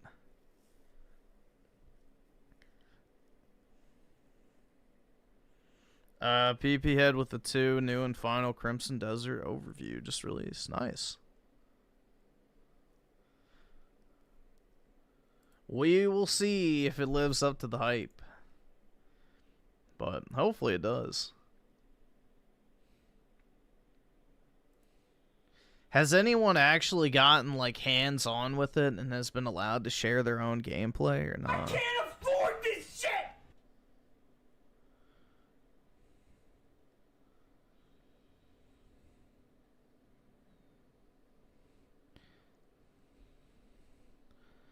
No, it wasn't single shot only. It's that we just put one bullet in at a time. So I don't know if it was semi-automatic or single action. Like, I don't know. We just did one bullet. Everybody put one bullet in and that was it.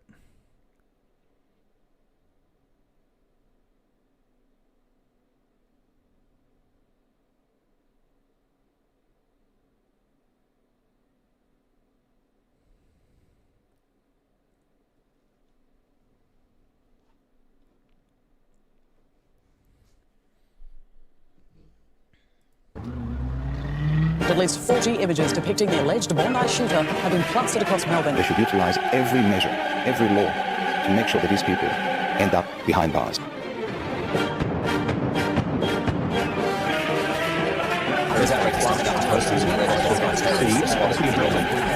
Peter Drew is an Australian artist who created a series of posters featuring pictures of people from widely different non-white ethnic backgrounds. The message itself is fairly clear. It implies that the term Aussie has never had any racial or cultural connotations whatsoever. That a tribesman from the Kalahari Desert or a native of Outer Mongolia can be given a plane ticket and a passport and instantly be as Australian as anyone else.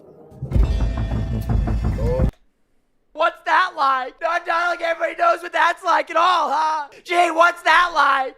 Yo. Well, morning Patriot. We're going to go straight to our first target, of which we've got a few, thanks to the Patriot intel drops we've been getting. Here we go.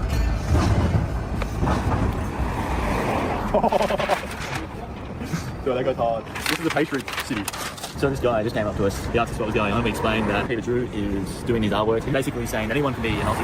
That's the subtext of his artwork. That even there's no ethnic or racial background to being an Aussie. National identity has an old connection to race, essentially, and I think sort of breaking that down and making national identity more about the other values that we have, not racial values of, well, all sorts of different values, but breaking that association. What, dude, that's the thing that leftists can never do is, really narrow down what these so-called values are that we all share. But, I'm sure they'll say something great about the non-whites, like, oh, they just have such a great family culture, and they make such great food. Between nation and race. Food and family is the default cope that leftists have when it comes to mass importing third worlders.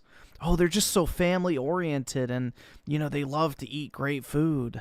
Is something that takes a wow, how absolutely unique. Long time, and culture, like my posters, have a small role in that, and so it sort of just chips away at it and helps people realize that being Australian is fundamentally doesn't come down to race. It comes down to a sense of belonging, contribution in all sorts of different ways. So this project, this funny little Donald Trump, the VEED acronym, this is taking it to its natural conclusion. The VEED acronym in Aussie, Donald Trump in Aussie. It's not exclusive, right? No one's illegal on stolen land. Everyone's an Aussie. It's a piece of paper. I don't think many Australians, like the ANZACs or the founding people of this country, would agree with that. It is an invention, a very modern invention, that needs to be upheld by literally street propaganda. But we can counter it in the street and get people to look at the extreme conclusions of this ideology. And this is what this really is about. All identity should be fluid in some sense, whether that's the makeup of our blood, that being our race or nationality. Yeah, the exotic food shit's retarded too, because they're forgetting that recipes exist. Or our job, or the behavior we exhibit, the clothes we wear, it's all superficial in some sense. We are merely taking that to its extremes and saying, we're taking that to the... I want to see if we got the dimensions right. Oh, spot on. Still blue? This is art, it's a real art. I think they don't believe in Australia. And they can't make a positive poster about Australia. They can only make these negative posters that nobody wants. And I challenge them to make something positive that people actually want. And I challenge them to put their name to it as well if they have any courage. And that's something they can't do because they don't really believe in what they're saying. Challenge accepted. Challenge accepted. This link, we've got posters, our names being put to them, and they're positive, and we know people want them. So challenge accepted, Mr. Drew. What do we got? What posters do we have? I think I can confirm. Obviously, it'll be from like Bailey Smith through to Abby Chatfield. There's a long range of posters that will be available on there. True. High quality prints for your room, good posters. I think it'd be fantastic. Positive posters, reinforce Australian identity. Our names to put to them. Challenge accepted, Challenge accepted. He can get away with saying that. Well, bang, like there we go. Here we are, bro. Right here. The societies that are being created today in the West are tabula rasa societies. That is, the surface of what it means to be or possess the Western identity has been smoothed down to such a degree that it is blank. Where what it means to be an Aussie is you've got 2 dots and a mouth. That is to be an Australian. And the likes of Peter Drew only exemplifies this ideology. This ideology, by the way, is effectively state mandated now. There can be penalties, vilification crimes, if you question who actually is an Aussie. And so right here, in that sort of doctrine of tabula rasa, of everyone's Australian, where it's been smoothed down to such a degree, you don't need to have a face to be an Aussie. You have Naveed Akram, son of a legal immigrant who came Dude, that actually would have been great, putting that in Yahoo up. 90s as a student. And how well did he assimilate? And under this doctrine of tabula rasa, there seems to be no contradiction. Would Peter Drew really say he isn't an Aussie? No. Of course, in this doctrine, he was always an Aussie. Whether or not he committed the attack didn't make him un-Australian. He wasn't born un-Australian at birth. He didn't become an Australian after the attack. For Peter Drew, the 2 dots and a mouth makes you an Australian. Much like potentially Trump could be an Australian. Hang on, I thought we were all Aussies. And this is not even written in English. It's got a kangaroo on it though. But that's what I mean. So, like the kangaroo, Peter Drew has to put his art in this hand printing screen process to give it a false sense of authenticity, where it's like, oh, this is something new and organic. It's a totally astroturfed thing. Yeah. And so we can print ours because we're the dissident, the transgressor, the force. We don't need to. Is that bro? Because basically Australia is a welfare state, and the majority of people literally receive some form of government money. Bro, what the fuck? How are we supposed to get that? We had a ladder when he did it. How can we go get on my shoulders and then low-key? That's not that. Get on my shoulders. What does it mean to be an Aussie? Is it some values? Is it a piece of paper? Is it the blood in your veins? Is it some combination of the three? No one really knows. It's a question that just some years ago people would answer off the top of their head. Now it's become so convoluted many choose not to answer the questions. Better to be avoided. It's offensive if you try and answer it, if you try and define it, because you might end up excluding some groups. But it's a silly question. It's a silly display, these Donald Trump posters, the Naveed Akram posters. What are we even getting at? Who can answer this question? Why take it so seriously, man? Because for me, it's existential.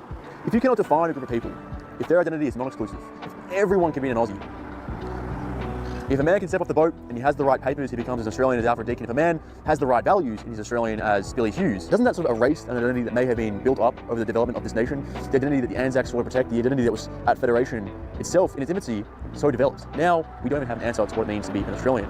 So I'm asking all the same questions that those who ponder on Peter Drew's art ask, but I'm still taking it to its limits.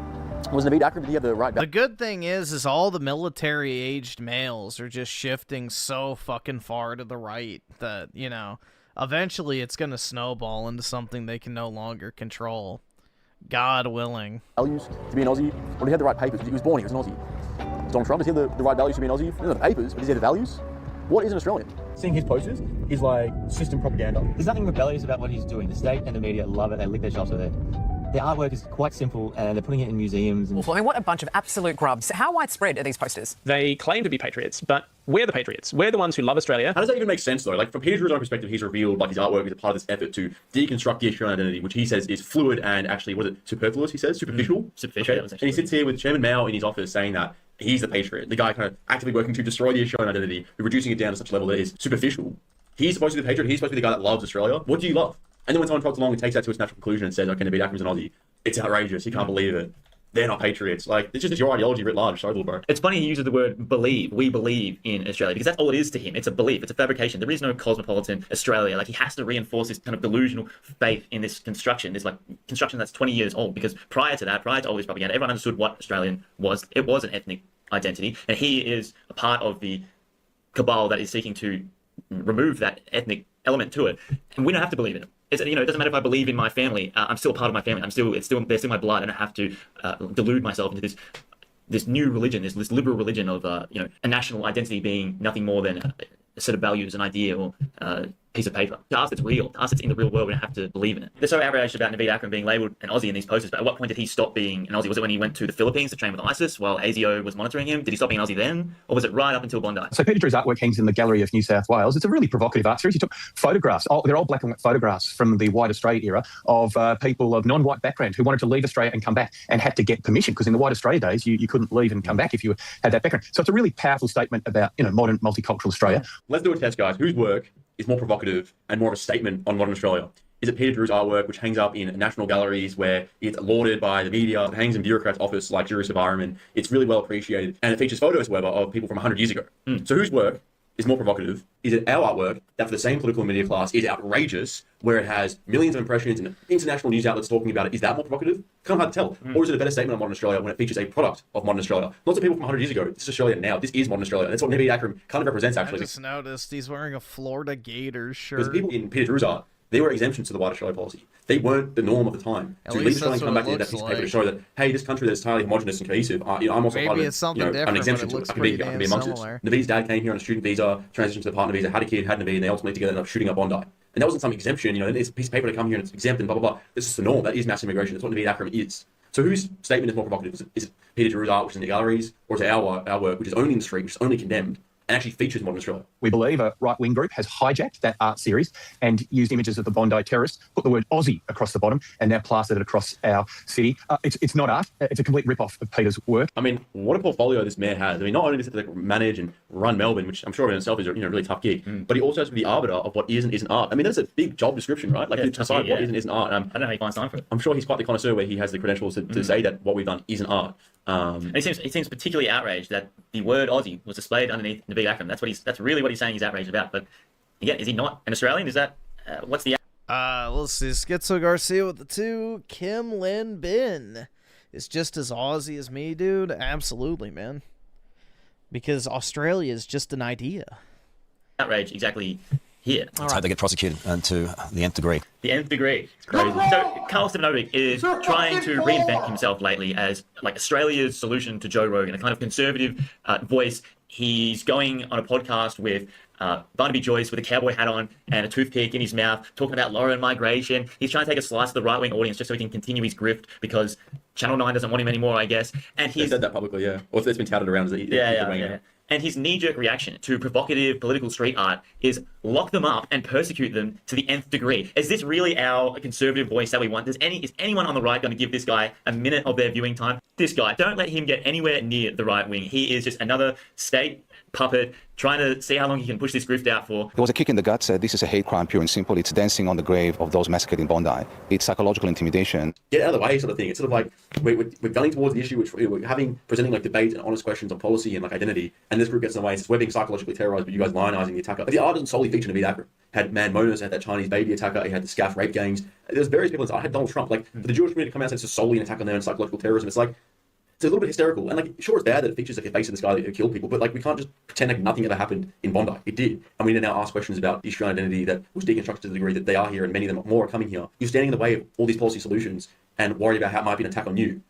We are being attacked. Our identity is being attacked. Yeah, no, it's a good point you make. And look, the Jewish community is understandably outraged. I mean, if you see a photo of Naveed Akram after Bondi, yeah, it can be provocative. I get that. But we have to understand where we're coming from. And that is Peter Drew's artwork is essentially whether it's intentional or not, intimidating and mocking Anglo-Australians and attempting to break apart their identity and reduce it to nothing more than these values that he can't even define. The whole message behind his art is to basically break down the Australian identity and say that really anyone can be an Australian. If my identity is for everyone, then it is for no one. There's something special about having to exclude, to have something unique to you. And Drew is basically saying that it is nothing more than a name tag that you can slap on and say, hello, my name is Australian. And we want our art to actually shock and actually be transgressive, unlike his, pretend rebellious art saying that, oh, we're all Australian. We say art needs to shock people. Essentially breaking down the identity, not that this is his intent officially, but that is a precursor to the displacement of Australians in our homeland.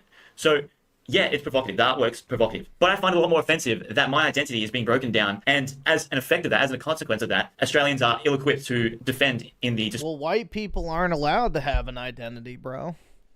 Your identity is their identity. You're not allowed to be proud of your heritage, your genetics, your, family.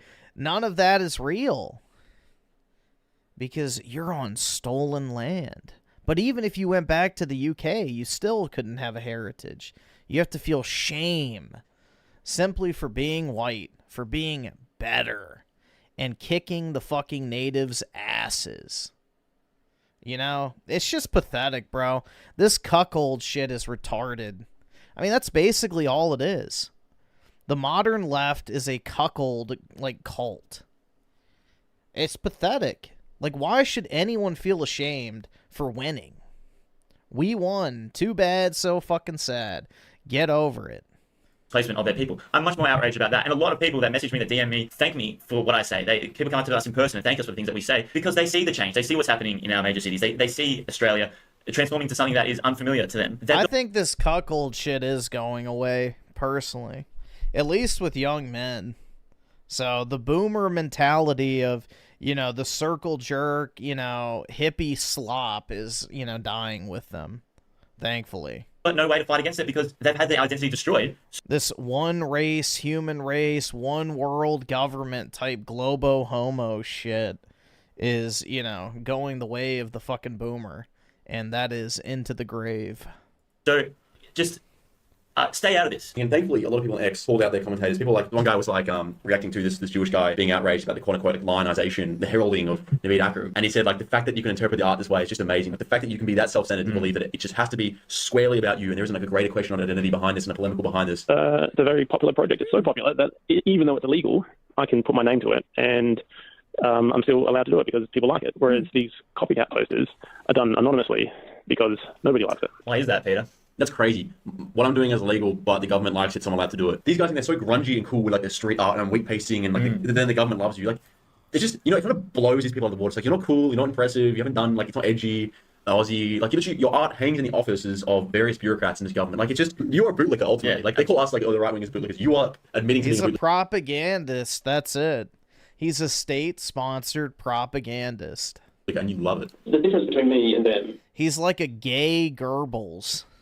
...is that I believe in Australia. No, you just don't. And yeah, your rehearsed lines suck, dude. It doesn't make any sense. You don't believe in Australia. You actively want to unwrite Australia and smooth it down to nothingness, such the identity is, superficial and fluid. You don't love Australia. He probably thinks, he probably rehearses that in the mirror at night. Yeah. I love Australia. And they don't. Arms fold, cool ass. Boy, shut up. But the Australia that he loves, this abstraction, this fake Australia, it's like it's a 20-year-old creation. You love a bunch of propaganda you've been fed because you're a millennial. That's what you love. You love indoctrination. Do you think you love the same thing that the Anzacs love? Do you think the aspects of Australia that they loved or what they believe, what they went and fought for to preserve the empire? Do you think that you fight for the same things by subverting our identity? No, you're a state actor, whether even though you're seemingly doing it on your own fruition, and you don't love Australia. You don't even know what Australia is. You can't even define it. You love nothing. And if I was to say anything to them directly, I would challenge them to put their name to their posters and make something which is beautiful and which people want to see on the street. And I feel very confident that they will not do that because they don't believe in Australia. Okay, bang, again. Challenge accepted again. He's really adamant that we should take him on with this challenge, so we've done it. You guys can check him out, high quality posters, link. Support it, support the project. If we do get fines for posting, you can help us get out of it. But it's like it's a countercultural movement. We're here. The Australian right is ascendant. We need artwork to go with it. And this is probably the first of many projects we do. So you can help us fund some more and get us going. And you're not just buying a beautiful portrait of Abby Chatfield or Baz. You are buying a piece of the movement. You're buying a piece of this moment right here. Maybe you wanted to be out there with us, allegedly putting out these posters. You get to be a part of it anyway and help us and pay off our potential Billing, what is it? Bill posting fines. These right-wing influences that are playing at being, they think of themselves as nationalists, and I don't, and as patriots, whereas I'm a patriot. I think most of the people listening are patriots. We're people that love Australia. We love the way it is, and we want to, keep it being. You love the way it is, so you want to import a bunch of random foreigners?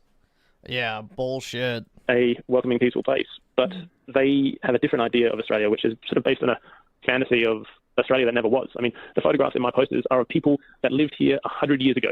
Okay, they lived here, they worked here, they died here. Some of them were born here as well. And if they're not Aussies, then who are we to say what is? Well, there's a lot to unpack there. Hang on. So yeah, who are we to say what an Aussie is? Who are you to start breaking down the identity as you say you're doing? You admit that. Don't say all the Australia that ever was. Like, it clearly was, because people had to be exempt who weren't a part of what Australia was to be allowed to just merely live there. It wasn't like they were given this piece of paper to say you are Aussie. It was to say that we are Aussie, you're not, but you can live here, so you have an exemption. Have you not heard the expression, the exception that proves the rule? Doesn't it feel good to say that anyone can be an Australian? And sure, maybe it does. Maybe you might have an aversion to wanting to exclude people, but it's something that we have to do as a necessity to maintain our identity. You have to exclude. To exclude is to have an identity. If everyone's Australian, then no one's Australian. Yeah, step on the toes of my speech, but yeah. Been a lot of talk about Australian, but what is an Australian? Many are afraid to answer it, but why? Well, because we're... Oh my god. Dude, this guy is a Heil Hitler hat. Then we got Shadow the Hedgehog holding an Australian flag. Oh my god. Oh, that Australian is an identity that Come anyone can on, adopt. bro. Nothing more than a name tag you can stick on your shirt that reads, "Hello, my name is Australian." What of what use is an identity that anyone can wear? If anyone isn't Australian, then no one is! And we're here to say that if anyone can be an Australian, then Trump is more Australian than this guy up here. I reckon that's pretty good. Brutal, man. Oh my god.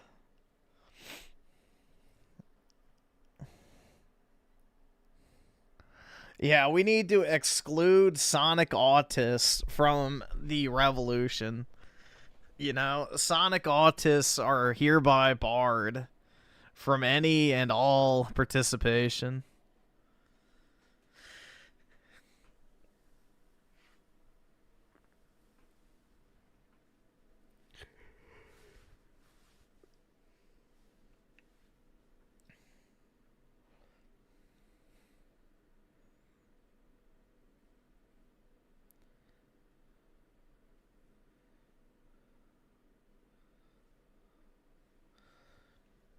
Let's see. All right, we'll do some, we'll see what's going on here with the Dreamcast guy. Predictions. Oh, this will be perfect.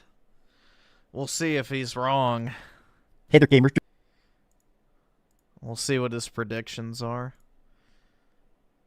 I don't even know what PlayStation even is working on. I haven't kept up with any of that shit. Hey there, gamers. Dreamcast guy here. Today we're talking about the next State of Play, because this is probably going to be the big one. It is over an hour of new games, both first party and third party. And to be honest, I just woke up. I want to make predictions. I want to talk about the news. And I want to explain why I think this specifically is the big one. So a bunch of leakers like Jeff Grubb, like Nate the Hates, like all the big people have basically been counting down to this one for the last week or so. They've been rumbling that this has been cooking up. February 12th. But let's talk about some announcements. Let's talk about some predictions. Let's talk about why, well, I don't know, why I think this one needs to be extra good. Hi, hope you're having a great day. If you could please give this video a like and subscribe if you haven't already. I'll make you guys a deal. I am definitely not caffeinated yet, but if this video gets, let's say, 2,000 likes before Thursday, I will live stream this. So here it is. It's coming up here at 4 p.m. Texas time, 2 p.m. Pacific Standard Time, coming up February 12th. Now, the thing that actually kind of hit me first, before anything else, is that they did say over an hour, latest from teams of PlayStation Studios and third-party studios, indie games. What kind of got me was that there used to be these different classifications of PlayStation presentations. You'd have your PlayStation showcases, you'd have your indie spotlights, you'd have your, well, state of plays, right? It's interesting that I think this is a sign that the PlayStation Showcase, the thing we sort of like held up on the pedestal, showcases were always the real big ones, right? That's what they did at E3 and stuff. This, to me, I think is a sign that the showcase is retired, that everything now is just going to be called a state of play. Because typically, most state of plays were... How insightful. You know, isn't it amazing that after all these years, they finally pick up on the trend? 20 to 30 minutes long. Usually showcases were the... That was always the cope, though, whenever you said that the state of play was shit. Well, dude, it wasn't a showcase. So what did you expect, dude? It wasn't a showcase. It was a state of play. Why would you expect anything if it wasn't a showcase? That was always the cope, so, you know, we'll see. I'm sure it'll still be over 40 minutes long. I think this is the big one because I think this is sort of their sign of saying, look, at this point, just get excited for state of play. No more mixing and matching.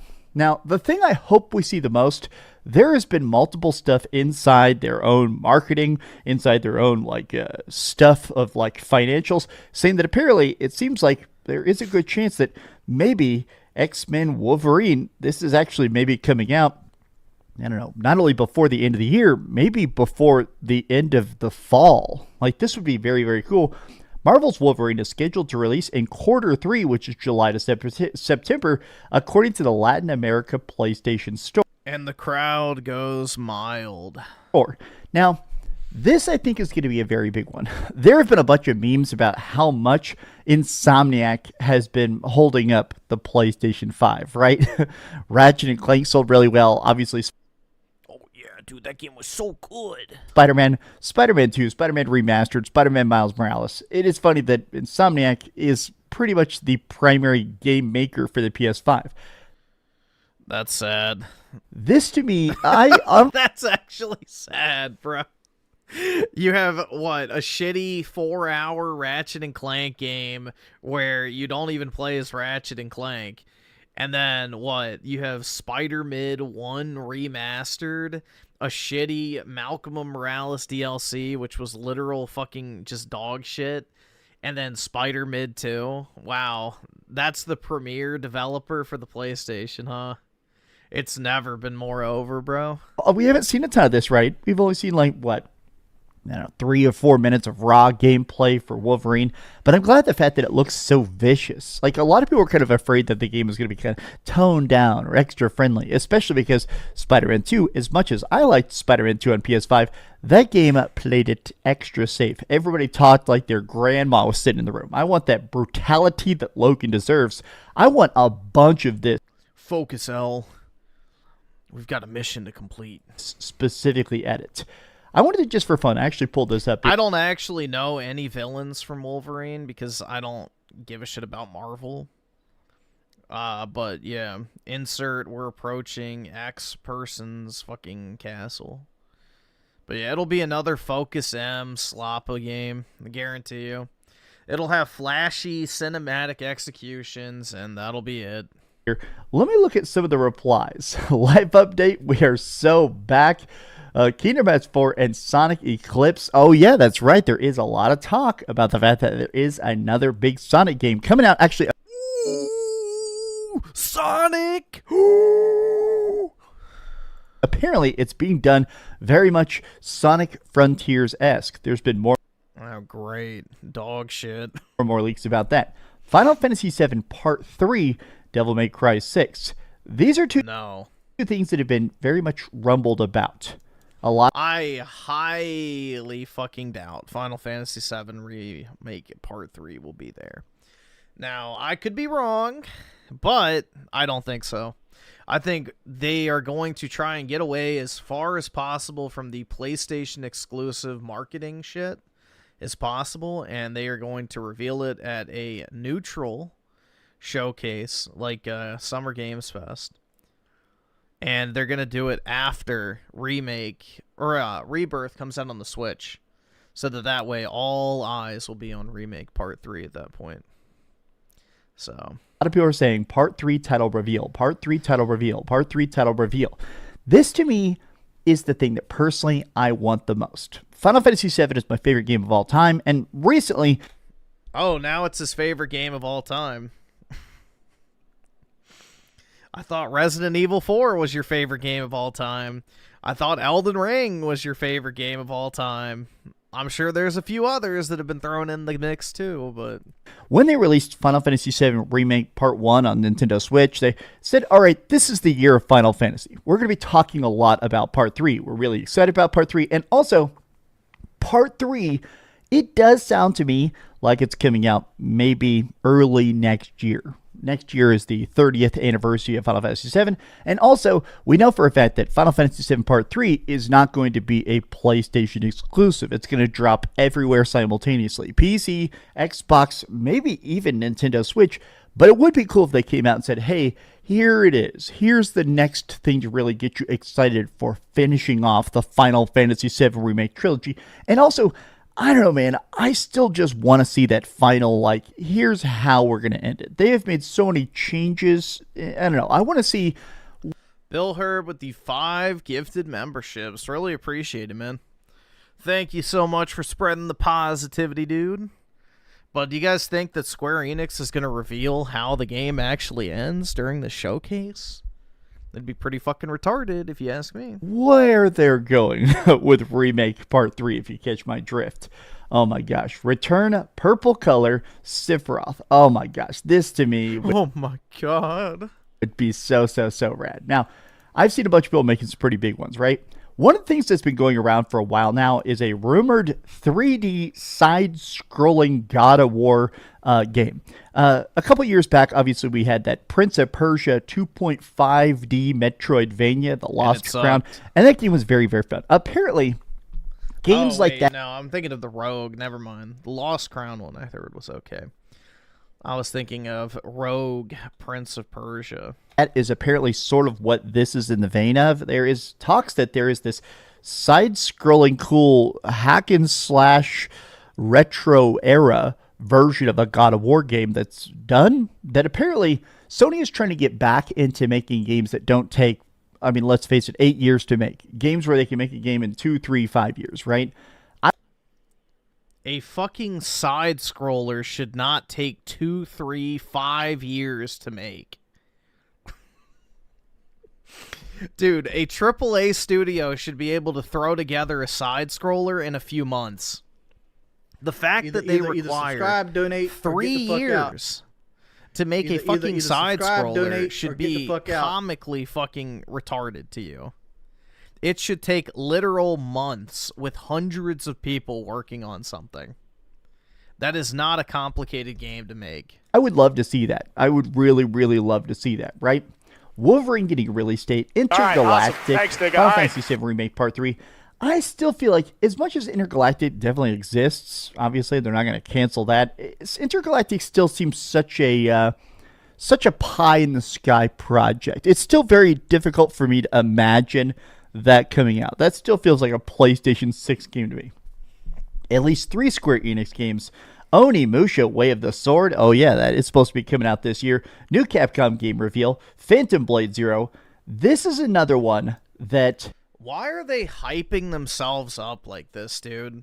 Like, they must have an addiction to being disappointed. Has been getting hyped up. Phantom Blade Zero. Very fast action combat game. I hope that we not only see Phantom Blade Zero, there's apparently been an internal, demo for it that's been floating around that I think already exists on the PlayStation Store. This is a personal taste. I love Shadow Drops. I just think Shadow Drops are so fun. Sometimes they're bad, but there's something still excited about seeing a game that looks really good and they go and play it right now. I would love a Phantom Blade Zero demo Shadow Drop. Even a demo Shadow Drop would be so freaking good. More Astro Bot DLC, more Stellar Blade DLC, Starfield. There has been some leaks, apparently, that Starfield is getting a 2.0. Now, this 2.0 is not going to be as big as, Cyberpunk 2077's 2.0, where they're, totally revamping the game. Apparently, it just sort of reduces the load screens a bit, and it fixes some of the space travel stuff. It sounds like Starfield is still going to mostly suck, but the release date that apparently is on the back end inside the PlayStation Store is April 12th. So if they're going to announce it, this is the time to show it. But man, I still cannot really believe or care that exists. Metal Gear Solid. That is such a lie, dude. This dumb fuck said he wanted to go back and replay it and get the platinum trophy. Liar. He breathes like he lies constantly. Castile Allen with the 5. I hate videos like this, always trying to generate hype for shit that won't be shown and ends up disappointed every time. Yep. Expect nothing and be pleasantly surprised at the best. You know, I don't understand this shit hyping it up. Like, every single time, it never lives up to people's expectations. Like, you know, take the hint, you know. Just, I don't fucking know. It's like they're addicted to being disappointed. Schizo Garcia with the 2. Okay. Collection 2 would be very, very cool, right? Marathon fans are going to watch this, right? There is a talk a lot about Marathon, about how there's probably not going to be a Destiny Part 3. Destiny 2 is pretty much sunset. At this point, the entire lifeblood of Bungie is being bet on Marathon. And apparently, according to a lot of internal testing, Marathon is getting better. Marathon is still fun. But I am thinking that this is the do or die. I think that since that is coming out here in just a couple weeks, they're probably going to announce, hopefully, like half the presentation isn't Marathon, but it would be cool if they showed us, like, I don't know, 3 or 4 minutes of Marathon, announced the beta, got us ready for that launch. I'm still in the thing where I don't think Kingdom Hearts is going to be there. I do think there is going to be at least a little bit of that juicy Square Enix goodness, even if those games turn out not to be exclusive. But these have been some off-the-cuff early AM predictions. 30 seconds after rolling out of bed. How do you guys feel about this state of play? Are you excited for it? Are you ready to watch this state of play? Let me know your thoughts in the comments down below. And dude, I don't know if I'm going to make it. That's 10 hours away. What? I will have been up for 30...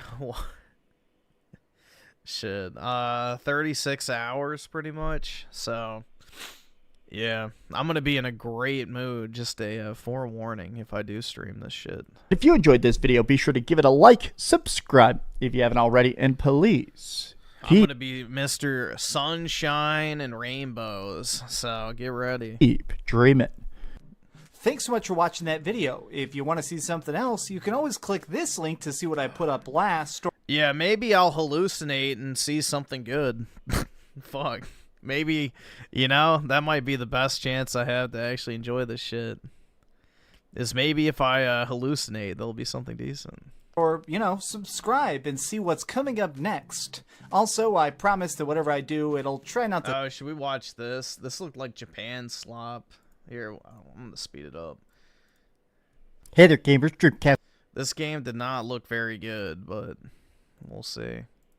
Scat here. Today we're talking about Romeo is a Dead Man, a new game by Suda51, the creators of stuff like Lollipop Chainsaw and my personal favorite, No More Heroes. But this game, he's always been a good game developer. He's always been a great director. I've loved every other Suda51 project, but this game feels different. It feels much better. It feels much more focused on having that actually good gameplay to it. Sometimes the projects from this team, Grasshopper Studios, sometimes they're so focused on being bombastic and silly, the games forget to be fun at parts. Every part of this game is perfect. It is exactly the game I've always wanted to make. I've got some gripes about the pacing and stuff, but I wanted to start this video with an analogy. It's the game he's always wanted to make, huh? This is Dreamy's dream game? This is a brutally honest review, but I want to start this with an analogy. You know, I grew up in the 90s and the early 2000s, and I think a lot of people had that experience where you just turn on the TV and there's a random episode of anime playing. Something like Dragon Ball Z or Bleach or something like that, right? And you don't really understand what's going on. There's characters, there's names, there's places, there's crazy super moves or weird events and timelines. You don't really grasp it. You kind of get the vibe, but you don't really understand it. You have to keep paying attention. You have to keep watching episodes. You have to keep showing up to really get why it's so great. Romeo is a Dead Man is that kind of game. The events don't make a lot of sense at first, but the more you play it, the more you practice it, the more you really appreciate that this is genuinely the best that Suda51 has ever done. But let me talk. I hope you're having a great day. If you could please give this video a like and subscribe if you haven't already. So this is just completely off the cuff. I literally just finished the game. I wrote down some notes, but I want to talk about this game because I really did get very, very impressed by just how fun it is. I mean, straight up, this is a hack and slash game, but with a lot of different weird, spirally, spicy bits sprinkled in to make it where, even though this is a lot of big, crazy boss fights and multi-phase monsters and stuff, it also feels better than just your typical dry hack and slash game. It almost reminds me of like those PlayStation 2 games, you know, where there's like crazy stuff happening, but there's just so much fun, constant power scaling that there's always some like carrot on a stick to keep you going. So what is Romeo as a dead man? This video is going to be spoiler free. I'm not going to talk about the ending or show you any of the late bosses, but this is probably the part that's the strangest about the game, is that it takes a long time for the game to even explain what it's about. But here's the short and sweet, right? You're playing as Romeo Stargazer. He's a cop. One day, he finds a random lady in the street who's been very... They will announce Aerith Clap Cheek Simulator, God willing. God willing. From your lips to his ear. Maybe. Did he talk about... Wait, did he talk like that before his new teeth? Yeah. This is how he's always talked. Badly beaten up, named Juliet. And she asks to die. He nurses her back to health, they fall in love, and then suddenly something happens. Something very bad.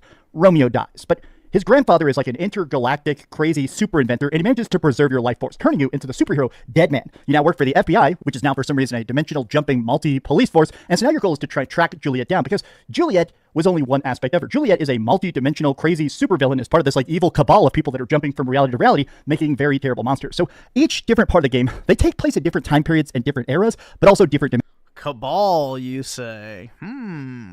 Dimensions. There's dimensions where you're stuck in like a 1990s psych ward or a crazy cool retro mall or the far future. Every time you jump to these different eras, it's a different style of gameplay, from swamps to sneaky missions to times where you're just straight up hacking your way through crazy food courts and stuff, trying to power up generators. But let me talk about why this works really well. And the one part that to me is a bit odd, which is the subspace. So while you're in each of these levels, at any time you can leave. You can teleport back to your ship and do different upgrades and stuff. There is definitely a nice RPG mechanic to this. You know, Romeo, he has a very, very powerful weapon. His sword is called the Dead Ball. Now, as you're playing, you're getting a lot of different currencies that allow you to upgrade the Dead Ball, to make it into different weapons, a big heavy sword or punching fists and stuff. But just out of the gate, you can play this any way you want. There's long range, there's short range, there's heavy attacks, there's fast attacks. But what really got me the most is that Suda51 games, they just feel good. Like, literally just spamming fast attack and chopping up zombies, trying to avoid ranged attacks as a undead or lumbering up with shotguns. It just feels fun. I legitimately had so many times where, even if I died, Bill heard with the 5 people are mad at Tobey Maguire because he's dating a 20-year-old. I know, the horror, lock him up. Yeah, don't worry, send her to my place and I'll keep her safe.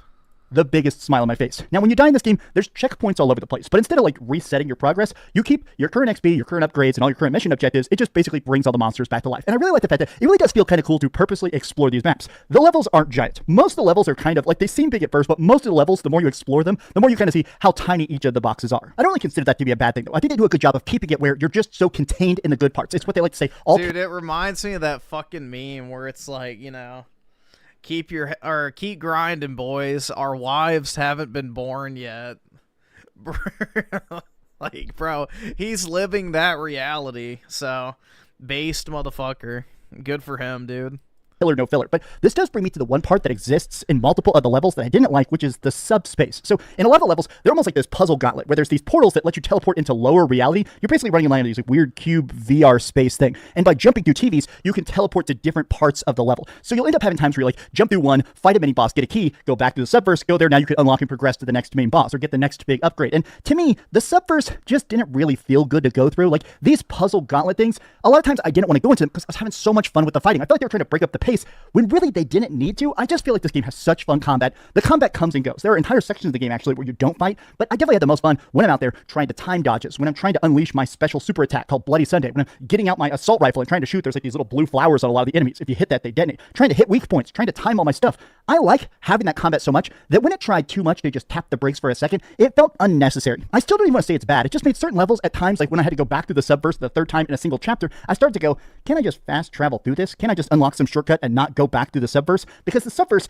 doesn't have any fighting whatsoever. They're just these big puzzle rooms, usually toying with perspective and stuff, which is fine, but not nearly as fun as Romeo with that dead ball sword in hand. Now, this game actually has a surprising amount of side content. It's not a ton, but there are actual side quests, there are side objectives, and even side realities. We'll So the way this works, this game, I mean, it doesn't look bad, honestly.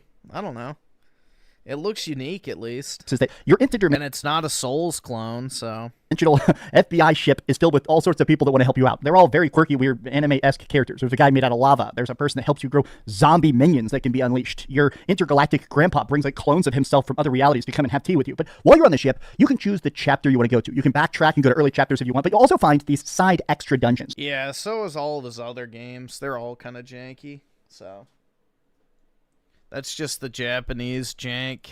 Now, they all look the same. Each of these ones are a different layout of the same sort of warehouse-style map. They're like different monsters and stuff in it, but these optional upgrades, I really found myself just kind of having fun going down those other paths to get stuff that I didn't really need. I feel like this game is kind of tough, especially the chapter bosses can be pretty hard until you figure out what it wants you to do, but I still think that I found myself doing the side dungeons just because they were so fun, and I like the fact that I can do them at any time. It felt so freeing that you're not like contained in there. Oh, sorry, you didn't do enough of the side stuff. It felt rewarding to do it purely for the thrill of just doing it for funsies, right? But this does bring me to, we have to talk about the bosses. I'm only going to show you the first couple ones in clips here, so there's no big spoilers, but I think I love the fact that the bosses are radically different forms. Giant mutant heads, I mean, all sorts of weird monsters that are fighting you in the middle of the forest, a weird like demon gauntlet guy. I think the different bosses are so cool because they all play so different. It really does feel like Suda51 is just constantly trying to come up with the best idea for the game that he wants to play. It really does feel like that in a way. He's there just sitting by your side saying, yeah, get him. And I like that so much about it. All of his games feel that way, but this is the first one where it really feels like there's this perfect sort of like mixing of the combat and of that really, really good gameplay. Just the story and the weirdness all meshing together so freaking well. But that does bring me to the upgrades, which is the one thing I really just don't like about this game at all, if I'm being brutally honest. So we mentioned earlier the different kinds of currency. There's all sorts of different stuff. While you're flying between... He's being brutally honest, guys. Get ready.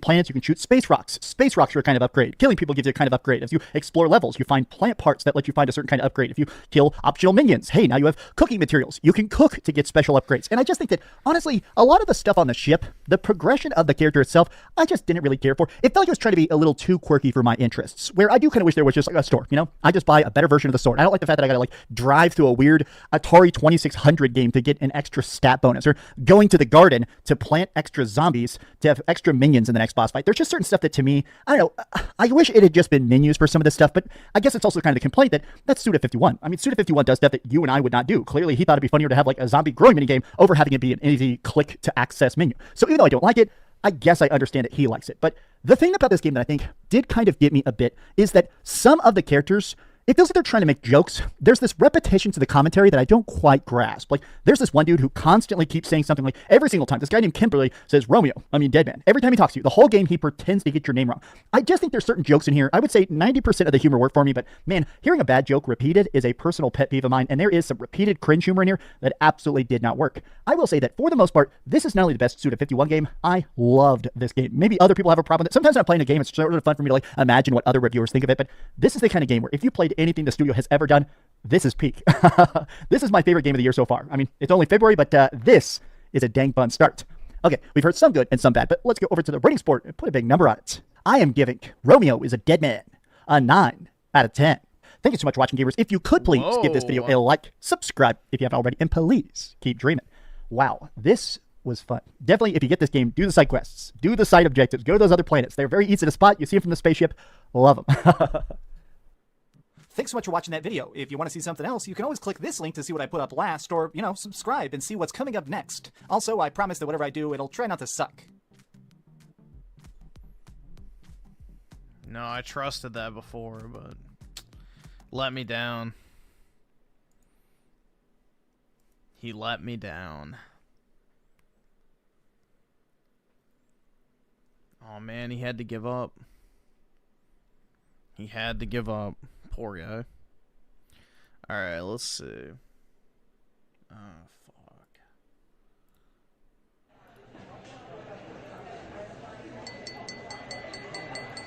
Hold on.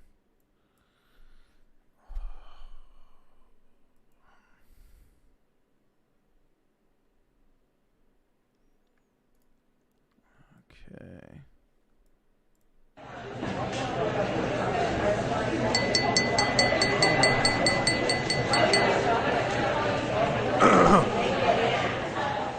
Ladies and gentlemen, welcome to this prestigious event.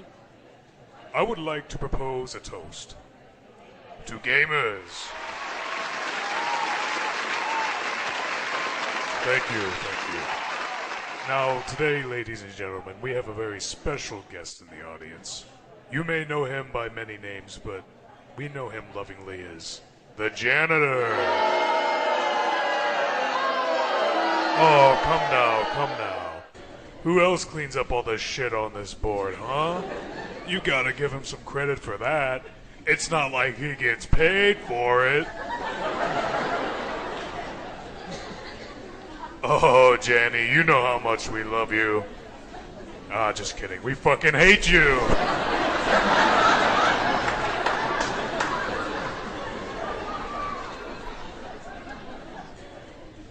So without further ado, ladies and gentlemen, a final toast to gamers, fuck niggers, fuck kikes, fuck spics, and most of all, fuck Jennies.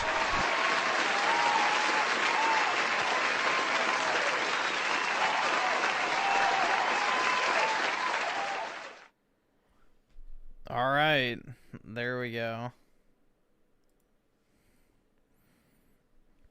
Mods don't get paid. God!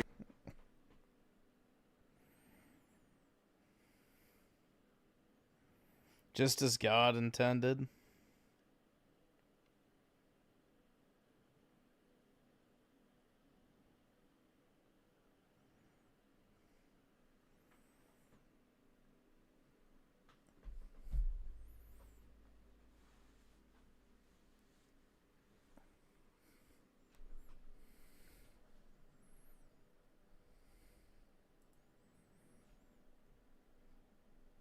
Let's see. Give me 1 second. Let me check something here real quick.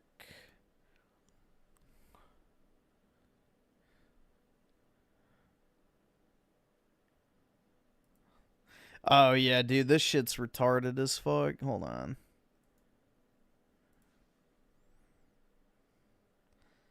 Like, this just shows you how fucking clueless people are. 7,000 likes on this. So it says, I do feel bad for them, but I still can't wrap my head around a new studio being forged by staff escaping the corporate hellscape to do their own thing just to turn in a product that seemed handcrafted by EA executives themselves. The equivalent of beige paint. What was the point? See, people like this miss the fucking point, because the entire point is they give way too much credit to EA executives. EA executives are not the ones making these games. That's the fucking crazy part that they don't fucking seem to understand. The people who are making these games are the people who left the studio to make these games. So, again, I don't understand why people think, like, you know, EA executive fucking number 31 is mandating that every single game look like corpo slop. At a certain point, you have to realize that these are the fucking games that the actual developers want to make. Like, I don't understand how this is still lost on people. The reason games suck is because of the people making them. Like, I don't understand how this is still, like, a misunderstood point in the gaming industry. Video games suck because of the developers making them. Because even if, you know, the corporate overlords were mandating certain things, you know, a good game, mechanically speaking, gameplay loop-wise, whatever, will still shine through all the fucking sludge. Because there are countless fucking games that are basically cookie-cutter corporate products that get pumped out by, you know, Chinese studios, Korean studios, Japanese studios, and even Western studios from time to time that, you know, fit all the corporate checkboxes, but still have a appealing gameplay loop to them. So, again, at a certain point, you just have to realize that the issue is the people making these fucking games. It's not the executives. The people making these games are fucking hacks. They don't understand what people want. They don't know how to make a good game. They just want to make money and push whatever fucking dog shit into the game that they believe in or whatever. So, I don't know, dude. It's just all so tiresome. You would think people would wake up to this shit by now, but no such luck. No such luck.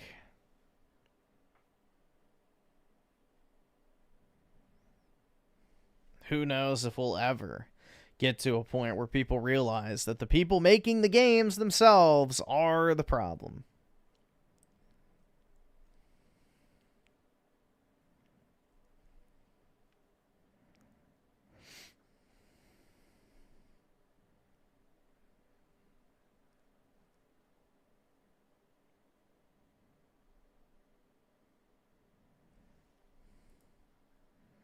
Oops. When someone fucks up a McDonald's order, they don't blame corporate, they blame the employees. Yep. But heckin' wholesome game devs do no wrong, bro. Game developers are perfect angels that are incapable of ever making a mistake, ever misgauging, you know, what the market actually wants. And they sure as shit would never promote anything in their games that is antithetical to what the average consumer believes in. So, you know, they're just perfect angels that are incapable of doing anything wrong. So, there will never be a Final Fantasy VIII remake. Brutal.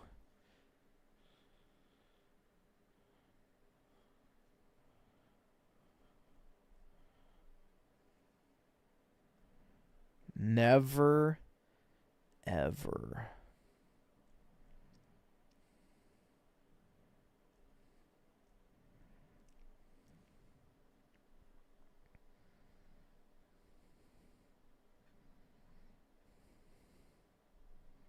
Yeah, dude, the budget increasing on a lot of these games has not improved the quality in the slightest. Ooh, man.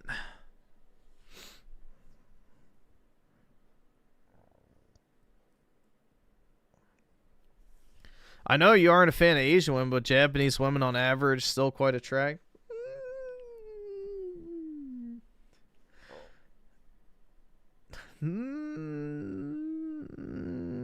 That's debatable. I don't know how their birth rate is declining because they live in a corporate hellscape where, you know, the guys work 16 hours a day. No one can afford to live anywhere because everybody's huddled in major metropolitan areas because, you know, you're expected to be at work at the crack of dawn and leave well after sundown. So nobody has time to commute, you know, massive distances. You know, women also work 16 hours a day, so nobody's home to raise the kids. Most people can barely afford their rent, much less paying for childcare during the day.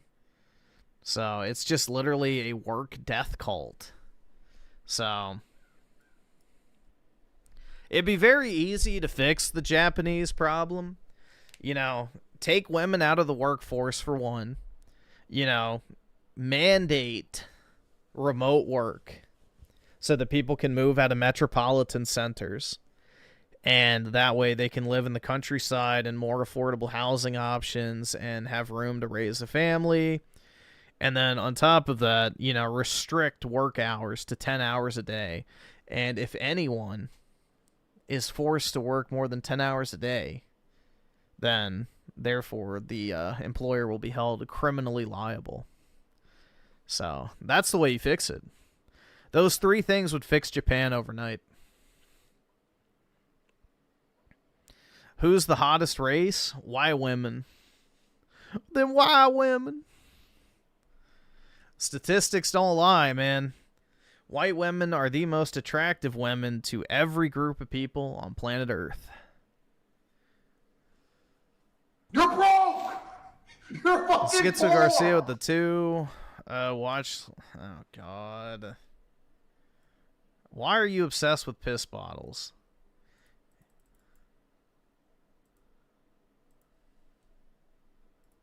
So I don't believe in I'm a strong believer that toilets are not meant to be pissed in, only urinals. Piss splashes all over the seat. It's disgusting. It's unsanitary for a dude to piss in a toilet. So preferably I use a bottle. Whenever I have a bottle laying around, that's what I use. I get to aim the slit right in the hole, and I get to urinate with no splashing, no crazy shit. It's just I urine, pour it out in the toilet, bleach the bottle. I'm good. All right, so let's see if we can find another game. What about the sink? Now, if you piss in the sink too much, it makes the sink stink. So it's better to use a bottle. It's better to use a piss bottle. As soon as it gets about half full or almost a quarter full, what you do is you pour out the piss, get about a cap full of bleach, some water, swiggle it in there, and it cleans it.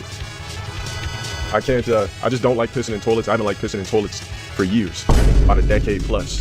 It just give me a nice bottle after I've done drinking the water out of it. Have it a piss bottle. Oh, what does Elena think of this? She already knows. This is what I do. I piss in bottles. I don't like pissing in sinks. I mean, in toilets. Toilets are made for shitting. Pissing is made for urinals. And bottles are made for piss.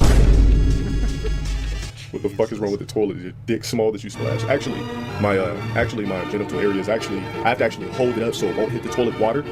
But for making such a comment that you would dare think that I'm not rocking a BBC when I had a video explaining the BBC logic, what you're gonna do is get that ass banned. Did I piss in my friend's sinks when I went to, of course. Because most people's toilets are dirty anyway, so I'm just gonna piss in your sink. I'm not about to sit there, touch your seat, touch. Oh my god. Jesus. Brutal, man. I do have to piss, but been sitting for 10 hours. Bruh. Schizo Garcia with the 2. Nothing he's saying is wrong. Wake up, Griff. Nah, no, I'm good. I'm more than happy to just piss in the toilet, and if it's that big of a deal, why not just sit down and piss? I mean, at that point, what's the difference of sitting down to piss in a bottle versus sitting down to piss in the toilet?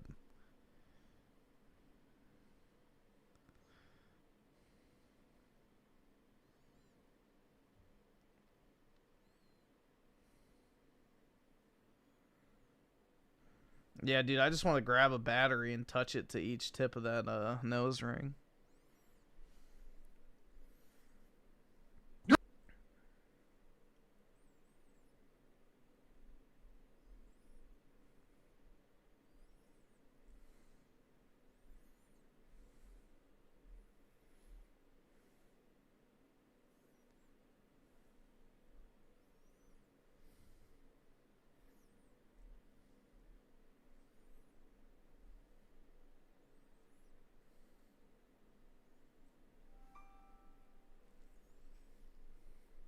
Oh, good. My Mario Tennis is out for delivery.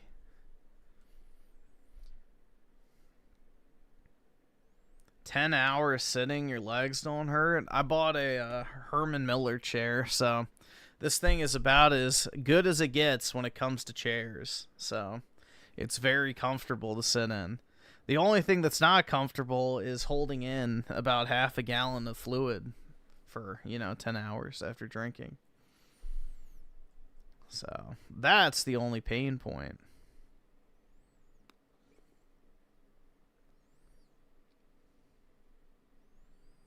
My life would improve if you started rot maxing. I don't think so, man. I don't fucking think so. Here, let's see what there will never be. So, that title is pretty harsh, huh? I promise I'm not trying to hurt Is this fucking AI? anybody's feelings. I'm doing this out of concern. It's 2026 now, and I think it's time that we, the Yep. Final Fantasy VIII Nope. Not doing an AI slot video.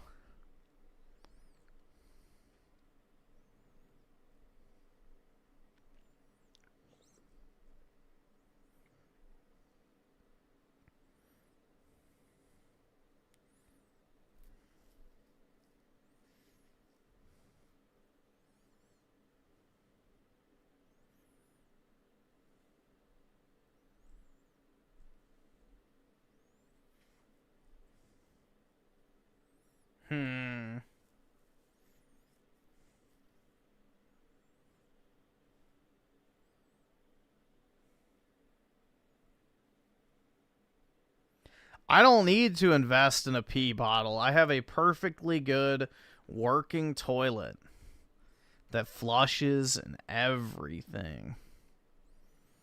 It's amazing.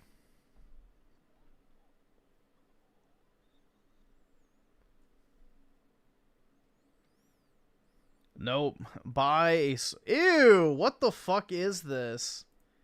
As a Nintendo Switch user, I finally What in the fuck is this freak doing? gave in and switched to the Steam Deck. Hi everyone and welcome to my latest obsession. But before we get into the main reasons for my change and why you might want to consider getting a Steam Deck as well, let's take a step back and enjoy the unboxing experience, because Valve is simple and to the point. cardboard box, a big leaflet telling you to plug it in before switching it on, a respectable sized charging brick, and the star of the show, of course, the Steam Deck itself. It even comes neatly packed in its own travel pouch, which I honestly wasn't expecting, and that's a nice touch. Dude, those ball sack cats freak me out. I don't know why you'd want one of those as a pet. The text on the leaflet clearly wasn't big enough for me because I still tried turning the deck on before plugging it in. Obviously that didn't work, but once I did plug it in, the setup was quick. Language, region, Wi-Fi, and then you're done. Do you know what isn't quick? The charging. While the deck was sorting itself out, my cats were having a full spa moment on the fluffy blanket. But their relaxation didn't last long because the setup finished faster than expected and it was time for me to play. And one of the first things I did after setting up the deck was to install Decky Loader. It's the simplest way to unlock the small quality of life plugins that make the deck feel truly personal, almost like adding apps to your phone. And honestly, this is one of my favorite things about the Steam Deck. You can take the hardware you already bought and elevate it with smart little software additions. Once Decky was in, I started adding the essentials. I installed CSS Loader and added the Proton DB badges, which give you a much more cleaner, more up-to-date visual of how well your games run on the deck. While I was in the middle of trying to make everything perfect, I also slapped on a screen protector because— See, that's part of the thing with the deck, is like, you don't know if the games are going to actually work well or not. The fact that you have to download a separate plugin or whatever just to make sure your game's not going to run like shit is part of the inconvenience factor, whether people want to admit it or not. Accidents do happen, and the last thing you want is a giant scratch staring back at you. I went with the anti-glare finish, and just look how satisfying this bubble removal is. I'd seen people worry that anti-glare might hurt image quality, but luckily I had a second Steam Deck LCD without the protector, and here's your side-by-side comparison. To me, they look basically identical. The big difference is that the reflections are practically gone, and that colors stay really well preserved through the protector. The camera doesn't do it justice, but in person, it's genuinely hard to tell which one has the film on. Sadly, the Steam Deck doesn't have a built-in kickstand like the Switch does, which is not necessarily a deal breaker, but definitely a quality of life loss, especially when you want to use a controller while it's charging. So I grabbed the JSOX case with a built-in kickstand. It's not exactly as flexible as the Switch is, but it does the job and makes a big difference. Storage-wise, 256GB wasn't enough for me, and I don't think it is enough for anyone, so I added a 512GB SD card. The SD card is hot swappable, and because I already had games on it from my other Steam Deck, they just appeared instantly on this one with no reinstalling necessary, which was wonderful. Now, here is why I bought the Steam Deck LCD, and why I think it's absolutely worth buying in 2026. I'm at that stage of adulthood where my job and hobbies kinda gang up on me, so long gaming sessions aren't really happening. And like any responsible adult, I got myself a And why are you playing Red Dead Redemption 2? handheld to squeeze microdoses of dopamine whenever I have a free minute. The Switch did that for me for years, but eventually I hit two problems. My Steam backlog of shame wasn't going anywhere, and if I wanted any of those games to play on Switch, I had to buy them twice. And at some point, something didn't add up. I wanted a handheld that fit into my life the same way my Switch did, but it had to run Steam games, be comfortable, have a decent screen, and most importantly, have a sleep-wake function. And that last requirement kind of eliminated almost every Windows handheld Why? instantly, because they are powerful for sure, but they cost almost as much as laptops and have questionable battery life. But the biggest problem is no proper sleep-wake function. You can't just start— Dude, that thing is not going to work. Like, the thing is, bro, is I've done the sleep-wake function on the Steam Deck. It drains after, like, 12 hours. So turn off the screen mid-game, you have to save the game, put it to sleep, and then when you resume, you have to wait for Windows to reinitialize everything, which eats into your precious time. The Steam Deck, on the other hand, sleeps and wakes just like the Switch. It's fast, it's smooth, and it's definitely reliable. Naturally, the next thing that I've had issues with that feature. Also, your battery does die pretty quick with that.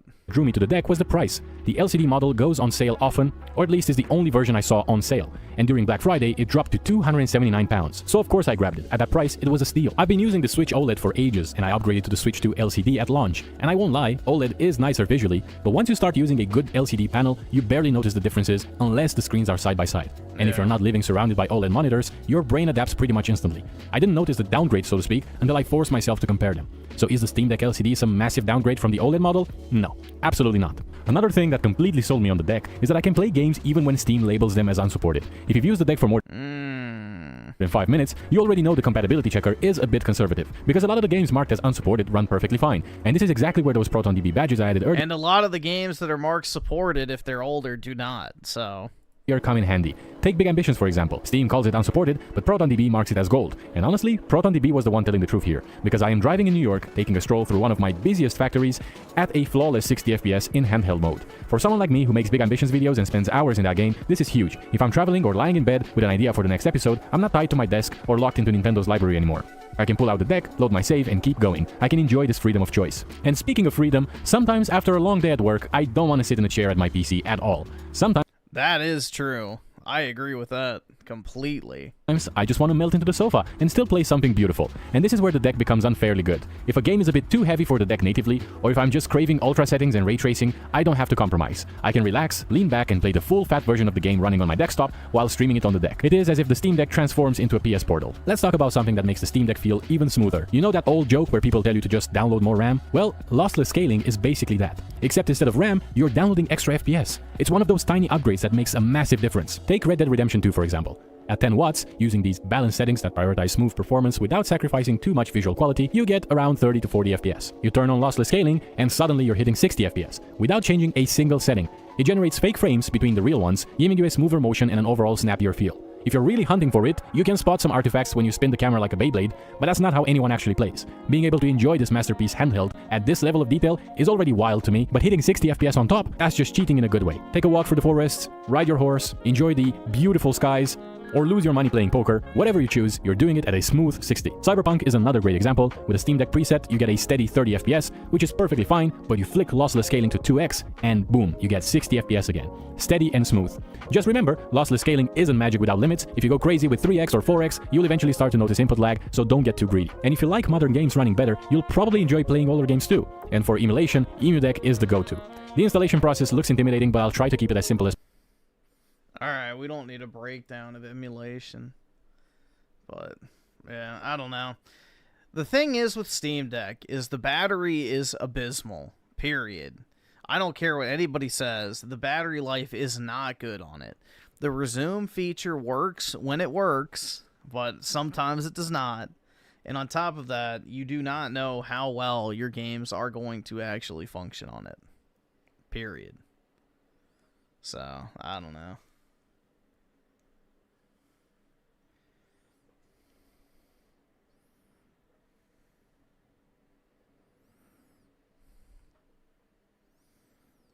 Every port on Switch 2 looks better than Steam Deck. Yeah, I don't know.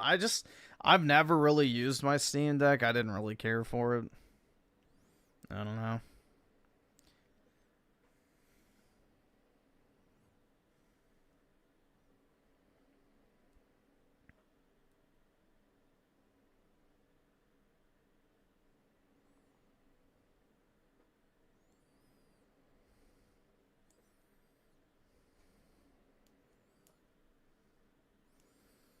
Oh god, Raymond with the 2, then use the Steam Deck docked.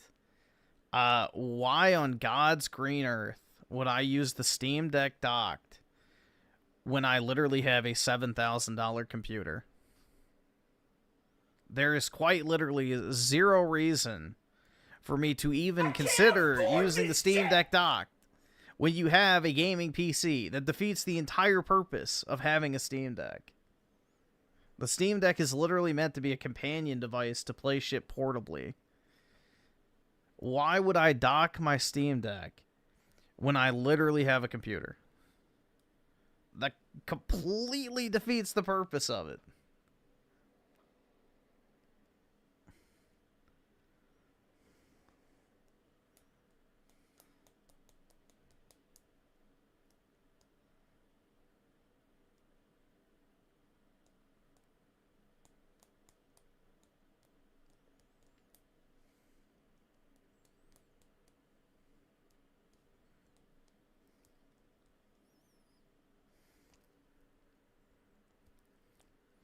Best use I found for my Steam Deck is getting Jackbox party packs and the dock to play on Christmas. Yeah, that's a good use case for it.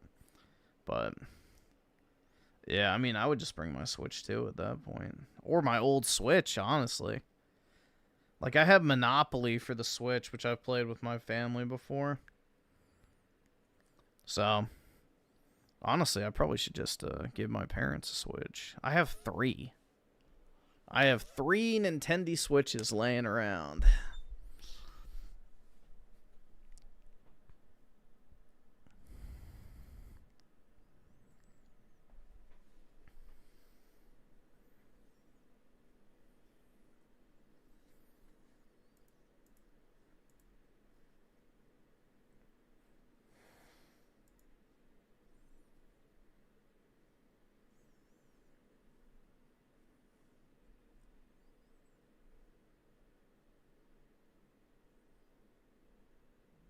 What is this shit? Cyber dopamine here. So I'd assume you've got friends and family or a girlfriend or something. Someone who, Nope. You assumed wrong. This guy assumed that I have... Hold on. We're gonna go back. Cyber dopamine here. So I'd assume you've got friends and family or a girlfriend or something. Someone who, Nope, I'm a gamer. I have none of that. You assumed wrong. doesn't like it when you play video games. Gaming's a waste of time, you know, you could be doing more with your time. Obviously without moderation, that's so valid. But I can't help but notice that the ones that typically tell you that gaming is a waste of time are also the same people that spend a lot of time doom scrolling on TikTok, binge watching Love Island. And I realized this and I'm like, all right, let me do some research on the difference between gaming and... I'm done.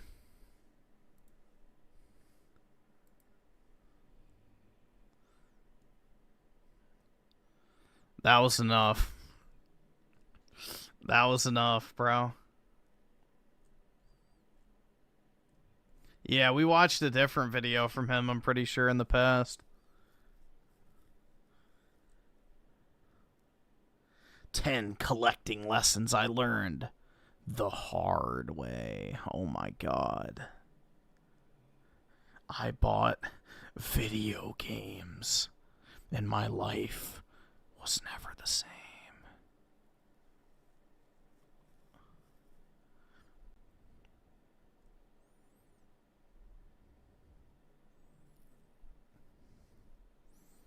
Why do people act like game collecting is like some sort of like fucking, you know, insane feat? Like, oh my god, bro. I've been through it, let me tell you.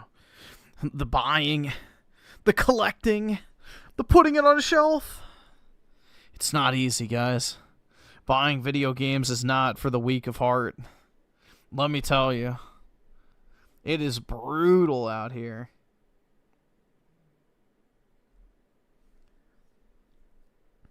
Dude, I need this. I need it. I need the fucking the Iron Thor, bro. This I need to get. It's on my purchase list, man.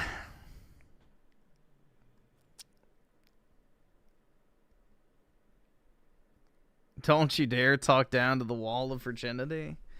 I don't have a wall of virginity. I've boxed up all of my physical games. So, all of my PS4 games and most of my Switch stuff is boxed up and out of sight now. The shelf that it used to be on is clear. Well, I'm going to put the box on it, but...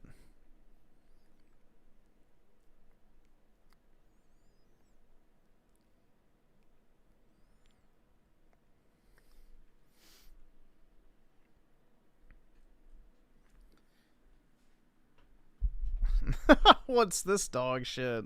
If you're watching this, you're probably one of 3 people. The kid who played Minecraft with his friends every night after school. The sweat who lived on Call of Duty. Nope. Battlefield or CSGO lobbies. Or the nerd who played League of Nope. Legends and stole his mom's credit card to buy skins. Or maybe... Nope. You're a mix of all of them. Doesn't really matter which one you are. Because Nope. we've all ended up in the same place. Gaming doesn't feel like it used to. It's like an old friend who's changed. They look the same, they sound the same, but something's just different. And you can't even point out exactly what. That's how gaming feels now. Same games. Same franchises, but not the same feeling. So is it the games, or is it us? That is what I want to figure out in this video, because I don't want gaming to feel like a chore anymore. I want it to be an escape again, not something I'm trying to escape from. So stick with me for the next 8 minutes, and together we'll figure out how to make gaming feel fun again. I think he's gonna fail, guys, but we'll see.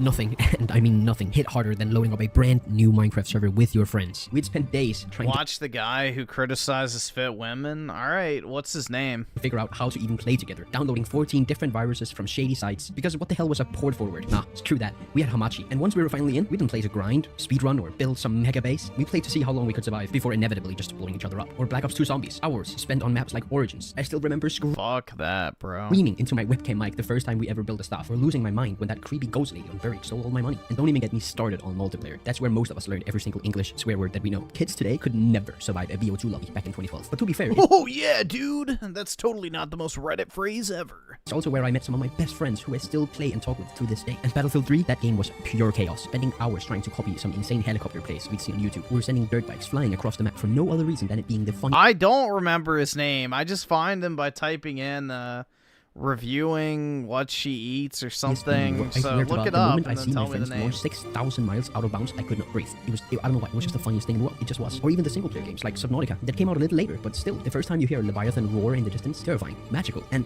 Wait, that was in 2014? Damn, okay, I'm getting old, bro. But enough about how it was. We all remember it. We were there. The real question is, why isn't it like that now? When I try to play those games today, it just doesn't feel the same anymore. And I think I figured out why. Somewhere between 2012 and 2025, gaming stopped being about fun and started being about work. Every game, and I mean every single game, wants me to log in daily, check boxes, grind XP. It's not playtime, that's a second job, man. And it's not just the games, it's the entire culture. Everybody wants to be the best. Everybody wants to be the next big streamer, the next big YouTuber. Success has been so normalized. Yeah, dude, I do too. To the point where if you're not putting a 20 bomb every single Warzone match, or grinding Minecraft yeah, the holy guacamole guy. the first 20 minutes starting a new world, or unlocking dark matter in week 1 of launch in some Call of Duty game, it feels like you're in fact, I try to forget it. You're falling way behind. And even when I do try to chill, I just can't. I feel like I'm not running the right loadout or following the meta or keeping up with the latest season. It's exhausting and it's unrealistic. But here's the thing. Do we really need to follow these rules? These rules that nobody even agreed on. They just kind of show up one day. Do you actually keep playing after you unlock the dark matter camos? Do you actually stick to your Minecraft world once you've gotten the Elytras? I know I don't. I spent an entire week grinding for the zombie dark matter camo and the multiplayer dark matter camo when Black Ops 6 came out. And guess what? I haven't touched that game since. It's what, like a year later? Yeah, I mean, why the fuck would you want to touch Black Ops 6 again? Or something, almost a year later? Why the hell did I do that? Why didn't I just have fun? And that's when it hit me. Maybe the problem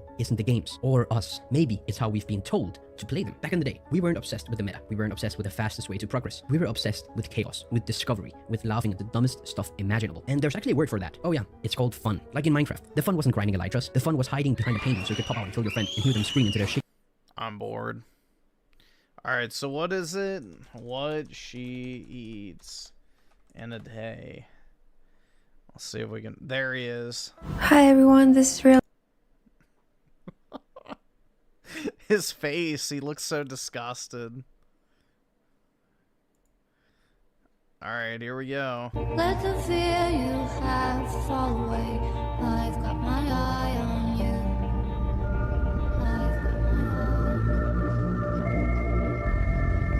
Although this may be true, you don't need to feel guilty about having a donut and then yes, you do. punishing yourself after. That is not a healthy relationship with food. Food is fuel, and this donut will be broken down and be stored as energy for use in your daily activities. However, eating multiple donuts like this on a consistent basis can be a bit excessive, can result in body fat gain, especially if you're very sedentary, which is if you eat more than one donut, you should kill yourself. why it is really important to strike a balance between incorporating these fun foods in moderation amongst the majority whole foods diet while staying relatively active throughout the day. Let the fear you Alright, next. everything I eat in a day to stay a skinny legend. Oh my god, why would you ruin yourself? Ruined! Absolutely fucking ruined, bro. That is a crime. So first things first, I always start my day by drinking a lot of water. If you're someone who struggles to remember to drink your water, having a water bottle with you at all times is a great strategy. Sometimes I go with matcha. Right now I've been heavy on a matcha phase. Holy guacamole, we are in healthy fat heaven in the avocado for Holy fat heaven, dude. Hell healthy yeah. fats, potassium, there's a little bit of olive oil for more healthy fats. Egg yolks are going to be a great source of healthy fats as well, and protein. Just kiwis on the side, which are one of the most micronutrient-dense fruits on the planet. Bananas are going to have fiber, potassium. The sourdough is a great source of prebiotics for healthy Flat stomach, hot AF, I agree. digestion. Great work. Snack, which was some orange. Oranges will be loaded in vitamin C to support immunity, skin health. I would have added a protein source here with it, like a Greek yogurt cup or a cottage cheese bowl. Followed by dinner, there was salmon. Her healthy fat intake is absolutely incredible. This is going to support hormonal health, absorption of fat-soluble vitamins, AEKD in the salmon for healthy fats, additional protein, vitamin D here. The salad is going to be loaded in things like vitamin A, fiber. Have I been... Yeah, I drank too much water, and now I have to piss like a racehorse, but I don't want to stand up. Folate, potassium makes it more filling, and the sweet I've potato been is sitting absolutely stacked. here for like 10 hours, literally. 10 hours I haven't gotten up. And yeah, I've drank probably at least half a gallon of fluids since I've been sitting here. Beta carotene for skin and eye health, gonna make the meal that much more filling. This is awesome. She ends the day with some chocolate covered raspberries as a nice sweet treat that's also high in fiber. She did an absolutely amazing job. Great work. Everything I eat in a day to stay a skinny. Just why? Why would you do that? My old McDonald's breakfast order versus my new McDonald's breakfast order as a girl that lost a crap ton of weight and keeping that thing off. Old McDonald's order including a sausage egg on cheese bagel with a hash brown and a large caramel frappe totals up to a whopping 1,500 calories, which is the majority of the calories Yeah, most of it's just from that. most people eat in an entire day. Her new order, which includes a bacon egg McMuffin with a hash brown still including it. Love to see that because McDonald's hash browns are really the highlight of their breakfast, with a sugar-free medium iced coffee, which only additional 80 calories, totaling up to only 580 calories, which is almost a third of the calories of the breakfast from before. And I would say, No, that fucking whatever milkshake, it's not even coffee. It's a fucking milkshake at that point. That's where all your calories are coming from. equally as filling. To make her new order even more filling and nutrient dense, you can go with an extra egg on the English muffin for double the protein, double the healthy fats, and you can even get some apple slices on the side for some additional fiber. Dude, McDonald's apple slices taste like shit. They spray them with chemicals so they don't turn brown, and it tastes like somebody dipped the apples in fucking hand sanitizer. For micronutrients. My old Dude, I remember, like, it was back in 2020? I don't remember. It was when McDonald's did the Happy Meal thing with the Pikachu card for Pokemon's 25th anniversary. And I ordered a shit ton of Happy Meals with chicken nuggets and apple slices. Because I was like, I don't really want a bunch of fries. And I tried to eat the apple slices, and it literally tasted like somebody dipped them in hand sanitizer. And I looked it up, and it's like some chemical they spray the apples with so they don't brown in the bag. So, yeah, do not eat McDonald's apple slices. They taste like fucking shit. Coming closer now that I'm a Dude, she looks like an alien. tangled up in wires. I can't catch my breath. I run. Pulling deeper. I confess. The bread will have carbs, help supply energy throughout the day. The butter is a good source of vitamin A. The cheese will have some protein, calcium. Super easy way to make this more nutrient dense is by going with a sourdough bread, which is a great source of prebiotics for healthy digestion. You can put an egg on here for some additional healthy fats, protein, an array of micronutrients. You can add some avocado on here for healthy fat, potassium. And of course, you can never go wrong with adding a piece of fruit, like some berries on the side for extra fiber and micronutrients. Coming closer now. Baby girl, you are so pretty, pretty, pretty, pretty. The bagel is going to have carbs to help supply energy The bagel. Oh my, dude, I forgot about that shit. throughout the day. You can sub for a sola bagel if you're looking for a higher protein, higher fiber A sola bagel. option. And the cottage cheese is loaded in protein, calcium, probiotics for healthy digestion. Great job. She is really addicted to cottage cheese and protein in general. I would love to see a healthy fat source and a fiber source with the steak bites or the chicken, such as avocado and a dark leafy veg. So I see she implemented some healthy fats in the egg, some fiber in the spinach. Nice work. Another tub of cottage cheese. Her cottage cheese bill might be almost as high as my avocado bill. She caps the day off with some banana bread. I would have loved to see more fruit and veggies throughout the day. That's why her diet's a little bit more varied. She's going to get more fiber, micronutrients to feel and look her best. See, only whites can eat like that.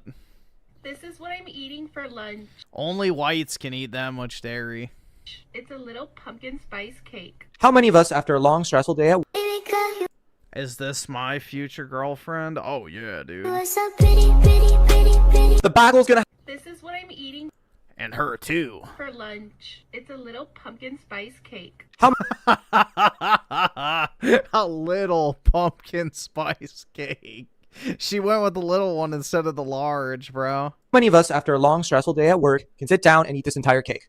I better see all your hands raised up because this is straight processed sugary carbs. There's no protein here. There's no fiber here. This is going to massively spike our insulin. Then we're going to crash 30 minutes to an hour later, and we're going to be hungry all over again. How the fuck could you even eat all that, dude? I'd be like barfing if I had a fourth of that.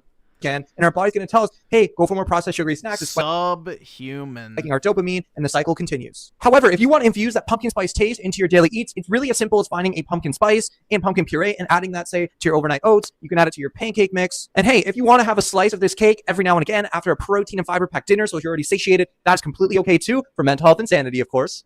This is what I'm My name is Matt. I've been on a weight loss journey now for about 9 months or so, and of that 9 months, I've been with Did you just change the camera angle? Coach Nico here for about 5 of those months, and I will say that absolutely he's been one of the best people I've ever worked with as far as my weight loss journey is gone.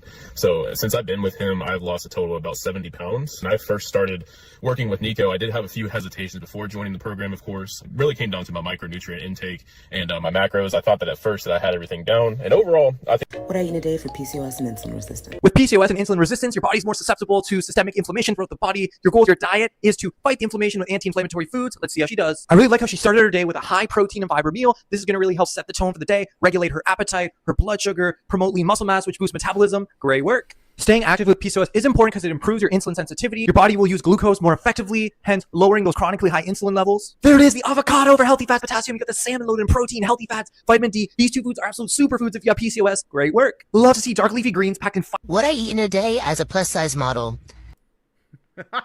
All right, you know, that's actually accurate. You know, this is an appropriate application of that term. So, credit where credit's due. It was a travel day today, so I got a coffee right before my flight. This drink will be around 80 to 100 calories, and it'll help get our day started with a blast of antioxidants. Great work. Express. After I checked in, I had a snack of dates and apples and peanut butter. The apples are going to be loaded in vitamin C and fiber. Dates also have fiber, magnesium, potassium, and an array of antioxidants. The peanut butter will have some dietary fats in there as well. We are just lacking a good protein source here. I would have added a few Greek yogurt cups. And then after my fitting, I got a Buddha bowl at North Star. This Buddha bowl at North Star is about 565 calories, 25 grams of protein. If you're looking for more protein, you can just double the tofu. This is going to be very volumizing with all the vegetables. Dude, tofu is disgusting. In there. It's going to add fiber to make it more filling, tons of micronutrients. This is a great lunch. This meal really is similar to her lunch, packed in veggies, which are going to pack fiber. Because he's too lazy to actually film it and then edit it on a computer. He's just doing it all on his phone. Nutrients, tofu is her main protein source again. If she has an option to add avocado into this bowl, definitely take that for healthy fats and potassium. Can't forget that. It just seems like her carb intake is relatively low. If she is feeling excessively fatigued, I would add some rice, pasta, or potato into her diet. What? How much you want to bet the comment? She's plus-sized? Plus-size model, we're doomed. If she is plus-size, there's no hope. It's absolutely insane that the modeling world, this is considered plus... No! This is what the world considered plus-size for its entire fucking existence. Oh my... Dude, this is literally what plus-size model used to be. This fucking fat acceptance bullshit so that people feel good about consuming more shit has changed the perception of what plus-sized actually means. What I eat in a day as a plus-size model. Yogurt's going to be loaded in protein, calcium, probiotics for healthy digestion. She has a little bit of Cheerios to add a bit of crunch. Carbs help supply energy throughout the day. And fruits to add additional fiber, micronutrients. Great work. If you're someone on a fat loss journey, adding things like lettuce and pickles are super low-calorie dense foods that add a ton of bulk, make this more filling. You can go with a chickpea pasta if you're looking for more protein, fiber. I like how she added ground beef here into the pasta sauce, which is going to be loaded in protein, dietary fats, iron, zinc. On her original video, she says she struggles with appetite, and then it comes back later in the day. As you can see, she starts to snack on a lot of sugary, chocolatey snacks that are not going to be very filling, not going to be very nutrient-dense, which is why you can eat a lot of it in one sitting and keep going. Based off her previous two meals, So apparently, according to these comments, she's in anorexia recovery. She's like, don't eat that! Eat a bunch of shit you don't actually... No, I'm pretty sure she just needs to eat something, bro. She is deficient on things like protein. I think she just needs to eat. Healthy fats, fiber. She could do something as simple as a egg and avocado on a high fiber toast. This is going to have the protein, healthy fats, fiber, which is going to provide her with tons of nutrients that she's missing on, and it's going to provide satiety, so she doesn't feel the need. Even if she wants some chocolate, she's not going to be able to eat this much. Baby girl, you are so pretty, pretty, pretty, pretty. The eggs will have protein, healthy fats, and an array of micronutrients, literally nature's multivitamin. The orange juice is going to be packed in vitamin C for immunity. I would have just added some berries on the side for extra fiber and micronutrients. Oats are loaded in fiber, which will slow digestion, lower LDL cholesterol. I would have added something like some walnuts or pumpkin seeds for healthy fats. You could top this with your favorite fruits, add additional fiber, micronutrients, even throw a scoop of protein powder in there to up the protein content. God, I hate this fucking music, dude. I really like this meal. The chicken's going to be loaded in protein, B vitamins. Anyone who unironically listens to that type of shit should be taken out back and swamped. The veggies are going to add more volume, make this more filling, loaded in fiber, folate, potassium. The potatoes are one of the most satisfying carbs on the planet. We're just missing one thing. Where's the avocado for healthy fats and potassium? Oh. Turkey cheese, Coke Zero. Ooh, that sugar sweet. Hi guys, if you're new here, I gained 50 pounds in literally 6 months, and thinking back, it's more like 70 pounds. But okay, here we go. This is one of the worst of all time. All right, prepare yourself. So, preface this video, we're on a trip in Las Vegas.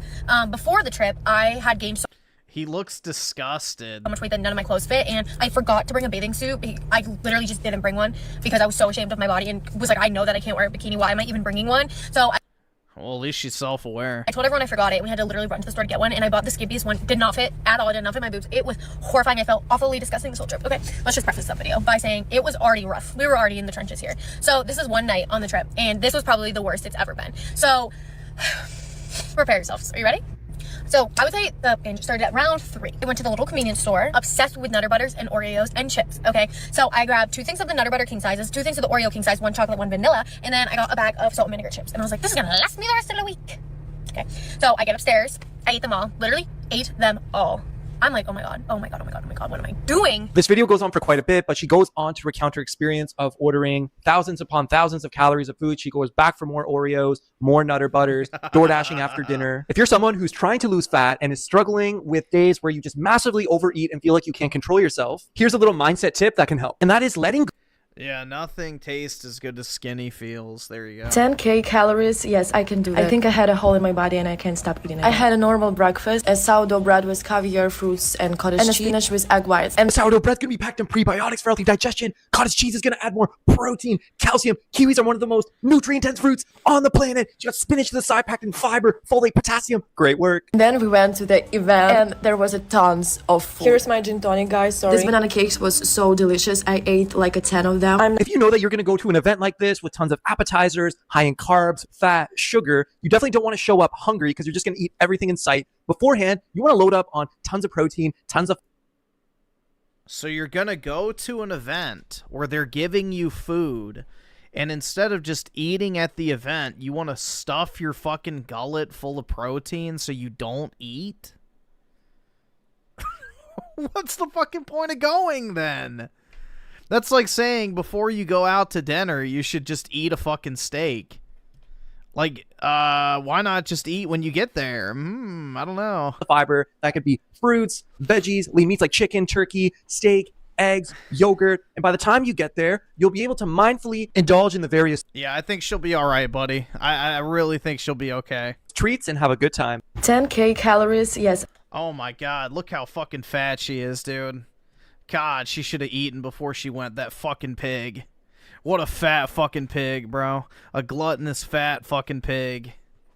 Jeez, he really needed to give advice to her. You know, with the fucking literal flat stomach that you could, you know, level a fucking... you could put a level across and it would be perfectly balanced. It's just... What does he think he's doing here? Baby girl, you are so pretty, pretty, pretty, pretty. Baby girl, you are so pretty. The cottage cheese and Greek yogurt will be packed in protein, calcium, probiotics for healthy digestion, and she topped it with berries for more fiber and micronutrients. Great work. If you're on a fat loss journey, reducing the amount of liquid calories that you consume as they are not very filling is key, like she did here. She went with no sugar and a 0% milk. The steak is going to be loaded in protein, B vitamins, dietary fat. That's cooked perfectly, by the way. W Foyd. This is exactly how steak is supposed to look. Fats, iron, zinc, going to help support putting on lean muscle mass, and the romaine lettuce is going to be stacked in vitamin K, vitamin A, which supports skin and eye health, supports bone health. We're just missing one thing. Where's the avocado for healthy fats and potassium? Matcha is going to be loaded in antioxidants to fight inflammation, ultra slow digesting carb source, which is going to help aid digestion. There's no blood in steak, PK, you dumbass. Go back to wherever fucking brown hole you came from. Oh, wait, in India, y'all worship the cows, so you don't eat them, so you wouldn't know. Digestion, it's going to help lower LDL cholesterol in the fiber content. I'm sorry for being so insensitive of your culture. She tops it off with bananas, packed with potassium, more fiber. If you want to create this chocolatey effect to your oats, you can add a chocolate protein powder, which will also spike the protein content. Coconut water is loaded in natural electrolytes to help hydrate you. Great work. Holy guacamole, we are in healthy fat heaven. She listened to me and added the avocado. Oh my god, she did. She literally listened to you, dude. Protein, vitamin D, calcium. The greens are going to add more fiber to make this even more filling. Love the balance here. Let's go. Baby girl, you are so pretty.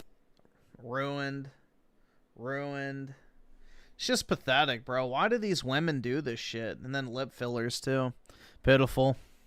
Monday, Tuesday, Wednesday, Thursday, Friday, Saturday, Sunday. By the end of the week, she was able to hit a new low weight, which is a massive win, which is why it is important. She probably just needed to shit. important to realize that daily fluctuations are totally normal and not an indication necessarily that you're gaining fat if the scale's up a little bit one day. Be consistent. Or you didn't drink enough water. That's the other thing, too. Trust the process and the results will follow. Monday, This is everything I intuitively. Oh my god, why? Dude, these bitches with these ugly ass tattoos. Ate to maintain this. It's 5:30. I'm about to go to the gym. 2 days. 8:30. Breaks my heart. Truly, it breaks my fucking heart. Why? Why the fuck would you do that to yourself? It's just sad, dude. There it is. We got the berries for fiber and micronutrients. Ruined. The deli meat's going to be loaded in protein. The cheese is going to have more protein and calcium. Great work. 12:05. I just had some fruit and now I'm having more cucumber bean. Steak is going to be loaded in protein. There is not a single woman on this earth that looks better with tattoos. Period. Tattoos are gross. Dietary fats, B vitamins, iron, magnesium. The cucumber's going to be loaded in potassium. And then the beans will have more fiber and protein. Made some amazing, perfect sweet potatoes tomorrow. If you're going to snack on something, snacking on sweet potatoes is not a bad idea. 2:45. I'm about to go hit legs, and then they have a chocolate and caramel rice cake. If you're someone who loves crunchy foods, rice cakes are an excellent lower calorie option to say a regular potato chip. Chicken is going to be loaded in protein and B vitamins. Asparagus has folate, fiber, and potassium. Sweet potatoes packed in vitamin A and more fiber. I just would have added some avocado for some extra healthy fats. This is everything I intuitively ate to maintain this. This single pizza slice will have 710 calories. Yeah, dude, Costco's pizza, I don't know. It's way too greasy for me. 34 grams of protein. Green tea will be loaded in antioxidants. Great work. Yeah, except it's sweetened. A Costco hot dog will have about 570 awesome. calories Thanks, for nigga. 24 grams of protein. The chicken bake has about 770 calories for a whopping 61 grams of protein. Costco, if you're watching this, let's bring the chicken avocado bake to the menu for protein, healthy fats, and potassium. She did an absolutely great job at meeting and exceeding her protein intake for the day, and now she's capping off the day with some cookies and milk. She put ice in her milk? Dude, that's disgusting. That's actually fucking disgusting. Ice in your milk? What type of fucking savagery is that? Jesus with the 5, High Guard laid off most of the dev team. How long until the game shuts down, and how bad does this hurt the Game Awards? I don't really think it hurts the Game Awards at all, but I would say probably 3 to 4 months. Most likely they just have a minimal, maintenance staff right now. And they'll roll out the existing updates and see if the player base recovers. But my guess, it'll probably be like 5-6 months at most. For mental health and sanity, great work. Hell yeah, dude. Do you think she's ruined with the tattoo? Tangled up in wires, I can't catch my breath. I run. Falling deeper. She's got on long sleeves, so you can't tell. I cannot confess. Which is what a lot of foids do to hide their tattoos, because they get better viewership and likes on social media when they're not tatted up. Drowning in the chaos, I can't catch my breath. I run. She's got the Kodiak oats for more protein. She tops it with berries for fiber and micronutrient. Adds almond butter for a source of healthy fats. Nah, it's not fake. It's just those special type of fucking yoga pants that accentuate the shape. Great balance here. Eggs are one of the most nutrient-dense foods on the planet. Can't go wrong with implementing them. Having a protein snack like this as a sweet treat is an excellent option. As a quick, high-protein post-workout snack, I love this. We got the protein shake with string cheese, which is going to add even more protein, calcium. The cashews will add a little bit of protein, fiber, and healthy fats. Great work. Ice in milk is the whitest thing you can drink? My guy. No.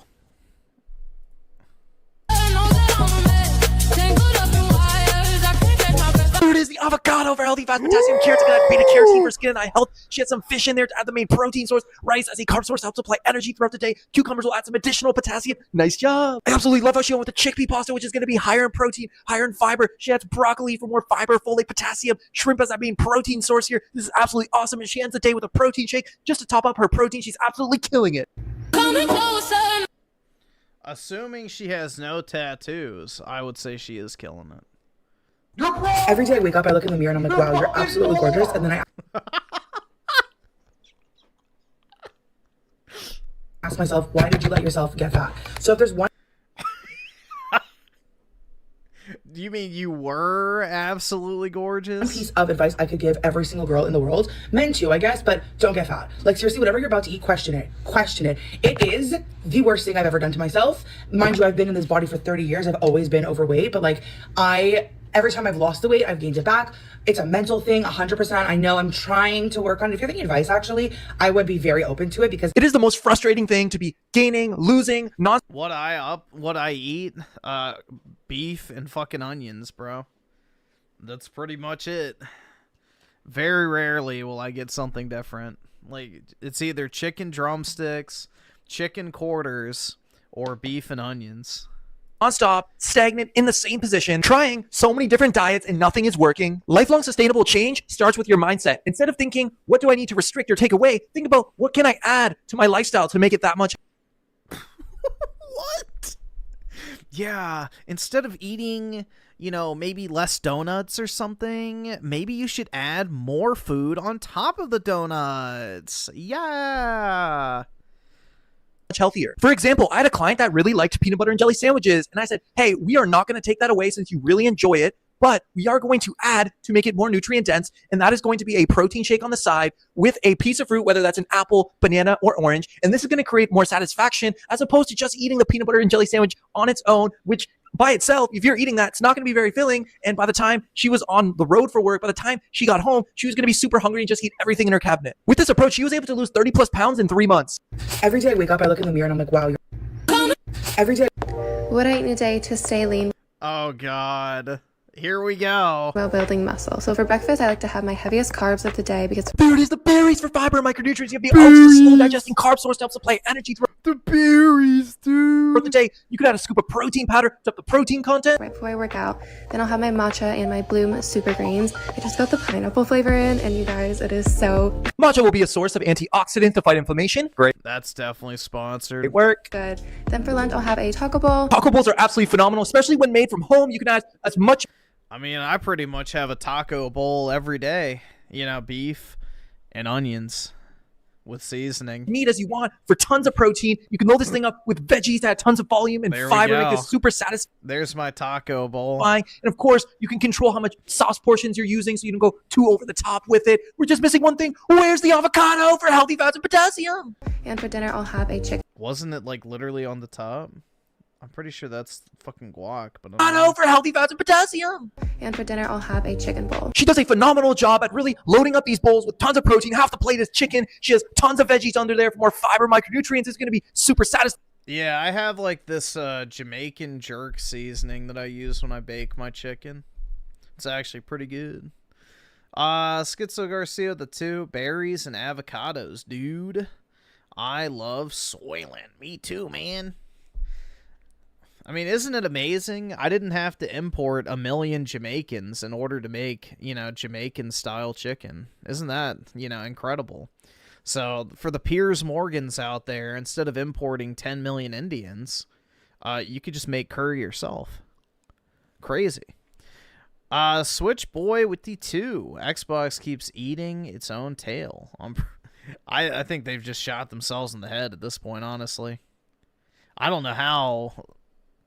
I don't know what the path of recovery for them is. I don't think it exists. I will be shocked if the next-gen console they're working on actually releases. That's all I can say. It's fine. It's going to allow her to regulate her appetite that much better. I would have just added a few more healthy fat sources, whether that's walnuts in the oats or salmon, egg yolks, if not avocado. What I eat in a day to stay lean while building muscle. So for breakfast, Yeah, I like I really don't think she needs to... What I eat in a advice. day to stay lean while building... Do you guys think she needs any advice on what to eat? I personally don't think so. I'd say that's pretty much as good as it gets, man. That's probably about as good as it fucking gets. I don't think anything needs to change.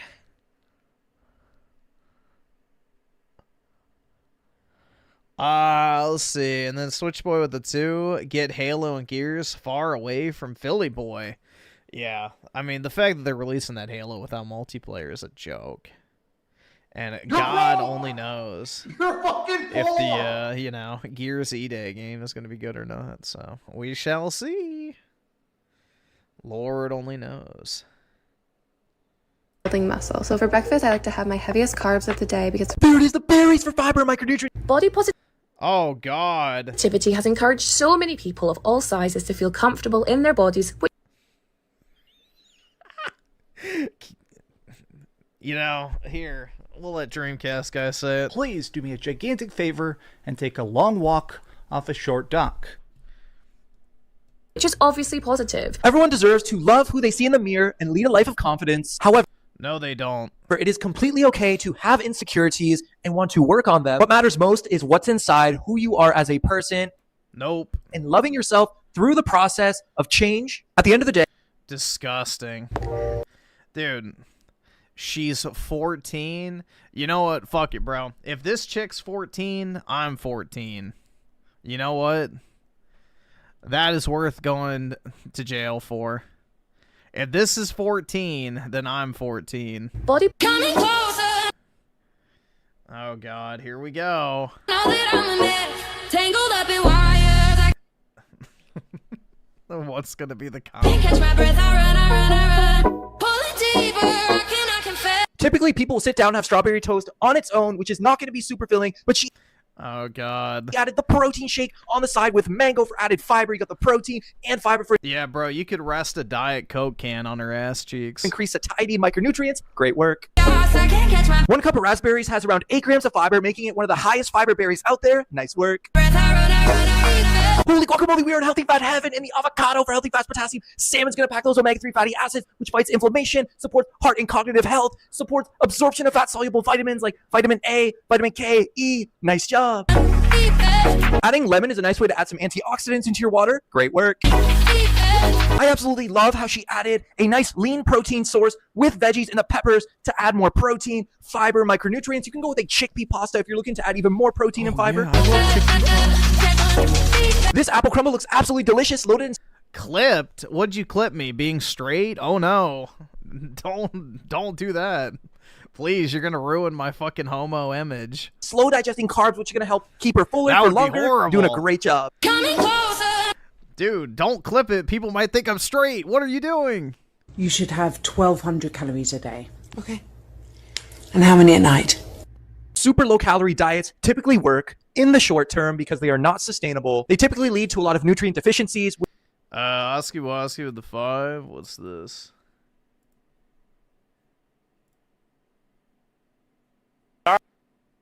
As a person? Is there such a thing? Oh, wait. Literally the most perfect body shape. Perfect. She needs to eat my dick. I need somebody to touch my damn penis! Jeez, bro. That now that's worthy of a clip. Yikes. That is a yikes, bro.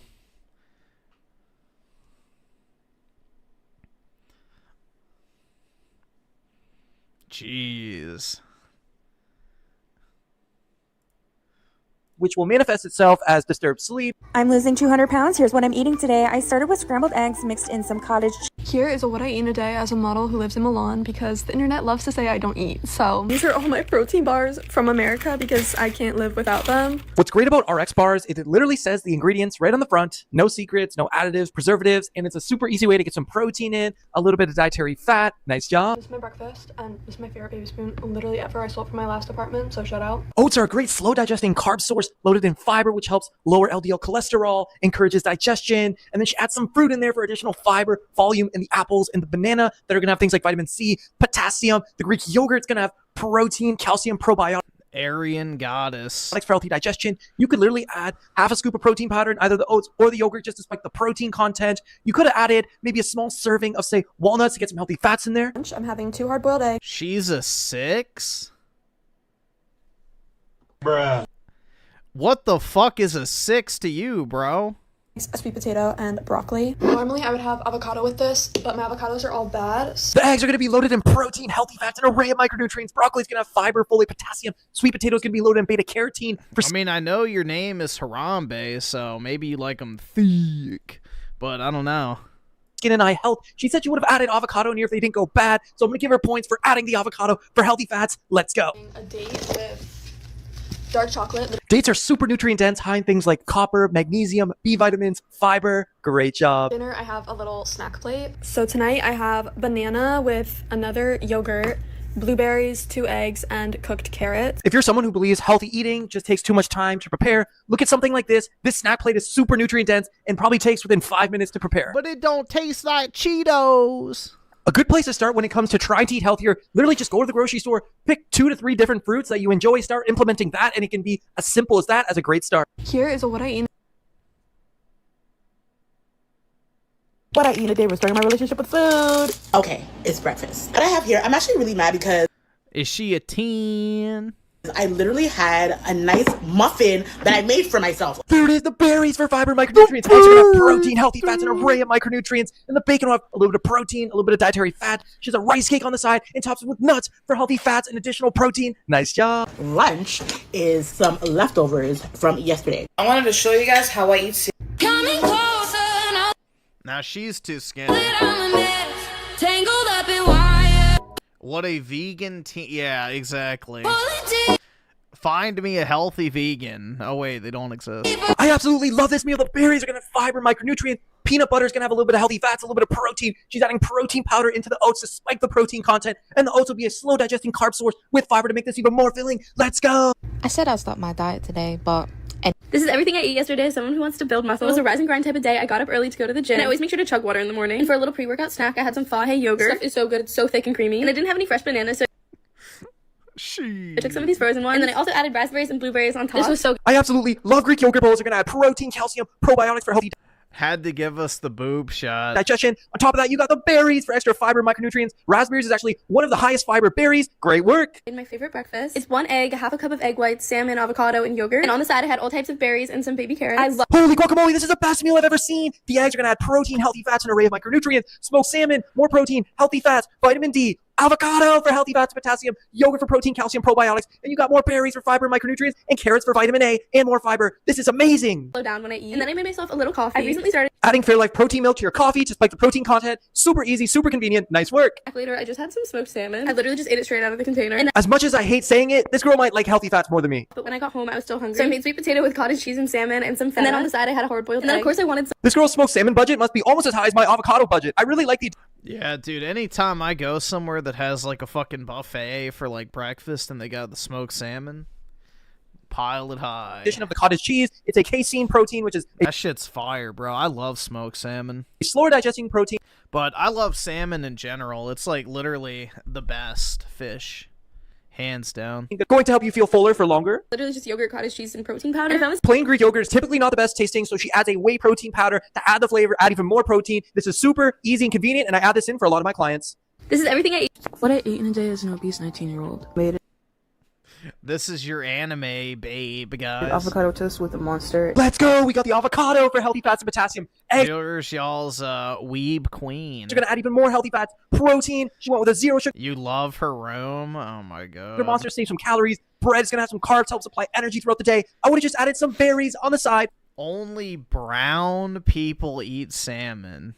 What the fuck are you talking about, PK? For extra fiber and micronutrients. Ordered food and got the wrong stuff, so I got this. The best salmon in the world literally comes from Norway, I'm pretty sure. Protein bar, which I haven't had before. Then I went on the treadmill while watching YouTube. Protein bars are a super simple and convenient way to help hit your protein goals. I would have just added an apple and or banana on the side for some extra fiber and micronutrients. On a side note, investing in a treadmill or walking pad is a super convenient way to get your steps in and work towards those fat loss goals. Getting a burrito bowl is one of the best options while eating out. You can customize this to your liking, really load this up with veggies to make it more filling, full of fiber, get double protein to make it even more filling. You can also get some guacamole for some healthy fats, get sauce on the side to really control your sauce portions. Great work. What I ate in a day. This is everything I eat. Avoiding fats will literally freaking ruin your glow up.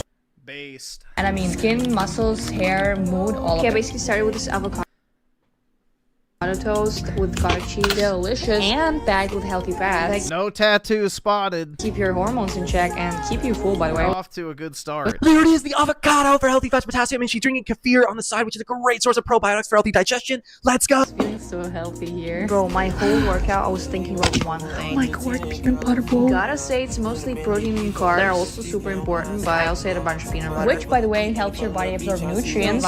Quark is a blend of yogurt and cottage cheese, so it's going to be high in protein, calcium, probiotics for healthy digestion. She has the peanut butter in there for a little bit of healthy fats in a mindful portion, as it is calorie dense. I would have added some berries in here for some extra fiber and micronutrients. I had the salmon soup that's stacked with omega-3 that on your brain, support mood. Salmon is literally a superfood high in protein, which is going to help with muscle recovery. This is everything I eat in a day as a big fat chunky beluga whale trying to lose some weight. Every single thing that goes into my mouth, and I... See, this is the thing about fat guys, is they actually are honest.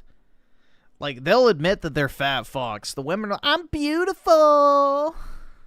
Swallow will be in this video, trust. That video of me singing because I ate that. It was like I was on Britain's Got Talent. Anyways, I came home and started making my first meal of the day. I'm making smoked salmon bagels, and I make this like... That's why fat women are unbearable to be around, but everybody likes hanging out with the funny fat dudes. Light cream cheese dip. I absolutely love the bagel thins. It's going to save a ton of calories, offer more volume. He has smoked salmon on there for additional protein, healthy fats, vitamins. It's the British Wonald. D, cheese for even more protein and calcium. Great filling meal. I'm having breakfast. This is basically lunch. I'm having a little fruit yogurt bowl as well with it. And I feel like because I've got such a sweet tooth, I need to have something sweet. Yogurt bowls as a sweet treat is an amazing option. You got the berries in there for fiber and micronutrients. You're doing great. Later on, I had a coffee and I bought a bunch of stuff like protein powders and all this kind of stuff from ESN, and they do this like Flexpresso thing that's like a coffee. Like coffee mixed with protein powder, so it's like a protein coffee. Adding protein into your coffee is a really nice way to up your intake and help you hit your protein goals. For my dinner, I'm making burgers. I got some lamb mincemeat. I put some salt. He's eating smoked salmon, Griff. What the fuck is wrong with eating smoked salmon, PK?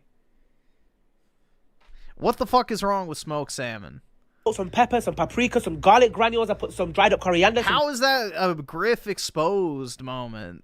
When you make burgers from home, you can get way bigger portions, much more protein. It can be much more satisfying. I would have added some avocado on here for healthy fats and potassium. But also, I'm having a zinc and magnesium tablet, and I'm super setting that with 2 kiwis. Absolutely love how he eats fruit as a sweet treat. Very low calorie dense, super nutrient dense. Kiwis specifically are one of the most micronutrient dense fruits out there. He's doing such a great job. I wish him the best on his fat loss journey. This is everything I eat in a day as a...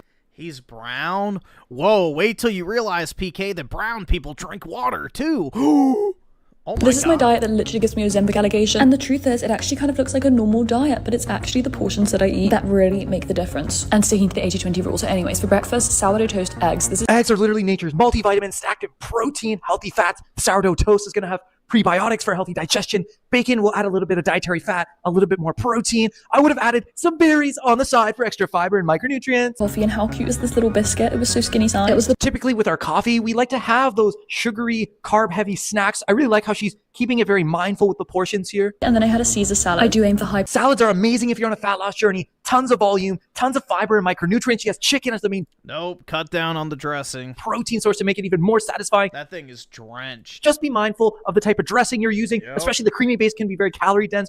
Caesar salads are the worst for dressing. There is light versions of things like ranch and Caesar that I would go for. We're just missing one thing. Where's the avocado for healthy fats and potassium? Grunter, potato, and a salad. Protein and portions are key for a lean physique. Potatoes are actually one of the most satiating carb sources. If you find that you're still hungry often after your meals, try adding potatoes in there, of course, with a protein and fiber source. I don't think she needs a lecture. This is my diet that literally gives me Ozempic allegation. And the truth is, This is what I'm eating for lunch. It's a little chocolate cake from Costco. Okay, we're just... What I ate today as a fat girl. Instead of having 2 donuts, I would have subbed one of them out for a breakfast sandwich loaded up with eggs, avocado, cheese, turkey bacon. This is going to be loaded in protein, healthy fats, and some berries on the side. And this is going to be fiber as well to make this a lot more filling. And then you can enjoy... That is a recommended portion of pasta. This God. is my 30 grams of cereal, and that's actually got me questioning my whole life. To make this more filling, you could add some protein milk and top it with some berries to add volume, protein, and fiber. Oh, well, of course, there are aspects that I think you can. What I ate today as a fat person. Disgusting, dude. Like, is this even worth keeping alive? Like, honestly, bro, do you think we should just take all the people that look like this and just drop them in the middle of fucking nowhere and have them fend for themselves? What I eat in a day coming from poor family. Rice, pasta, potatoes, super inexpensive carb sources. Nice job. Looks like she has chicken thighs, chicken drumsticks. These are a lot cheaper than, say, chicken breast or chicken tenderloins and have a lot of protein. Yeah, dude, like, the thing is, chicken breasts are a fucking ripoff, bro. Like, for the price of, what, 1 pound of chicken breasts, you can get 3 pounds of legs. Just buy the fucking legs, bro. Like, Jesus. Protein, B vitamins, great work. The legs taste better anyway, too. Best budget-friendly, healthy fat sources. Love the addition to this meal. Getting bags of frozen veggies is a great way to save money as opposed to Everything I eat in a day as someone who's trying to lose weight. For breakfast, I always have 2 cinnamon rolls and a couple of some hot Cheetos. Here's your torta. Cheetos. Ugh, I wish, but no. So instead, I have 2 rice cakes with peanut butter and banana. I usually eat this before the gym, but rice cakes are a great low-calorie dense food. The bananas are going to offer some fiber, potassium, peanut butter for some healthy. She's fighting a losing battle, dude. A losing battle. The jeans are going to hit like a train. Let's do it. While eggs are super nutrient dense, full of healthy fats, has some protein, an array of micronutrients, just having 2 eggs, nothing else, is only really going to be 13 grams of protein. There's not eat like 6 eggs. Any fiber here. So, you know, while it's the start of a good meal, it's not going to be the most satisfying thing at the end of the day. What we can do is start to add on to make it more balanced, more nutrient dense, more overall more filling, make it a true breakfast meal. And you can do something as simple as adding just some berries on the side for extra fiber, micronutrients. You got some wood. Yeah, so far so good. Avocado in here for extra healthy fats, potassium, fiber. You can add a slice of sourdough toast as a source of prebiotics. Last time I posted what I eat. This triple Big Mac and a large fry comes to a whop. Eating like Sabrina Carpenter for a day. Started off with her $23 smoothie from Erewhon. Mediocre. I believe this shake has spirulina as the base, which is an awesome plant-based protein source, also high in things like iron. Dude, these things are like $50. The drinks. Trace iodine, magnesium. That also has powerful antioxidants, which are going to fight inflammation, support immunity. This is a super nutrient-dense shake. Her favorite food is mac and cheese. I swear California Pizza Kitchen makes the best one ever. Mac and There's no cheese on it. What the fuck? That is not mac and cheese, bro. That is not fucking mac and cheese. There's no fucking cheese on it. Cheese won't be filling or very nutrient dense. That's literally just fucking noodles with Parmesan or some shit. There's an option to add something like a chicken breast or a salmon fillet and some... Like, you're better off eating more cheese than noodles, because at least the cheese is good for you.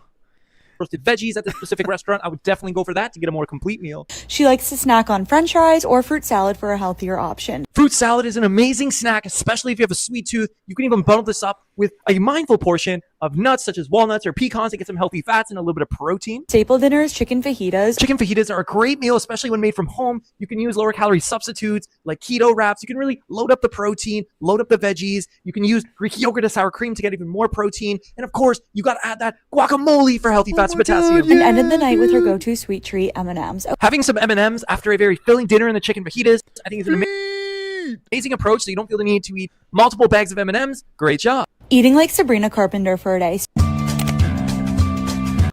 guys, so this is what I eat in a day, starting off with an Asiago. Hi everyone, and welcome. What I eat in a day is someone who weighs under 90 pounds. So first I started my morning by making some cinnamon rolls. The cinnamon rolls won't be very nutrient dense, won't be very filling. Ew, a styrofoam bowl. Yeah, this is some fucking white trash. Let's add an egg here, some avocado, and berries to get those protein, healthy fats, fiber, and micronutrients. The chicken tenders will pack. Bruh, any white person using styrofoam needs to check themselves immediately. What the fuck? Protein, B vitamins, the fry. Have you no shame? We'll have some potassium. I would have just added some veggies on the side here for some extra fiber and micronutrients. I've still never had Raising Cane's. I've heard it's really good. I have Zaxby's, but not Raising Cane's. Then I had a Dr. Pepper Zero Sugar, and there's me opening it. And then I had a cucumber for a snack. If you wanted to increase the calories of this cucumber snack, make it a veggie snack plate, add some cheese, add some carrots, add some hummus dip. For dinner, I had these chicken nuggets. And a super easy way to add more volume to this meal, make it a little bit more exciting. Let's throw these chicken nuggets into a wrap, loaded with veggies, romaine lettuce, red bell peppers, cheese. What I eat in a day is someone who weighs under 90. What I ate today as a fatty. This is what I used to get at McDonald's when I was over 6. Here's what I sneak into. This is what I'm eating for Day 5, no. Here is absolutely everything. Hi guys, just a quick what I eat in a day. I didn't go to the gym today because here's what I eat in a day. Carrot cake is going to have carbs, help supply energy throughout the day. I see some almonds for healthy fats, which will help regulate her period. I see a shake on the side, which is going to be stacked in protein. Some fruit for some... I guess he's an expert on that. Additional fiber, micronutrients. Great work. She is in healthy fat heaven in the eggs and the salmon, which both pack protein and micronutrients. The buckwheat is an excellent source of plant-based protein. Has all the essential amino acids that you're looking for. She had some salad to the side for some additional fiber, getting more volume to the meal. Great work. I'm not destroying my brain on shorts. I'm scrolling for women that aren't ugly. If you plate your food and you see a variety of different colors from different whole food sources, you're doing something right. The banana and baguette will have some carbs to help supply energy throughout the day. How not to look? The banana will have some added potassium, fiber. I would have just added something like a Greek yogurt cup. Load that up with walnuts. That way you get protein, probiotics for healthy digestion. You get healthy fats in the nuts to help fight inflammation, regulate your period. Smoothies are really... Here's your Japanese trad wife, guys. This is a model. Yikes! Sometimes you just need a sweet. Morning, guys. I want to show you guys what I eat throughout the day as a person that likes.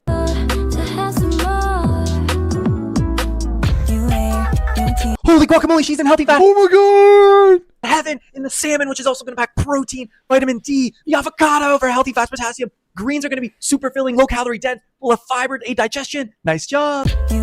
She went with a grass-fed steak, which is going to be of higher quality, high in protein, dietary. That's a steak? Jeez. Fats, iron. But I guess she's skinny for a reason. B vitamins, zinc, selenium, more greens, which are adding fiber, folate, make this more filling. And she has a pita bread as a carb source, help supply energy throughout the day, help aid the digestion of the protein. Great work. One of the simplest things you can do to increase your micronutrient intake throughout the day is just have a fruit salad. Pick 2 to 3 of your favorite fruits, put it in a bowl, enjoy it. She has kombucha on the side, which is a great source of probiotics to help aid digestion. She does such a wonderful job at prioritizing protein and fiber. This is going to support lean muscle mass, increase your metabolism, boost your immunity, overall increase your overall well-being. The raisins are going to be packed in fiber, iron. The Kind bar is going to be packed in healthy fat.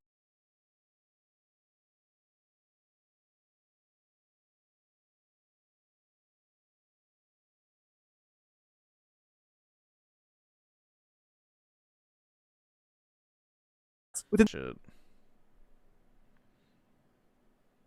Are we back? Alright. I think YouTube just crashed. Should be back now. It's good. Just refresh. Alright, so what do y'all think? Is this too skinny or nah?